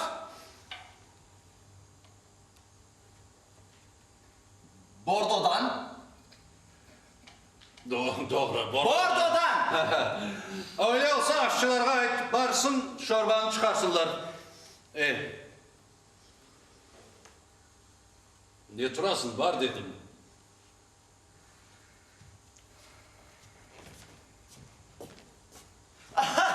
Aklımdan çıkan parahot Yalda'da keçki yatar. Onun için çorba birazdan gelecek. Öyle de öyle olsa устридие, yani устрица, onu alıp çıksınlar. Устрица tek şorbadan son verilirken. Şorbadan son desi doğru. Öyle olsa şarap olsun Talat. Şarap apçık. Şarap. Bordo. Unutkanım, mağazda balaban çapçaklarının şampan koyuyorlar. Demek onlarını boşaltsalar, son bordonda çıkaracaklar. Ne dedin? Sen ne? Halk okunda beni maskara edecek olasın. Ben boşatırım doktor. Ben bir önce seni işten boşatırım. Dembel herif. Kalacağımdan. Aynen. Nasıldır bir burada? Ben sana 60 şık Kırım şarabından, Masaldıra şarabından geldim. Var fayda ondan alıp gelsin. Şimdi ise sizin yüksek sayenizde kol kolga verip siz ve kızım arasında olacak münasebeti çizeyik. Evet.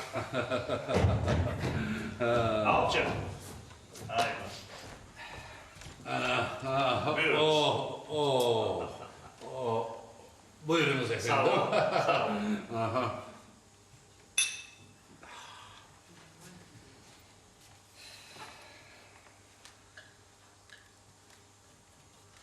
Afiyetler olsun Mırza. Sağ ol. Ben işim çıkıp kaldı. Eski Kırım'a varacağım. Sen bugün evime gel. Kızımla tanış ol. Bana prikaşçığım her şeyini gösterir abi. Yarın ise toyunu yapar. Çok güzel. Razım ama... Hadi. Şaka etme. Anlaştık. Orava. Ne dedi? Orava. Demek sağlık diye var mı? Sağlık diye kalın. Daha ayıttı, unutmanız. Biz gelgende sofraların yaşı donatımız. Et olsun.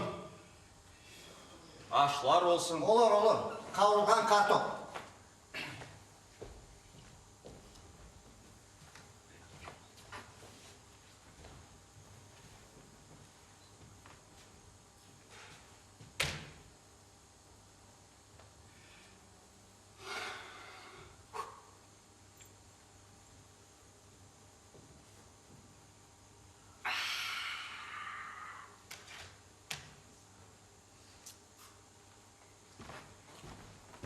Kitlerim.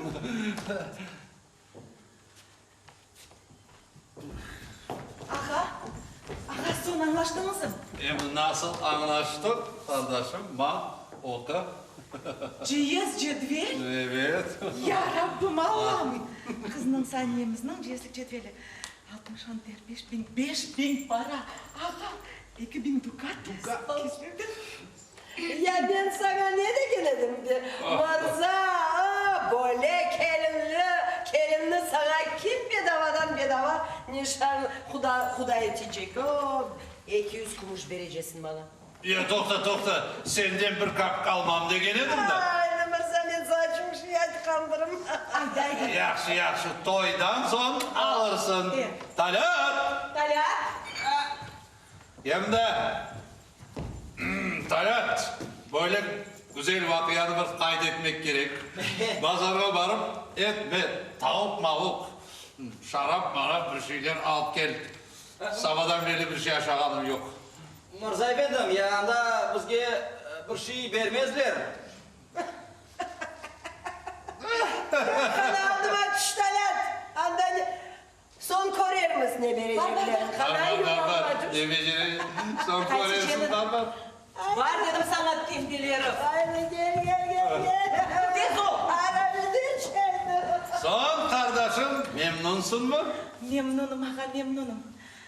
Lakin bilesin mına bu sultaniyeden pek korkam. Başımız beladan kurtulmaz. Apay değil anterli şeytan. Akalar gibi içe tutun kokla kolu da pek ağır deyip aytarlar. Aga. Sultaniye ne oldu aşağı? Sultaniye kadar geldi. Kapını kapat. O belliysin. Aga tez olsa. Sultaniye, ben Rıza'm kim geçsem ona evleneyim. Evlenem. Ya Bekmambet Mırzaға ne yapқанын білмейсің? Ne yapkan? Ne yaptı? Ne yapқан? Kimsege evlenip olamadı. Tövbe ya. Men ondan korkmayayım efendim ama herhalde o kesin. Sen Mırza evde yok. O daçasına gitti deyip aytarsın. Nasıl daça? Nasıl daça? Daçaға ketmek için başta bir daça olmak gerek. Ondan aldatıp olmazsın. Öyle olsa bir şeyler şunu taparsın da takarsın. Geçin yapmak gerek.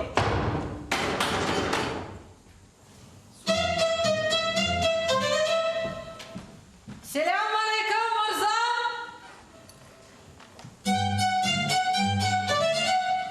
Men Sultaniyet. Tanımadın mı yoksa? Azbar kapın açık kalgan. Kırıp çıkayım dedim. Oğlum ne onu kırıp çıkarım dedim de tanımaysın mı şu? Selamünaleyküm Mırzam. Aleykümselam Sultaniyet Hanım. Gel. Nasılsın canım? Yaxşı, sağ ol. Sağ ol, geç.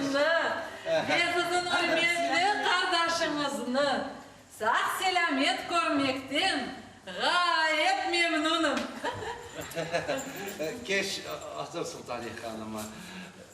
Ya bolarım ne balap saldınız yanımda. Sağ ol. Allah sizin evinizge Mırzam baxt hem de saadet bağışlasın. Sağ ol kardeşim. Baxt hem de saadet. Aha.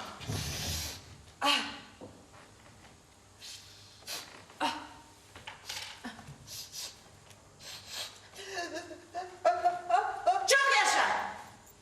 Kudalar kudası Sultaniye Hanım. Çok yaşayın. Sağ ol. Çok yaşaganımı istiyor.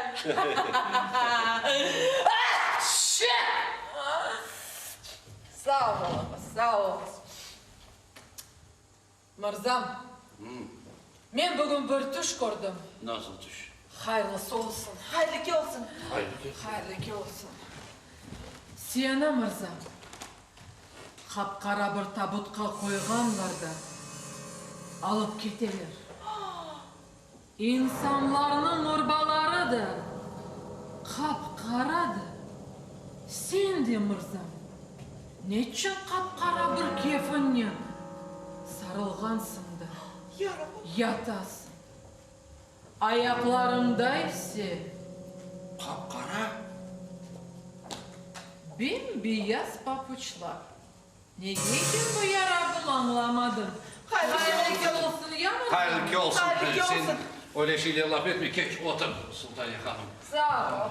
Benim oturmağa vaktim yok Mırzam. Biz kudalar çapa çapkalayımız böylelikle özümüzge para tapamız ya. Ya senin olacak gelinin Pempegül'le bütün dükkanlarını, bazarlarını aylanıp çıktık bugün Mırzam. Ana o, belakay var da sersembeli. Ondan gelin maramasını aldık. Toyga deyip Mırzam, toyga deyip. Alakaydan bana bak. Padvorlu ayakkabılar aldık, toyga deyip. Unutmadın mı? Kız korumuna varacaksın bugün akşam yemeğini. Bekliler sen anda, öyle. Yok barp olamayacak. Niçin? Oy başım sabada beni çatlayacak. Pek akırtam. Yarın ya emir sıkıp varırık. Bugün barp olamayacak. Zararı yok. Mına kızının ciyiz cedvelini görersin, başın birden yakşı olur keter Mırza. Ya o koyçuklar, yüzükler, soyçuklar, adalaşalar degendeyin. Ya kız da, o kadar kar değil, 35 yaşlarında. Ne? Dün evin 25 yaşına degenedim da. Haydi 25 olgan yerde 35 de olabilir. Pazarda değilmiz. Ya ben tartışıp oturup ya Mırzam. Mına kontrakt, imza çek, iş bitti ketті. Kontrakt. Kağıtka ne istesen yazmak mülküm. Bilem.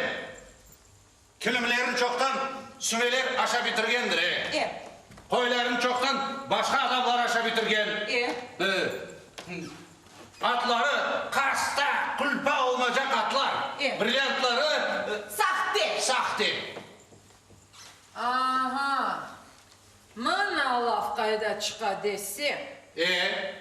İstemeyimden sen tapkan kelinge evlenmege. Öyle desi. Öyle. Sen beni bütün Kırım'a maskara edecek olasın. Benim Gülpembe'mde de it maskarası edecek olasın mı?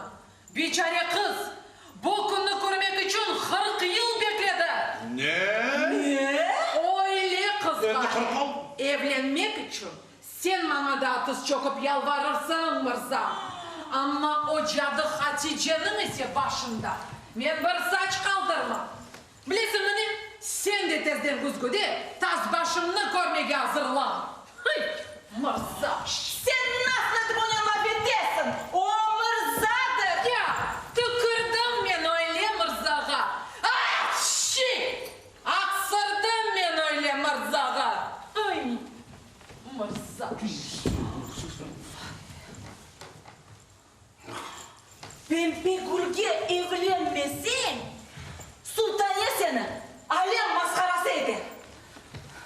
Saniye'ge evlenmesin. Borçlarından kurtulmazsın. Ağa. Ne yapmalı? Son? İki beladan birleşsin saylamak gerek evet. Pempegül akşam yemeğini davet etti. Saniye ise öğle yemeğine. Doğru mu? Onun için de biz Mehmet Bey'e öğle yemeğine varamız. Demek Saniye. Saniye. Aha bak. Doğru.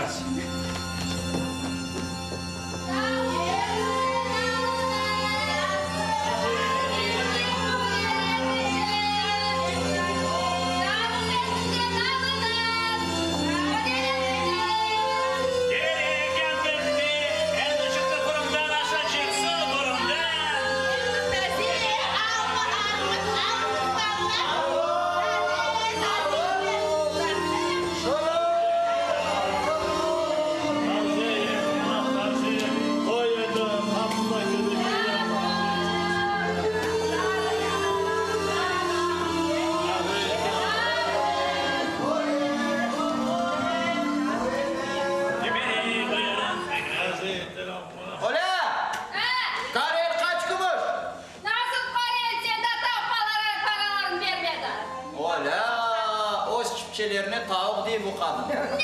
Benim tavuklar çiftçi oldu mu? Baksanız siz ona bir şey vermem sana.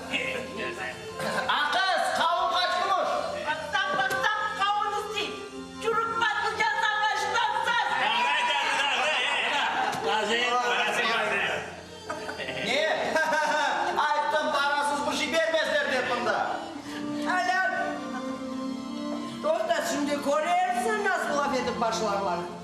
Alan, bana açım onu. Ha senin Mırzam kimge evlendi ya? Benim Mırzam. Mehmet Bazırgan'ın kızına Saniye'ye evleniyor.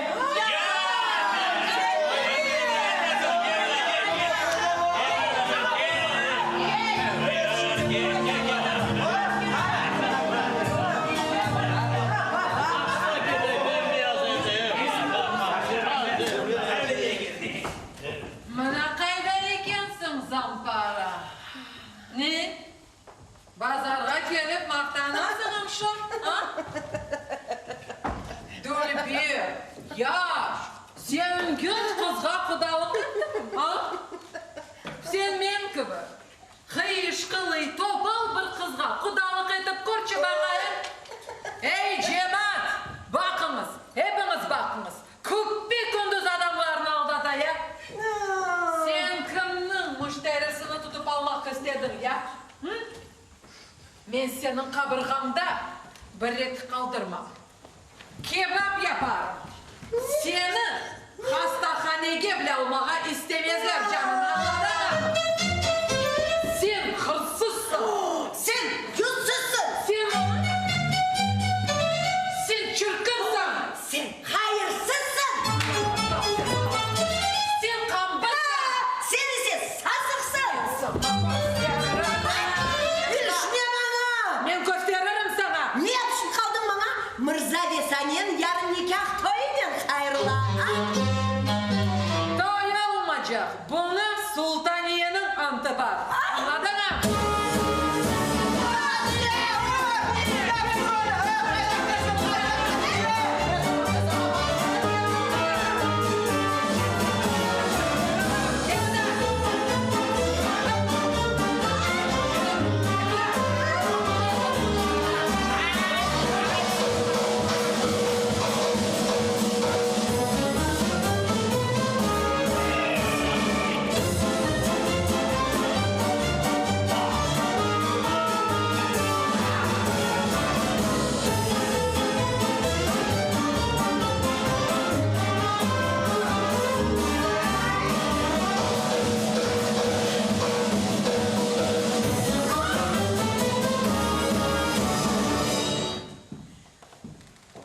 Ebber, men degenim gibi olur.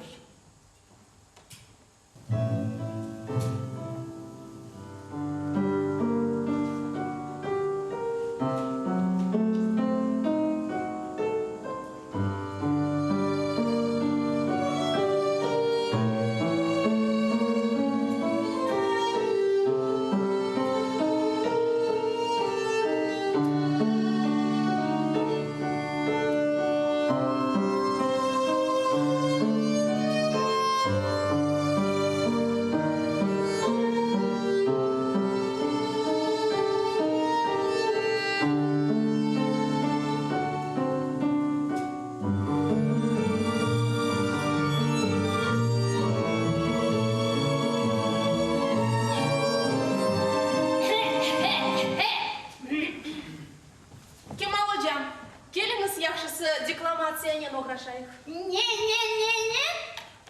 Bitta, deklamatsiya, yani sesini doldurup ifadeli oku. Bita, siz o bir odaga kirip yatsanız yaxşı olurdu. Başınız, beliniz ağırmasın Bitachığım. Barınız.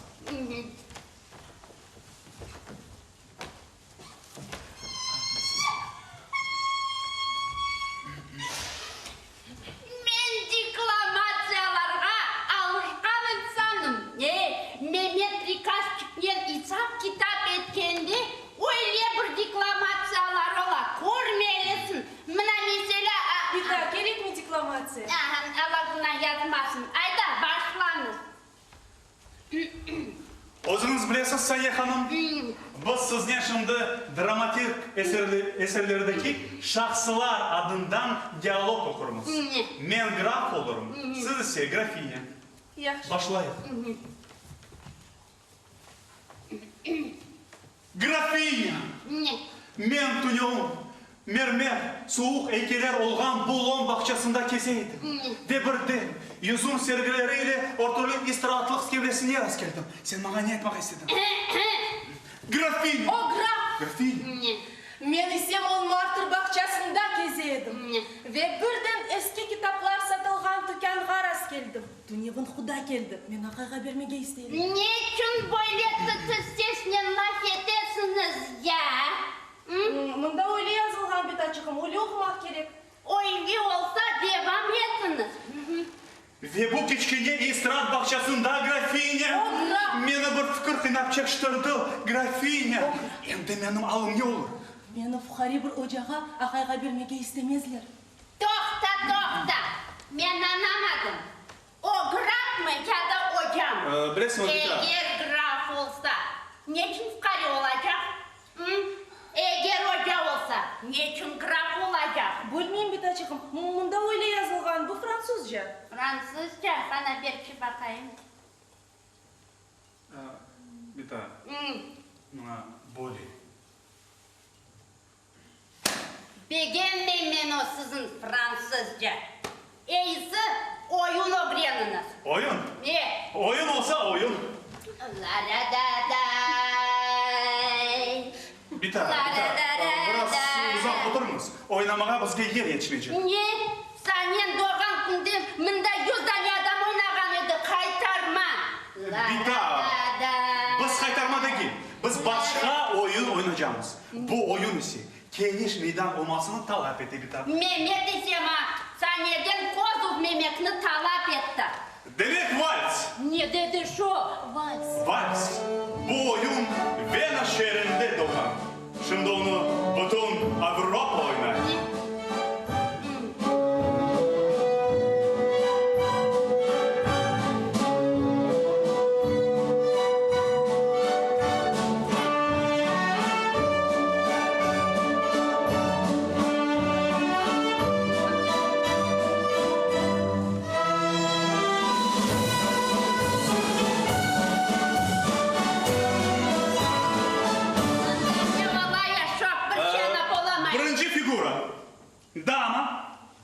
Kavalerinin omuzlarına kolunu koyar. Kavaler ise onun belçigini buna böyle etip tutar. To'xta. Al ellerin. Utanmaz. Senin figuraların benim figuramda ko'rsat. Bita. Ne? Mehmet Mait'ti senin yanına bırakay bile gelmesin. Bita, ya men ocağımda. Oca bilmeyim. Ağayga çıkan son nasıl istesen figura yaparsın kızım. Allah'ına yazmasın. Gel hoca tut belimle.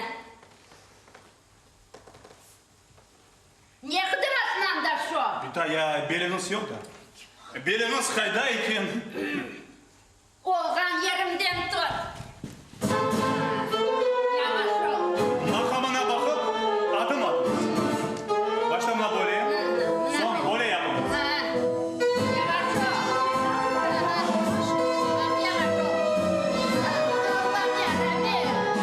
Kim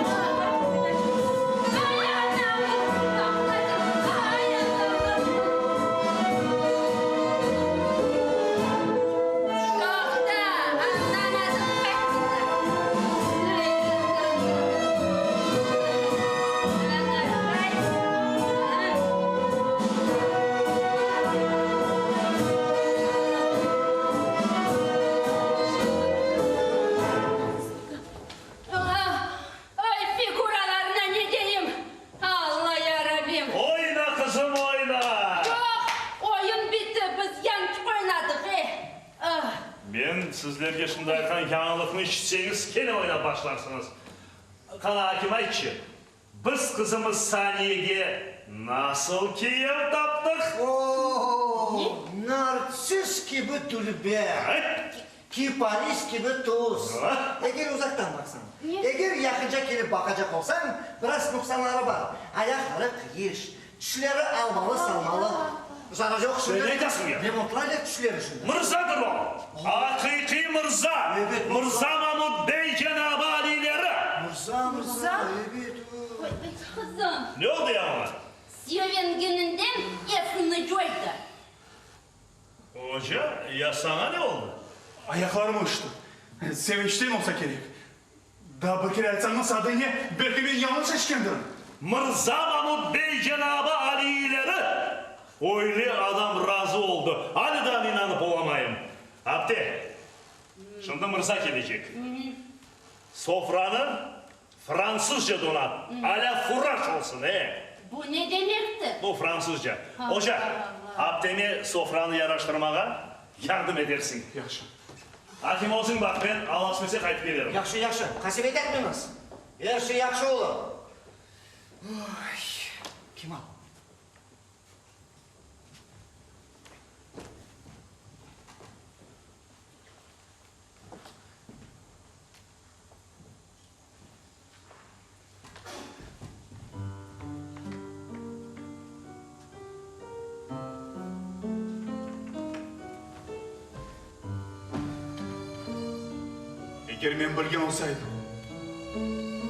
Eğer men bilgen olsaydım, onu çamurdan çıkarmazdım. Kimni? Seni olacak Kiyev'in Mırza'nı. O benim dayım ola. Dayım? Demek sen de Mırzalardansın. Evet. Lakin bizim farkımız şunda ki, birisi çamurdan çıkan Mırza. İkincisi ise çamurga batkan Mırza. Sen ne deysin şu Kemal? Bana senin mırzalıkın, baylığın gerekmiyor. Ben seni seviyorum ve sen dünyanın sonuna acık etmek yazım. Canım kızım, demek sen razısın. Evet razım. Bugün umurumda en bahtlı günüm. Barsı men fukara olayım. Ama biz çalışırız. Emniyet insana verilgen en zengin cihaz. Men gece gündüz çalışırım. Ders veririm. Tek yaş kızlar hadi kız. Bugün gece tanıtayım degende men at minip gelirim. Seni alıp kaçarım. Biz kimsege bildirmey nikahtan geçerimiz. Son biz atga otururumuz da. Yerge boşup giderimiz, bilesizmi kayda? Hayda Kemal. Hiçbir yakka. Niçin? Seni alıp kaçmak için baştaklı hırsılamak gerek. Yok. Çoktan çok sana sağ ol. Sağ ol Kızanayımızı de nişanladılar. Ana şimdi Kiev gelecek. Kız korumu olacak. Yaxşı ya, men de kız ko'rmaga keldim işte. Yok. Kelinimizga bir ko'z tashlaymi, Akim? Yok dedim yok. Akim. Yaxşı. Mana bak. Mana bizim güzelimiz. Benim kozum o günde dünyaya geldi. Ostu, buyurdu. Yok Akim, bu o kız değil. O kız kıyış kılıy topal olmak gerek. Böyle güzel, nazik, nezaketli ula çıkka. Öyle buruşuk kart teke gerekim. Yok, bu kız değil, haydi. Sağlıkla kalınız, bakışlarınız. Men o mızağa ayağa çıkmağa istemeyim. Yardım etiniz bizge. Sen ye kızım, sen ne aytasın? Seni de nişanladılar. Baban de tam kasımladı. Ana şimdi Kiev gelecek, kız görmeye. Sultaniye, sen kaytmında bütün şeyini bozarsın. Ah sen, oz kolumda ostu. Kozum o günde çiçeklendi deysin. Endi ne, şu çiçeknin solğanını isteysin Akim? Bilirsin mi? O mırza bana da eşekке kalpak, sığırga sarık gerek olğana kadar gerek. Ya men beyime söz verdim. O benim beyim ne istese onu yapmak gerekim. Son ne dedi o sana? Ana şimdi Kiev gelecek kız görmeye. Kız görmeye deysin mi? Elbette. Ay yaxşı men sizge kızını gösteririm, kiyindiririm, kuşandırırım, pudralarım, kınaklarım. Yok dedim yok. Kudalıkını Hatice yaptı. Hatice de gelip onu giyindirsin. Kayda kaldı şu ilikler. Sen o karı kadının canını ne için ağırtasın ya? Ya belki hastalanğandır, ya da bir oğursuzlukka uğrağandır. Ya bazarda onu biri vurup öldürse. Haydi yaxşı şunu Akim. Onun yapacak işlerini özüm yaparım. Nesi var yanında? Yok dedim yok. Akim, haydi şunu. Akim. Ya biz zenadaşlar mısın? Zenadaşlar mısın? Birbirimizge yardım etmek gerekim. Gerek canım. Gerek. Haydi kendireyim şu kızın nesi var yanında? Yaşaydı. Bak ama tez olun. Bir şimdi Kiev gelecek kız görmeye. Yürü kendir. Kim al? Bak sonunda sen Fransızca sofradan donatmak bilirsin mi? Ben bileyim. Şimdi sen bak içeriye gir. Gerek olan vakitte ben seni çağırırım. Yaşın bak tez. Şimdi Kiev gelecek. Tez. Akim, sen niye kaydan Mırza geldi? Şimdi çağır onu da şimdi. Sen niye kızım hazırsın mı? Hazırım. Annem sen Maşallah sana. Cenab Alilerim Mırza efendim. Bonjour monsieur, bonjour. Yok. Tek sizden son bonjour. Son? Gelin kayda şu. Gelin. Gelin kini yatan. Sabahtan beri bir anterkeyi beğenmek. İkincisinikiyi beğenmek. Sana görünmeye yakşı istey. Görmeye geçmekin karttaki. Ne dedin Akim? Kartal değil Ya kaç yaşında o Akim? Kaç yaşında? 18 yaşında. Şıftali gibi pişip durar. Akkuş gibi bembeyaz. Kursiyen odun patlamaz. Ne çatlamaz dedim? Çatlamaz değil. Herkes böyle kızını alıp olamaz değil. Doğru. Herhalde çağır onu. Bu pek bırak giyini. Aşıkma yigit. Aşıkan yigit. Apayga yalçınmaz değiller. Herhalde beklemeye sabır takatım kalmadı. Sabır. Sen ye kızım. Kana çıkmında.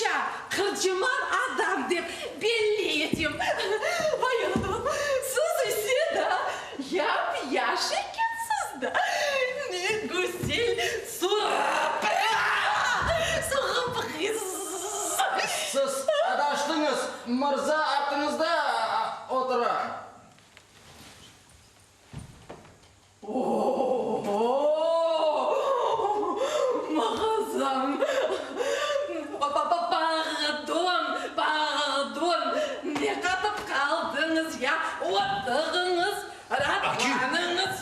O galiba bir türlü ya da bana olayım görünüyor mu? Siz Akim'ni bilesiz de, o bizim dostumuz. Benim mağazanın yanına yakınca alıp var, yakınca görmek isteyeyim. Mağazanı yakınca görmek isteyeyim. Sen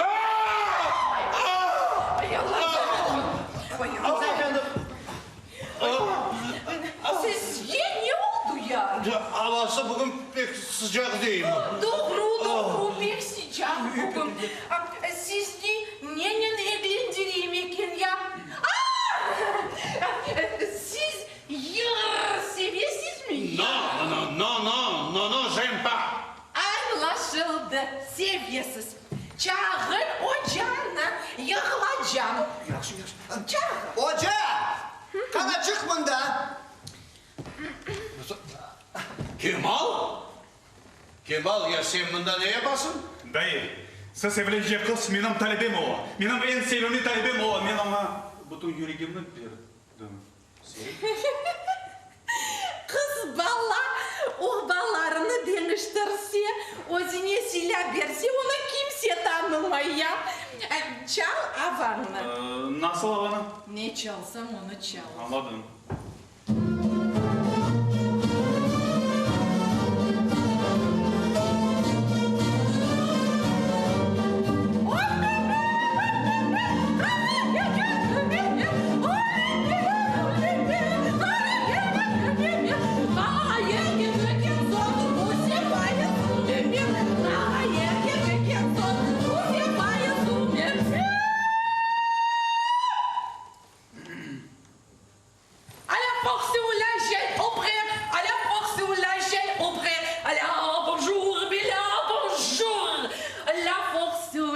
Oh là là, Morzan!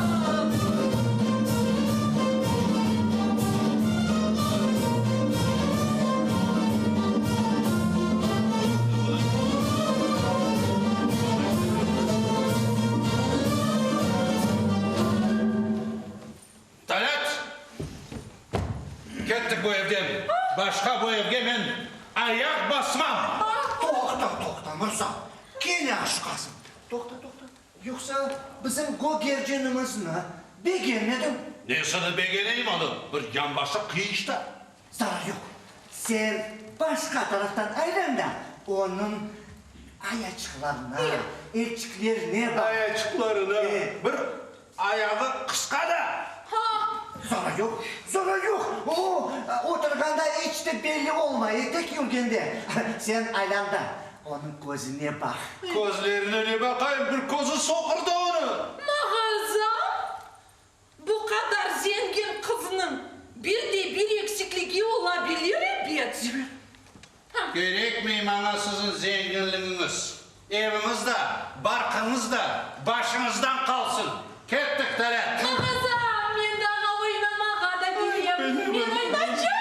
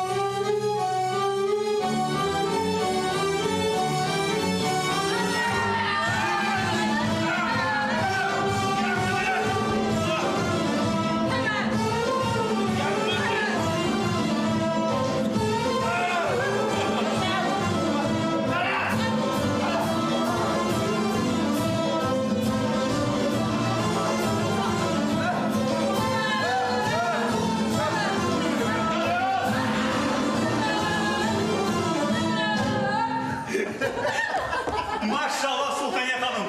Artistliğinde baraki. Sağ ol canım.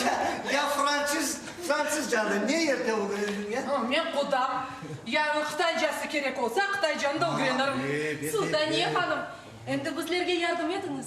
Yok kızım, men baştan Mırzаны Gülpempe'ge evlendireyim de, sonsuz ben uğraşırım. Yaxşı, sağ olun. Sağ olun. Bakın kitabı ya. Hadi.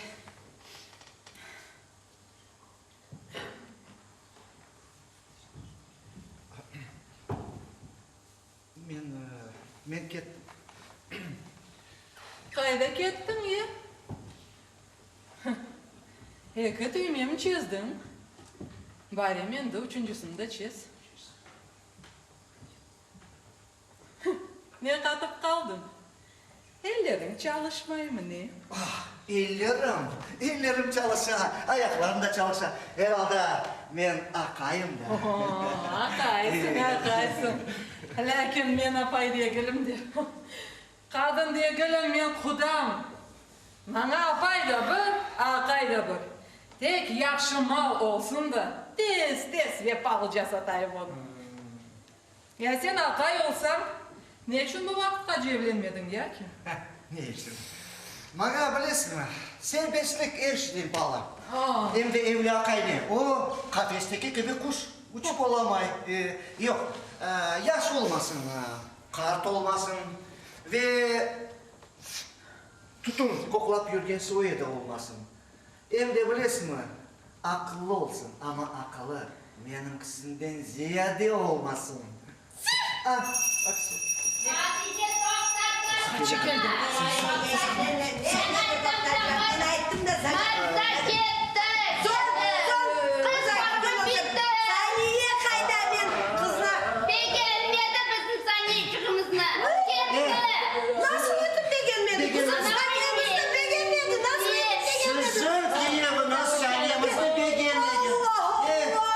Bana sana. Ya bu ne kim?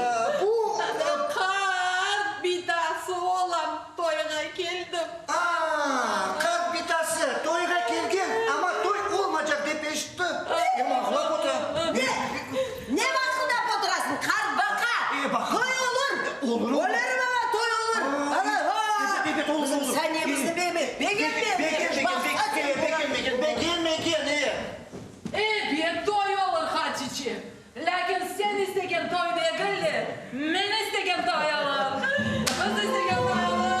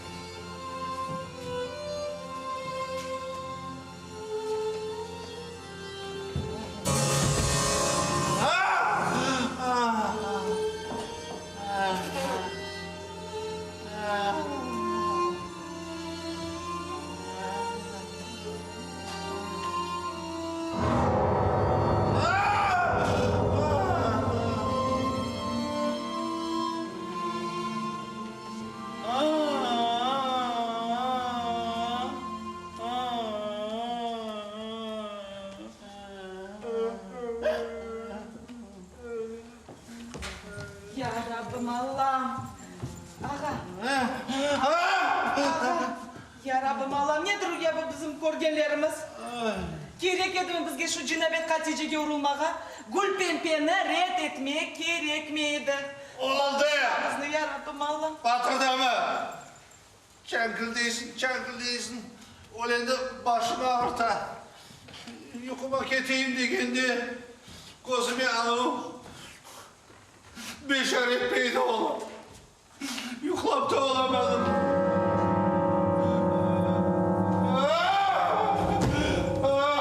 Ne oldu ya? Korkunçlu bir şey. Nesi korkunçlu bu ne? Nesi korkunçlu? Sen onu görmedin de şunun için öyle aytasın. Görsen aytmaz edin. Talat. Cenabet. Hatice kesi. Oğlumdan kovala. Rıza onu görmeye istemedi. Tayaklı kovala. Oy başım. Talat.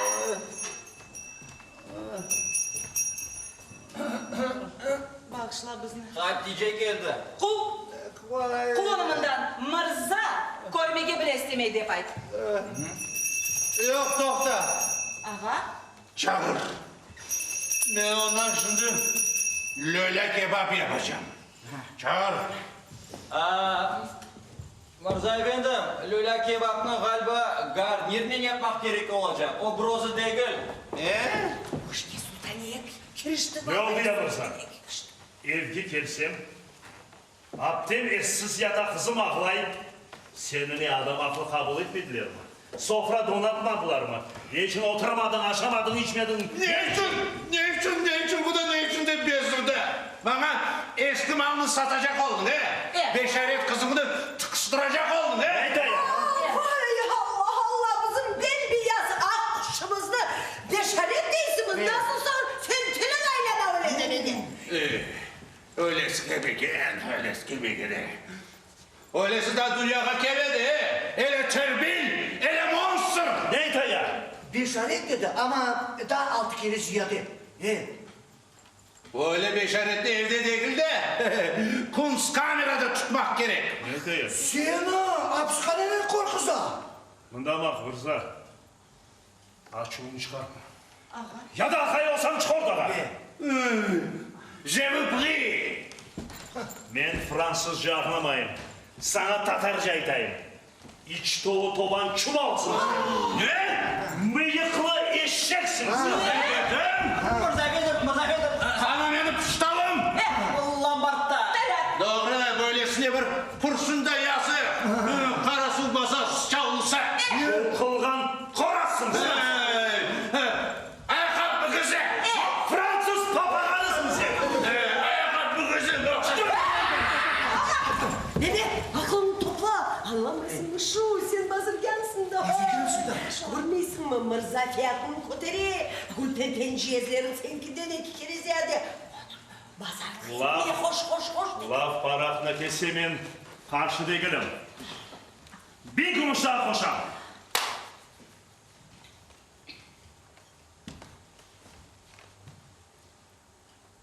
Yok. Yok. 2000. Gece korkunçlu düşler görmek gerek mi sana ağa? Razı olma. Doğru kardeşim, otur.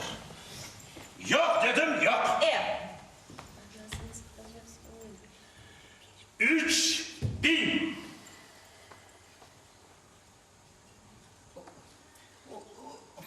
3000. Ben böyle parayla eşekle bile evlenirdim. Talat. Yok dedim, yok. Yok. 4000. Evini tamirlerimiz, veksellerini satıp alırımız, kirmalını evlendiririz, toprak satıp alırımız. Şunu bak ağa.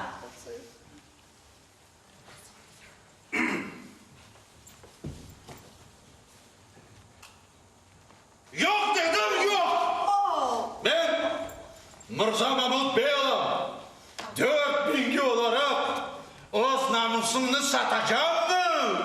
4000. Tek 5000 razım.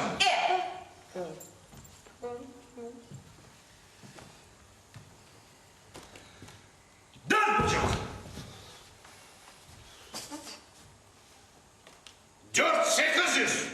Razım. 300'e koşacağım. Doktor ya o da ne için? Senin akşam benim ayaklarım tap çıktı. Ama toy bugün olacak. Paranı için toydan evvel veriyorsun.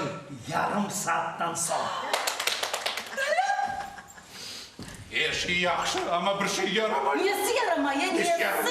Evlenmek gerek o beşaretke. Zararı yok. Akşam toy olur. Sabahsına seni tapsa alsınlar. Zuvarsın.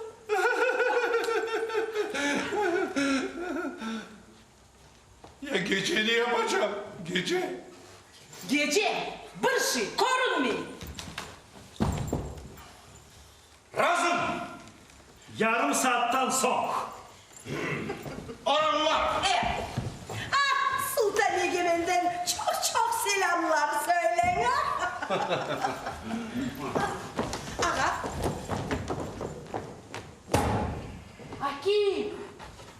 Hakim! Kimde? Sultanım. Sen burada ne yapasın?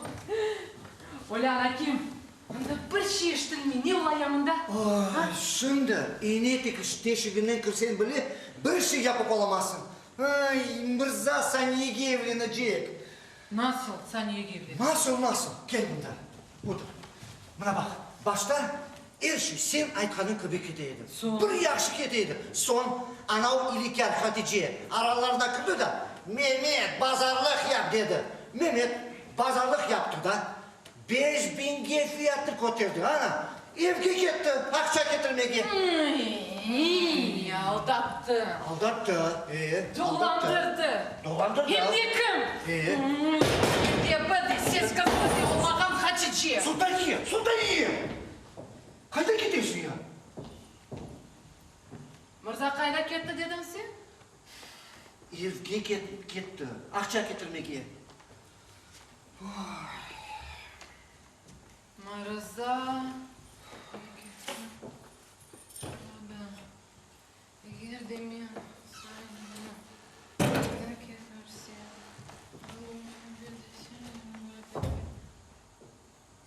Taptım. Hot kanyon. Mehmet idareye ketken arada. Sen jurib barıp en çapkır atını al da kiraga fayton tutup Saniye'nin yanımında getir. Arabanı ananda azbar kapı güne koyarsın, anladın mı? Ben anlap olamayım. Uç yürüyüşten ibaret kombinatsiya. Sen evge ketersin. Saniye mında gelir. Mında gelir. Benim gülbembem. Akaylı oğlum. Ay akıllı yetmesin sen. Çapam Sultaniye. Bez ol bakayım.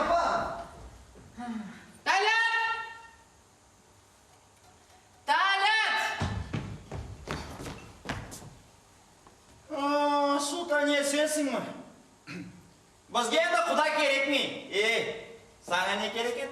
Mirzam var bu yat. Çağır. Mirzam chirim etdi, birsini yiberme dedi. Vesselam. Hatice sana Mirzani ko'rmak uchun ne kadar to'layya talab?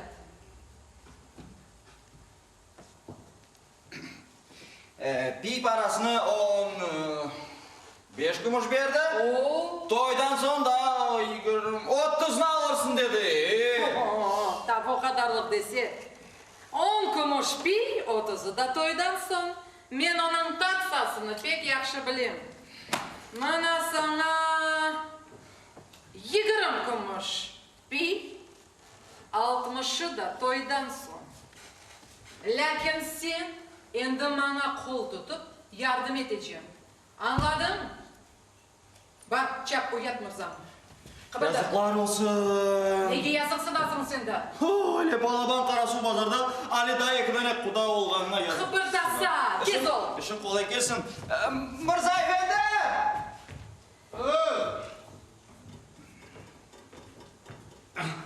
Para getirdiler galiba. Para.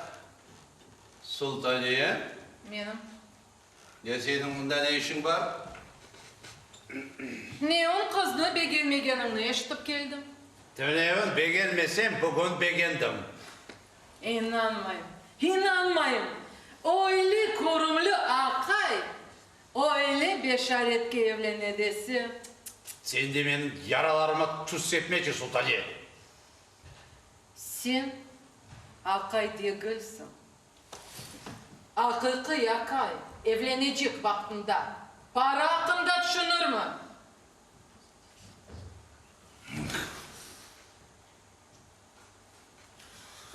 Cebinde para, betinde dülberilik olgan kelini kaydan alırsın. Öyle kız mende var. Gülpempe'ymiş o. Eşittim ya hakkında eşittim yeter endi. Eşittin lakin görmedim. Kız koruğuna gelmedin Mirzam. Bir tanesini gördüm, yeter endi mana boğırdaktan. Hem de ben Mehmet Bey'e söz verdim. Onun kızına evlenen dep. Ana idareye gitti. Şimdi paralarını getirecek. Ana. Ana. Fayton minip getirek arasın mı? Baralarım. Yanıldın Mırzam. Bu benim Gülpempem. Ressamga ketemiz. Muzeyge koymak için bugün onun portretini sızdıracakmız. Ya ressam maksus İtalya'dan geldi. Haydi ben kettim. Sağlıkla kal. Tohta Sultani. Ya fayton içinde oturgan yaş hanım hizmetkar mı? Sen öyle hizmetkarını kaydan görgen ekensin. Bu Gülpempe'nin ozu. Sultaniye hanım. Sultaniye hanım. Sesi dersin kaval. Doğru. Sultaniye hanım, Ne? sen onu benden tanıştın. Yok. Sultaniye hanım tanıştır herhalde o benim sabık nişanlım ola. Sultaniye hanım, bir dakika. Yalnız sen için bir dakika. Öyle sen barıp kurbalarını demiştirse, öyle alda o seni hamamcı belli. Pardon. Tez ol. Pardon, şimdi değiştiriyorum. Sultaniye hanım. Saniye. Sultaniye hanım. Beni burada çağırdınız. Çağırdım. Saniye canım, açım bana. Sen Kemal'ını seviyorsun. Kemal'ını? Kemal'ını pek sevim. Öyle olsa, sen öyle yapmak gereksin de şimdi seni Mırza begensin. Mırza? Bir şey anlamadım. Dünya'nın o Mırza'nı menden vazgeçmesini istegen ediniz. Bugün ise begengenim ne isteysiniz? Öyle yapmak gerek. Lakin şunu aklında tut ki, sen şimdi saniyede gül de, sen Gülpempe'sin. Gülpempe? Sen Gülpempe'sin. Mırzani, mülayim münasebetli ol. Ona yılmayıp bak. De, akıllı bir şeyler ayçtı. Nasıl akıllı şeyler? Fransızca ayda bir. Yaxşı. Özekiler.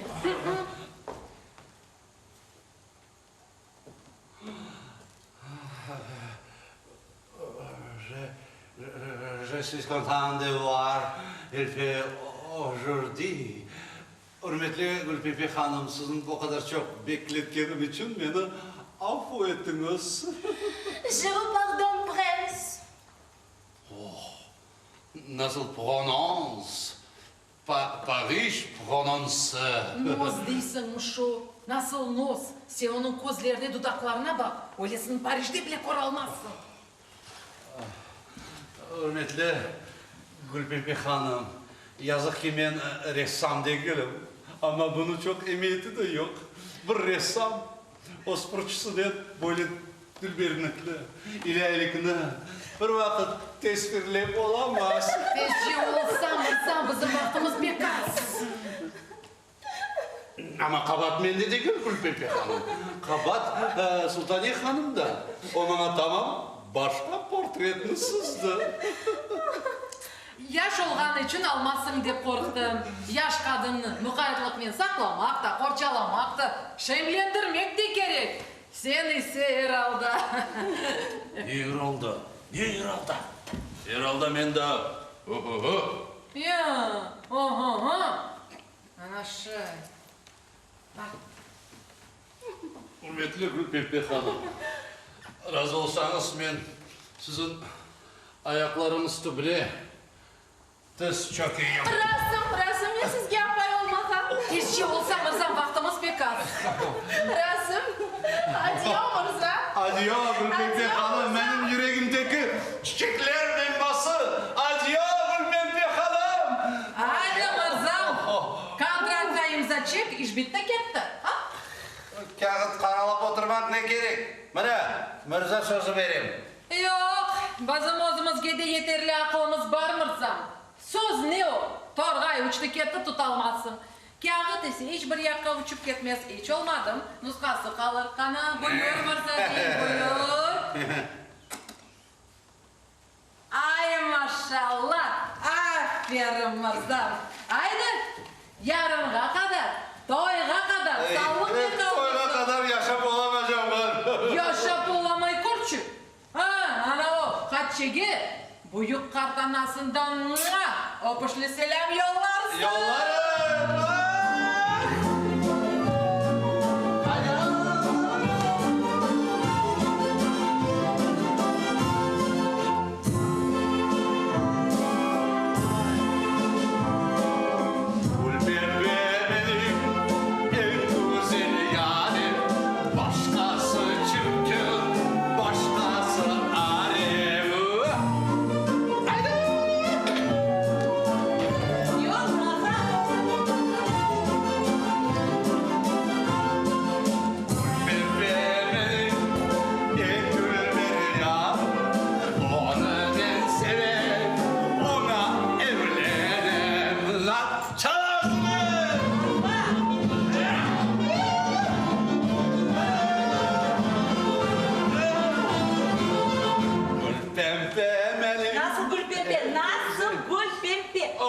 bin kafana vurdu mu ne maraz? Kafama vurmadı kardeşim, ben Dülberler Dülber'e. Gülpembe Hanım'a evlenem. Gülpembe benim. Tut paranımızı. Gereği yok. Ben Dülberler Dülber'e Gülpembe Hanım'a evlenem. Yarın toy. Sen de benim davet ettim. Kızını da alıp kesem olur. Nasıl Gülpembe? Sen saniyeye evleniyorsun. Aklını toplap al ağa, sarıştın Yok. mı? Ben Dülberler Dülber'e Gülpembe'ye evlenem. Mırsa, senin ne etkanından haberin var mı? Ya da sen benim kızıma evleyeceksin. Ya da ben senin bu kollarından bok boyayacağım. Mehmet, ne için kollarına, ne için ellerinin veksillerine, Evet.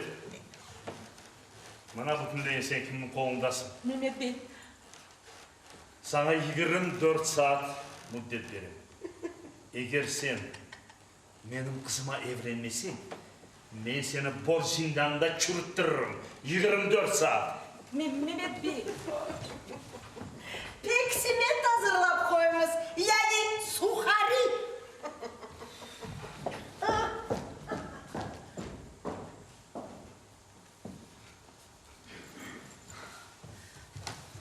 Bizim neslimiz için bu maskaralık. Bizim neslimizde kimse hiçbir vakit hapishaneye düşmedi. Bizim neslimiz, aha, bizim neslimiz öyle nesil. Evrika! Daha birisi. Ben bizim neslimizde olgan bu lekeni os kanımla yuvarım. Talat, piştağım kayda. Ulan Bart'ta.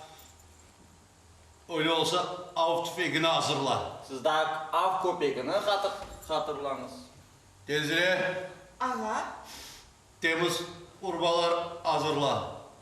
Üst urbalar, tüp urbalar, maşalka, sabun, hepsi hazır olsun. Ben bu lekini öz kanımla yuvarım.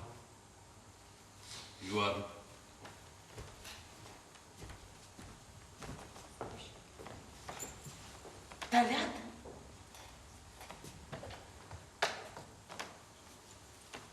Temiz urbalar Mırzaga ne için gerek oldu? Ya siz bilmiyorsunuz mu yoksa? Ne? Her bir adam ölmekten evvel yaxşı etip yumuna da son Ölmek? Talat. Tut Mırza'nı Talat. Mırza Talat. Mırza yedim. Kulak de. Bizlerini ne için bunda çağırdılar? Biz onun da tünük koşken idik.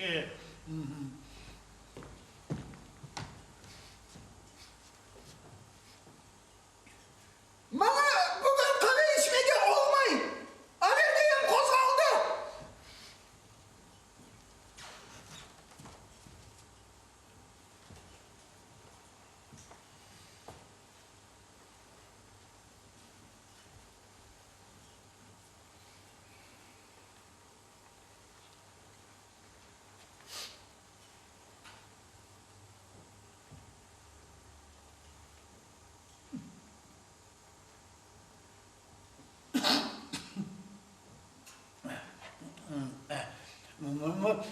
Mutlak ki pek mühim iş var deyip ayıptı. Mühim iş. Mühim iş olsa ne için meyhanede değil de kahvehanede. Eğer de bu şaka olsa budaların şakası bu. Kemal! Dayın kayda! Bilmeyim. Hizmetkar çapıp geldi. Acele surette kahvehaneye barmamını rica etti. Ne için olganını aytmadı? Neydi şu? Evlene galiba. Gene Paris'te dedi.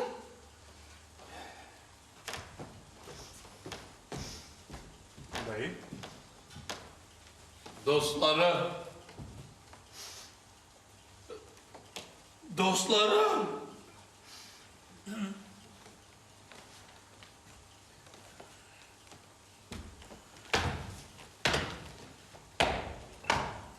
Dostlarım.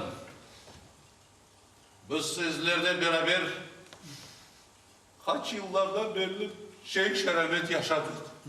Şenlendik. Keyiflendik. Endi buların hepsini sizler mensiz yapacaksınız. Yapar.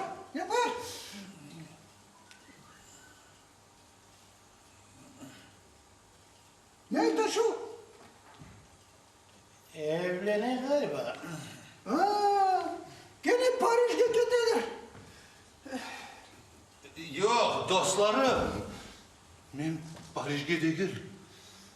Ben öyle yerlerge gidem ki andan da bir kimse bir vakit kaytıp gelmedi. Bana Mirza için en mühim şey dünyada bilesiniz mi ne? Ne? Namus ve borç. Ve bunların ikisinden ben birisini seçip aldım. Hangisini? Borcum çok çoğalıp çıktı. Şunun için bugün tamam saat 10'da. Talat saat kaç? Lambartta kaldırgan saatimizde 10 dakikadan 10. Tamam saat 10'da. Ben neslimiz üstünde olan lekeni oz kanımla yuvarım.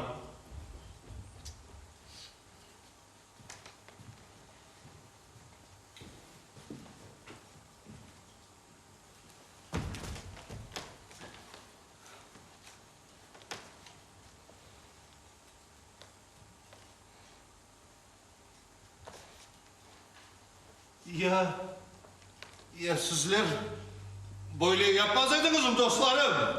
Yapar. Yapar. Ha. Şunun için de ben sizlerle beraber son kere içip kahve oturan kahvehanede ondan sonra damarlarını Ne aytarsınız? İbal, büyükler laf etkende kırışmadı. Kaç kere ettim bahçettetim. Gegenizin sağ olunuz dostlarım. Sağ olunuz. Doktor, aşkma. Attı böyle kaygılı bakıyor. Sana hukuk vermiyor. Bu meseleyi böyle çözmedi.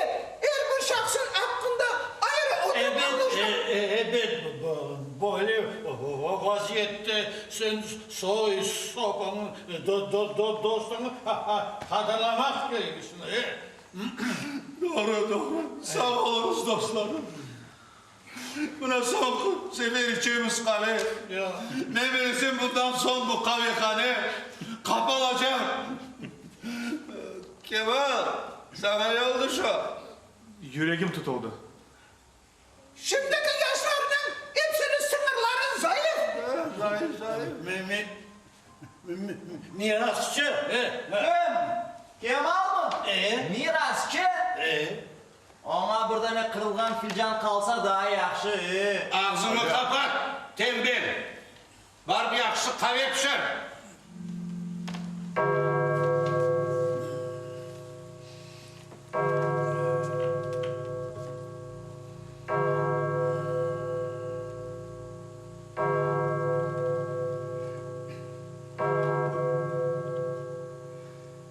Saat 10.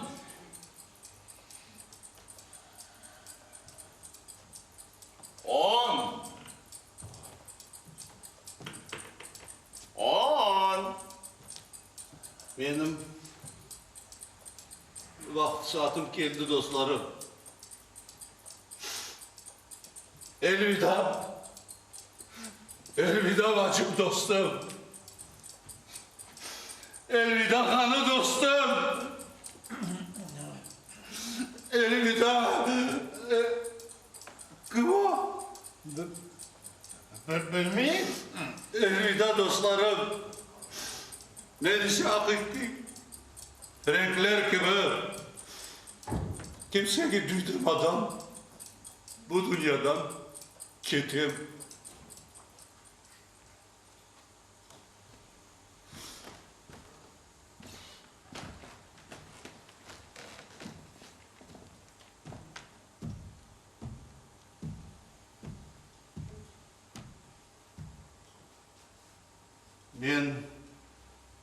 Ben gittim dostlarım.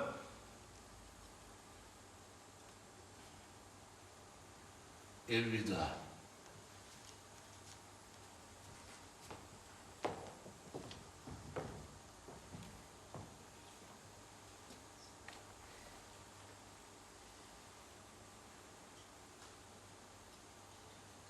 Ne ayta şu? Evlene galiba. Gene Paris'e gidiyor.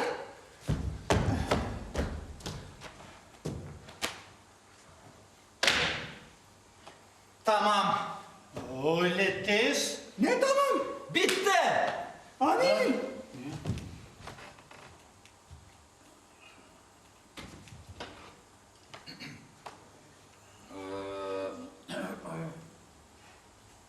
Kahve bitti. Varıp bakayım ne vakit getirecekler. Bir vakit getirmezler o sizin kahvenizin. Kadın! Sultan Hanım! Sen benden ne yapasın? Halide karın peyda olganlığını nasıl anlamak mümkün? Baksana. Utanmazsın bakız! Sen benim üstüme bakırasın. Ha? Eğer men seni zengin dul kadınga evlendirmegen olsam, oturar edin sen şimdi. Hadi. İşte başla kalpak giyip. Sultaniye Hanım, en yakışı sen bu yerden git. Orbalarım da giymişsin, soyunayım. Yok, yüzsüz kadın yok. Men Mirza'nı görmek geldim. Sen ise ağzını yap. Eğer men çağaraktan kirmegen olsaydım, sen ağzın şu çağaraktan çıkıp gider edim. Sultaniye Hanım, sen... Sultaniye Hanım. Dostlarım! Mürekkeli olmadı. Bak. Taksındı. Ne? Ölmege hazırlanasın. Oy, yazık değil. Ya cenazeni kim yapacak ya? Kana göster şunu. Kim? Dostlarım yapar. Doğru dostlarım. Boğların kahvehanede kahvege tölemege paraları yok. Dualarını yaparlar dep bilirsin. Şimdi ölmek için de para gerek Mirza. Sen bilirsin mi ne? Men Gülpempemi evlen, kız tarafı hazırlagan bakşışlarını kabul et. Menimle hesap kitap et, son ne kadar istesen o kadar öyle ver. Ben ona evlenmeye şimdi de hazırım. Son? Ama ben Mehmet Bey'e söz verdim de. Onun kızına evlenirim diye. Ona da evlenmeye gerek. Sen de şaştın yoksa? Benim yaşımda bana EKP neye gerek? Onunla senin evlengenin gerek mi?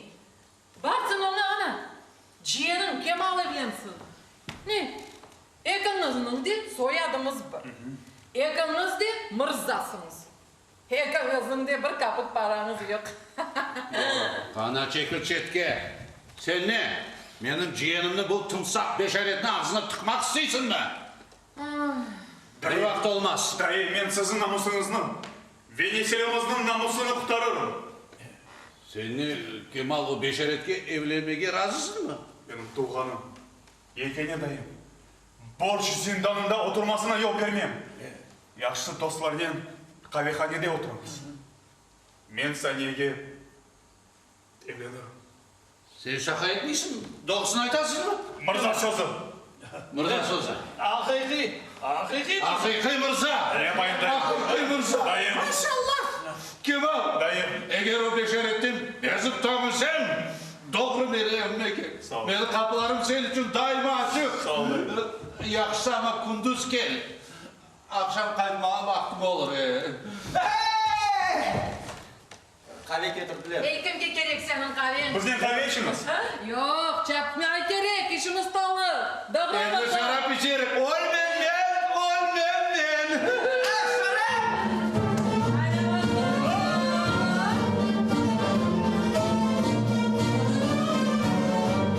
Ol benden, ol benden, para yer getirmem ben. Ol benden, ol benden, para yer getirmem ben.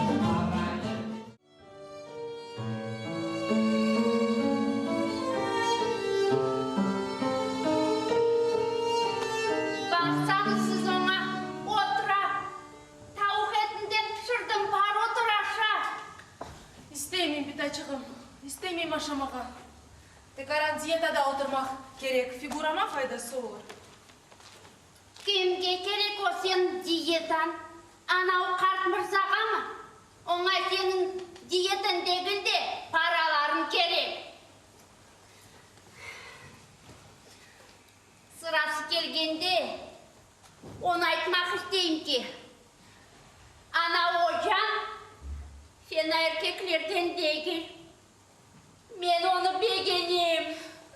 Pitacığım, beğeniyorsun. Ben de beğeneyim. Bir tane sakır sokur tepeleysiniz mi? Siz nasıl ekiniz kemanede çalganınızı ben görmedim tepeleysiniz mi? Her şeyini göreyim, her şeyini eşiteyim, anladınız? Anladım. Bibiciğim. Ama babam öyle daha çullu. Ne yapayım? Bilmiyorum. Ne yapayım? Hakim. Ay o kızımın nesini beğenmedi? Onu kartlık sokur etti. Sokur etti. Ya senin mırzan kayda? Ne? Erkek gelir Mehmet. Bilesiniz mi? En cesur erkek kişi toyga bakanda hapishaneden ziyade korkayım. Japarıp da gelmesi, ben de tamga sumarladım. Bütün kara suğa maskara olacağım. Hadi. Kemanda.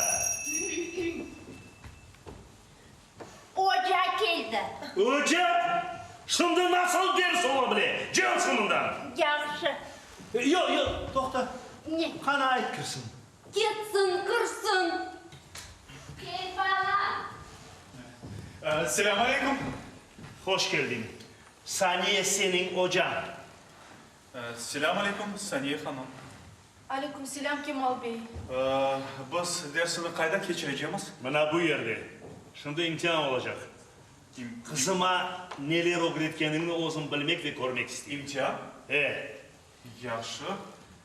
Siz ne aytsanız bu olur. Neden başlayacağız? Müsaade etseniz deklamatsiyadan. Müsaade edin, deklamatsiyadan başla. Yaxşı. Buyurunuz. Vakıya Paris'te grafinyanın evinde olup geçer. Men graf, siz ise grafinya. Başlayın. O graf. Siz bizge yardım etmege istegen hanımını gördünüz mü graf?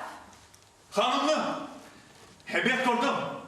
Bugün kahvehanede gördüm. Kahvehanede Franklerin ahlaksız olganını biliyordum. Ama bu derecede kaydet bir şunu Okuplar sen açık Fransızca anlaysın. Öyle yazılgan. Kahve. Evet, o öyle bir kadın. Onu bütün karası bazar bile. Ne? Ben anlatmam. Bu en bir şey kayda Paris'te mi ya da Karasu Pazar'da olup geçer? Paris'te. Anda o Karasu Pazarı var. Haydi. O utanmağa, arlanmağa bilmegen kadın grafka ne degen? Ne dedi? O ayıttı. O ayıttı. Aşıkmak gerek mi? Graf. Her şeyin öz vakti, saati var. Anladın mı? Her şeyini anladım. Devam et. Grafin. O graf. Men sizni sevim. Yazsız. Men de sizni sevim Kemal Bey. Kemal! Graf. Kemal, bu benim yüreğimde yazılgan. Biz birbirimizni sevemiz. İlk görüşümüzden beri. Mehmet Bey, men sizden Kızınızdan elini sorayım. Elini. Bugünden son senin ayağını bile bunda görmeyeyim. Çıplak, bacak, graf. Demeyiniz bana. Ben uzun keterim. Kemal. Baba siz Kemal nasıl adam olganını bilmeysiz baba. Emrinde keslemeyeyim. Öyle olsa ben onunla keterim. Ben sana keterim tanıdırma yerine. Kemal! Ana kimdir? Ne oluyor?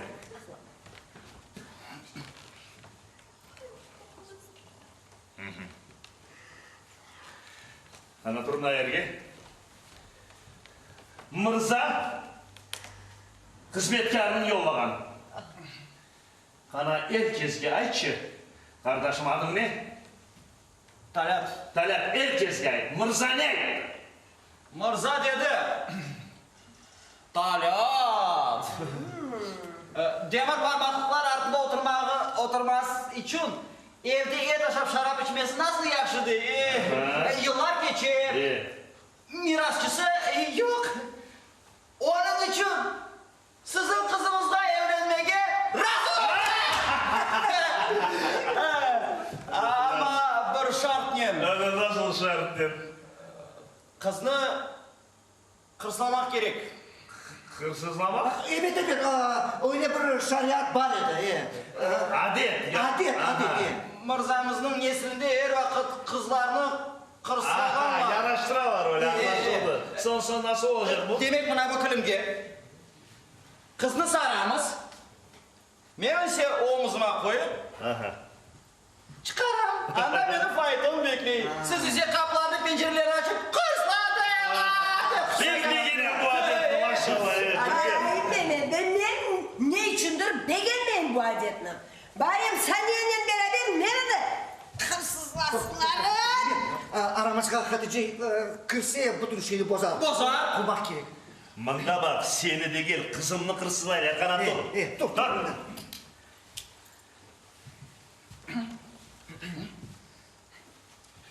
Haydi. Başlayınız. Haydi.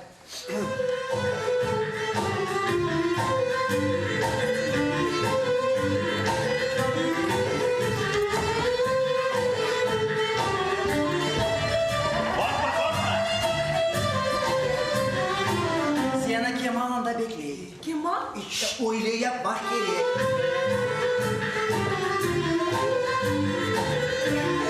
Haydi sıçırın.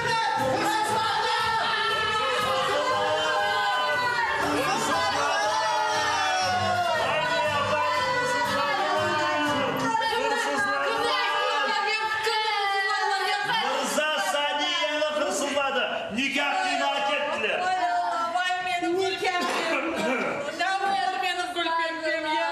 Ay Sultaniyeciğim, senin de kartaydın. Hem de tamam pensiyaya çıkmaya vakit geldi. Ay ne yapacaksın? Eğer arabanın odun taşımakın çaresi olmazsa arabanı ozun odun etmek gerek. Haydi rahatsızlanma seni de toyga davet edemiz. Sağ olunuz. Sen pazarda barıp çokça gül çiçek al. Yaşların ayaklarını tümle taşlarını tümle. Abdi, sofralarını donatmaya başla. Yaxşı, donatırım. Sen endi ozun bak her şeyine. Yaxşı. Daha bir işim var edi. Şimdi gelirim. Kasvet etmeniz her şey yaxşı olur.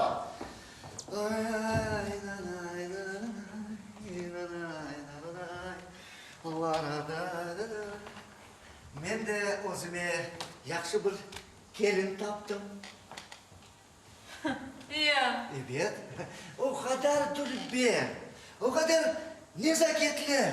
Hem de bilesizmi? Bütün apalarga kun evvelden 100% verir. Hem de akaylarını toplap, suga alıp barıp, su içirtmeyip, evge alıp kaytar. Karasu pazarda öyle kadını yok. Var. Yok. Var. Yok. Var. Kim?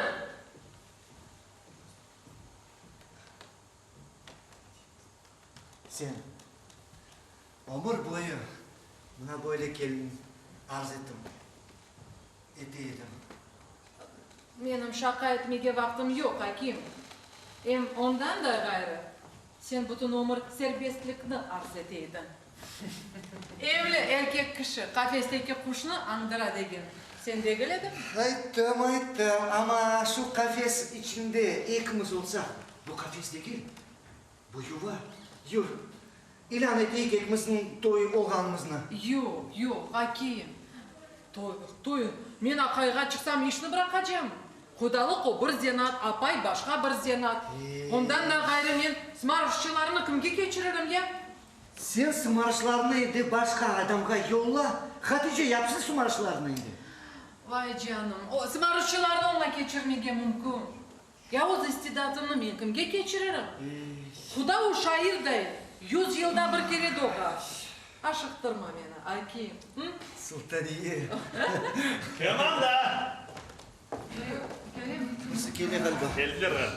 Cenab Ali'lere Mırza efendim. Hoş geldiniz. Selamünaleyküm. Selamünaleyküm. Hoş geldiniz. Hepinizle selamlayık. Hoş geldiniz. Ben çok düşündüm nasıl bahşiş edeyim eken. Mana veksellerin hepsi tölengen tut. Veksilliye. Ama parasını toydan son veririm. Nasıl para? Endi biz bir ailemiz. Benim evim, senin evin. Demek yeğenim senden her şeyini anlaştı. Ne aktarmıştı? Evlenmek hususunda. Kimge evlenmek? Senin kızınla o razı. Toxta. Kızımını sen kırsızladın, jeğenin evlenecek, sen kırsızladın, bıçakla bulamayın. Kim kırsızladı? İyi. Kim ne kırsızladı? Ben kırsızladım. Yok, ben kırsızladım. Bilip koy. Bizim neslimizde bir vakit bir kimseni kırsızlamadı. Öyle olsa kim kırsızladı? Biz hırsızladık, biz. Men talat ve akiyim. Senin kızın bahtı olması için hırsızladı. Güzelden güzel, torunların olması için hırsızladı. Ben torunlarga karşı değilim. Ama bana tavga gerek. O olur sana tamga, o da Mırza. Kim? O bizim hocamızla nasıl oldunuz o? O bizim ciğerimiz. Kimin ciğeri? Kemal. Bizim ciğerimiz. Benim ciğerim Kemal Mırza. Ya o çalışa da nasıl oldu Mırza o? Toxtan. Zengin kızga evlense, işini bırakır ve hepsi Mırzalar gibi işsiz olur. Ma kızının baylığı gerek mi? Her şeyini uzun tapar. Sen yeni uzun bakla iterim. Ana. Ya evvelden Mırza olganı niye için aytmadın? Bana ver kalın. Kızım, ben onu bekerim. Eğer betini açkanda beni tutarsın ama beşaretini görüp yıkılıp kalmayayım. Bonjour mon prince. Gülpempe! Sen bunu ne yapasın? Nasıl Gülpempe? Bu benim kızım Saniye. Saniye? Saniye. Ya sen bana törevin. Kimle sokuşturdun? Ozımını, ne? Yarama iş yaptın mı yoksa? Ha? Ozımını, otur. Olan, yaş Mırza, yaş kızga sebep evleni. Kart Mırza, pardon, esli başlı Mırza, baylıkka evleni. Sen bunun üstüne da Gülpempe'ni alacaksın ulan. O da bu kadarlık kar değil. Ali da 45 yaşında. 45? Davalaşıp oturma. Aksalda dağıtar. Ne? Mehmet tamgasını aldı. Men komisyon paramı aldım. Ya sizge daha ne gerek Cemal? Hiç bekleme kalma. Ay dostum. Talat barca. Zavallı başı. Ayttım da çok şal. Sen bir sebep almasın. Bugün iki doy. Ekil. Nasıl? Uç. Ya. Nasıl uç? Ya sayda bak. Kemal ve Saniye bir. Mırza ve Gülpempe. Toxta ya Mırza Saniye evlenedi. Yok canım, sen beni pensiyaga ertece yolladın. Mırza Gülpempe'ye evlenir. Ay nasıl bahtsızlık, nasıl şanssızlık. Yaş Dülber kızını. Kudalık edip olmadan kuda kimge gerek. Ay nişanı olmayı dur. Sen Sen de bu kadarlık istidatsız kuda değilsin. Akıl sultaniyenin özüne kudalık ettin sen. Endi Karasu bazarda baş kuda sen olacaksın. Men Akimge akayga çıkam.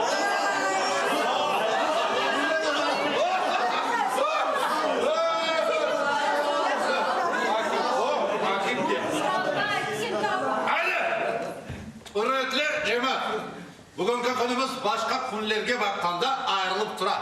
Ve eski adetlerimizge riayet hepimizi bu yerge toplagan ve bu meraklı vakıyanı düşünüp tapkan adamlarını şerefleyip...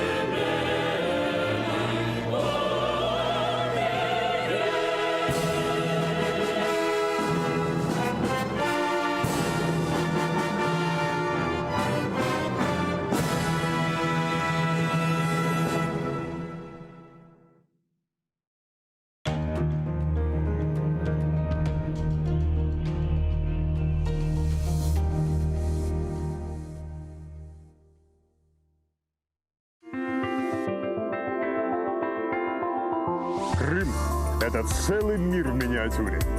Он настолько многолик, что поездки в разные его концы похожи на путешествия по разным континентам. Я беру свою фотокамеру и отправляюсь в долгие прогулки по полуострову для того, чтобы самому увидеть все его исторические памятники и запечатлеть их поразительное многообразие. Этими впечатлениями хочется поделиться с каждым. Поэтому в эфире телеканала АТР приглашаю вас на прогулки по Крыму. Прогулки по Крыму с Алексеем Гайворонским. Давайте вместе откроем эту землю.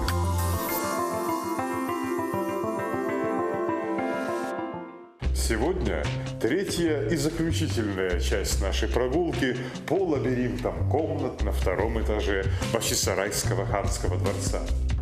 Мы начали эту прогулку с величественных залов ханских аудиенций, затем спустились в богато украшенные, но уже менее просторные жилые комнаты, а теперь мы проследуем в еще более скромное помещение.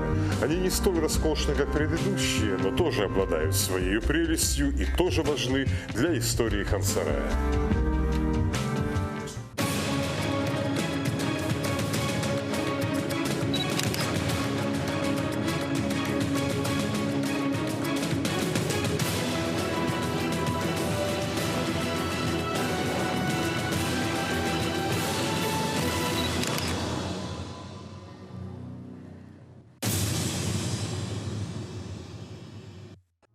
Эти помещения расположены в корпусе дворца, который называется Свитским. Он получил это наименование уже в российскую эпоху, когда здесь расселяли свиту приезжавших во дворец императоров. Однако это название не является такой уж новинкой. Ведь свита, только не царская, а ханская, жила в этих помещениях и в эпоху гераев. Это здание было одной из многих построек хан-сарая, в которых обитали дворцовые служители. Как и в случае с ханскими жилыми покоями, облик этих комнат сильно изменился за последние 2 столетия. Поменялась их планировка, стал другим декор. Однако общий колорит этих помещений в основных чертах тоже сохранился. Мы не увидим тут витражей, стены здесь гораздо ниже, но камины и расписные потолки свитского корпуса весьма похожи на те, что мы уже видели в жилых покоях ханского дворца. Ханский дворец являлся домом не только для самих крымских ханов и их семейств. Поскольку содержание ханской резиденции и обустройство роскошного быта ее обитателей требовало усилий сотен рабочих рук, то хан-сарай являлся также жилищем и для множества ханских слуг. В прошлой передаче мы уже говорили о том, что каждый новый хан, заселяясь в Бахчисарайский дворец, привозил с собой сюда обширный штат прислуги. Но помимо того, правителя здесь во дворце встречала и другая категория служителей, тех, которые жили при хан-сарае постоянно и независимо от смены ханов на престоле.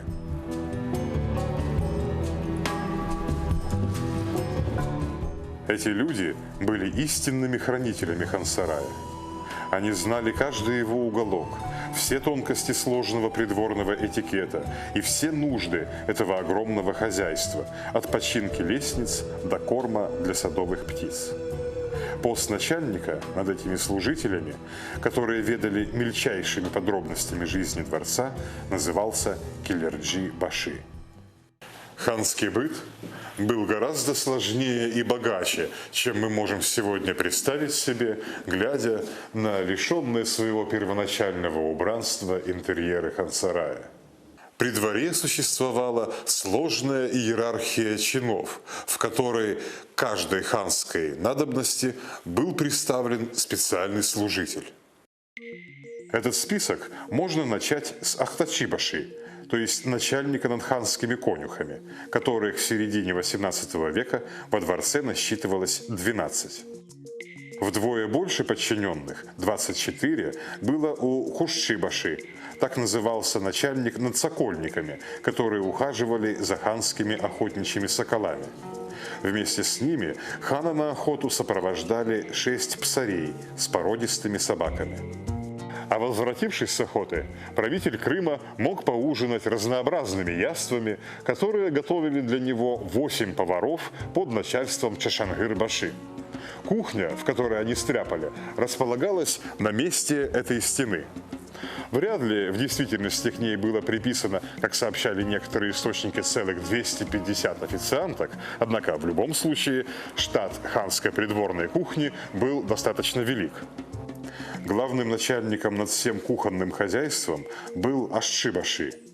На ханский стол накрывал Балчи-баши, напитками обеспечивал Шербетчи с 12 помощниками, а Чегени-баши отведывал ханские блюда на предмет наличия в них отравы, либо просто их доброкачественности. Если пир устраивался торжественный, с большим числом приглашенных гостей, то за дело принимался Байрам Агасы.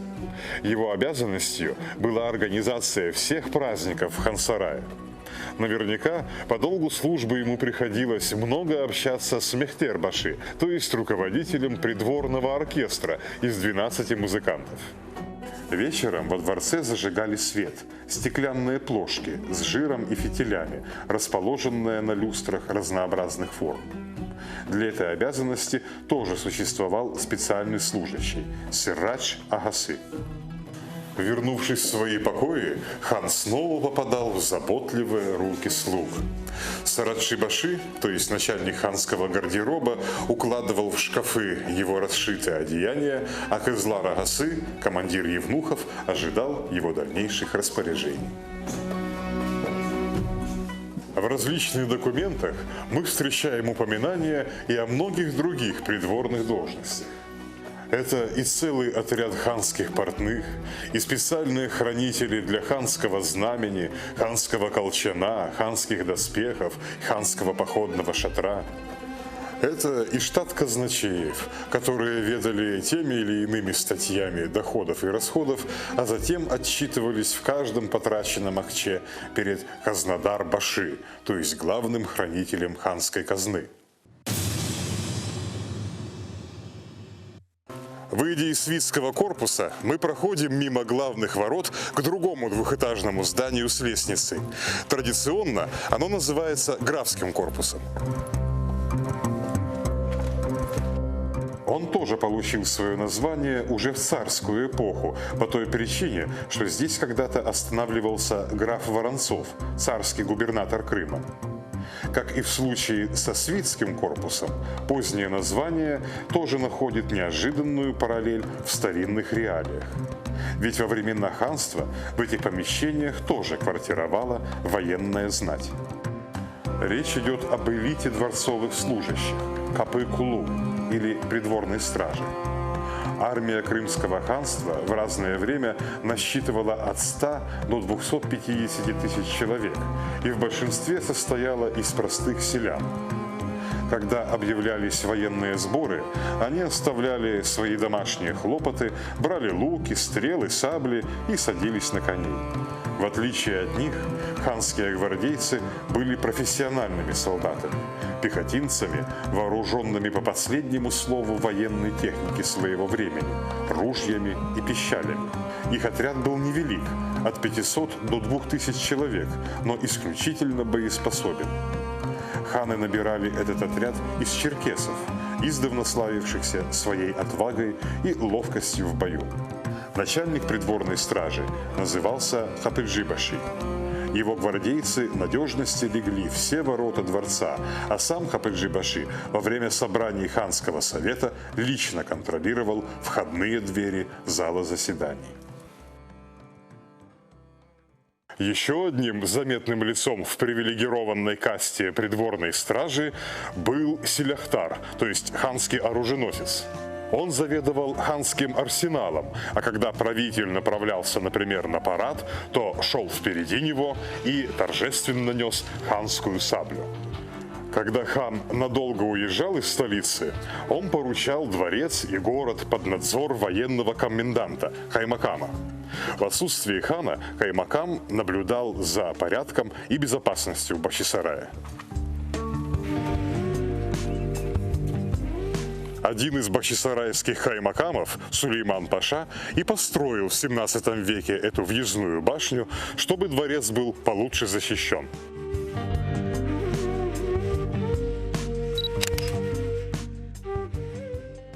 Ханская гвардия тоже требовала собственной обслуги.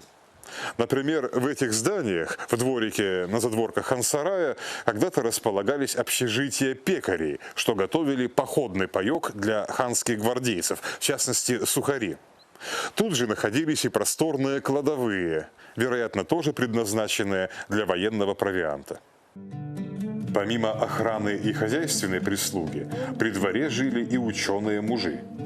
Имамы и муэдзины ханской мечети, чтецы Корана, специальные служители при ханском кладбище и мавзолеях, хранители ханской библиотеки, преподаватели ханского медресе, писари, секретари, звездочеты, придворные архитекторы, художники и поэты обеспечивали Бахчисараю славу культурной и духовной столицы ханского Крыма.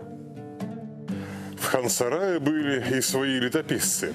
Известно, что при дворе велся специальный журнал, в который день за днем на протяжении многих лет записывались все происходившие во дворце события.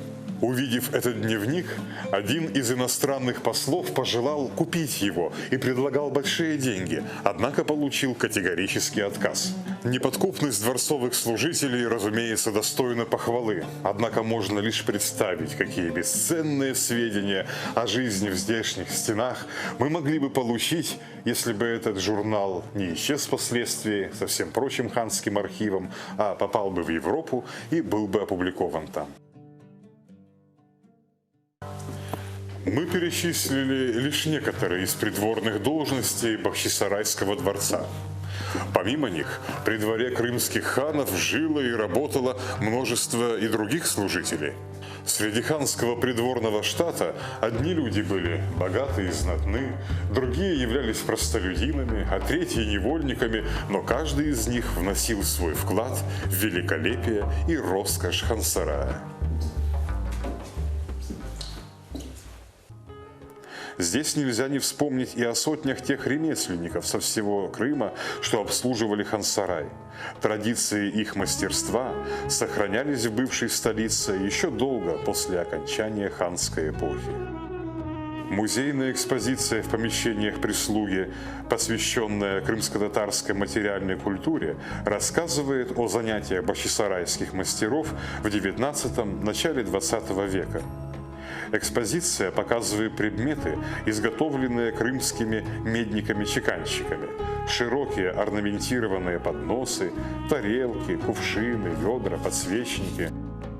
В витринах выставлены инструменты бахчисарайского сапожника, оборудование мастерской по изготовлению войлока, изделия знаменитых бахчисарайских резчиков по дереву. В следующих двух комнатах можно видеть традиционные интерьеры крымско-татарских жилищ, украшенные изделиями крымских ткачих. Здесь же виден и основной их рабочий инструмент – старинный ткацкий станок. А разнообразие ханского стола обеспечивались продуктами, которые поставляли крымские селяне, животноводы степей и садовники крымских предгорий. Жизнь служителей ханского дворца, чьи имена в большинстве давно позабыты, это тоже часть истории крымской столицы. Именно их совместными усилиями, их незаметной работой, которая редко описывалась на страницах летописей, каждый день и подготавливалась великолепная сцена, на которой разворачивались знаменательные события истории – Бахчисарайский ханский дворец.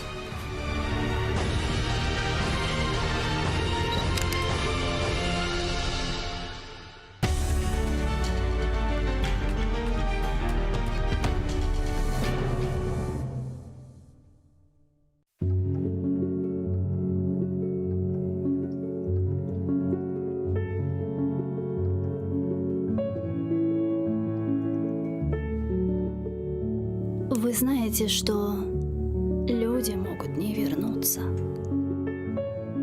Зажав всю волю в кулаке, вас отпустить. И как-то утром с мыслями, но не о вас проснуться.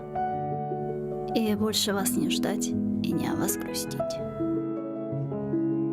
Вы знаете, что люди могут не вернуться.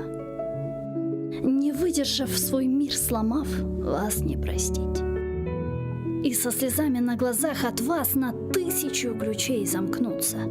И понимая, что нет сил вас навсегда забыть. Вы знаете, что люди могут не вернуться. И могут не писать, не волноваться, не звонить. И никогда вам больше к ним не прикоснуться. Задумайтесь. А кто еще вас сможет так же полюбить?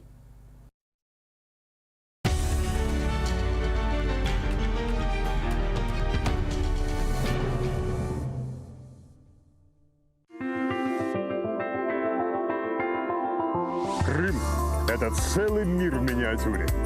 Он настолько многолик, что поездки в разные его концы похожи на путешествия по разным континентам. Я беру свою фотокамеру и отправляюсь в долгие прогулки по полуострову для того, чтобы самому увидеть все его исторические памятники и запечатлеть их поразительное многообразие. Этими впечатлениями хочется поделиться с каждым. Поэтому в эфире телеканала АТР приглашаю вас на прогулки по Крыму. Прогулки по Крыму с Алексеем Гайворонским. Давайте вместе откроем эту землю.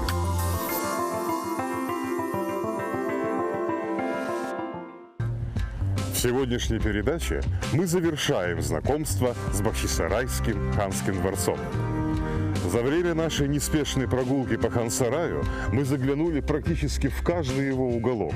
От Большой ханской мечети до жилых покоев и от зала Государственного совета до ханских бань. Мы посетили даже те комнаты Хан-Сарая, в которые сейчас не заходит ни один турист. А началась наша прогулка, как вы помните, с визита к хозяевам дворца, то есть с ханского кладбища. Там, среди мраморных памятников и мавзолеев, мы вспомнили имена ханов, что жили и правили в Хан-Сарае. И теперь, прощаясь с дворцом, уместно будет напоследок опять встретиться в мыслях с его хозяевами. На этот раз вспомнить их имена нам помогут вещи, которые принадлежали крымским ханам. Таких вещей во дворце осталось очень немного, и каждая из них имеет огромную ценность. Без преувеличения эти предметы можно назвать реликвиями Хан-Сарая.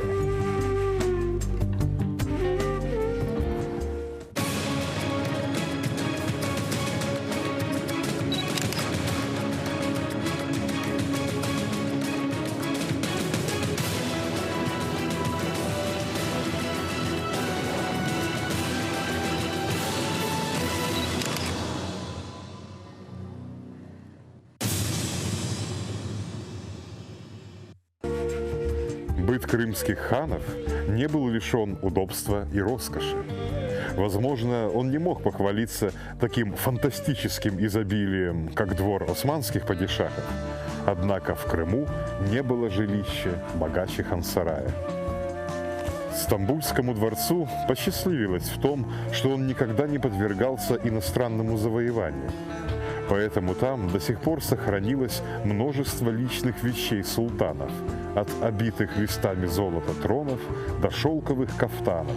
Причем известно, кому именно из султанов принадлежал каждый из них. Судьба ханского имущества, к сожалению, была совсем другой. Имущество ханов из дворца исчезает уже в правлении последнего крымского хана Шагина Герая, который принимает решение перенести свою резиденцию в Кафу. Сегодня это город Феодосия, где он строит себе новый дворец. Часть имущества, которое не вызвало у него особого интереса, остается здесь, во дворце. Какая-то часть, скорее всего, была разграблена во время аннексии Крыма России после 1783 года. Часть же предметов попадает в музей, созданный Усейном Баданицким в 1917 году. После ликвидации музея крымских татар в 1944 году, связано с депортацией крымско-татарского народа. Часть предметов исчезает, как мы предполагаем, в неизвестном направлении, часть же перемещается в другие музеи Советского Союза.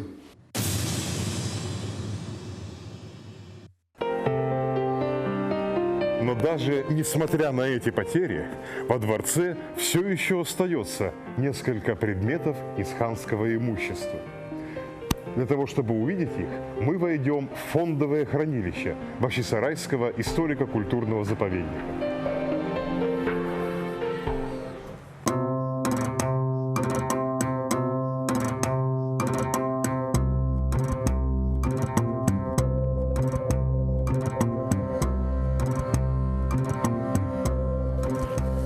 Эта рукописная книга на арабском языке примечательна не только своим солидным возрастом в 5000 лет, но также и каллиграфической надписью на последней странице. На бумаге различима полустертая ханская печать с тамгой, а рядом с ней надпись крупным шрифтом.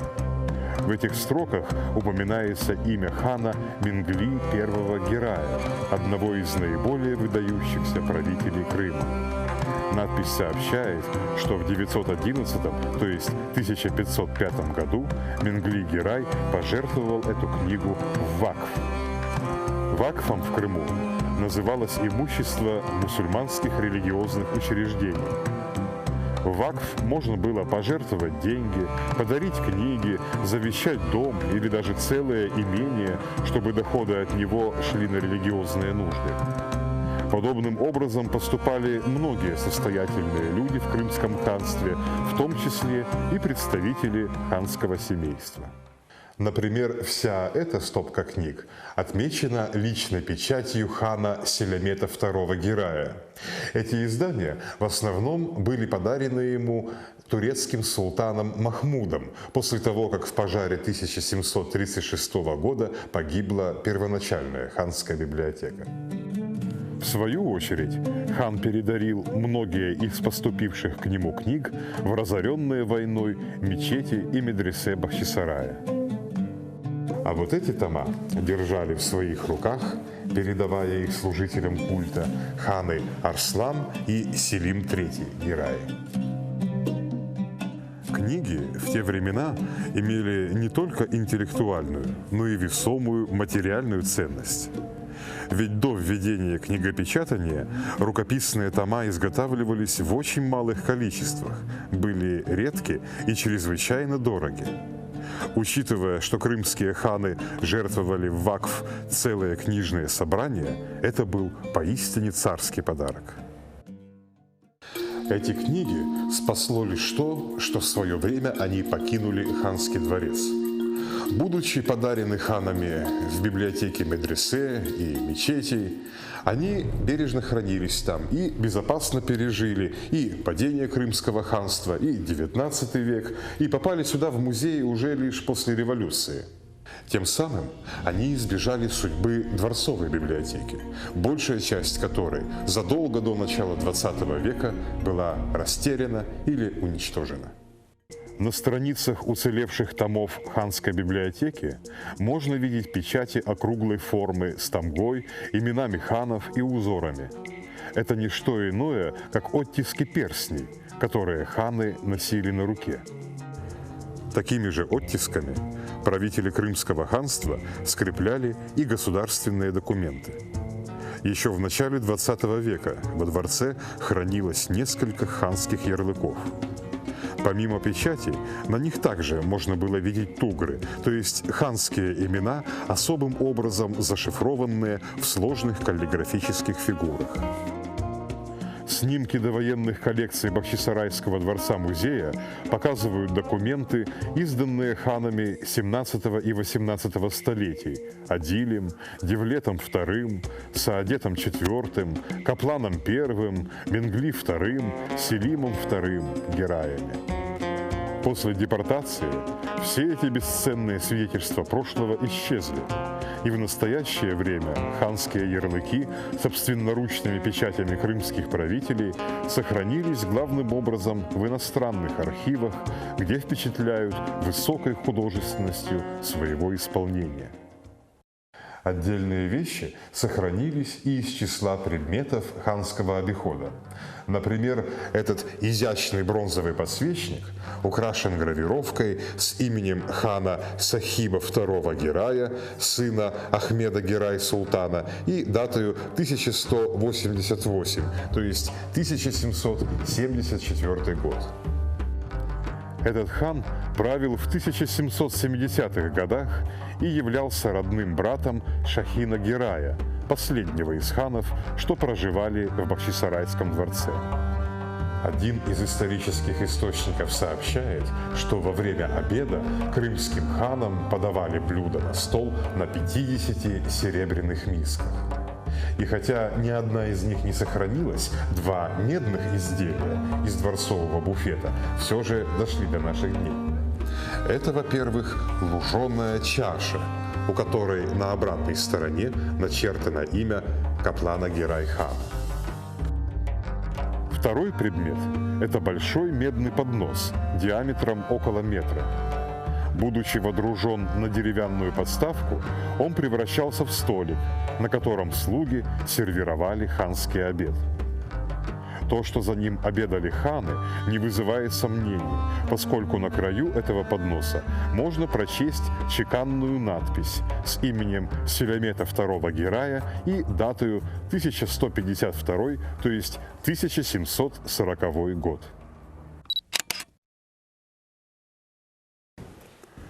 А теперь давайте взглянем на еще один ценнейший раритет из музейного собрания Бахчисарая.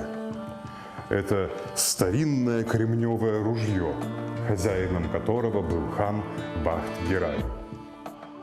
Это уникальное изделие украшено сложным узором из дерева, металла и кости.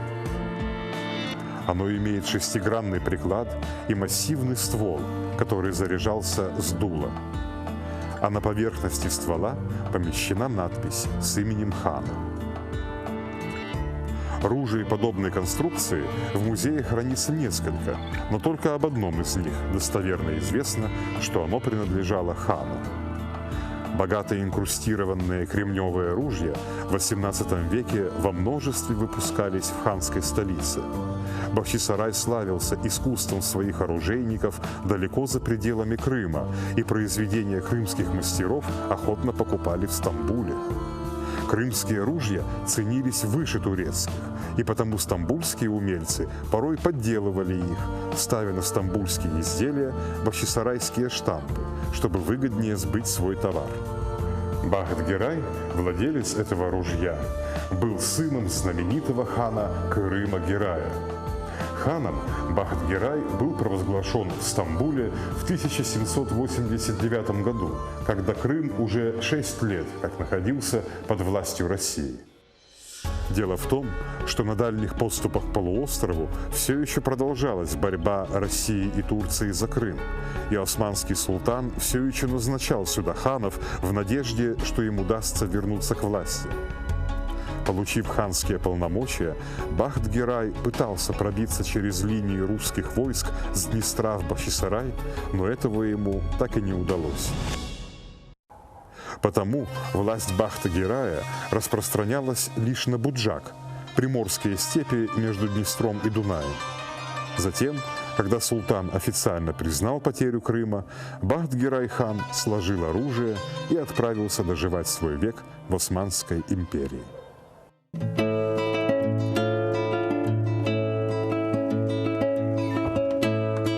С именем этого последнего хана мы и завершаем нашу большую 15-серийную прогулку по Бахчисарайскому ханскому дворцу.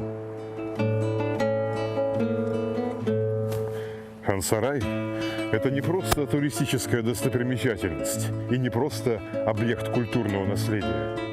Это прежде всего память о людях, которые жили